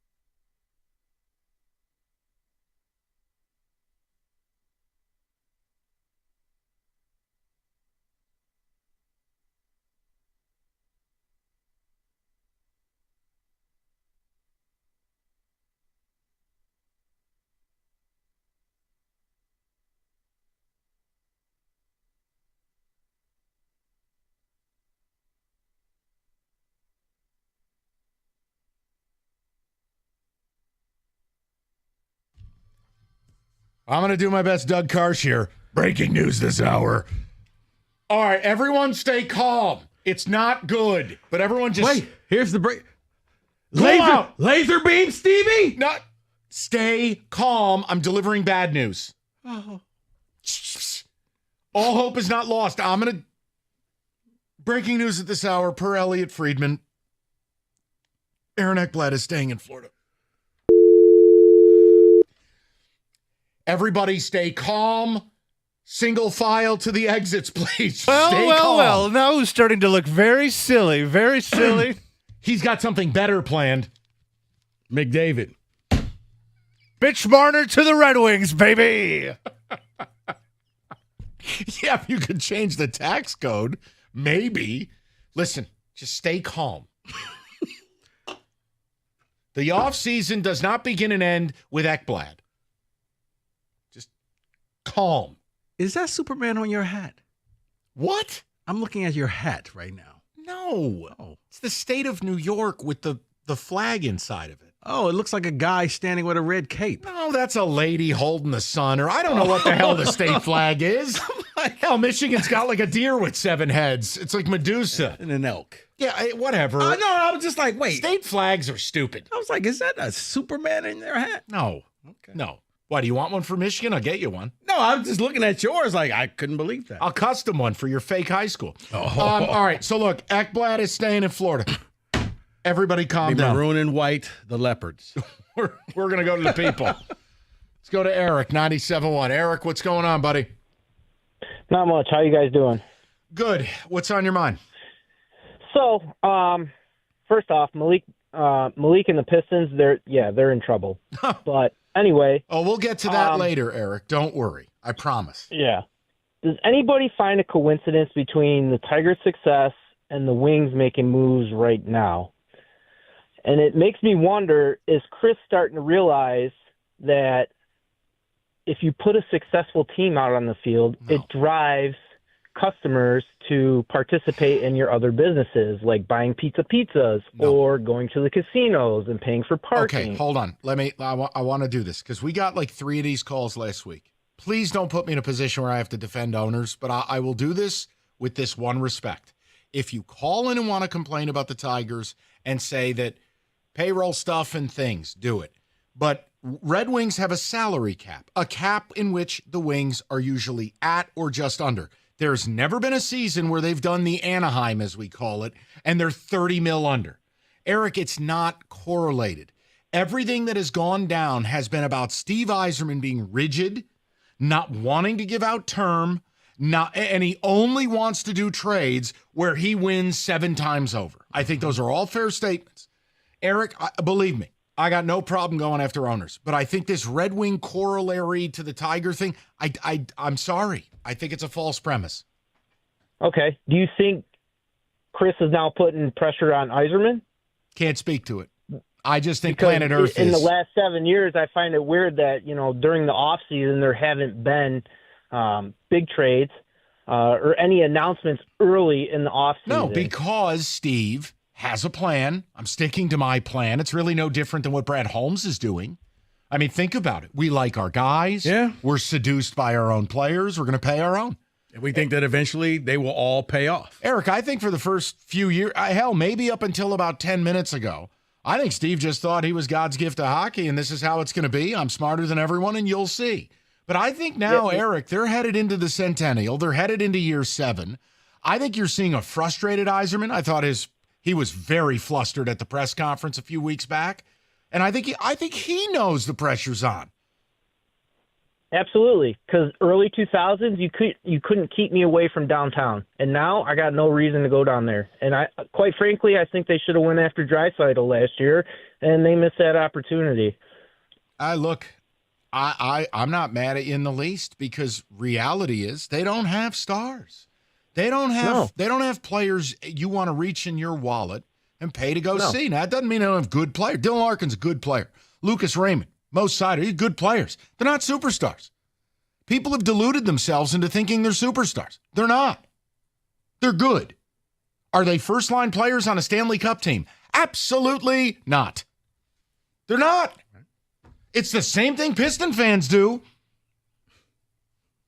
No, you're right. Hanging off of Malik Beasley's chandelier like he would start for a title team. And he wouldn't. I think the shine is off that pin. Oh, don't worry. I can't wait for the grotesque overpay for Nikhil Alexander-Walker, and then the same idiots who told me how good Beasley is going to tell me you just got the league's best triple threat now. That's all this town does. I can't argue with you. No, I know, and it's frustrating. I know. Let's go to Garrett, 97.1. Garrett, I knew you'd call with Red Wing Talk. What's going on? It's been a minute, Mike. I've been doing all right. Just been crunching some numbers and kind of working in the lab. So it's been productive. I need you to help me because Kenny's negativity is ruining my week. Well, and Kenny's been bothering me far longer than you've known him, Mike. So, Okay, how do you think I feel? Fair. in truth, I think there's going to be some moves made. Do I think they're going to be at the magnitude that everyone's expecting? No, but they're going to make some moves, Mike. I really do. I think that there's going to be some moves made. Now, I've always went into this offseason thinking Yzerman's going to need 2 goal scorers up front, a defenseman in the back, and get the goalie. And he already got his goalie, obviously, with John Gibson. The biggest thing I think that positions this team well, and even if they have a little more measured free agency where they still get those deals, but they might be a little bit shorter term, which that's something to kind of pay attention to as well, Mike, is there's a lot of rumors right now that a lot of players are going to sign shorter deals, but for higher AAV, right, or higher salary because the cap's exploding the next 3 years. And so that fits a lot of what Steve's trying to do, right? Steve's signing a lot of shorter-term deals with a higher salary that kind of fits this until he waits for some of these players to kind of come up or see what he has with some of these players that he's fully been ingrained with. And I think that bodes well for the Wings because they're going to go out. I am convinced they're going to go out and try and make an offer for a guy like Ehlers, who I think would fit well on the second line. I think he's going to go out and try and make an offer to Patrick Kane still at least and try and see what he can do there. I'm convinced that he's going to probably look at the trade market to add another defenseman. I really wasn't sold that Ekblad was coming, but there's a couple guys I like there on defense that would be, I could nerd out. But, I mean, even if it goes with a B or B plus free agency, the Wings have like $50 million in cap space next year, Mike. 50. A 5-0 next year. They've only got probably a third of their team. And that's fine. But, Garrett, you do run into one issue that Kenny could say to you, but I'll do it because I know you're annoyed with Kenny. Yzerman's got to show he can recruit anyone of A caliber here. That is an issue now, Garrett. And you're right. No, you're right. Money's money, but also the game has changed. Yeah, you got to convince that one person to believe in you and what you're doing and that you will indeed win a cup overcome the no state tax states advantage. Yes. That's the problem. But see, I think the bigger thing... And if he needs to sell, if he needs to have Sergey or Igor come with a duffel bag and some Russian guys armed and go over there or go to some of these guys' houses, I mean, that's what I'm talking about. He's got some options. But Garrett, see, I still think the biggest thing is you got to convince people that you can win, and they will overlook the state tax because it's like. See, Rico, here's the problem: is that I feel like the casuals who are out there calling saying, look, I mean, I haven't been as happy with Yzerman on certain things. Sure, I'm not out here calling him worse and, telling him to fire him like 98% of this fan base that's on social media that thinks they can run an NHL franchise. Like, yeah, you need to convince a lot of these people to go do it. But I also do think that thinking, oh, you're going to get Marner, you're going to get Ekblad, you're going to have all your top prospects still. Like, no, you gotta be realistic that most of the teams in the NHL are probably built a lot like the Red Wings. And it's not a fun place to be when you're like that. And aside from the tax advantage states, which is really what kind of sets them apart, there ain't really that much that separates the Wings from anybody else. But here's the difference. Take a look at 2 Canadian teams that don't have the tax advantage that have gotten a lot better the last 2 years. One being Ottawa, where me and the guy you're annoyed with wanted to make a run at Linus Ullmark, and they didn't. And they were active at the deadline. You weren't. And then Montreal. Look, the Noah Dobson thing can't be understated. Garrett, that was a layup. Yeah, what are your Islanders doing with that, dude? What were your Islanders doing with that? Was Darsh just hitting some Admiral Nelson out there in the back parking lot before he did that? No, hold on. I mean, I don't want to nerd out like this is SNY, but Garrett, the thing is Lamoriello left them in a lurch. The Dobson deal should have been signed last summer. Lou played hardball, didn't, and their leverage was all but gone. So, look, they have to make a decision on, do we want to be stuck on the treadmill of mediocrity or do we want to build this thing to where we can actually get over the hump? Garrett, they had a couple nice runs. They made the conference finals. They had no business beating Tampa when they played them. Look, I think they're retooling. I think they had a really good draft night. I think Barzal could be had. I think the Islanders would listen on Sorokin, quite honestly. So it just, I think they're retooling, Garrett. And you know what? Unfortunately, unfortunately, and let you guys kind of say the whole thing is that, look, if there's that case where Larkin's not happy with it, I know, and yes, we could say that Larkins truly wouldn't be a number one center on most Stanley Cup caliber teams, and I get that. I'll say this, that, look, there's enough guys out there where if you get a couple good players out there, or if you get a guy like Larkin who can get 1 or 2 of his guys from Michigan to come back with him and pull those strings, and you can actually show somebody and show him that you can go out and get them, that's when I'll start really thinking, hey, they're going to win a cup. That's right. You got it. We need to see things that are kind of, oh, wow moments. And Garrett, it's nice to hear from you. We are up against it. I'm sorry Kenny annoys you. The point is, We need to see it. It's time. Yes. 248-539-9797. More of your phone calls coming up next. 97.1.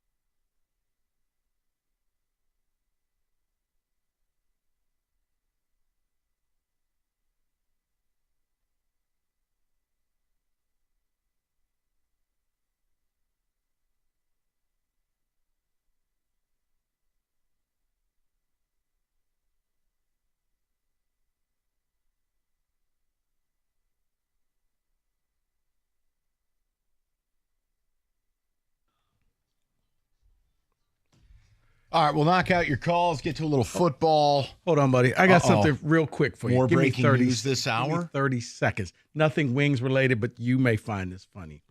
Let me make sure I get this name right. Nico Iamaleava. Guess what? He will be representing UCLA at Big Ten Media Days. I just thought you.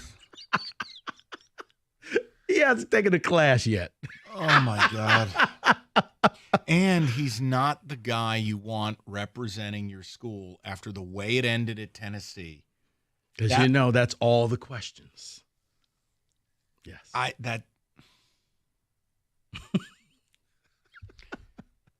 was going to say something else, but I'd rather say it to you in private because I don't want to upset people and we can keep this moving. But there are a lot of questions that should be asked at Media Days and probably won't be. And I'll just leave that there. Kenny, a few of the ticket texts. Okay, I got you. Yeah, I know you do. This on the Steve Yzerman, the quotes that he came out with. Why does Yzerman always make it so bleak? That's how I feel about him. That was the big move, Mike, talking about the John Gibson deal. No. If that's the big move, the offseason's a failure. No, there's more. You don't get rid of Tarasenko to go and sign all of JT Compher's friends. No. There has to be more. Come on. The Tigers are turning into the early 2000s Wings. Just wake me up when the playoffs start. That's from Steve. And that's where I'm at. Baseball already is something impossible to follow on a daily basis for the average fan. There's nothing to break down. There's no controversy. There's no issues. There's no drama. You're in one of the worst, if not the worst division in baseball. And I'll see you at the trade deadline, and then we'll check in again around Labor Day. No, it really is. It's haves and have-nots, and you're in a have right now. Yes.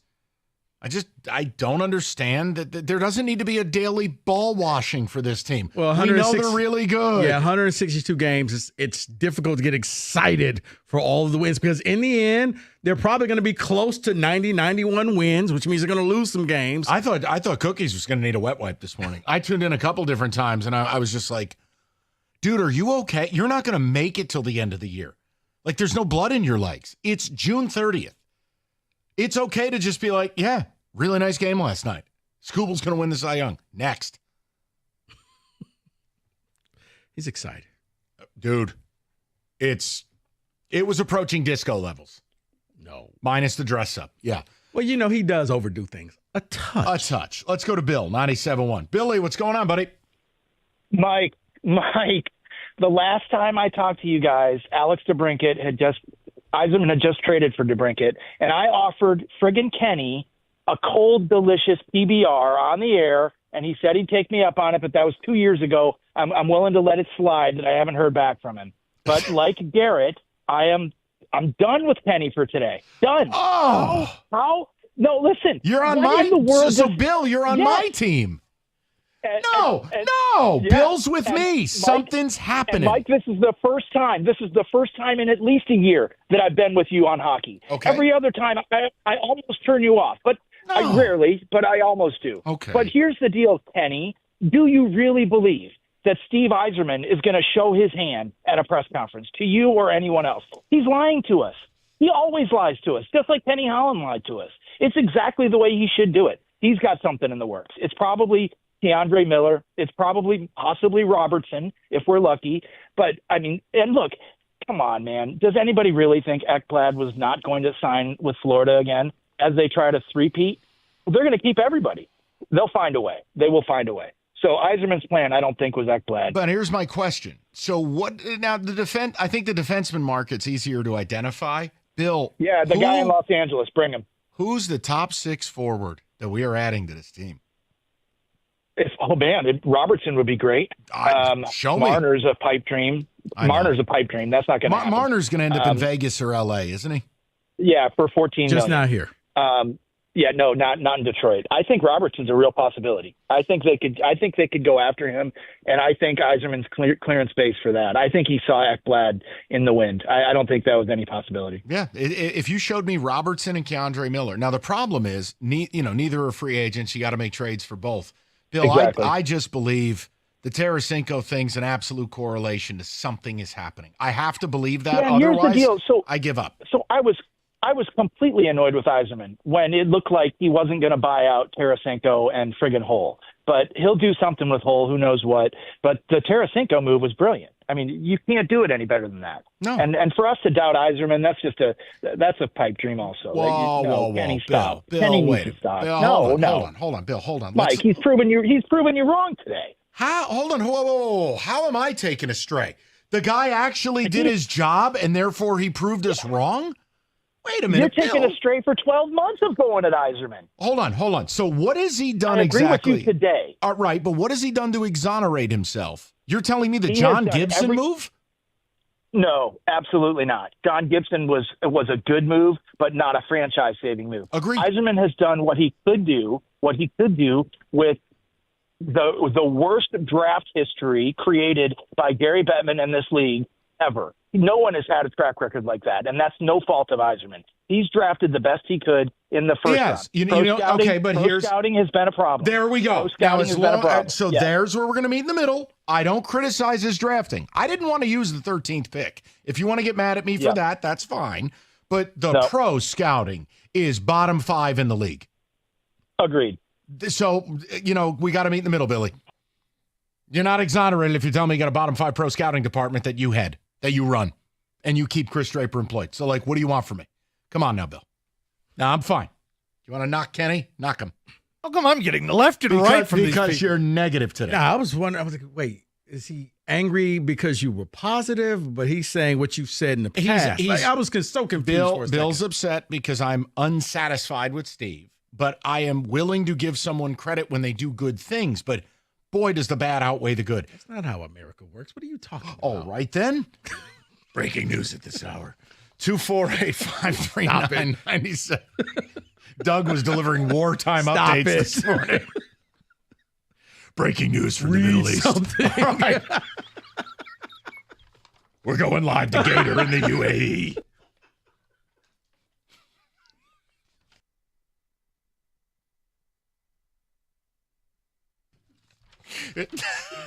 Come on, man. When you laugh like that, it throws me off my game, then I got to take care of business. Okay, I'm leaving. It's a global edition of Would You Eat It? All right, listen, Hungry. Take it to 6. Hungry Howie's. They got a deal for you just in time for the holiday where you don't feel like cooking this week. Large one-topping pizza, your choice of 8 flavored crusts. Just $8.99. Dough made in-house, 100% real cheese, fresh ingredients.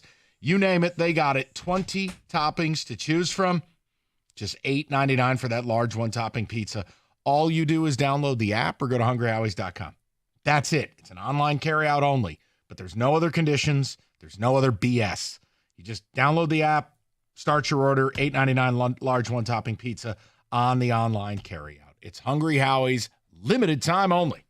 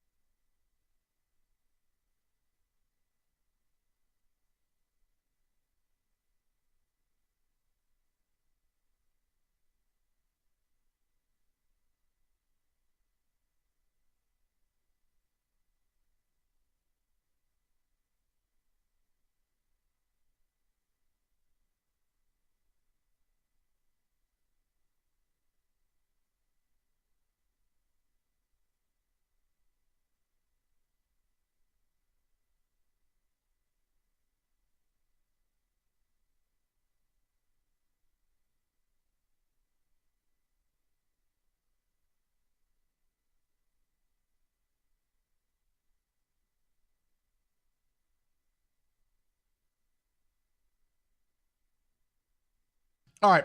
Knock down these calls, some ticket text. Got a blitz coming your way for a little bit of football.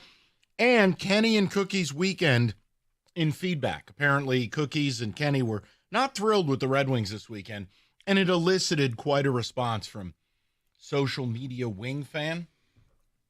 People can be mean. We're going to do some mean tweets. But for right now, let's go to Jerry, 97.1. Jerry, what's going on, buddy? What's up, guys? Another day, another wonderful show from everybody at Well, 97.1. Thank you. Very kind of you. So I'll just drop my baseball thing real quick, and then I forgot about something I wanted to ask your opinion on. Baseball season's too long. It's just too long. If a team can start 30-0 or 40-0, they can still miss the playoffs at the end of the year. It's stupid. I don't like it. Doesn't need to be 162 games. That's it.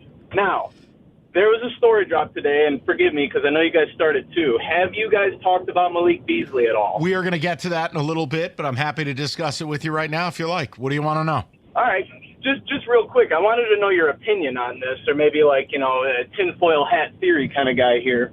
I know where he's going. Do you think there's any correlation as to why one of the best three-point shooters in the league couldn't hit water if he fell out of a boat in the playoffs? No, and here's why. Jerry, I'm going on what we know today. The actual investigation stems from his time in 2023 and 24 with the Milwaukee Bucks. It does not extend into his time with the Pistons. The Pistons are getting dragged into this. Gotcha. So he just normally sucks this year. No, but see, here's where I can understand where Jerry and people like him, Mike. Was the investigation just over? And was he maybe still doing things, or was it that one-time thing there? That's where the question comes in. Turnaround, though. I mean, again, you're talking about the guy who was on pace to have as many threes. I don't know if he finished with as many threes as Steph or just a couple shy, but then the playoffs start, and all of a sudden this dude, like my grandma, could hit a three-pointer. Right, but that happens. That happens all the time with most role players. You know how, like on Inside the NBA, when Chuck and Shaq and they talk about the stars versus the others, and how the others only play well at home, they don't play well on the road. They're speaking of people like Malik Beasley. So if a guy had a bad playoff series and he's a role player, it's what he is, Jer. I can't make I think it's a false equivalency. Look, Jer, if something comes out where they're investigating this year, well, then hold on. Then you call back and it's a different phone call. But this is where everybody with a tinfoil hat will say, well, what about that missed shot? Or what about him fumbling the ball out of bounds in the playoff game for the final shot? What about this? That's fine. Then do me a favor. Go to the What About Lounge and have the conversation over there. Because the investigation is about his time before he was a Piston. I can't do that. No, you're Mike, welcome to, I but understand. you got to go to the What About room. I understand, but you do see where... Yeah, and I know. Jordan security guard. Ironically enough, gambling. Actually, you're right. What are they, pitching quarters or whatever it was? Go to Mario, 97.1. Mario, what's going on? Hey, good afternoon, gentlemen. How you guys doing? Excellent. What's going on? So, Mike, I'm with you with respect to Steve Yzerman. Now, let me preface my comments. So, always been a fan of Yzerman. I'm a diehard Red Wings fan. But I was very happy when Yzerman, became GM. However, I have been critical the past year especially. So I'll give you an example. When he acquired Peter Mrazek for $4 million a year, I just lost my mind. I just did not, now he's corrected himself. For him to dump Mrazek and get John Gibson, that was a huge trade, okay? But there's been some mistakes. For example, as we know, Justin Hall, Tarasenko. So we know he traded Tarasenko today, and he again, another $4.75 million saved. Great. Okay, that's great. But we're not going to put Yzerman on a pedestal, to your point, Mike, for correcting mistakes he's made in the past, right? No. I think we all agree. Agree, okay, completely. So here's the other thing. I was with you, and I'm still upset about Noah Dobson. I would have traded for Noah Dobson because he's 25 years old. I would have preferred Noah Dobson at $9.5 million a year for 8 years. At the end of the contract, he's 33. You're not going to pay Aaron Ekblad $9.5 million. No, and he's a right-handed shot, which is a little bit unicorn for defensemen. Look, right. He is Right. He had a bad year on a bad team. He was injured. The whole team fell apart. I think Noah Dobson's a really good player. Montreal got him for a song. I'm with you, especially knowing now that Ekblad wasn't coming here. Yeah, it makes it hard to understand because now whatever you do is measured against Dobson. Yeah, but here's the other thing, Mike. All these fans who said, "Oh, no big deal," when we didn't get Dobson, we'll just sign Ekblad. Well, hold on. I know. Ekblad to come here, we would have had to overpay. You can see he accepted a huge discount with Florida because the rumor, and I've got it on my apps. The rumor was that Ekblad was going to sign with Anaheim for $9.5 million a year at 7 years. Were we going to pay that kind of money to Aaron Ekblad when we could have gotten Dobson for the same price and he's 4 years younger? No, I don't think so. No. Right? But we would have better remember, off. you have to give up something to get one of them. You wouldn't have to give up anything but money for the other. So, look, Mario, your point is well taken because, look, we're going to sit here now, and the guy that was associated with the Wings a lot last week, that if he moved, it would be Detroit, didn't come here, was Dobson.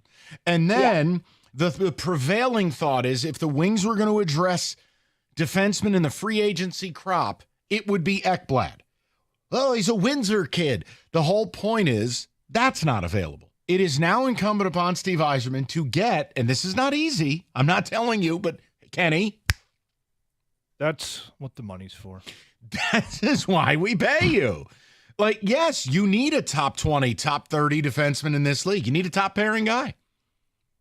And two of them are off the board. One, you didn't get involved with the trade. The other, he stayed in Florida. What am I going to say? Also, he took a very nice little discount here. Elliot Friedman reporting he's going to be 8 years, 6.1 per, which is crazy. Yeah, but factor in no state tax. Correct. It corrects itself based on that by itself. And you win. I mean, and you win, and there's palm trees, and it's sunny out. There you go. Yeah. Fix the damn roads. All right, we'll go to Dirk, then we'll handle some football, then we got to get into the Malik Beasley stuff. Dirk will get the last word. What's going on, buddy? Hey, just a quick little theory on Beasley here. Okay. I don't know if you guys remember, but him and Timmy, they may have gotten a little bit too big for their britches in that New York series. I mean, they were talking it's part of the series, you know. It is what it is, but I'm thinking maybe that Beasley maybe got wind that something was brewing, and that's why we saw what we saw in that last series there. In that last series, it was tough. I mean, look, you're free to speculate on it. What am I going to do? I'm going to live in the world now is guys have bad playoffs all the time.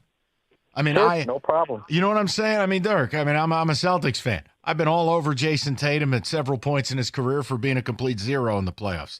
If Tatum can struggle in the playoffs, Malik Beasley can. But the reality is you were on the doorstep of signing this guy. Mm-hmm. So that's why I don't think your theory would be right, is that he would get wind, but the team wouldn't. So I'll say no. I don't think you're crazy for speculating, but I'm going to say no because by all reports, you were on the 1 yard line of a 3-year, $45 or $43 million deal. And the Pistons have pulled the plug on that now. Yeah, but like I said, and we'll talk about this a little bit more, but the problem is even being accused of something like that is just going to leave a stench over you that some people will always say, yeah, but what about this? Or you question things. Look, and what hurts the Pistons here is I wasn't satisfied with WBBT, bring the band back together as is. But the idea that Beasley's out, now your options are what? Oh, we just got to sign Schroeder. Do you? He's not a great three-point shooter like Beasley is. And if you think him making a couple threes in a game 6 against the Knicks, sorry, that's anecdotal. Or is it, I know, wait for it. Go get the best of an egregiously awful free agent class. Nickeil Alexander-Walker and his robust 9.2 points per game lifetime. Oh, but he can make plays off the bounce. Listen, I don't want to get in a bidding war for guys like Nickeil Alexander-Walker. I'm about to say, or you just got to hope that Chaz maybe. Okay, we're done here. No, I'm saying he shoots threes. This is, dude, here you go. All right, Rico's created his own Pistons blog, apparently. No. Here's the title of the article. He shoots threes. This is what you brought him in for. Yeah, as a developmental prospect. Really? No, Mike, I'm saying at this point. No, at this point, Trajan should have done his damn job and gotten aggressive versus that I'm half asleep press conference You tell and him, saying we're not doing anything. Go out to Las Vegas and shoot a ton of threes and we'll get back with you. Sounds like a great plan for an NBA championship. All right, we'll get some football. Try here. I know. Damn it, we have breaking news at this hour. You know what? I'll just grab a boot. Jazz Lanier's Larry Bird. All right, well, let's do some football. 97.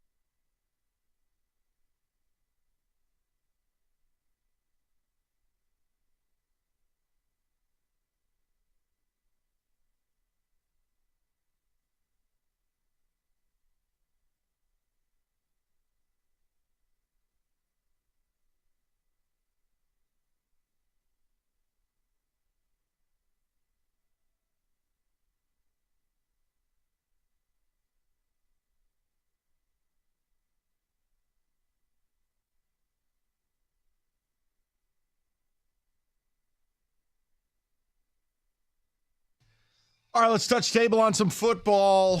It is time for football today. Kenneth.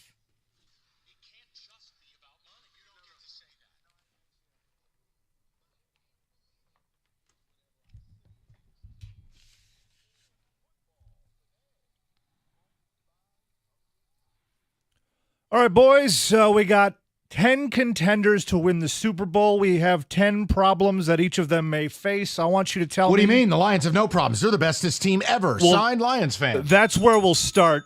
So something or nothing, essentially. Do you believe this to be a major issue, or can you move past it? The Lions, we'll start with this because we've talked about it ad nauseum. Staffing shakeups, new coordinators, the whole bit. Is that a big problem? How big of a problem could that cause? It's all very real. These are massive issues. And what do you think the team's going to say? Oh, yeah, well, I'll tell you, we're really going to miss Ben Johnson. No, you have to say we have great faith in the people we have. Yeah, we prepared for this. We knew it was going to happen. I'm every bit as concerned with the schedule, with this defense. I need to see it come together up front with Noah Lee McNeil. Marcus Davenport will probably get hurt falling out of bed. Bottom line, I think they're very real. I think the concerns are real. They could be a better team with a worse record. All real to me, Rico. It's real to me because on offense, you know what? Ben Johnson and Goff, man, they worked in tandem with each other, and he tailored everything specifically. Him being gone, I don't know if the next coordinator is going to be, have that same effect on Goff. And for defense, it's one thing when you're the linebacking coach, but it's another thing when it's your defense to call and you're the one that has to explain to Dan Campbell why that play didn't work. So I think it could be a major problem for them. So the next team on here is the Buffalo Bills, and one of their bigger problems is cited as big game defense. I'm gonna say nothing. We're gonna call this Kansas City Chiefs defense. Let's just be real. I think the Bills took an offseason and did the opposite of what the Lions did. They went out, went all hands on deck, and did what they needed to do up front, including they were a small, quick, twitchy defense, a disruptive D-line. They added size and height. Everyone they brought in, at least 6'6". I'm going to say no. I'm going to get killed for this. I think this is the Bills' year. I think they're getting it done. I think they're going to win the whole effing thing. I don't want to kill you because I can see that it's the Bills, and they always find a way. That's my problem. I know. Wide right. The fact that they went out and said, what do we have to do to beat the Chiefs? Let's just call it what it is. They beat the Ravens. It's the Chiefs that we have a problem with. Yep. So if we can't get to Mahomes, let's get taller to knock down his passes. Let's do whatever we have to do. And to stop the run. Yeah. Just to stand up to the pressure at the line of scrimmage. No, the fact that they addressed the problem tells me no, they know that this is their window is now. Funny how that works. I know. And the next two teams I'm actually going to loop together because it's basically saying the same thing except a little different. Baltimore, offensive line durability. KC, offensive line stability. You want to go first? No, you can go. I'm going to go Kansas City on this one. Yes, problems. They have tried to address the left tackle position multiply, including project developmental guys in the draft. It hasn't worked. You ended up with Joe Tooney playing left tackle. I think it catches up to him. And I still look, they're trying to retool offensively. They have lost the verticality in their passing game. I don't believe in Kelsey. I think the red flags are real for Kansas City. Yeah, and I think for the Ravens is can you stay healthy? A guy like Stanley, can he become that guy for you again? And can Lamar play a playoff game without a bag over his head? You know what? I'm not going to do it. Hey, listen, terrible fumble, terrible interception. We're talking about offensive line. I'm talking about Lamar. Can we stay focused? Okay. The next one here is the next one here is the Georgia-Philadelphia Eagles. Defensive turnover they have as the biggest problem for them. It's very real. You don't, again, I know Lions fans aren't aware of this. You don't keep everyone all the time. And the Eagles eventually had to say goodbye to a few guys, Josh Sweat included, Milton Williams included. I think it does catch up to you. And look, they just won the Super Bowl. I have red flags for them regardless because repeating is damn near impossible. Yeah, if you win the Super Bowl, it doesn't really matter what the red flags are the next season. You've won the Super Bowl. And the fact that because they won the Super Bowl, a lot of people on that defensive line, as Mike just pointed out, capitalized on that. They went and got paid because now they have their ring. They're going for the money. The Eagles will be relying on a lot of their young players and a lot of their draft picks, a lot of the Georgia Bulldogs. Can you step up now? Because it's all your team. Let's keep this thing going.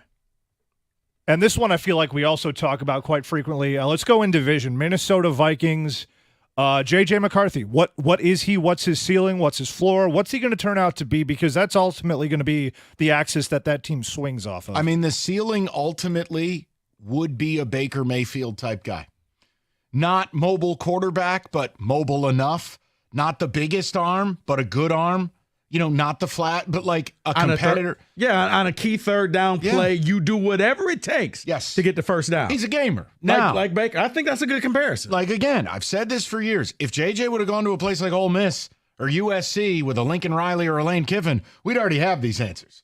But I'm just going to lean into it. The possibility is he's very good. Yeah. Or he's out of football in 2 years and he's, Matt Castle. No, I don't know. Fair point because, he won the title at Michigan, but, games we threw the ball 15 times. He knew the other team's place. David's not here to throw a flag. I was trying to keep this. You don't have to try nothing. Okay. Relax. Okay. But no, Kenny, yes, that is the biggest concern. I've said it before. They have all the toys. He's all the weapons. And here's the thing that's going to really hurt him is, NFL journeyman Sam Darnold came in here and got this thing rolling. That's why it's not a concern. If a ginger idiot can do it, so can you, JJ. That roster's loaded. I like how adjectives just keep getting added on. What ginger idiot, ginger moron. JJ will be okay. Minnesota's going to be okay. I know I'm not allowed to say that in Detroit. Well, you're not allowed to say this one either because we're going to move in division as well, go to Green Bay. Their depth and durability is going to be their downfall, according to CBS. I'm going to agree with that one. Oh, absolutely. That is a red flag that's legit. And here's the other thing. Rico and I talked about this last week. You were face down sleeping. They don't have any pass rushers. Therefore, can't afford to lose the crap that they have. No, I'm concerned. Any injuries, their season's over. Their depth is not where it needs to be. Especially whatever you got to do at the end of every game, you got to put Jordan Love in some bubble wrap. But when he goes down, that's a completely different team. He has to stay healthy. And, the pass rush, I know you didn't ask about that, but they have to do something. And, No, they don't. Because they didn't. No, I'm saying, but if you have a healthy Jordan Love and you have a decent pass rush, I think Green Bay's a different type of team. Now they're competitive. Maybe Gutekunst and Holmes are the same person, just in a different skin suit. Because neither addresses the pass rush. This one is always one that baffles me is the Cincinnati Bengals. Is this the year they can finally put it together? No. The entire organization's a red flag. From the defensive coordinator shakeup to the Trey Hendrickson alienation to what they did with their team captain and Jermaine Pratt, I'm out on everything Bengals. I think the helmets are cool. There's my commentary. You know what? I'm with you. Yeah, the striped tigers. I did like the little Bengal the old school Bengal on the side. Man, the younger audience is going to have to Google that. Well, use the Google, but Kenny, I think a lot's going to be said about the Bengals. Do they fall apart when they hit a 2-game losing streak? Because I think that's where a lot of people are going to do finger pointing and you weren't ready and you were holding out and we hate the owner and this team is cheap and you're going to hear everything. The media members will have a plethora of quotes once they hit any type of losing streak because I think it all falls apart. And that's why I didn't put a specific thing on this one is because which thing is the biggest problem for the Bengals? You could count 5, 6, 7 of them. Kenny, if they're winning, it's going to be, Cincinnati versus everybody. But the second they start losing, it's a house of cards. And the last one on the list here is Matthew Stafford and his age. Is that going to be an issue for the Rams? Not a concern to me. Absolute warrior, plays hurt, arm strength is still there, performance is still there. No concern. And I think that, the Rams really know what they have in him, and they don't ask too much of him. And you got Puka Nacua there, who can, extend plays and get things done. No, I think that I'm not concerned about his age at all because they do not ask him to be the Matt Stafford of old. But if he gets big long-term injured, that could be a problem. Is the only way that I can see that. Everybody. That's for any player. Right, but Matthew Stafford being a little bit older lends itself more to that being a possibility versus a younger guy. You know what? But see, the thing is, Stafford still shows me he's got some hunger and desire, because I thought after he won a Super Bowl, it would kind of just be cruise control. I got my ring. I got my money. I'm ready to retire. But he still brings it for the Rams. So, yes, Kenny, if he gets injured, it'll all fall apart. But sure. No, I like what he's doing with the Rams. Yeah, that is in football today.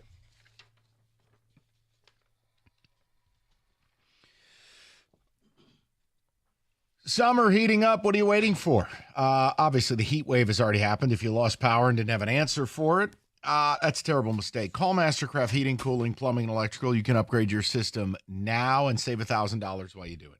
Air conditioner, generator, new furnace. Save up to $1,000 on all three.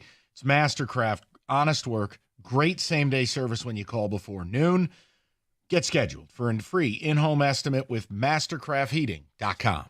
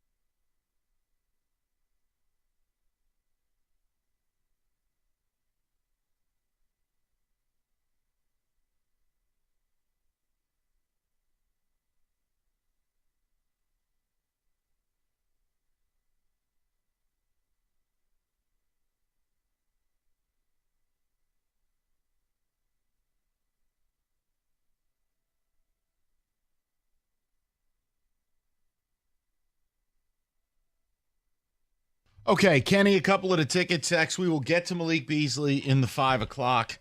I have something else for you, just briefly, to bring up, and then we'll move on. Go ahead, Kenny, with the ticket text first. I'm on Team Kenny here. Full fire Steve Yzerman chants should be ringing throughout LCA if they don't get anything done, which I don't think they will. That's from Bob. Nope. Something big's happening, period. Why? It has to. Hope. And Brought things. to you by Mike Valeni. Nothing big has to happen. Only small-time moves from this GM is what's shown in the past. That's from Bill. Okay. Look, here's the bottom line. You got rid of Tarasenko's dead body, okay? You didn't do it to sign the rest of the Comfer family. There has to be something at play. Otherwise, this thing is so far off the reservation that it's over. I refuse to accept that Steve Yzerman is this stubborn or this rigid or this out to lunch. It is year 7. They're in their centennial. I think everyone understands. They are keenly aware. You don't make the playoffs this year, you don't have a job next year. My only argument to that, though, would be rigid and stubborn seem to be the headlines of the way he's run this team for the past 7 years. I understand that. This is the last stop for me. One more. This is the year. Okay. Are we going Scott Frost on this thing? Don't tear up your microphone. Go ahead. Gibson was the move. I wouldn't expect anything bigger. That's from John. Okay, and then if that's the case, the offseason's a failure. I want to bring this up. We'll do a segment or two on it and then move on. But it is partially the update of the story, but it's also, I'm not asking anyone to get upset. I'm not asking anyone. In fact, I hope you don't call. There's nothing to say. I don't care if you take a text. I just want you to live in reality on one thing. Did you see the Friday news dump? Yeah. Okay. And again, I want you to understand the backdrop of something. Now, Rico wasn't here during the Larry Nassar stuff. The way Mark D'Antonio and Tom Izzo got covered for something they had nothing to do with, where things that were already adjudicated were re-adjudicated and lumped into Larry Nassar, where ESPN was camping out on campus and stalking our coaches and slandering them. They did a show called Spartan Secrets. Thank you. You have to understand, living through that, where, mind you, all of it was false with reference to Tom Izzo and Mark D'Antonio, the damage that did. It cost the school president her job. It cost the AD his job. And ultimately, I think it helped usher Mark into retirement. Izzo's just never going to retire. The point I'm making is, when I say what I'm saying to you now, I want you to just acknowledge, if that had happened to your school, that, well, no Michigan fans actually went there. The point is, if it had happened to the place you went to school that you cared deeply about, you'd have a chip on your shoulder about the media. Because the way Michigan gets covered has never, is not now, and will never be fair. If you don't actively look for updates, you don't find them. Example, Friday news dump, paywalled, about Jim Harbaugh and Ward Manuel and Santaono all being named in the new lawsuit about Matt Weiss and what was going on in Schembechler Hall with cyber crimes and hacking, etc. And the lawsuit's claim is what we all felt in our hearts. If you have a brain, Harbaugh knew because he got busted. It sounds like they have a witness, and he still let him coach in the game against TCU. The point I'm making is the following, and I'll read this to you. You can do what you want with it, which is largely nothing. Okay, I don't expect you to do anything. But my point is, it was refiled Friday, federal court. It claims Harbaugh knew Weiss had been accessing private information when allowing him to coach in the Fiesta Bowl in 22. The alleged crimes were flagged to school police in the days before that game. Michigan AD Ward Manuel and Santaono were also added to the complaint. I'll read this to you, and you do what you want. Naming head coach Jim Harbaugh and Ward Manuel reflects our belief the leadership at the highest levels either knew of these threats or deliberately ignored them, prioritizing athletic prestige and profit over the safety and dignity of students. That is from the attorney Parker Stinner. said in an emailed statement, by placing athletic success and financial interests above accountability and student welfare, they failed in its basic duty of care. All right, so Weiss was placed on administrative leave 2 weeks after the game, fired days after that. He's facing up to 90 years in prison. The point is this, Rico. I always approach this stuff because I know you in a different radio life lived through the same thing. I go, a guy that Tom Izzo and Mark D'Antonio were never in the same room as. Yeah. This was the offensive coordinator. Now, this is following, Dr. Anderson's dad. He was the team doctor. You had team captains molested by this pig. Mm-hmm. And they were camping out at the president's house to get media coverage. Couldn't get it. You had your deranged play-by-play guy, not Doug Carrs, the guy who preceded him, come on the air and basically pull a Donald Sterling. Yeah. He does drugs. He was adopted. Not the real son. So, just amazing to me. Now, look, Michigan's already staring down the Committee on Infractions. And for all the people who go, all right, well, what do you think's going to happen? Man, I don't trust the NCAA at all. I can just tell you there are off-ramps at every turn where there could have been a negotiated settlement. This could have gotten done. Easy, clean, simple. Neither side took those off-ramps. How about you just stay there when they show up to Ann Arbor to talk to you? Now we're all going to hit the road. The point I'm making is when this drops on a Friday night, your AD, Hal Ward's got a gig. And obviously, he's got the launch codes. Yeah, he knows where the bodies are buried. Oh, yeah. But I just laugh. Where's little old Misquote Murphy, who lives in Ann Arbor? Can't be bothered to file a story, Dano? Where's Paula Levine? She's still alive. Don't have a book to sell this go-around? And even worse, where are the local investigative journalists? Why will no one touch this story? Why will no one touch any? Now, mind you. Well, they'll say they did. It came out Friday behind the paywall. Rico, Matt Weiss was fired years ago. I know. It was pretty clear at the start the timeline didn't line up. And here's the other problem. Michigan right now is the golden corral of scandals. It's a buffet. Mm-hmm. Is ESPN aware of it? E60 still runs. Where's the special? See, this is my whole thing. If you're a Michigan fan, I don't want you to get angry. I'm not asking you to do anything. I'm simply saying, can we just acknowledge blue wall be blue walling? And I know Wojo gets upset by that. But the preferential treatment that university receives is nothing short of breathtaking. I'm jealous. I am absolutely jealous. And I wish my school had the same PR. Mike, it's remarkable. Because, as you said, different radio life. But, yes, in the locker room, after State had one of their best seasons ever, and they were told, guys, no celebrating, no smiling, because every question was about Larry Nassar. None of the players knew who he was. But they had to answer all. I was there when Paula is at the press conference and, talking to Tom. It's just like, I met the guy once. I don't know this guy. Like, did we have the same logo on our paychecks? Yes. But I met him once at some event, and that was it. You're asking Cassius Winston questions. Never met the guy, but Cassius, yeah, you scored 30, but what about this? But, yeah, you're right. And now with the Weiss and all this other stuff, it's just, no big deal. Well, look at the scandal itself. Yeah. Look, that's the biggest problem. There's so many of them, it's hard to keep it straight. Where's the coverage? See, this is why there's a mistrust of media, whether politically or certainly it has seeped into sports. You're just looking for honesty, right? And I'm not speaking of the paper individually. I'm using a term, not the name of a paper. I don't want anyone to get their feathers ruffled. But the idea of having a free press in this country is that you are to report the news. You don't agree or disagree with the news. You report the news. Michigan, with one of the largest on-field cheating scandals in the history of college football. Nobody wanted to touch that, huh? Nobody wanted to make a career? Mm-hmm. Nah. And again, it is easy for us to sit back, Sparty Radio. Look, our team blows. It doesn't matter. If we cheat, we're terrible at it. The point I'm making is, where is the coverage? These stories are ripe for investigations. Right. And forget it. Friday, 7:15, paywalled. Monday morning, it's in the gardening section. Because, Mike, this wasn't Must be nice. This wasn't a he said, she said, Weiss and another co-ed.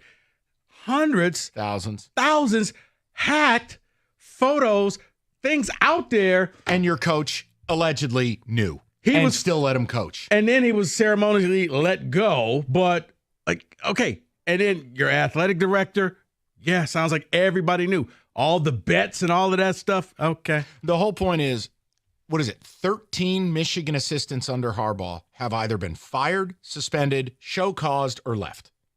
No story? You know, the OC of those teams is now your head coach. He's a repeat violator. You got the COI coming out in less than a month. It's just, it must be nice. Bruh. And the one thing, and I don't know, but it's just very weird that one of the icons of Michigan, and he was a coach, and Mike Hart just disappeared. No one knows. He just faded into the background. No one knows. No one's heard from this man. No, and again. And I'm not saying he did anything. It's just very weird that he's like an icon. Like, he was that guy. He was your coach. You're right. And again, everyone has a right to privacy. It just, the idea that this isn't actively being reported on, whether it be, and again, I understand ESPN has got high-ranking officials who are U of M grads. You can look it up. The president of Fox Sports, U of M grad. You can look it up. That's how you get bought and paid for. I was going to use a very mean word. I'll say shill. Like Gus and Klatt, who will get out there and drink the Kool-Aid. The point is, for the rest of America who don't like Michigan or don't care about Michigan, like, there is this idea that everyone loves or hates them. No, there are plenty of people who just watch college football. I find it, I'm a bit incredulous towards it. At the things that do get reported on, and then multiple scandals, multiple stories, nothing. Here, let me help you out, Mike. I think we heard more about Izzo yelling at Aaron Henry than we've heard about this. Yeah, that's actually sad, but true. Okay, look, we can knock a couple of calls down. I think I've laid it out pretty easy. I'm not mad at Michigan fan. I'm not asking you to be mad. I simply just wanted to do one segment in a 4-hour show to just salute your PR and whatever deal you've made with Satan and the media. Because, man, the phrase, it's good to be a Michigan Wolverine, it's the truth. You can get away with just about anything. Not good. It's great. It is. Respect. MSU's got to hire their PR department. But yeah, so Matt Weiss, Harbaugh now named in this. Your AD named in this. You do what you want with it. 248-539-9797. We can knock down some calls. That's fine. I don't intend on getting into a yelling match with anybody. I don't think I said anything worth it. We'll do it next. 97.1. Hey, if you're looking for the best deals on the hottest Chevy models, only one place to go, folks. It's Hamilton Chevrolet in Warren. Hamilton's leading the way with unbeatable prices, top-notch service, and a commitment to total satisfaction.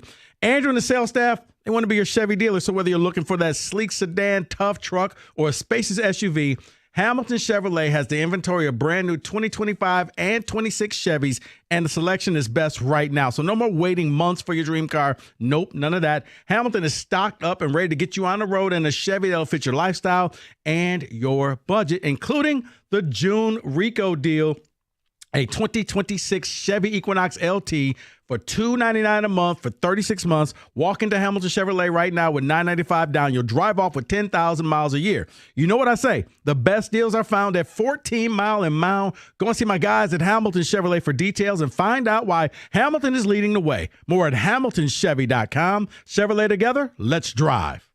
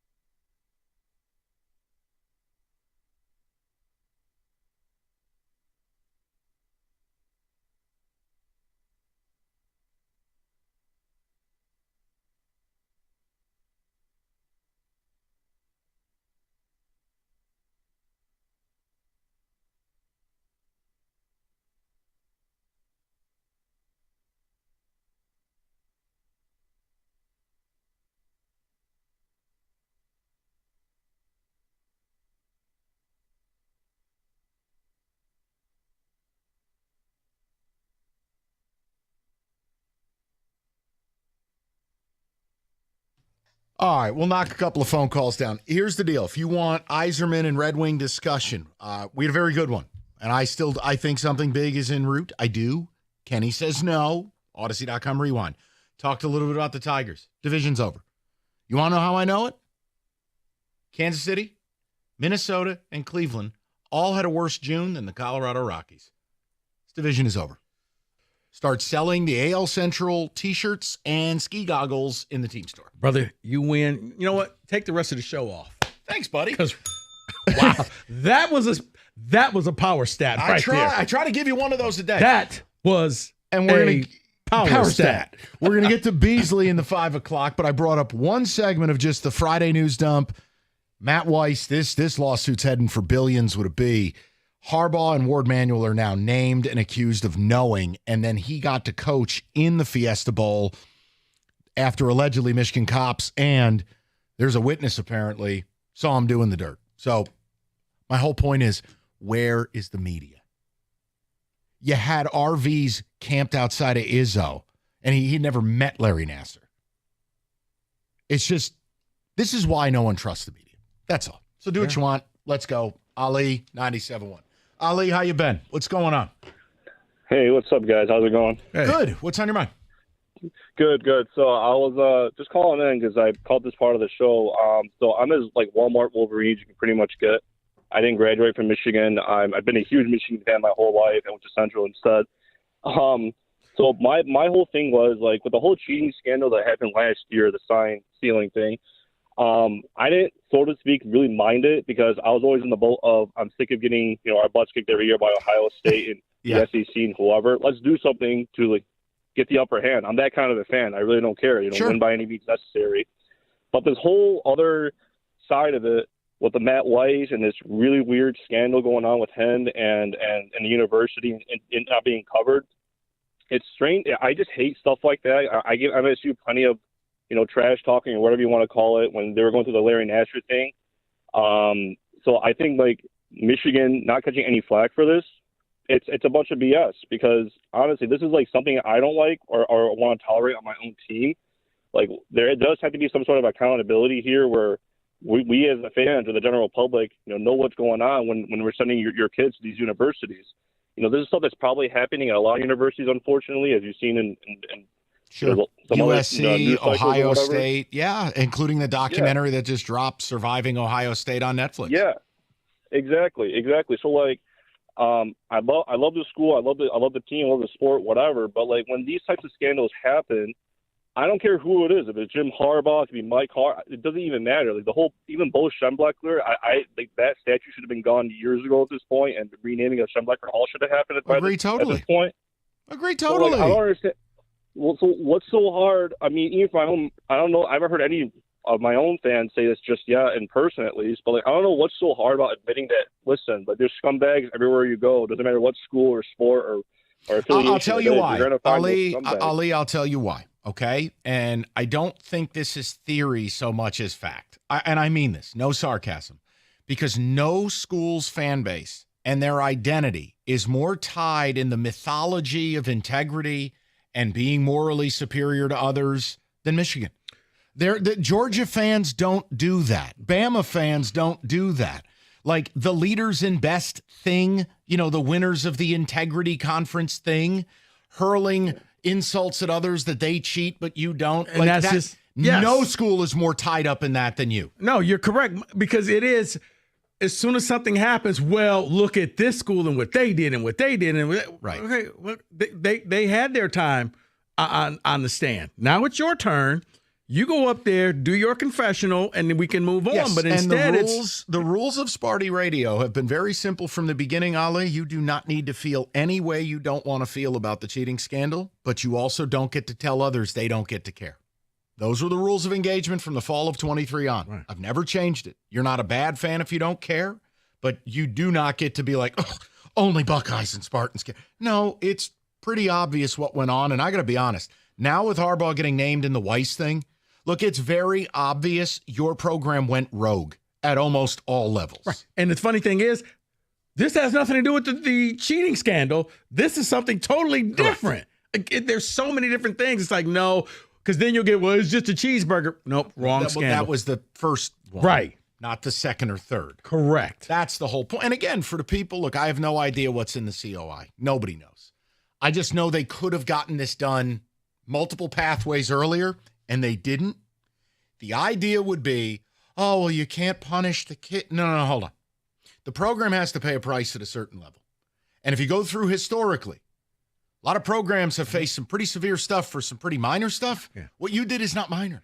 And the thing is, you saying that you can't punish the kids, you had an opportunity in real time just to step up and say, okay, you know what? We're going to handle this right here, right now. We'll punish ourselves. We'll move on. I think the NCAA would have said, great. We don't have to come there. We'll accept your punishment. If Michigan would have taken a bowl ban last year, don't you think this is done? Yes. In a year that they were an 8-win team at best and ended up at 7? Yes. Yes, and they didn't. So, look. That's my point. And Ali, if you're still listening, you don't ever need to feel any way you don't want to feel about it. No.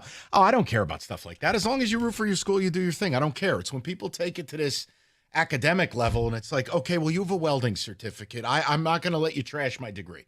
That's absurd. It's worked out okay for me. Leave me alone. Like, don't do that crap.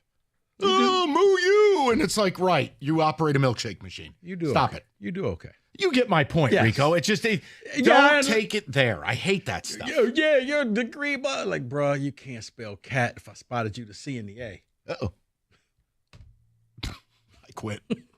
248-539-9797. We can get more of the calls. Kenny, can I take one more? Yeah, go for it. Well, I want to make sure we're timely. Oh, we got it. I don't want to be irresponsible. All right, we'll go to Paul in Grand Rapids, 97.1. Paulie, how you doing, buddy? Hey, what's up, guys? Hey. So I just want to spend like maybe 30 seconds on Michigan. Then I want to get into some Tiger stuff. Yeah, go ahead. First of all, as a diehard Michigan fan and season ticket holder, it would really be nice to not have a scandal every year, a new scandal. We're up like 3 now. It'd be really nice. Yes. Second of all, we all agree that Jim Harbaugh is just a scumbag. Yes. There's just no question. Of course, yes. As diehard as I am, you won't hear me saying anything nice about that man. First of all, he left Sharon Moore in the program in shambles. Hey, Sharon, buddy, you get to be head coach of this team. By the way, I'm taking everybody with me, and you get to deal with all the fallout. And then the fact that they put playoff success over the well-being of students, you know, with the whole White thing, it allowed him to coach in the game. That's just disgusting. And you know what? I hope Harbaugh goes 4-13 every year with the Chargers. I hope he never makes the playoffs, and I just hope his career is an embarrassment in the NFL. Second of all, I hate him. Second of all, as far as the Tigers go, obviously this team is awesome. They are a wagon, but it doesn't mean that we don't get to talk about needs. And I think it's clearly obvious we need a right-handed bat, a starting pitcher, and a reliever. Now, am I crazy to propose, like, go to Boston and say, hey, we'll give you like our number 10 prospect and a few others for Alex Bregman and Chapman? No, nothing's crazy. Nothing's crazy about it. You don't get the order if you don't ask. Nothing's crazy, Paulie. I have no issue with it. I'm with you. And, Paul, you got to remember something. When you bring up team needs, you're accused of being negative in this town. And it's like, all right, if we've reached that stage, you may as well move to Russia.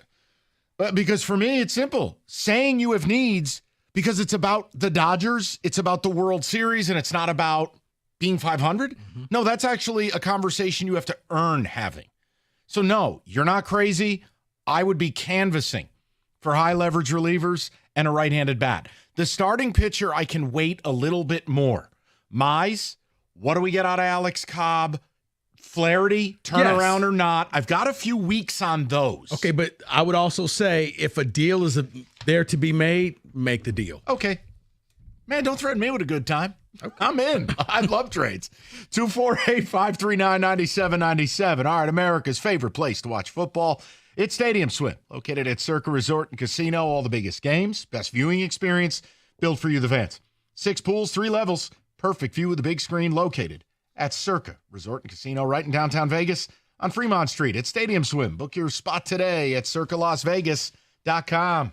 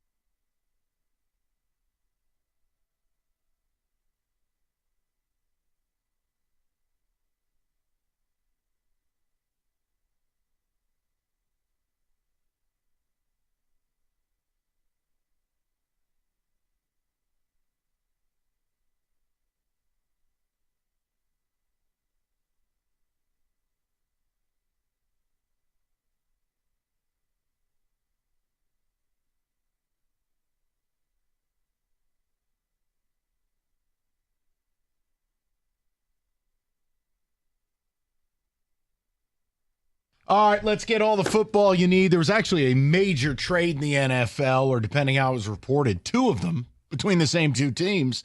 It's football today.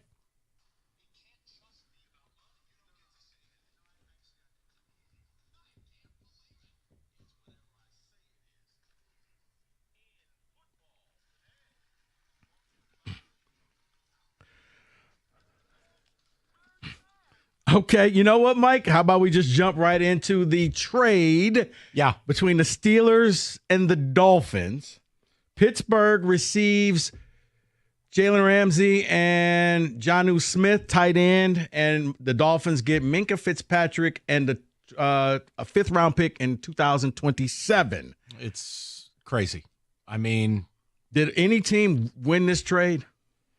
That's tough, man. Do I get Jalen Ramsey engaged? Do I get the guy who wants to play, or do I get the malcontent? Now, Jonnu Smith, look, you add him to Freiermuth, couple of nice tight ends there for Aaron Rodgers. It's just weird for the Steelers to be going all in when they should be rebuilding. For Miami, they didn't want to pay Jalen Ramsey. He did not want to be a Miami Dolphin anymore. So they went out and reacquired guy they drafted and traded. It is a bizarre trade. I think it works for both teams at a certain level, but I don't think it greatly changes the trajectory of either team. Yeah, because the Minkah Fitzpatrick, I was like, wait, was he not happy in Pittsburgh? No, they just launched him out of a cannon. And look, he's a good player, but you know what he's not going to do? He's not going to stop the run. He's not going to line up at defensive tackle. Miami's D-line is atrocious. So, Rico, it's just one of those, Michael Jordan security guard trades. Okay. Flipping quarters. Sure. Let's stay with the Steelers. A lot of Steelers. Multiple reports coming out that multiple teams are interested in Steelers star TJ Watt. He's unhappy. We're doing this again. He is the latest in a long line of rush edge defenders who are unhappy. Is he just going to pimp the Steelers for more money, or does he really want to be moved? After what Myles Garrett pulled off, where he lit the house on fire, walked away, didn't apologize for it, and then farted in front of the cameras, only to go back to Cleveland and get paid a king's ransom, I'm going to go ahead with the pimpage. I think he's going to roll in with a chalice and a cane and some platform shoes like 1973. Okay. Yeah. I mean, I really wish David was here for this because this both involves his team. But again, their issues, they don't want to pay him deep into his 30s, but yet all he does is go out and kill, and he is the face of that franchise. So there would be a revolt in Pittsburgh if they didn't pay him. So you think he is going back to Pittsburgh? Yes, and not pimpage. Kenny, would you like to chime in? Oh, I agree completely. I too am bummed out that David is not here to relay his feelings on the matter. I know. Because David would be acting like Wayne Brady in the Chappelle skit if he were here. All right, because he'd be furious. I want to get your opinion on something. Sure. Let's just ride the Steeler train one more time. Why? Because Ben Roethlisberger came out and said something that I didn't think it was debatable, but some people have it debatable, saying in his prime, he would rather have Aaron Rodgers than Patrick Mahomes. Would you rather have Aaron Rodgers in his prime or Mahomes honestly, in his prime? Look, Rodgers' prime, now it's terrible to say this, is 7 or 8 years ago, but he had seasons of like 50 touchdowns and 3 picks. They just didn't do enough. They didn't spend enough. They weren't aggressive enough. The difference is Mahomes has won the biggest games. Mahomes would have another Super Bowl if D4 didn't line up off sides. I can't say I agree with it because Mahomes chips down has won those games and Rodgers didn't. So I'll stay with Mahomes. Kenny? I lean Mahomes. Rodgers had some spectacular seasons. I mean, obviously as a Lions fan, he terrorized me for quite some time, but maybe it's recency bias too, I'll admit that, but I lean Mahomes. All right. Some more NFL news, guys, going into this season. I'm going to give you a list of players, and we're going to say whether this will be their final year or not, because we just finished talking about Aaron Rodgers. Is this it for Aaron Rodgers, or will he find a way to milk this for one more year? No, this is it. This is it? This is it. Plus, he already pulled the fake marriage thing off. What will he have up his sleeve next year? Fake his own death?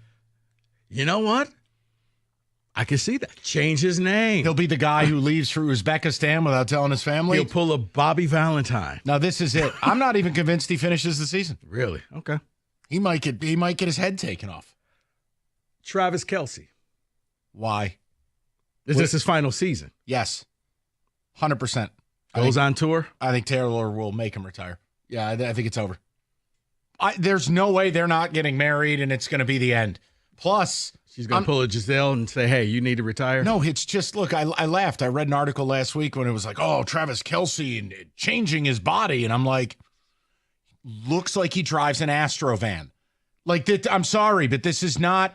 It's probably because he came in he was not in shape to start the year off last year. Rico, he's old.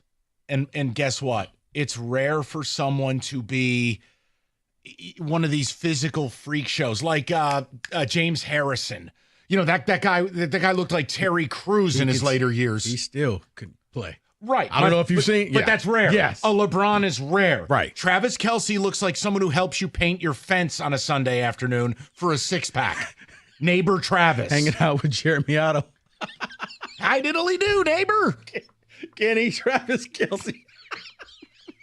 I'm on the opposite side of that one. I think the longer he's in the media, the more him and Taylor can play in terms of attention. So, yeah, I'll say he's Jeremy Otto, Lord of the Cargo Short. All right.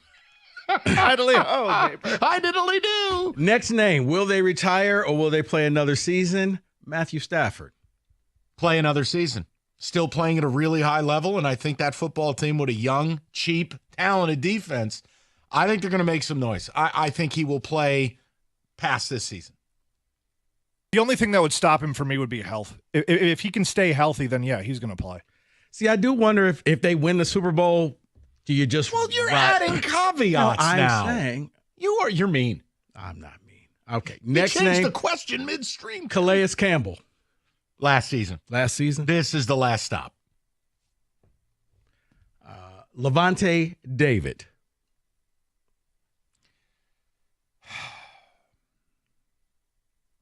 Last season. Teams move on from old linebackers. Yeah. I'll say last season. Okay. Trent Williams.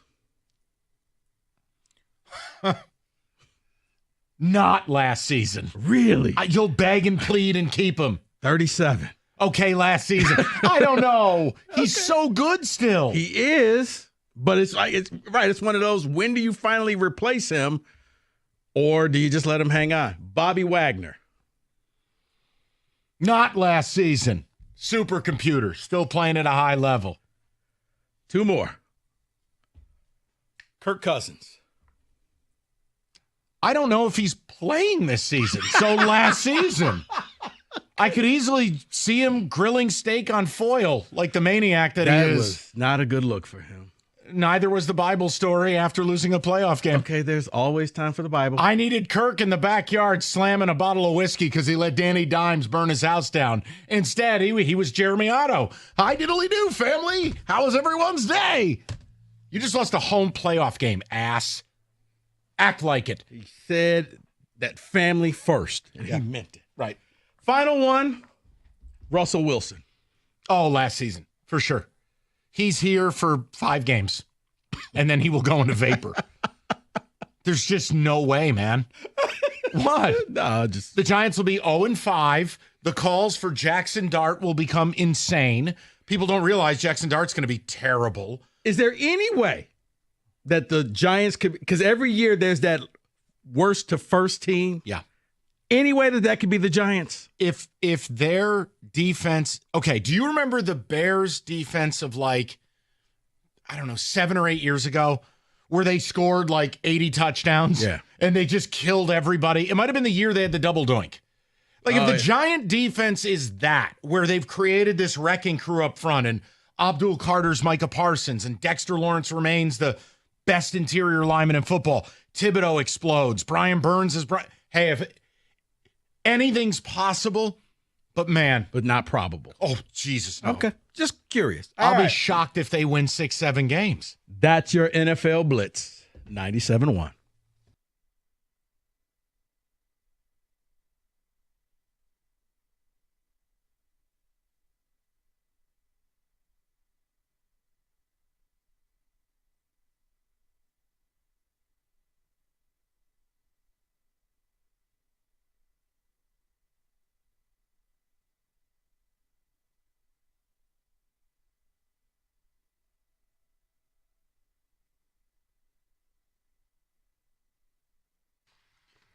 Distracted driving.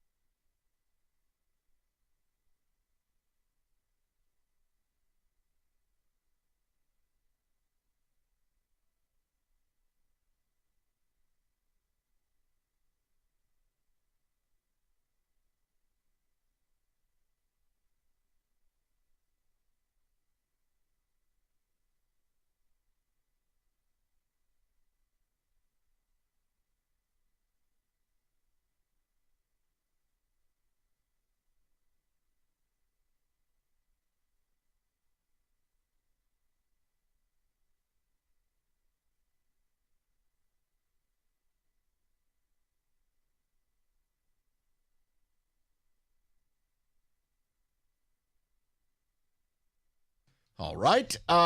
Breaking news, not that it really affects us because I think we all have viewed it as quite a pipe dream. Mitch Marner to Vegas. So you said Detroit a funny way. In Portuguese, it means Las Vegas. So that's all I got for you, man. If you want Red Wings conversation, I think Stevie's cooking something up. Oh, yeah. Kenny says no. Odyssey.com rewind if you want that convo. Fair? McDavid's on his way. I want to offer you two things as we get into Malik Beasley. Okay. Fair? Yeah. One, Shams Charania. Take it for whatever it's worth. If it's anything like his draft night prediction, Shams' credibility's on the line. That's all I'm going to tell you. It was, you know what? It was very Rieger-esque. Well, he did it once. Now you do it twice, your credibility's going to take a major hit. The oversell. He claims, don't go to sleep tonight. There's going to be major moves. Oh. And I just want to offer something.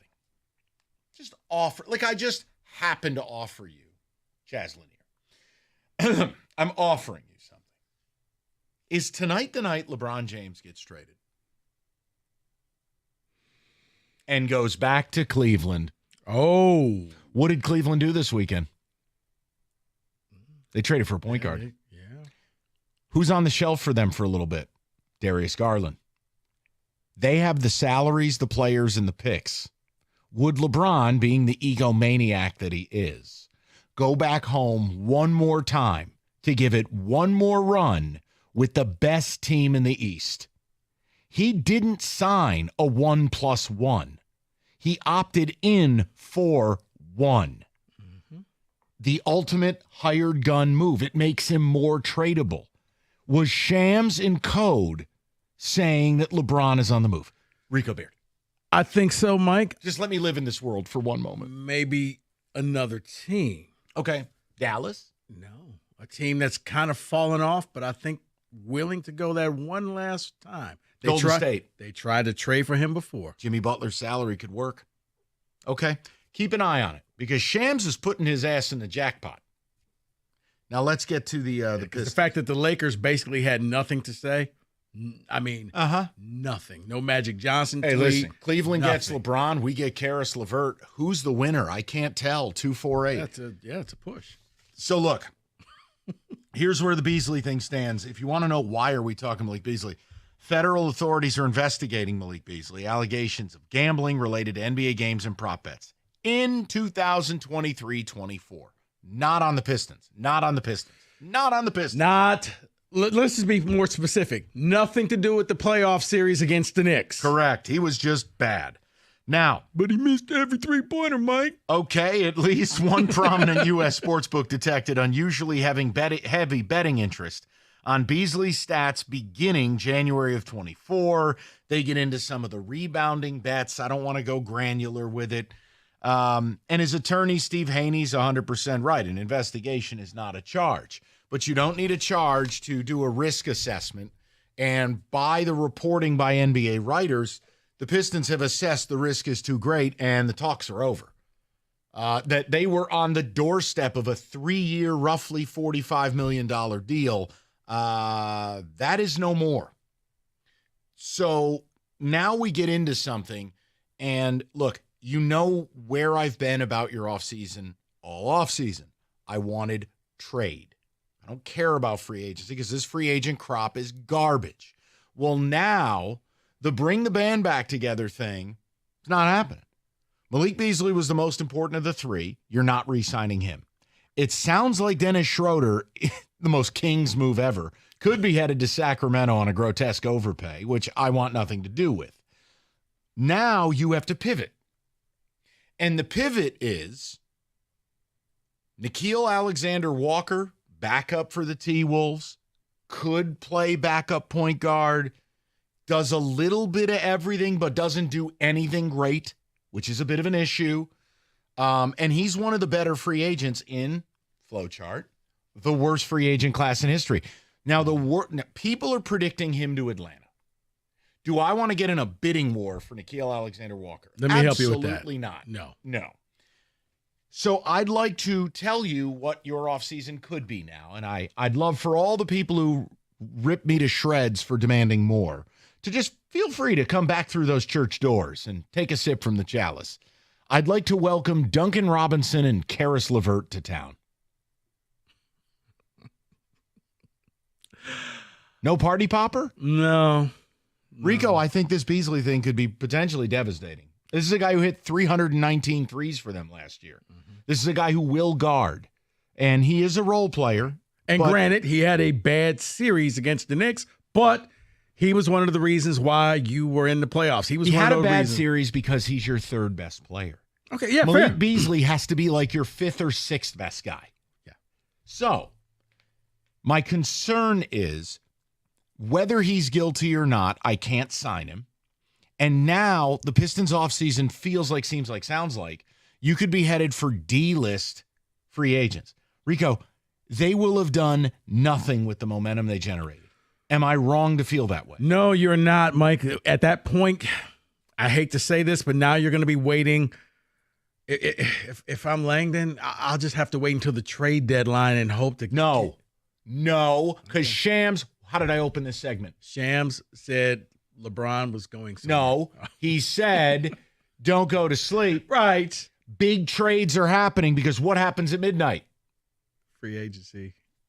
Trajan? Trajan. Fire up a Red Bull. The trade I wanted last week or 2 weeks ago, tonight.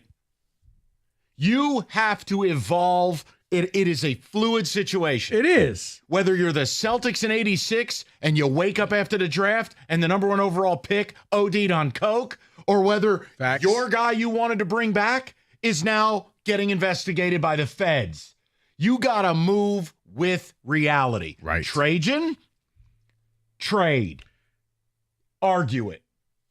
I'm going to argue this, Mike. Nothing about Trajan says that he's going to be super aggressive. If anything, he's going to just sit back and say, okay, let's see what I have. And hopefully, fingers crossed, he'll do something later. I hope that you're correct. Time out. Did you see the other bit of news that leads me to this opinion? No. Why all of a sudden, out of nowhere, are the Pistons trying to wood chip the dead body of Fontecchio and get his $8.5 million off the books? Wouldn't it be suggestive in this CBA world? What would you need more room for? When did you meet Will Smith? What would Maybe you need? he's just trying to match Eiserman move for Okay, I have nothing for your sarcasm. People, I want to hear from you on it. And again, whether Beasley's innocent or guilty, it doesn't matter. He's not going to be a Piston. Now, if you want to create a scenario where down the line, is it a Terry Rozier kind of thing that he's investigated, doesn't get suspended, but Rozier had a contract? Do you think you can get him for cheap down the line? We could explore that later. In the here and now, he won't be a Piston. And in the here and now, it sounds like, seems like, feels like, you're going to spend your money other places. My whole point would be, don't panic. Get in touch with trade partners. The talent you seek is available in the trade market. Yes. I would just simply say, Trajan, don't become the dumping ground in a 3-team trade and they get all the pieces and you get nothing. You're past that now. It's time to win. So we'll see what happens at midnight. I'm with you. I would love for them to go out there and be aggressive, especially because this is now blown up in your face and you need to do something. You did nothing on draft night, and now your only options is, look, Harris LeVert, who bringing can't the stay band healthy. back together doesn't seem to be plausible. Meaning Schroeder's gone, Beasley's unsignable. Okay, your plan is gone. So now what? Piston fan, tell me. What do you want your plan to be? And by the way, for a team that values defense, I'm not sure that signing a guy who can't guard a dead guy, Duncan Robinson, actually makes any sense. I'm going to say it to you again. If you want a cheap, affordable, and practical trade, call the Celtics, go get Sam Hauser. 43% from deep, average to above average defensive player. I've seen it with my own eyes, has performed in the playoffs. You bring him here, he becomes your Beasley, he hits 300 threes, and away we go. Works, fits. I mean, I'm not trying and to it ain't going to break the bank. No, and I'm just trying to throw something sensible out there. You know what I don't want? Karis LeVert. You know what I don't want? Duncan Robinson. Or you're not even saying, make a play for LeBron James. So. No, I would never be able to do that. We like our guys. I can't make a one-year move. That I wouldn't do. Right. And I'm going to defend the organization there. 248-539-9797. From a hockey perspective, Ekblad back to Florida. Marner was never coming here, but whatever. He's going to Vegas. I still think they're brewing something up after shipping Tarasenko out. Kenny doesn't. Rico doesn't. We're going to find out in the coming hours, days. We are getting closer and closer to you being the silly-looking one than me. That's fine.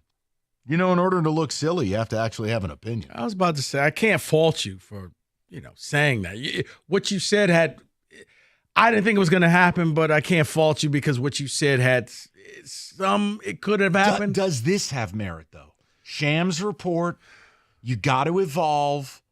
Why wouldn't you, as Trajan Langdon, try to get a deal done and go, you know what, the plans change? And the reason why I feel this way is it's just listening to him talk. It was like listening to Yzerman talk. Like the quote, it's like, all right, yeah, it's stuff out there, but don't expect much from us. Why are these GMs saying these things, by the way? That makes no sense to me why you would go on because record you don't want to go up there with your pants unzipped and just tell everybody, woo, BOGO box, inquire within. No, but it's not how it works. But we're going to be monitoring everything. That is a better answer. Yes. And if it doesn't work out, you could be like, we didn't have a deal that we saw would work. Yeah, I'll tell you why. Do you know why they can say this? Because of this. Because this town doesn't demand more. That's why. Because from a fan perspective, with what they ask of their teams, this town is bitch made. They want to act all hard. They want to tell you they want a championship. They don't. They let them slide. Pistons haven't been relevant in damn near over 2 decades. And you know what you hear now? Let's just develop. Take our time. The East is wide open. Everyone's in a body bag. I actually, in a spite fashion, hope LeBron goes to Cleveland. It's the same thing with the Wings. You still have fans who called us today asking for more time for Yzerman. Tigers, 40 years without a World Series. Fan base is happier than a pig in bleep. And the Lions, their drought is infinity. And more fans defended an offseason where they didn't do a damn thing but look in the mirror and tell themselves how pretty they are. That's why the GMs can get up at the podium and do it. Other towns wouldn't have it. Fair. Now I'm upset, and I got to tell you about distracted driving. All right, well, don't drive while you're upset. Yeah, don't do that type of thing. I mean, there's idiots on the road doing it right now. The point is, you could get rolled up by one of these losers, and then you're dead, and you didn't have life insurance, and your family hates you. Now, that's not a positive situation, is it? Call Mike Pepper, National Benefit Plans, get life insurance. And yet your family will miss you, but at least you will have taken care of them. Rico, these are facts, delivered in a direct and plain manner. You can leave. The point is, call Mike Pepera. He'll set you straight. Shop over 70 different life insurance carriers nationwide. Guaranteed the best possible rate. 30 years of experience in the game. National Benefit Plans wants to be your health and life insurance agency for a lifetime. Go to nbphealth.com. That's nbphealth.com.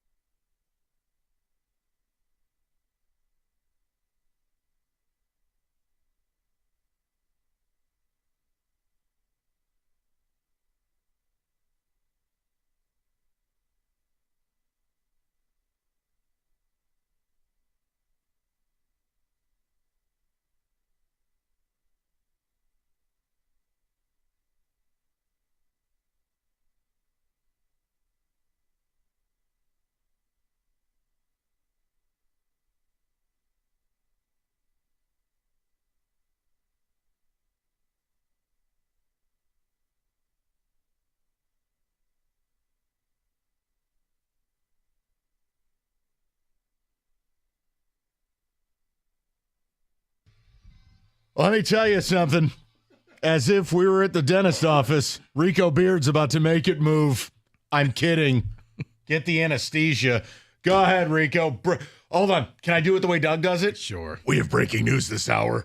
Go ahead. No, it's just a rumor on CBS Sports Line. Pistons land predictions for tonight. Pistons land mid-major level player Sandy Aldama from Memphis. You mean mid-level exception player? Okay, Although yes. Sandy Aldama's abilities is rather mid-major by the NBA standpoint. Yes, mid-level, yes. Sandy Aldama from the Memphis Grizzlies. Stretch big. That'll do it. They also got Alexander Walker, too, as a top shelf 3-point and 3-and-D wing. Okay, take it easy with the top shelf three-point shooter when he doesn't shoot it in volume. I think he barely averaged 4 threes a game this year. Do you know what high-volume guys are doing? 8. Not me. No, I know. You know what? I hate the media, and I hate this business. We are at an all-time low. Oh, you really won't like what's number 7 then. Jaylen Brown stays with Celtics. I don't care about that. I'm saying, not everything has to be awesome all the time. And people use these headlines and these words. I mean, I read one headline last night. Oh, Pistons pull off free agent blockbuster. I'm like, oh, let me click this. Please. I'm an idiot for clicking it. Nickeil Alexander-Walker. You're right. Nothing says boner like 9 points a game over a 6-year career. Brother, when there's no name in the headline, don't click it. You're right. I felt like Bert and Ernie. Couple of idiots. Always hated those two. Wait. I like Bert and Ernie taking strays right now. Right. How did I you didn't like not Bert like and Ernie, and Bert I didn't Ernie? like Big Bird. Big Bird creeped me out. Didn't like him. And Charlie Brown. Who else do you not like? Charlie Brown was a bleep hole. He was dull, he was naive, and he was an idiot. Charlie we Brown continued to let Lucy abuse him. Charlie Brown was the ultimate inconsistency. Yeah, You never consistently quit. dumb. Bert and Ernie? Seriously? I didn't like them. They irked me. The haircuts were terrible. Oh, my goodness. And it was the eyebrows. They reminded me of mine. The rubber ducky. Yeah. Wish the roof would have caved in on the both of them. All right, let's go to the people. I didn't like Sesame Street. Leave me alone. I grew up on Sesame too. Man, you know what? Right there, something happened in an episode, and it created I this just super didn't villain like right it. here, Kenny. Big Bird, what a bleep hole. Big Bird. Oscar the Groucher. Who I lives told in you, trash Grouch. anyway? Right. You live in a trash can. And he had a decent attitude considering the circumstances. Wait, so you can relate to Oscar the Grouch? Yeah. Does this surprise you? Is any of this tracking It doesn't. Rico? Hold on. What planet Isn't are we Oscar on? the Grouch the living representation of NBA free agency this year? Whatever you sign, you're pulling out of a garbage can. Hello. Hey, it's me, Nickeil Alexander-Walker. Hold on. Is that Sandy Aldama? Hey. He had a fine attitude based on his living circumstances. I'm not letting that slide past. You know, given the circumstance, You did he could have this done a lot to worse. Sandy Aldama news. And Oscar the Grouch, he lived in a garbage can, but go to Ryan. All He things made being the best said, of it. Not a bad guy. Terrible. Go to Ryan, 97.1. Ryan, what's going on, man? Hey, so, I mean, when I called in, Mike, you pretty much hit on it. You know, What? the Terry Rozier thing is the Terry Rozier thing, right? Yeah. I mean, he's still playing. He's still under contract. And, yes, to me, the big three, like the three that we need, like Malik Beasley was a big reason. The shimmy had me, right? I mean, that was a big deal. And the guy could hit threes. He hit the most since Rip did. Yeah. Now, I mean, since I've been listening to you, yeah, where do we go? It's going to be hard for Trajan to just sign him, without what the NBA is going to do with this. So, I mean, I am a Michigan slappy because I am from Canada and I didn't attend either school. But I think that with Jaden Ivey back, Careless LeVert and Duncan Robinson, I think would fill that void, to be perfectly honest with you. Understandably, the defense isn't going to be there, Yeah. but we'll pick something up. Ryan, let me just say this, though. Understand where I get frustrated. The idea is there is no circumstance, if you're winning playoff series, that a Duncan Robinson or a Karis LeVert will be your first, second, or third offensive option. And that's the rub. That's the problem. They need to find someone that, even if Ivey's the number 2, they need to find an appropriate number 3. And what about Tobias? You know where I stand with him, Ryan. If you listen, to I the know, show. I know that, but I mean, I think his I'm contract. just trying to fill. I'm trying to fill the hole here. I know. It was disheartening to see that come out last night. I know because it threw your off season, which I didn't love the off season plan anyways. But if you were gonna bring somebody back, you would bring Beasley back. I agree with you. Correct. Ryan, I just viewed Tobias's contract as a real premium tradable asset when packaged with a young, cheap player. Too much money. Yeah, and it just that's what I'd like to see is let's go out responsibly because I'm sorry, I know what I said is probably unfair, Ryan, to Nickeil Alexander-Walker and Sandy Aldama. We're having a little bit of fun with the Oscar DeGrouch thing. They're not bad basketball players, but you're not going to role player your way to a championship. Right. The idea is Cade's contract starts next year, and I am more than happy to have Jaden Ivey as his backcourt mate, and we figure that out. But beyond that, I need to get someone in here that I can rely upon in a playoff series. I can't do that with the people we're talking about. That's all. Right. Good. Let's go to Tim, 97.1. Timmy, what's going on, buddy? What's up, guys? How you doing? Good. How are you? I'm excellent. What's up? I'd actually be better if Malik Beasley wasn't in trouble, but that's okay. Noted. So I was thinking about that. I was talking to my buddies pretty much all week about, who we got, right? You got Beasley coming back. You got Cade. You got Ivy. You got all these guys that are going to be healthy. It just creates a big void. I think Ryan just kind of hinted at it. The Moneyball line, right? You can't replace Beasley. You got to recreate him in the aggregate. And unfortunately, I think that's what they're going to do. You were talking about Aldama just a little bit ago. Reminds me mostly what we did with Jeremy Grant, taking a role player, giving him more time, and really probably overcoming Tobias's role towards the later half of the season.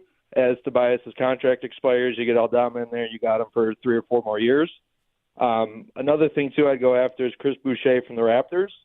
I think that it's embarrassing that you have someone on the court who is a zero threat from the three-point line.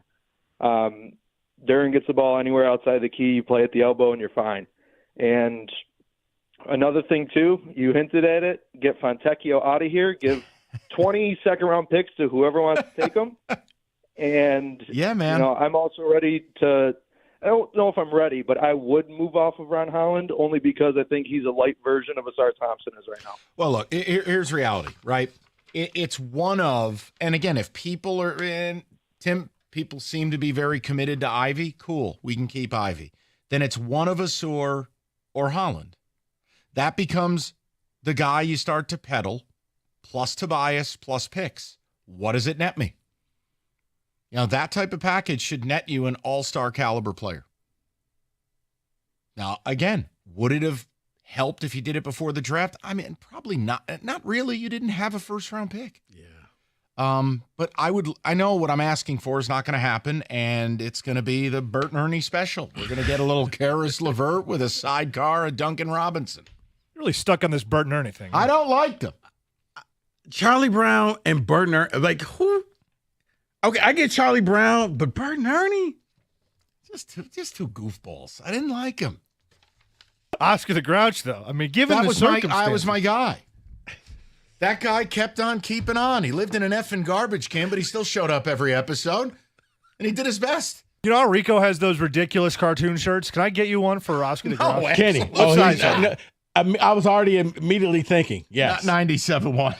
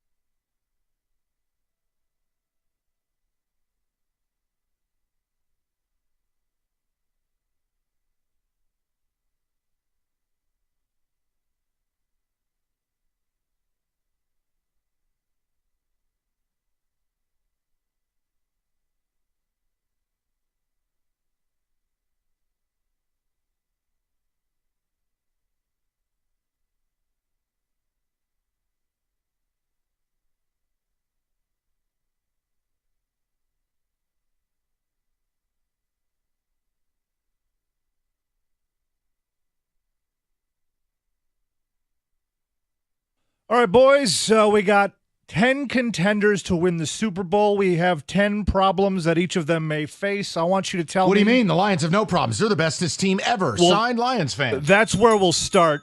So something or nothing, essentially. Do you Okay. believe this to be a major issue, or can you move past it? The Lions, we'll start with this because we've talked about it ad nauseum. Staffing shakeups, new coordinators, the whole bit. Is that a big problem? How big of a problem could that cause? It's all very real. These are massive issues. And what do you think the team's going to say?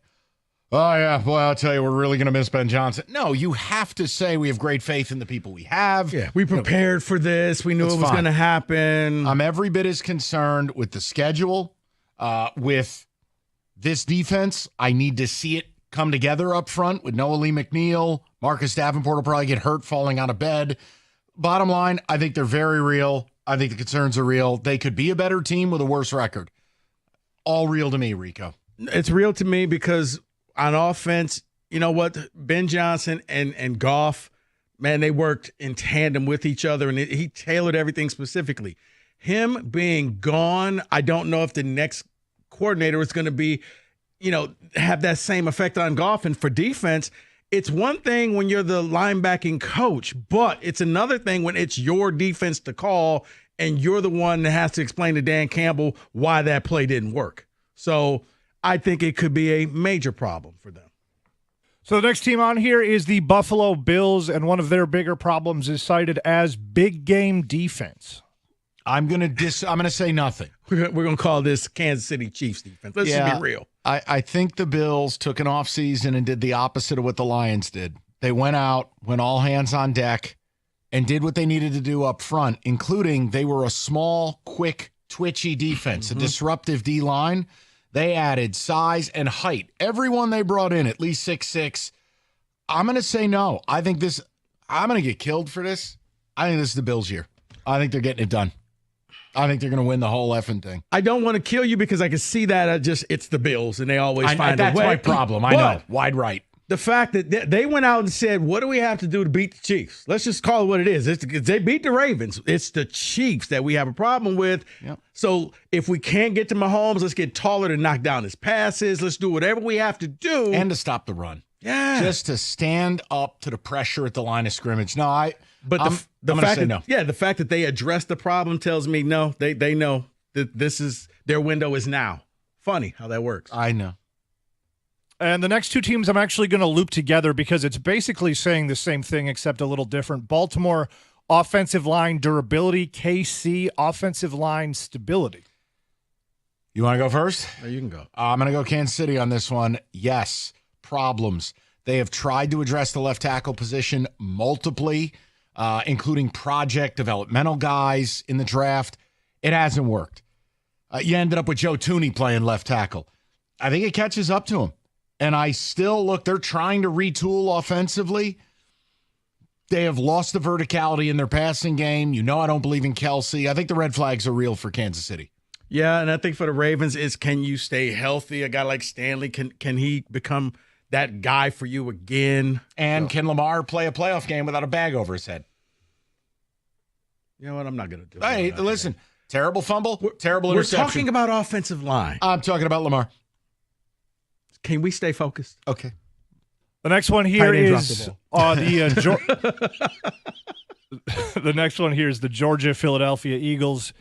Defensive turnover they have as the biggest problem for them. It's very real. You don't, again, I know Lions fans aren't aware of this. You don't keep everyone all the time. And the Eagles eventually had to say goodbye to a few guys, Josh Sweat included, Milton Williams included. I think it does catch up to you. And look, they just won the Super Bowl.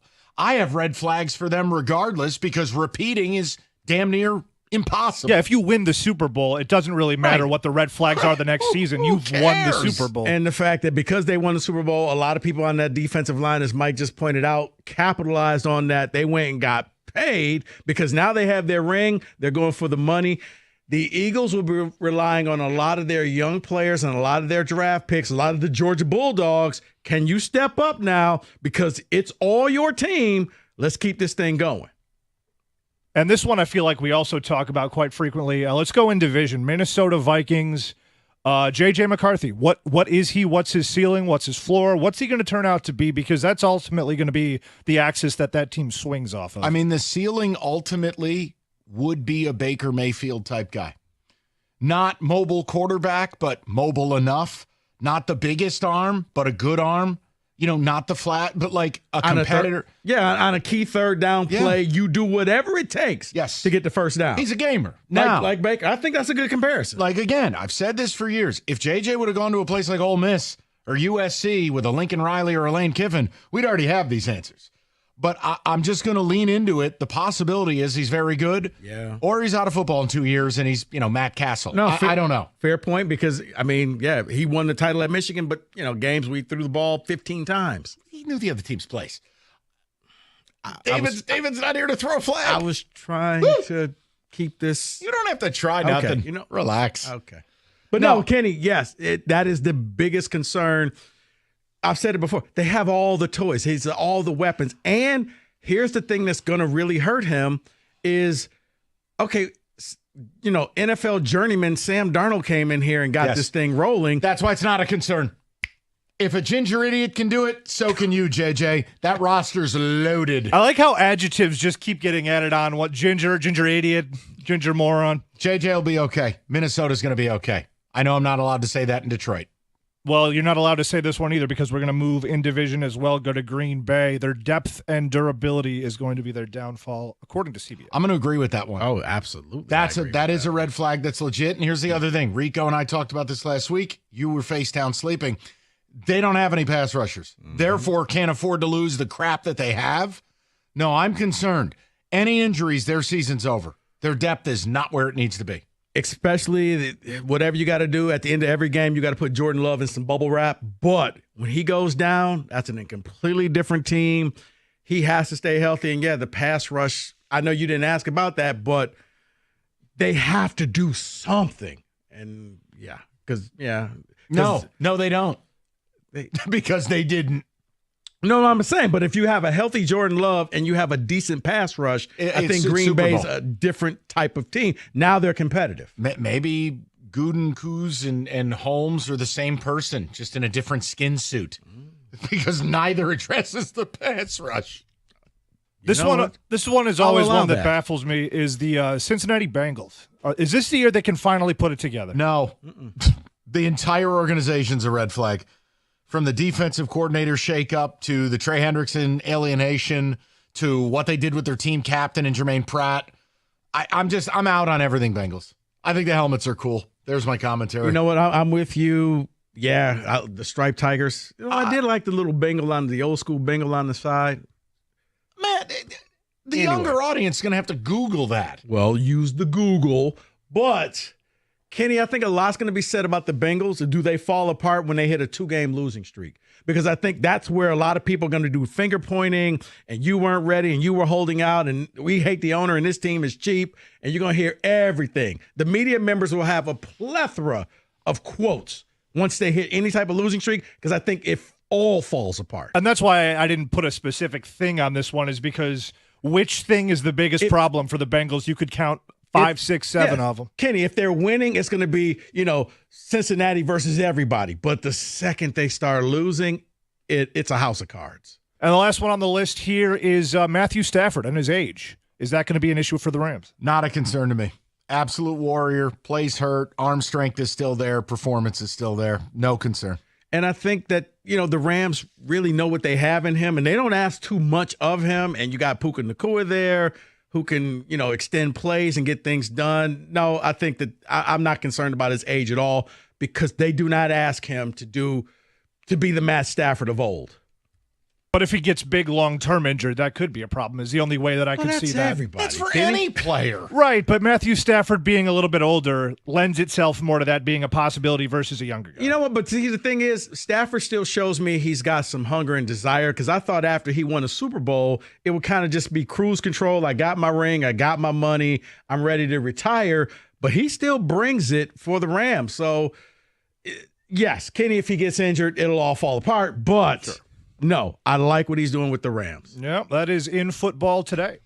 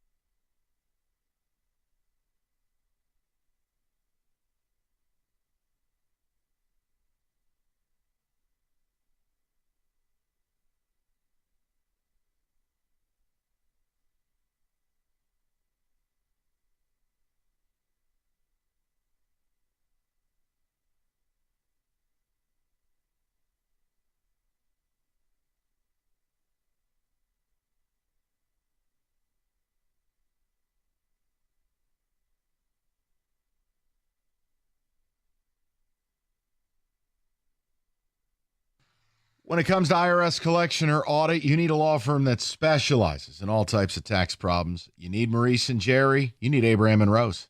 Look, these guys are real attorneys, brick and mortar. It's not some phone service.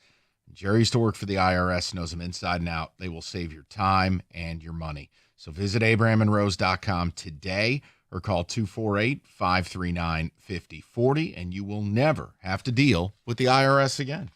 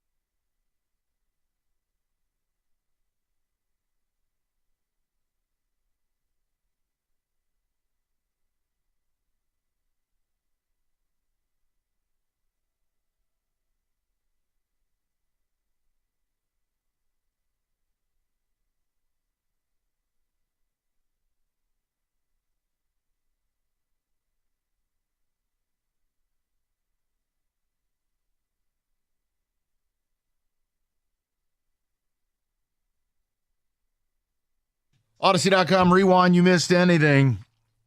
Stevie's cooking something. I got to believe it. Rico and Kenny don't. It's going to be a showdown. I hope I don't look stupid, but today's events didn't help. Ekblad back to Florida. We didn't have a shot at Marner, but he went to Vegas, but we'll see. The other thing to monitor, I don't know that it'll be the Pistons being involved because they just seem to want to do nothing. But with Malik Beasley under federal investigation and Shams Charania saying, don't go to sleep tonight, there's going to be some huge deals at the onset of free agency, including some LeBron smoke. There's a reason he exercised his option and didn't sign a 1+1 that the Lakers would almost assuredly have done. It makes him more tradable to be on a 1-year deal. Yeah, I'd love to see the Pistons get involved in a trade market. Not for LeBron, but your offseason has changed now. Bringing the band back together is not in the cards. So keep your eye on it. Kenny, we can do a couple of ticket texts. We'll get Woj and Reegs in here momentarily. Yeah, catching up on some of the Red Wings, ones from earlier in the show. When Stevie traded Wallman, we all expected a big move. Trading Tarasenko means nothing. No big move will follow. All right. So the one time it didn't happen means that you take the 99% of other times that when it seems like, feels like, and sounds like things are going to happen, and you just say, well, forever unclean. Yep. No. It's fans, man. This one on the Michigan story you guys brought up earlier. Thank you, Mike, for bringing this up because I knew no other show was going to, and I'm damn disappointed that nobody else other than you guys seemed to care. Well, and again, I thought I brought it up. We brought this up for one segment, a 4-hour show. I thought we were very fair about it. I gave you the update because it's wild how it's being reported or not. And that, look, I'm jealous. Michigan's PR it's amazing. They've got to deal with they got to deal with the media. That's remarkable. Harbaugh, Ono, and Ward all named in the lawsuit Friday involving Matt Weiss, and the accusation is they all knew and they let him coach the Fiesta Bowl. I mean, you want to talk about if that's true? The program went completely rogue. They lost their effing minds over a 3-year span. You know what? Considering Izzo and D'Antonio got defamed and slandered for a guy they never met. Yeah, I'd like to think when this thing resided from Schembechler Hall in many cases, yeah, you know what? I'd like to think it could be reported on with an ounce of the same fervor. No, you're right. Something. That's all. Not a Friday paywall, news dump behind a education paywall. section. Right. Okay, then. Stuff happened. Do you believe how slow this guy walks?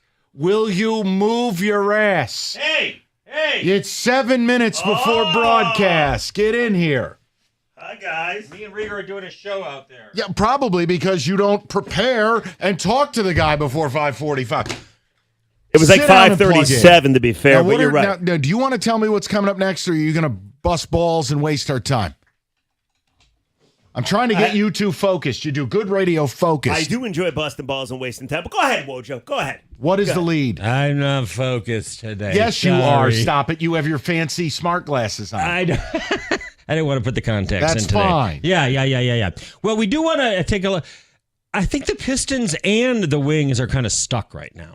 As much as and I've heard what you're saying, and there's a chance Yzerman has something up his sleeve. The Steve sleeve. I do think the Gibson trade hadn't really been rumored lately, and I think that's a good move. It's fine enough. And they basically bought out Tarasenko. Well, what he did was he cleaned up 2 of his messes. Right. That's what he did, which is fine. And you know what? I think he's really reluctant to make any more messes, and that's kind of all that's out there, unless you get Mitch Marner and Ekblad's off the market now. And 2 words. Marner is too. Well, first of all, this is why the Noah Dobson thing was worth getting upset over. But B, Jason Robertson. And also the Khalil, what's the guy from the Rangers who the Rangers are going to be up against it? Restricted free agent. God. Miller. Thank you very much. Mm-hmm. Yeah, I started thinking Killian because I was looking at Rico, and that's all he talks about. Yeah. He's a good player. What about Killian Hayes? What about Jim Nill and Stevie? I mean, he likes doing business with his buddies like he did with Anaheim. But you know what he hinted at the very end of his post-draft press conference? At the very end. Because I even asked him, you feel like you're stuck? What do you mean by stuck? Like, you wanted to make trades, you want to sign free, none of that might be possible. He said, I mean, there's other way. Like, you can always wait, and when the teams sign free agents, some teams are stuck salary cap wise and might need to give somebody up. And Kenny? that's how we got Alex DeBrincat. Kenny. Yeah. Plus, DeBrincat wanted to come. That's what the money's for. Yeah. How about this? I That's got what two the words. money's for. That's why we pay you. Yes, I don't care thank how you. it gets How about done. two things? I care that it gets Because done. you know when they signed DeBrincat? Offer sheet somebody. Well, I think he's going to try, but they got DeBrincat 9 days after the July 1st free agency. Yeah, but DeBrincat also wanted the hell out of Ottawa. Okay, but you still had to give up something to get. You had to give up a. So is that the lead? Yes. Yeah, that we got some Tigers. Not to mention, Wojo has an interesting opinion about the Tigers. It's not extreme by any means, but I find it interesting. Okay. I think it could be extreme. And but Beasley, he gets mad at me. I mean, the Pistons have to pull their offer, right? They did, by I'm all sure accounts. Yes. You just can't go down that No, road. The you risk outweighs cannot. the reward. He's innocent until proven guilty. He is. Well, he's going to be forever stained too, even if he's innocent. Right. Oh, I mean, the playoff series was bad, but it wasn't forever stainage bad. No, I think it is because they're like, oh, I see. Okay, Oh, because you think of he the dropped that ball on accusation. purpose? No, the clips. Rico's not saying that. did and not you're not say going to that. get him or the station in trouble. and that's why I said it. But no, Kenny, Supposedly it happened all last the the life previous support year. on these two. But We'll talk to everybody anything tomorrow. that anybody he ever does.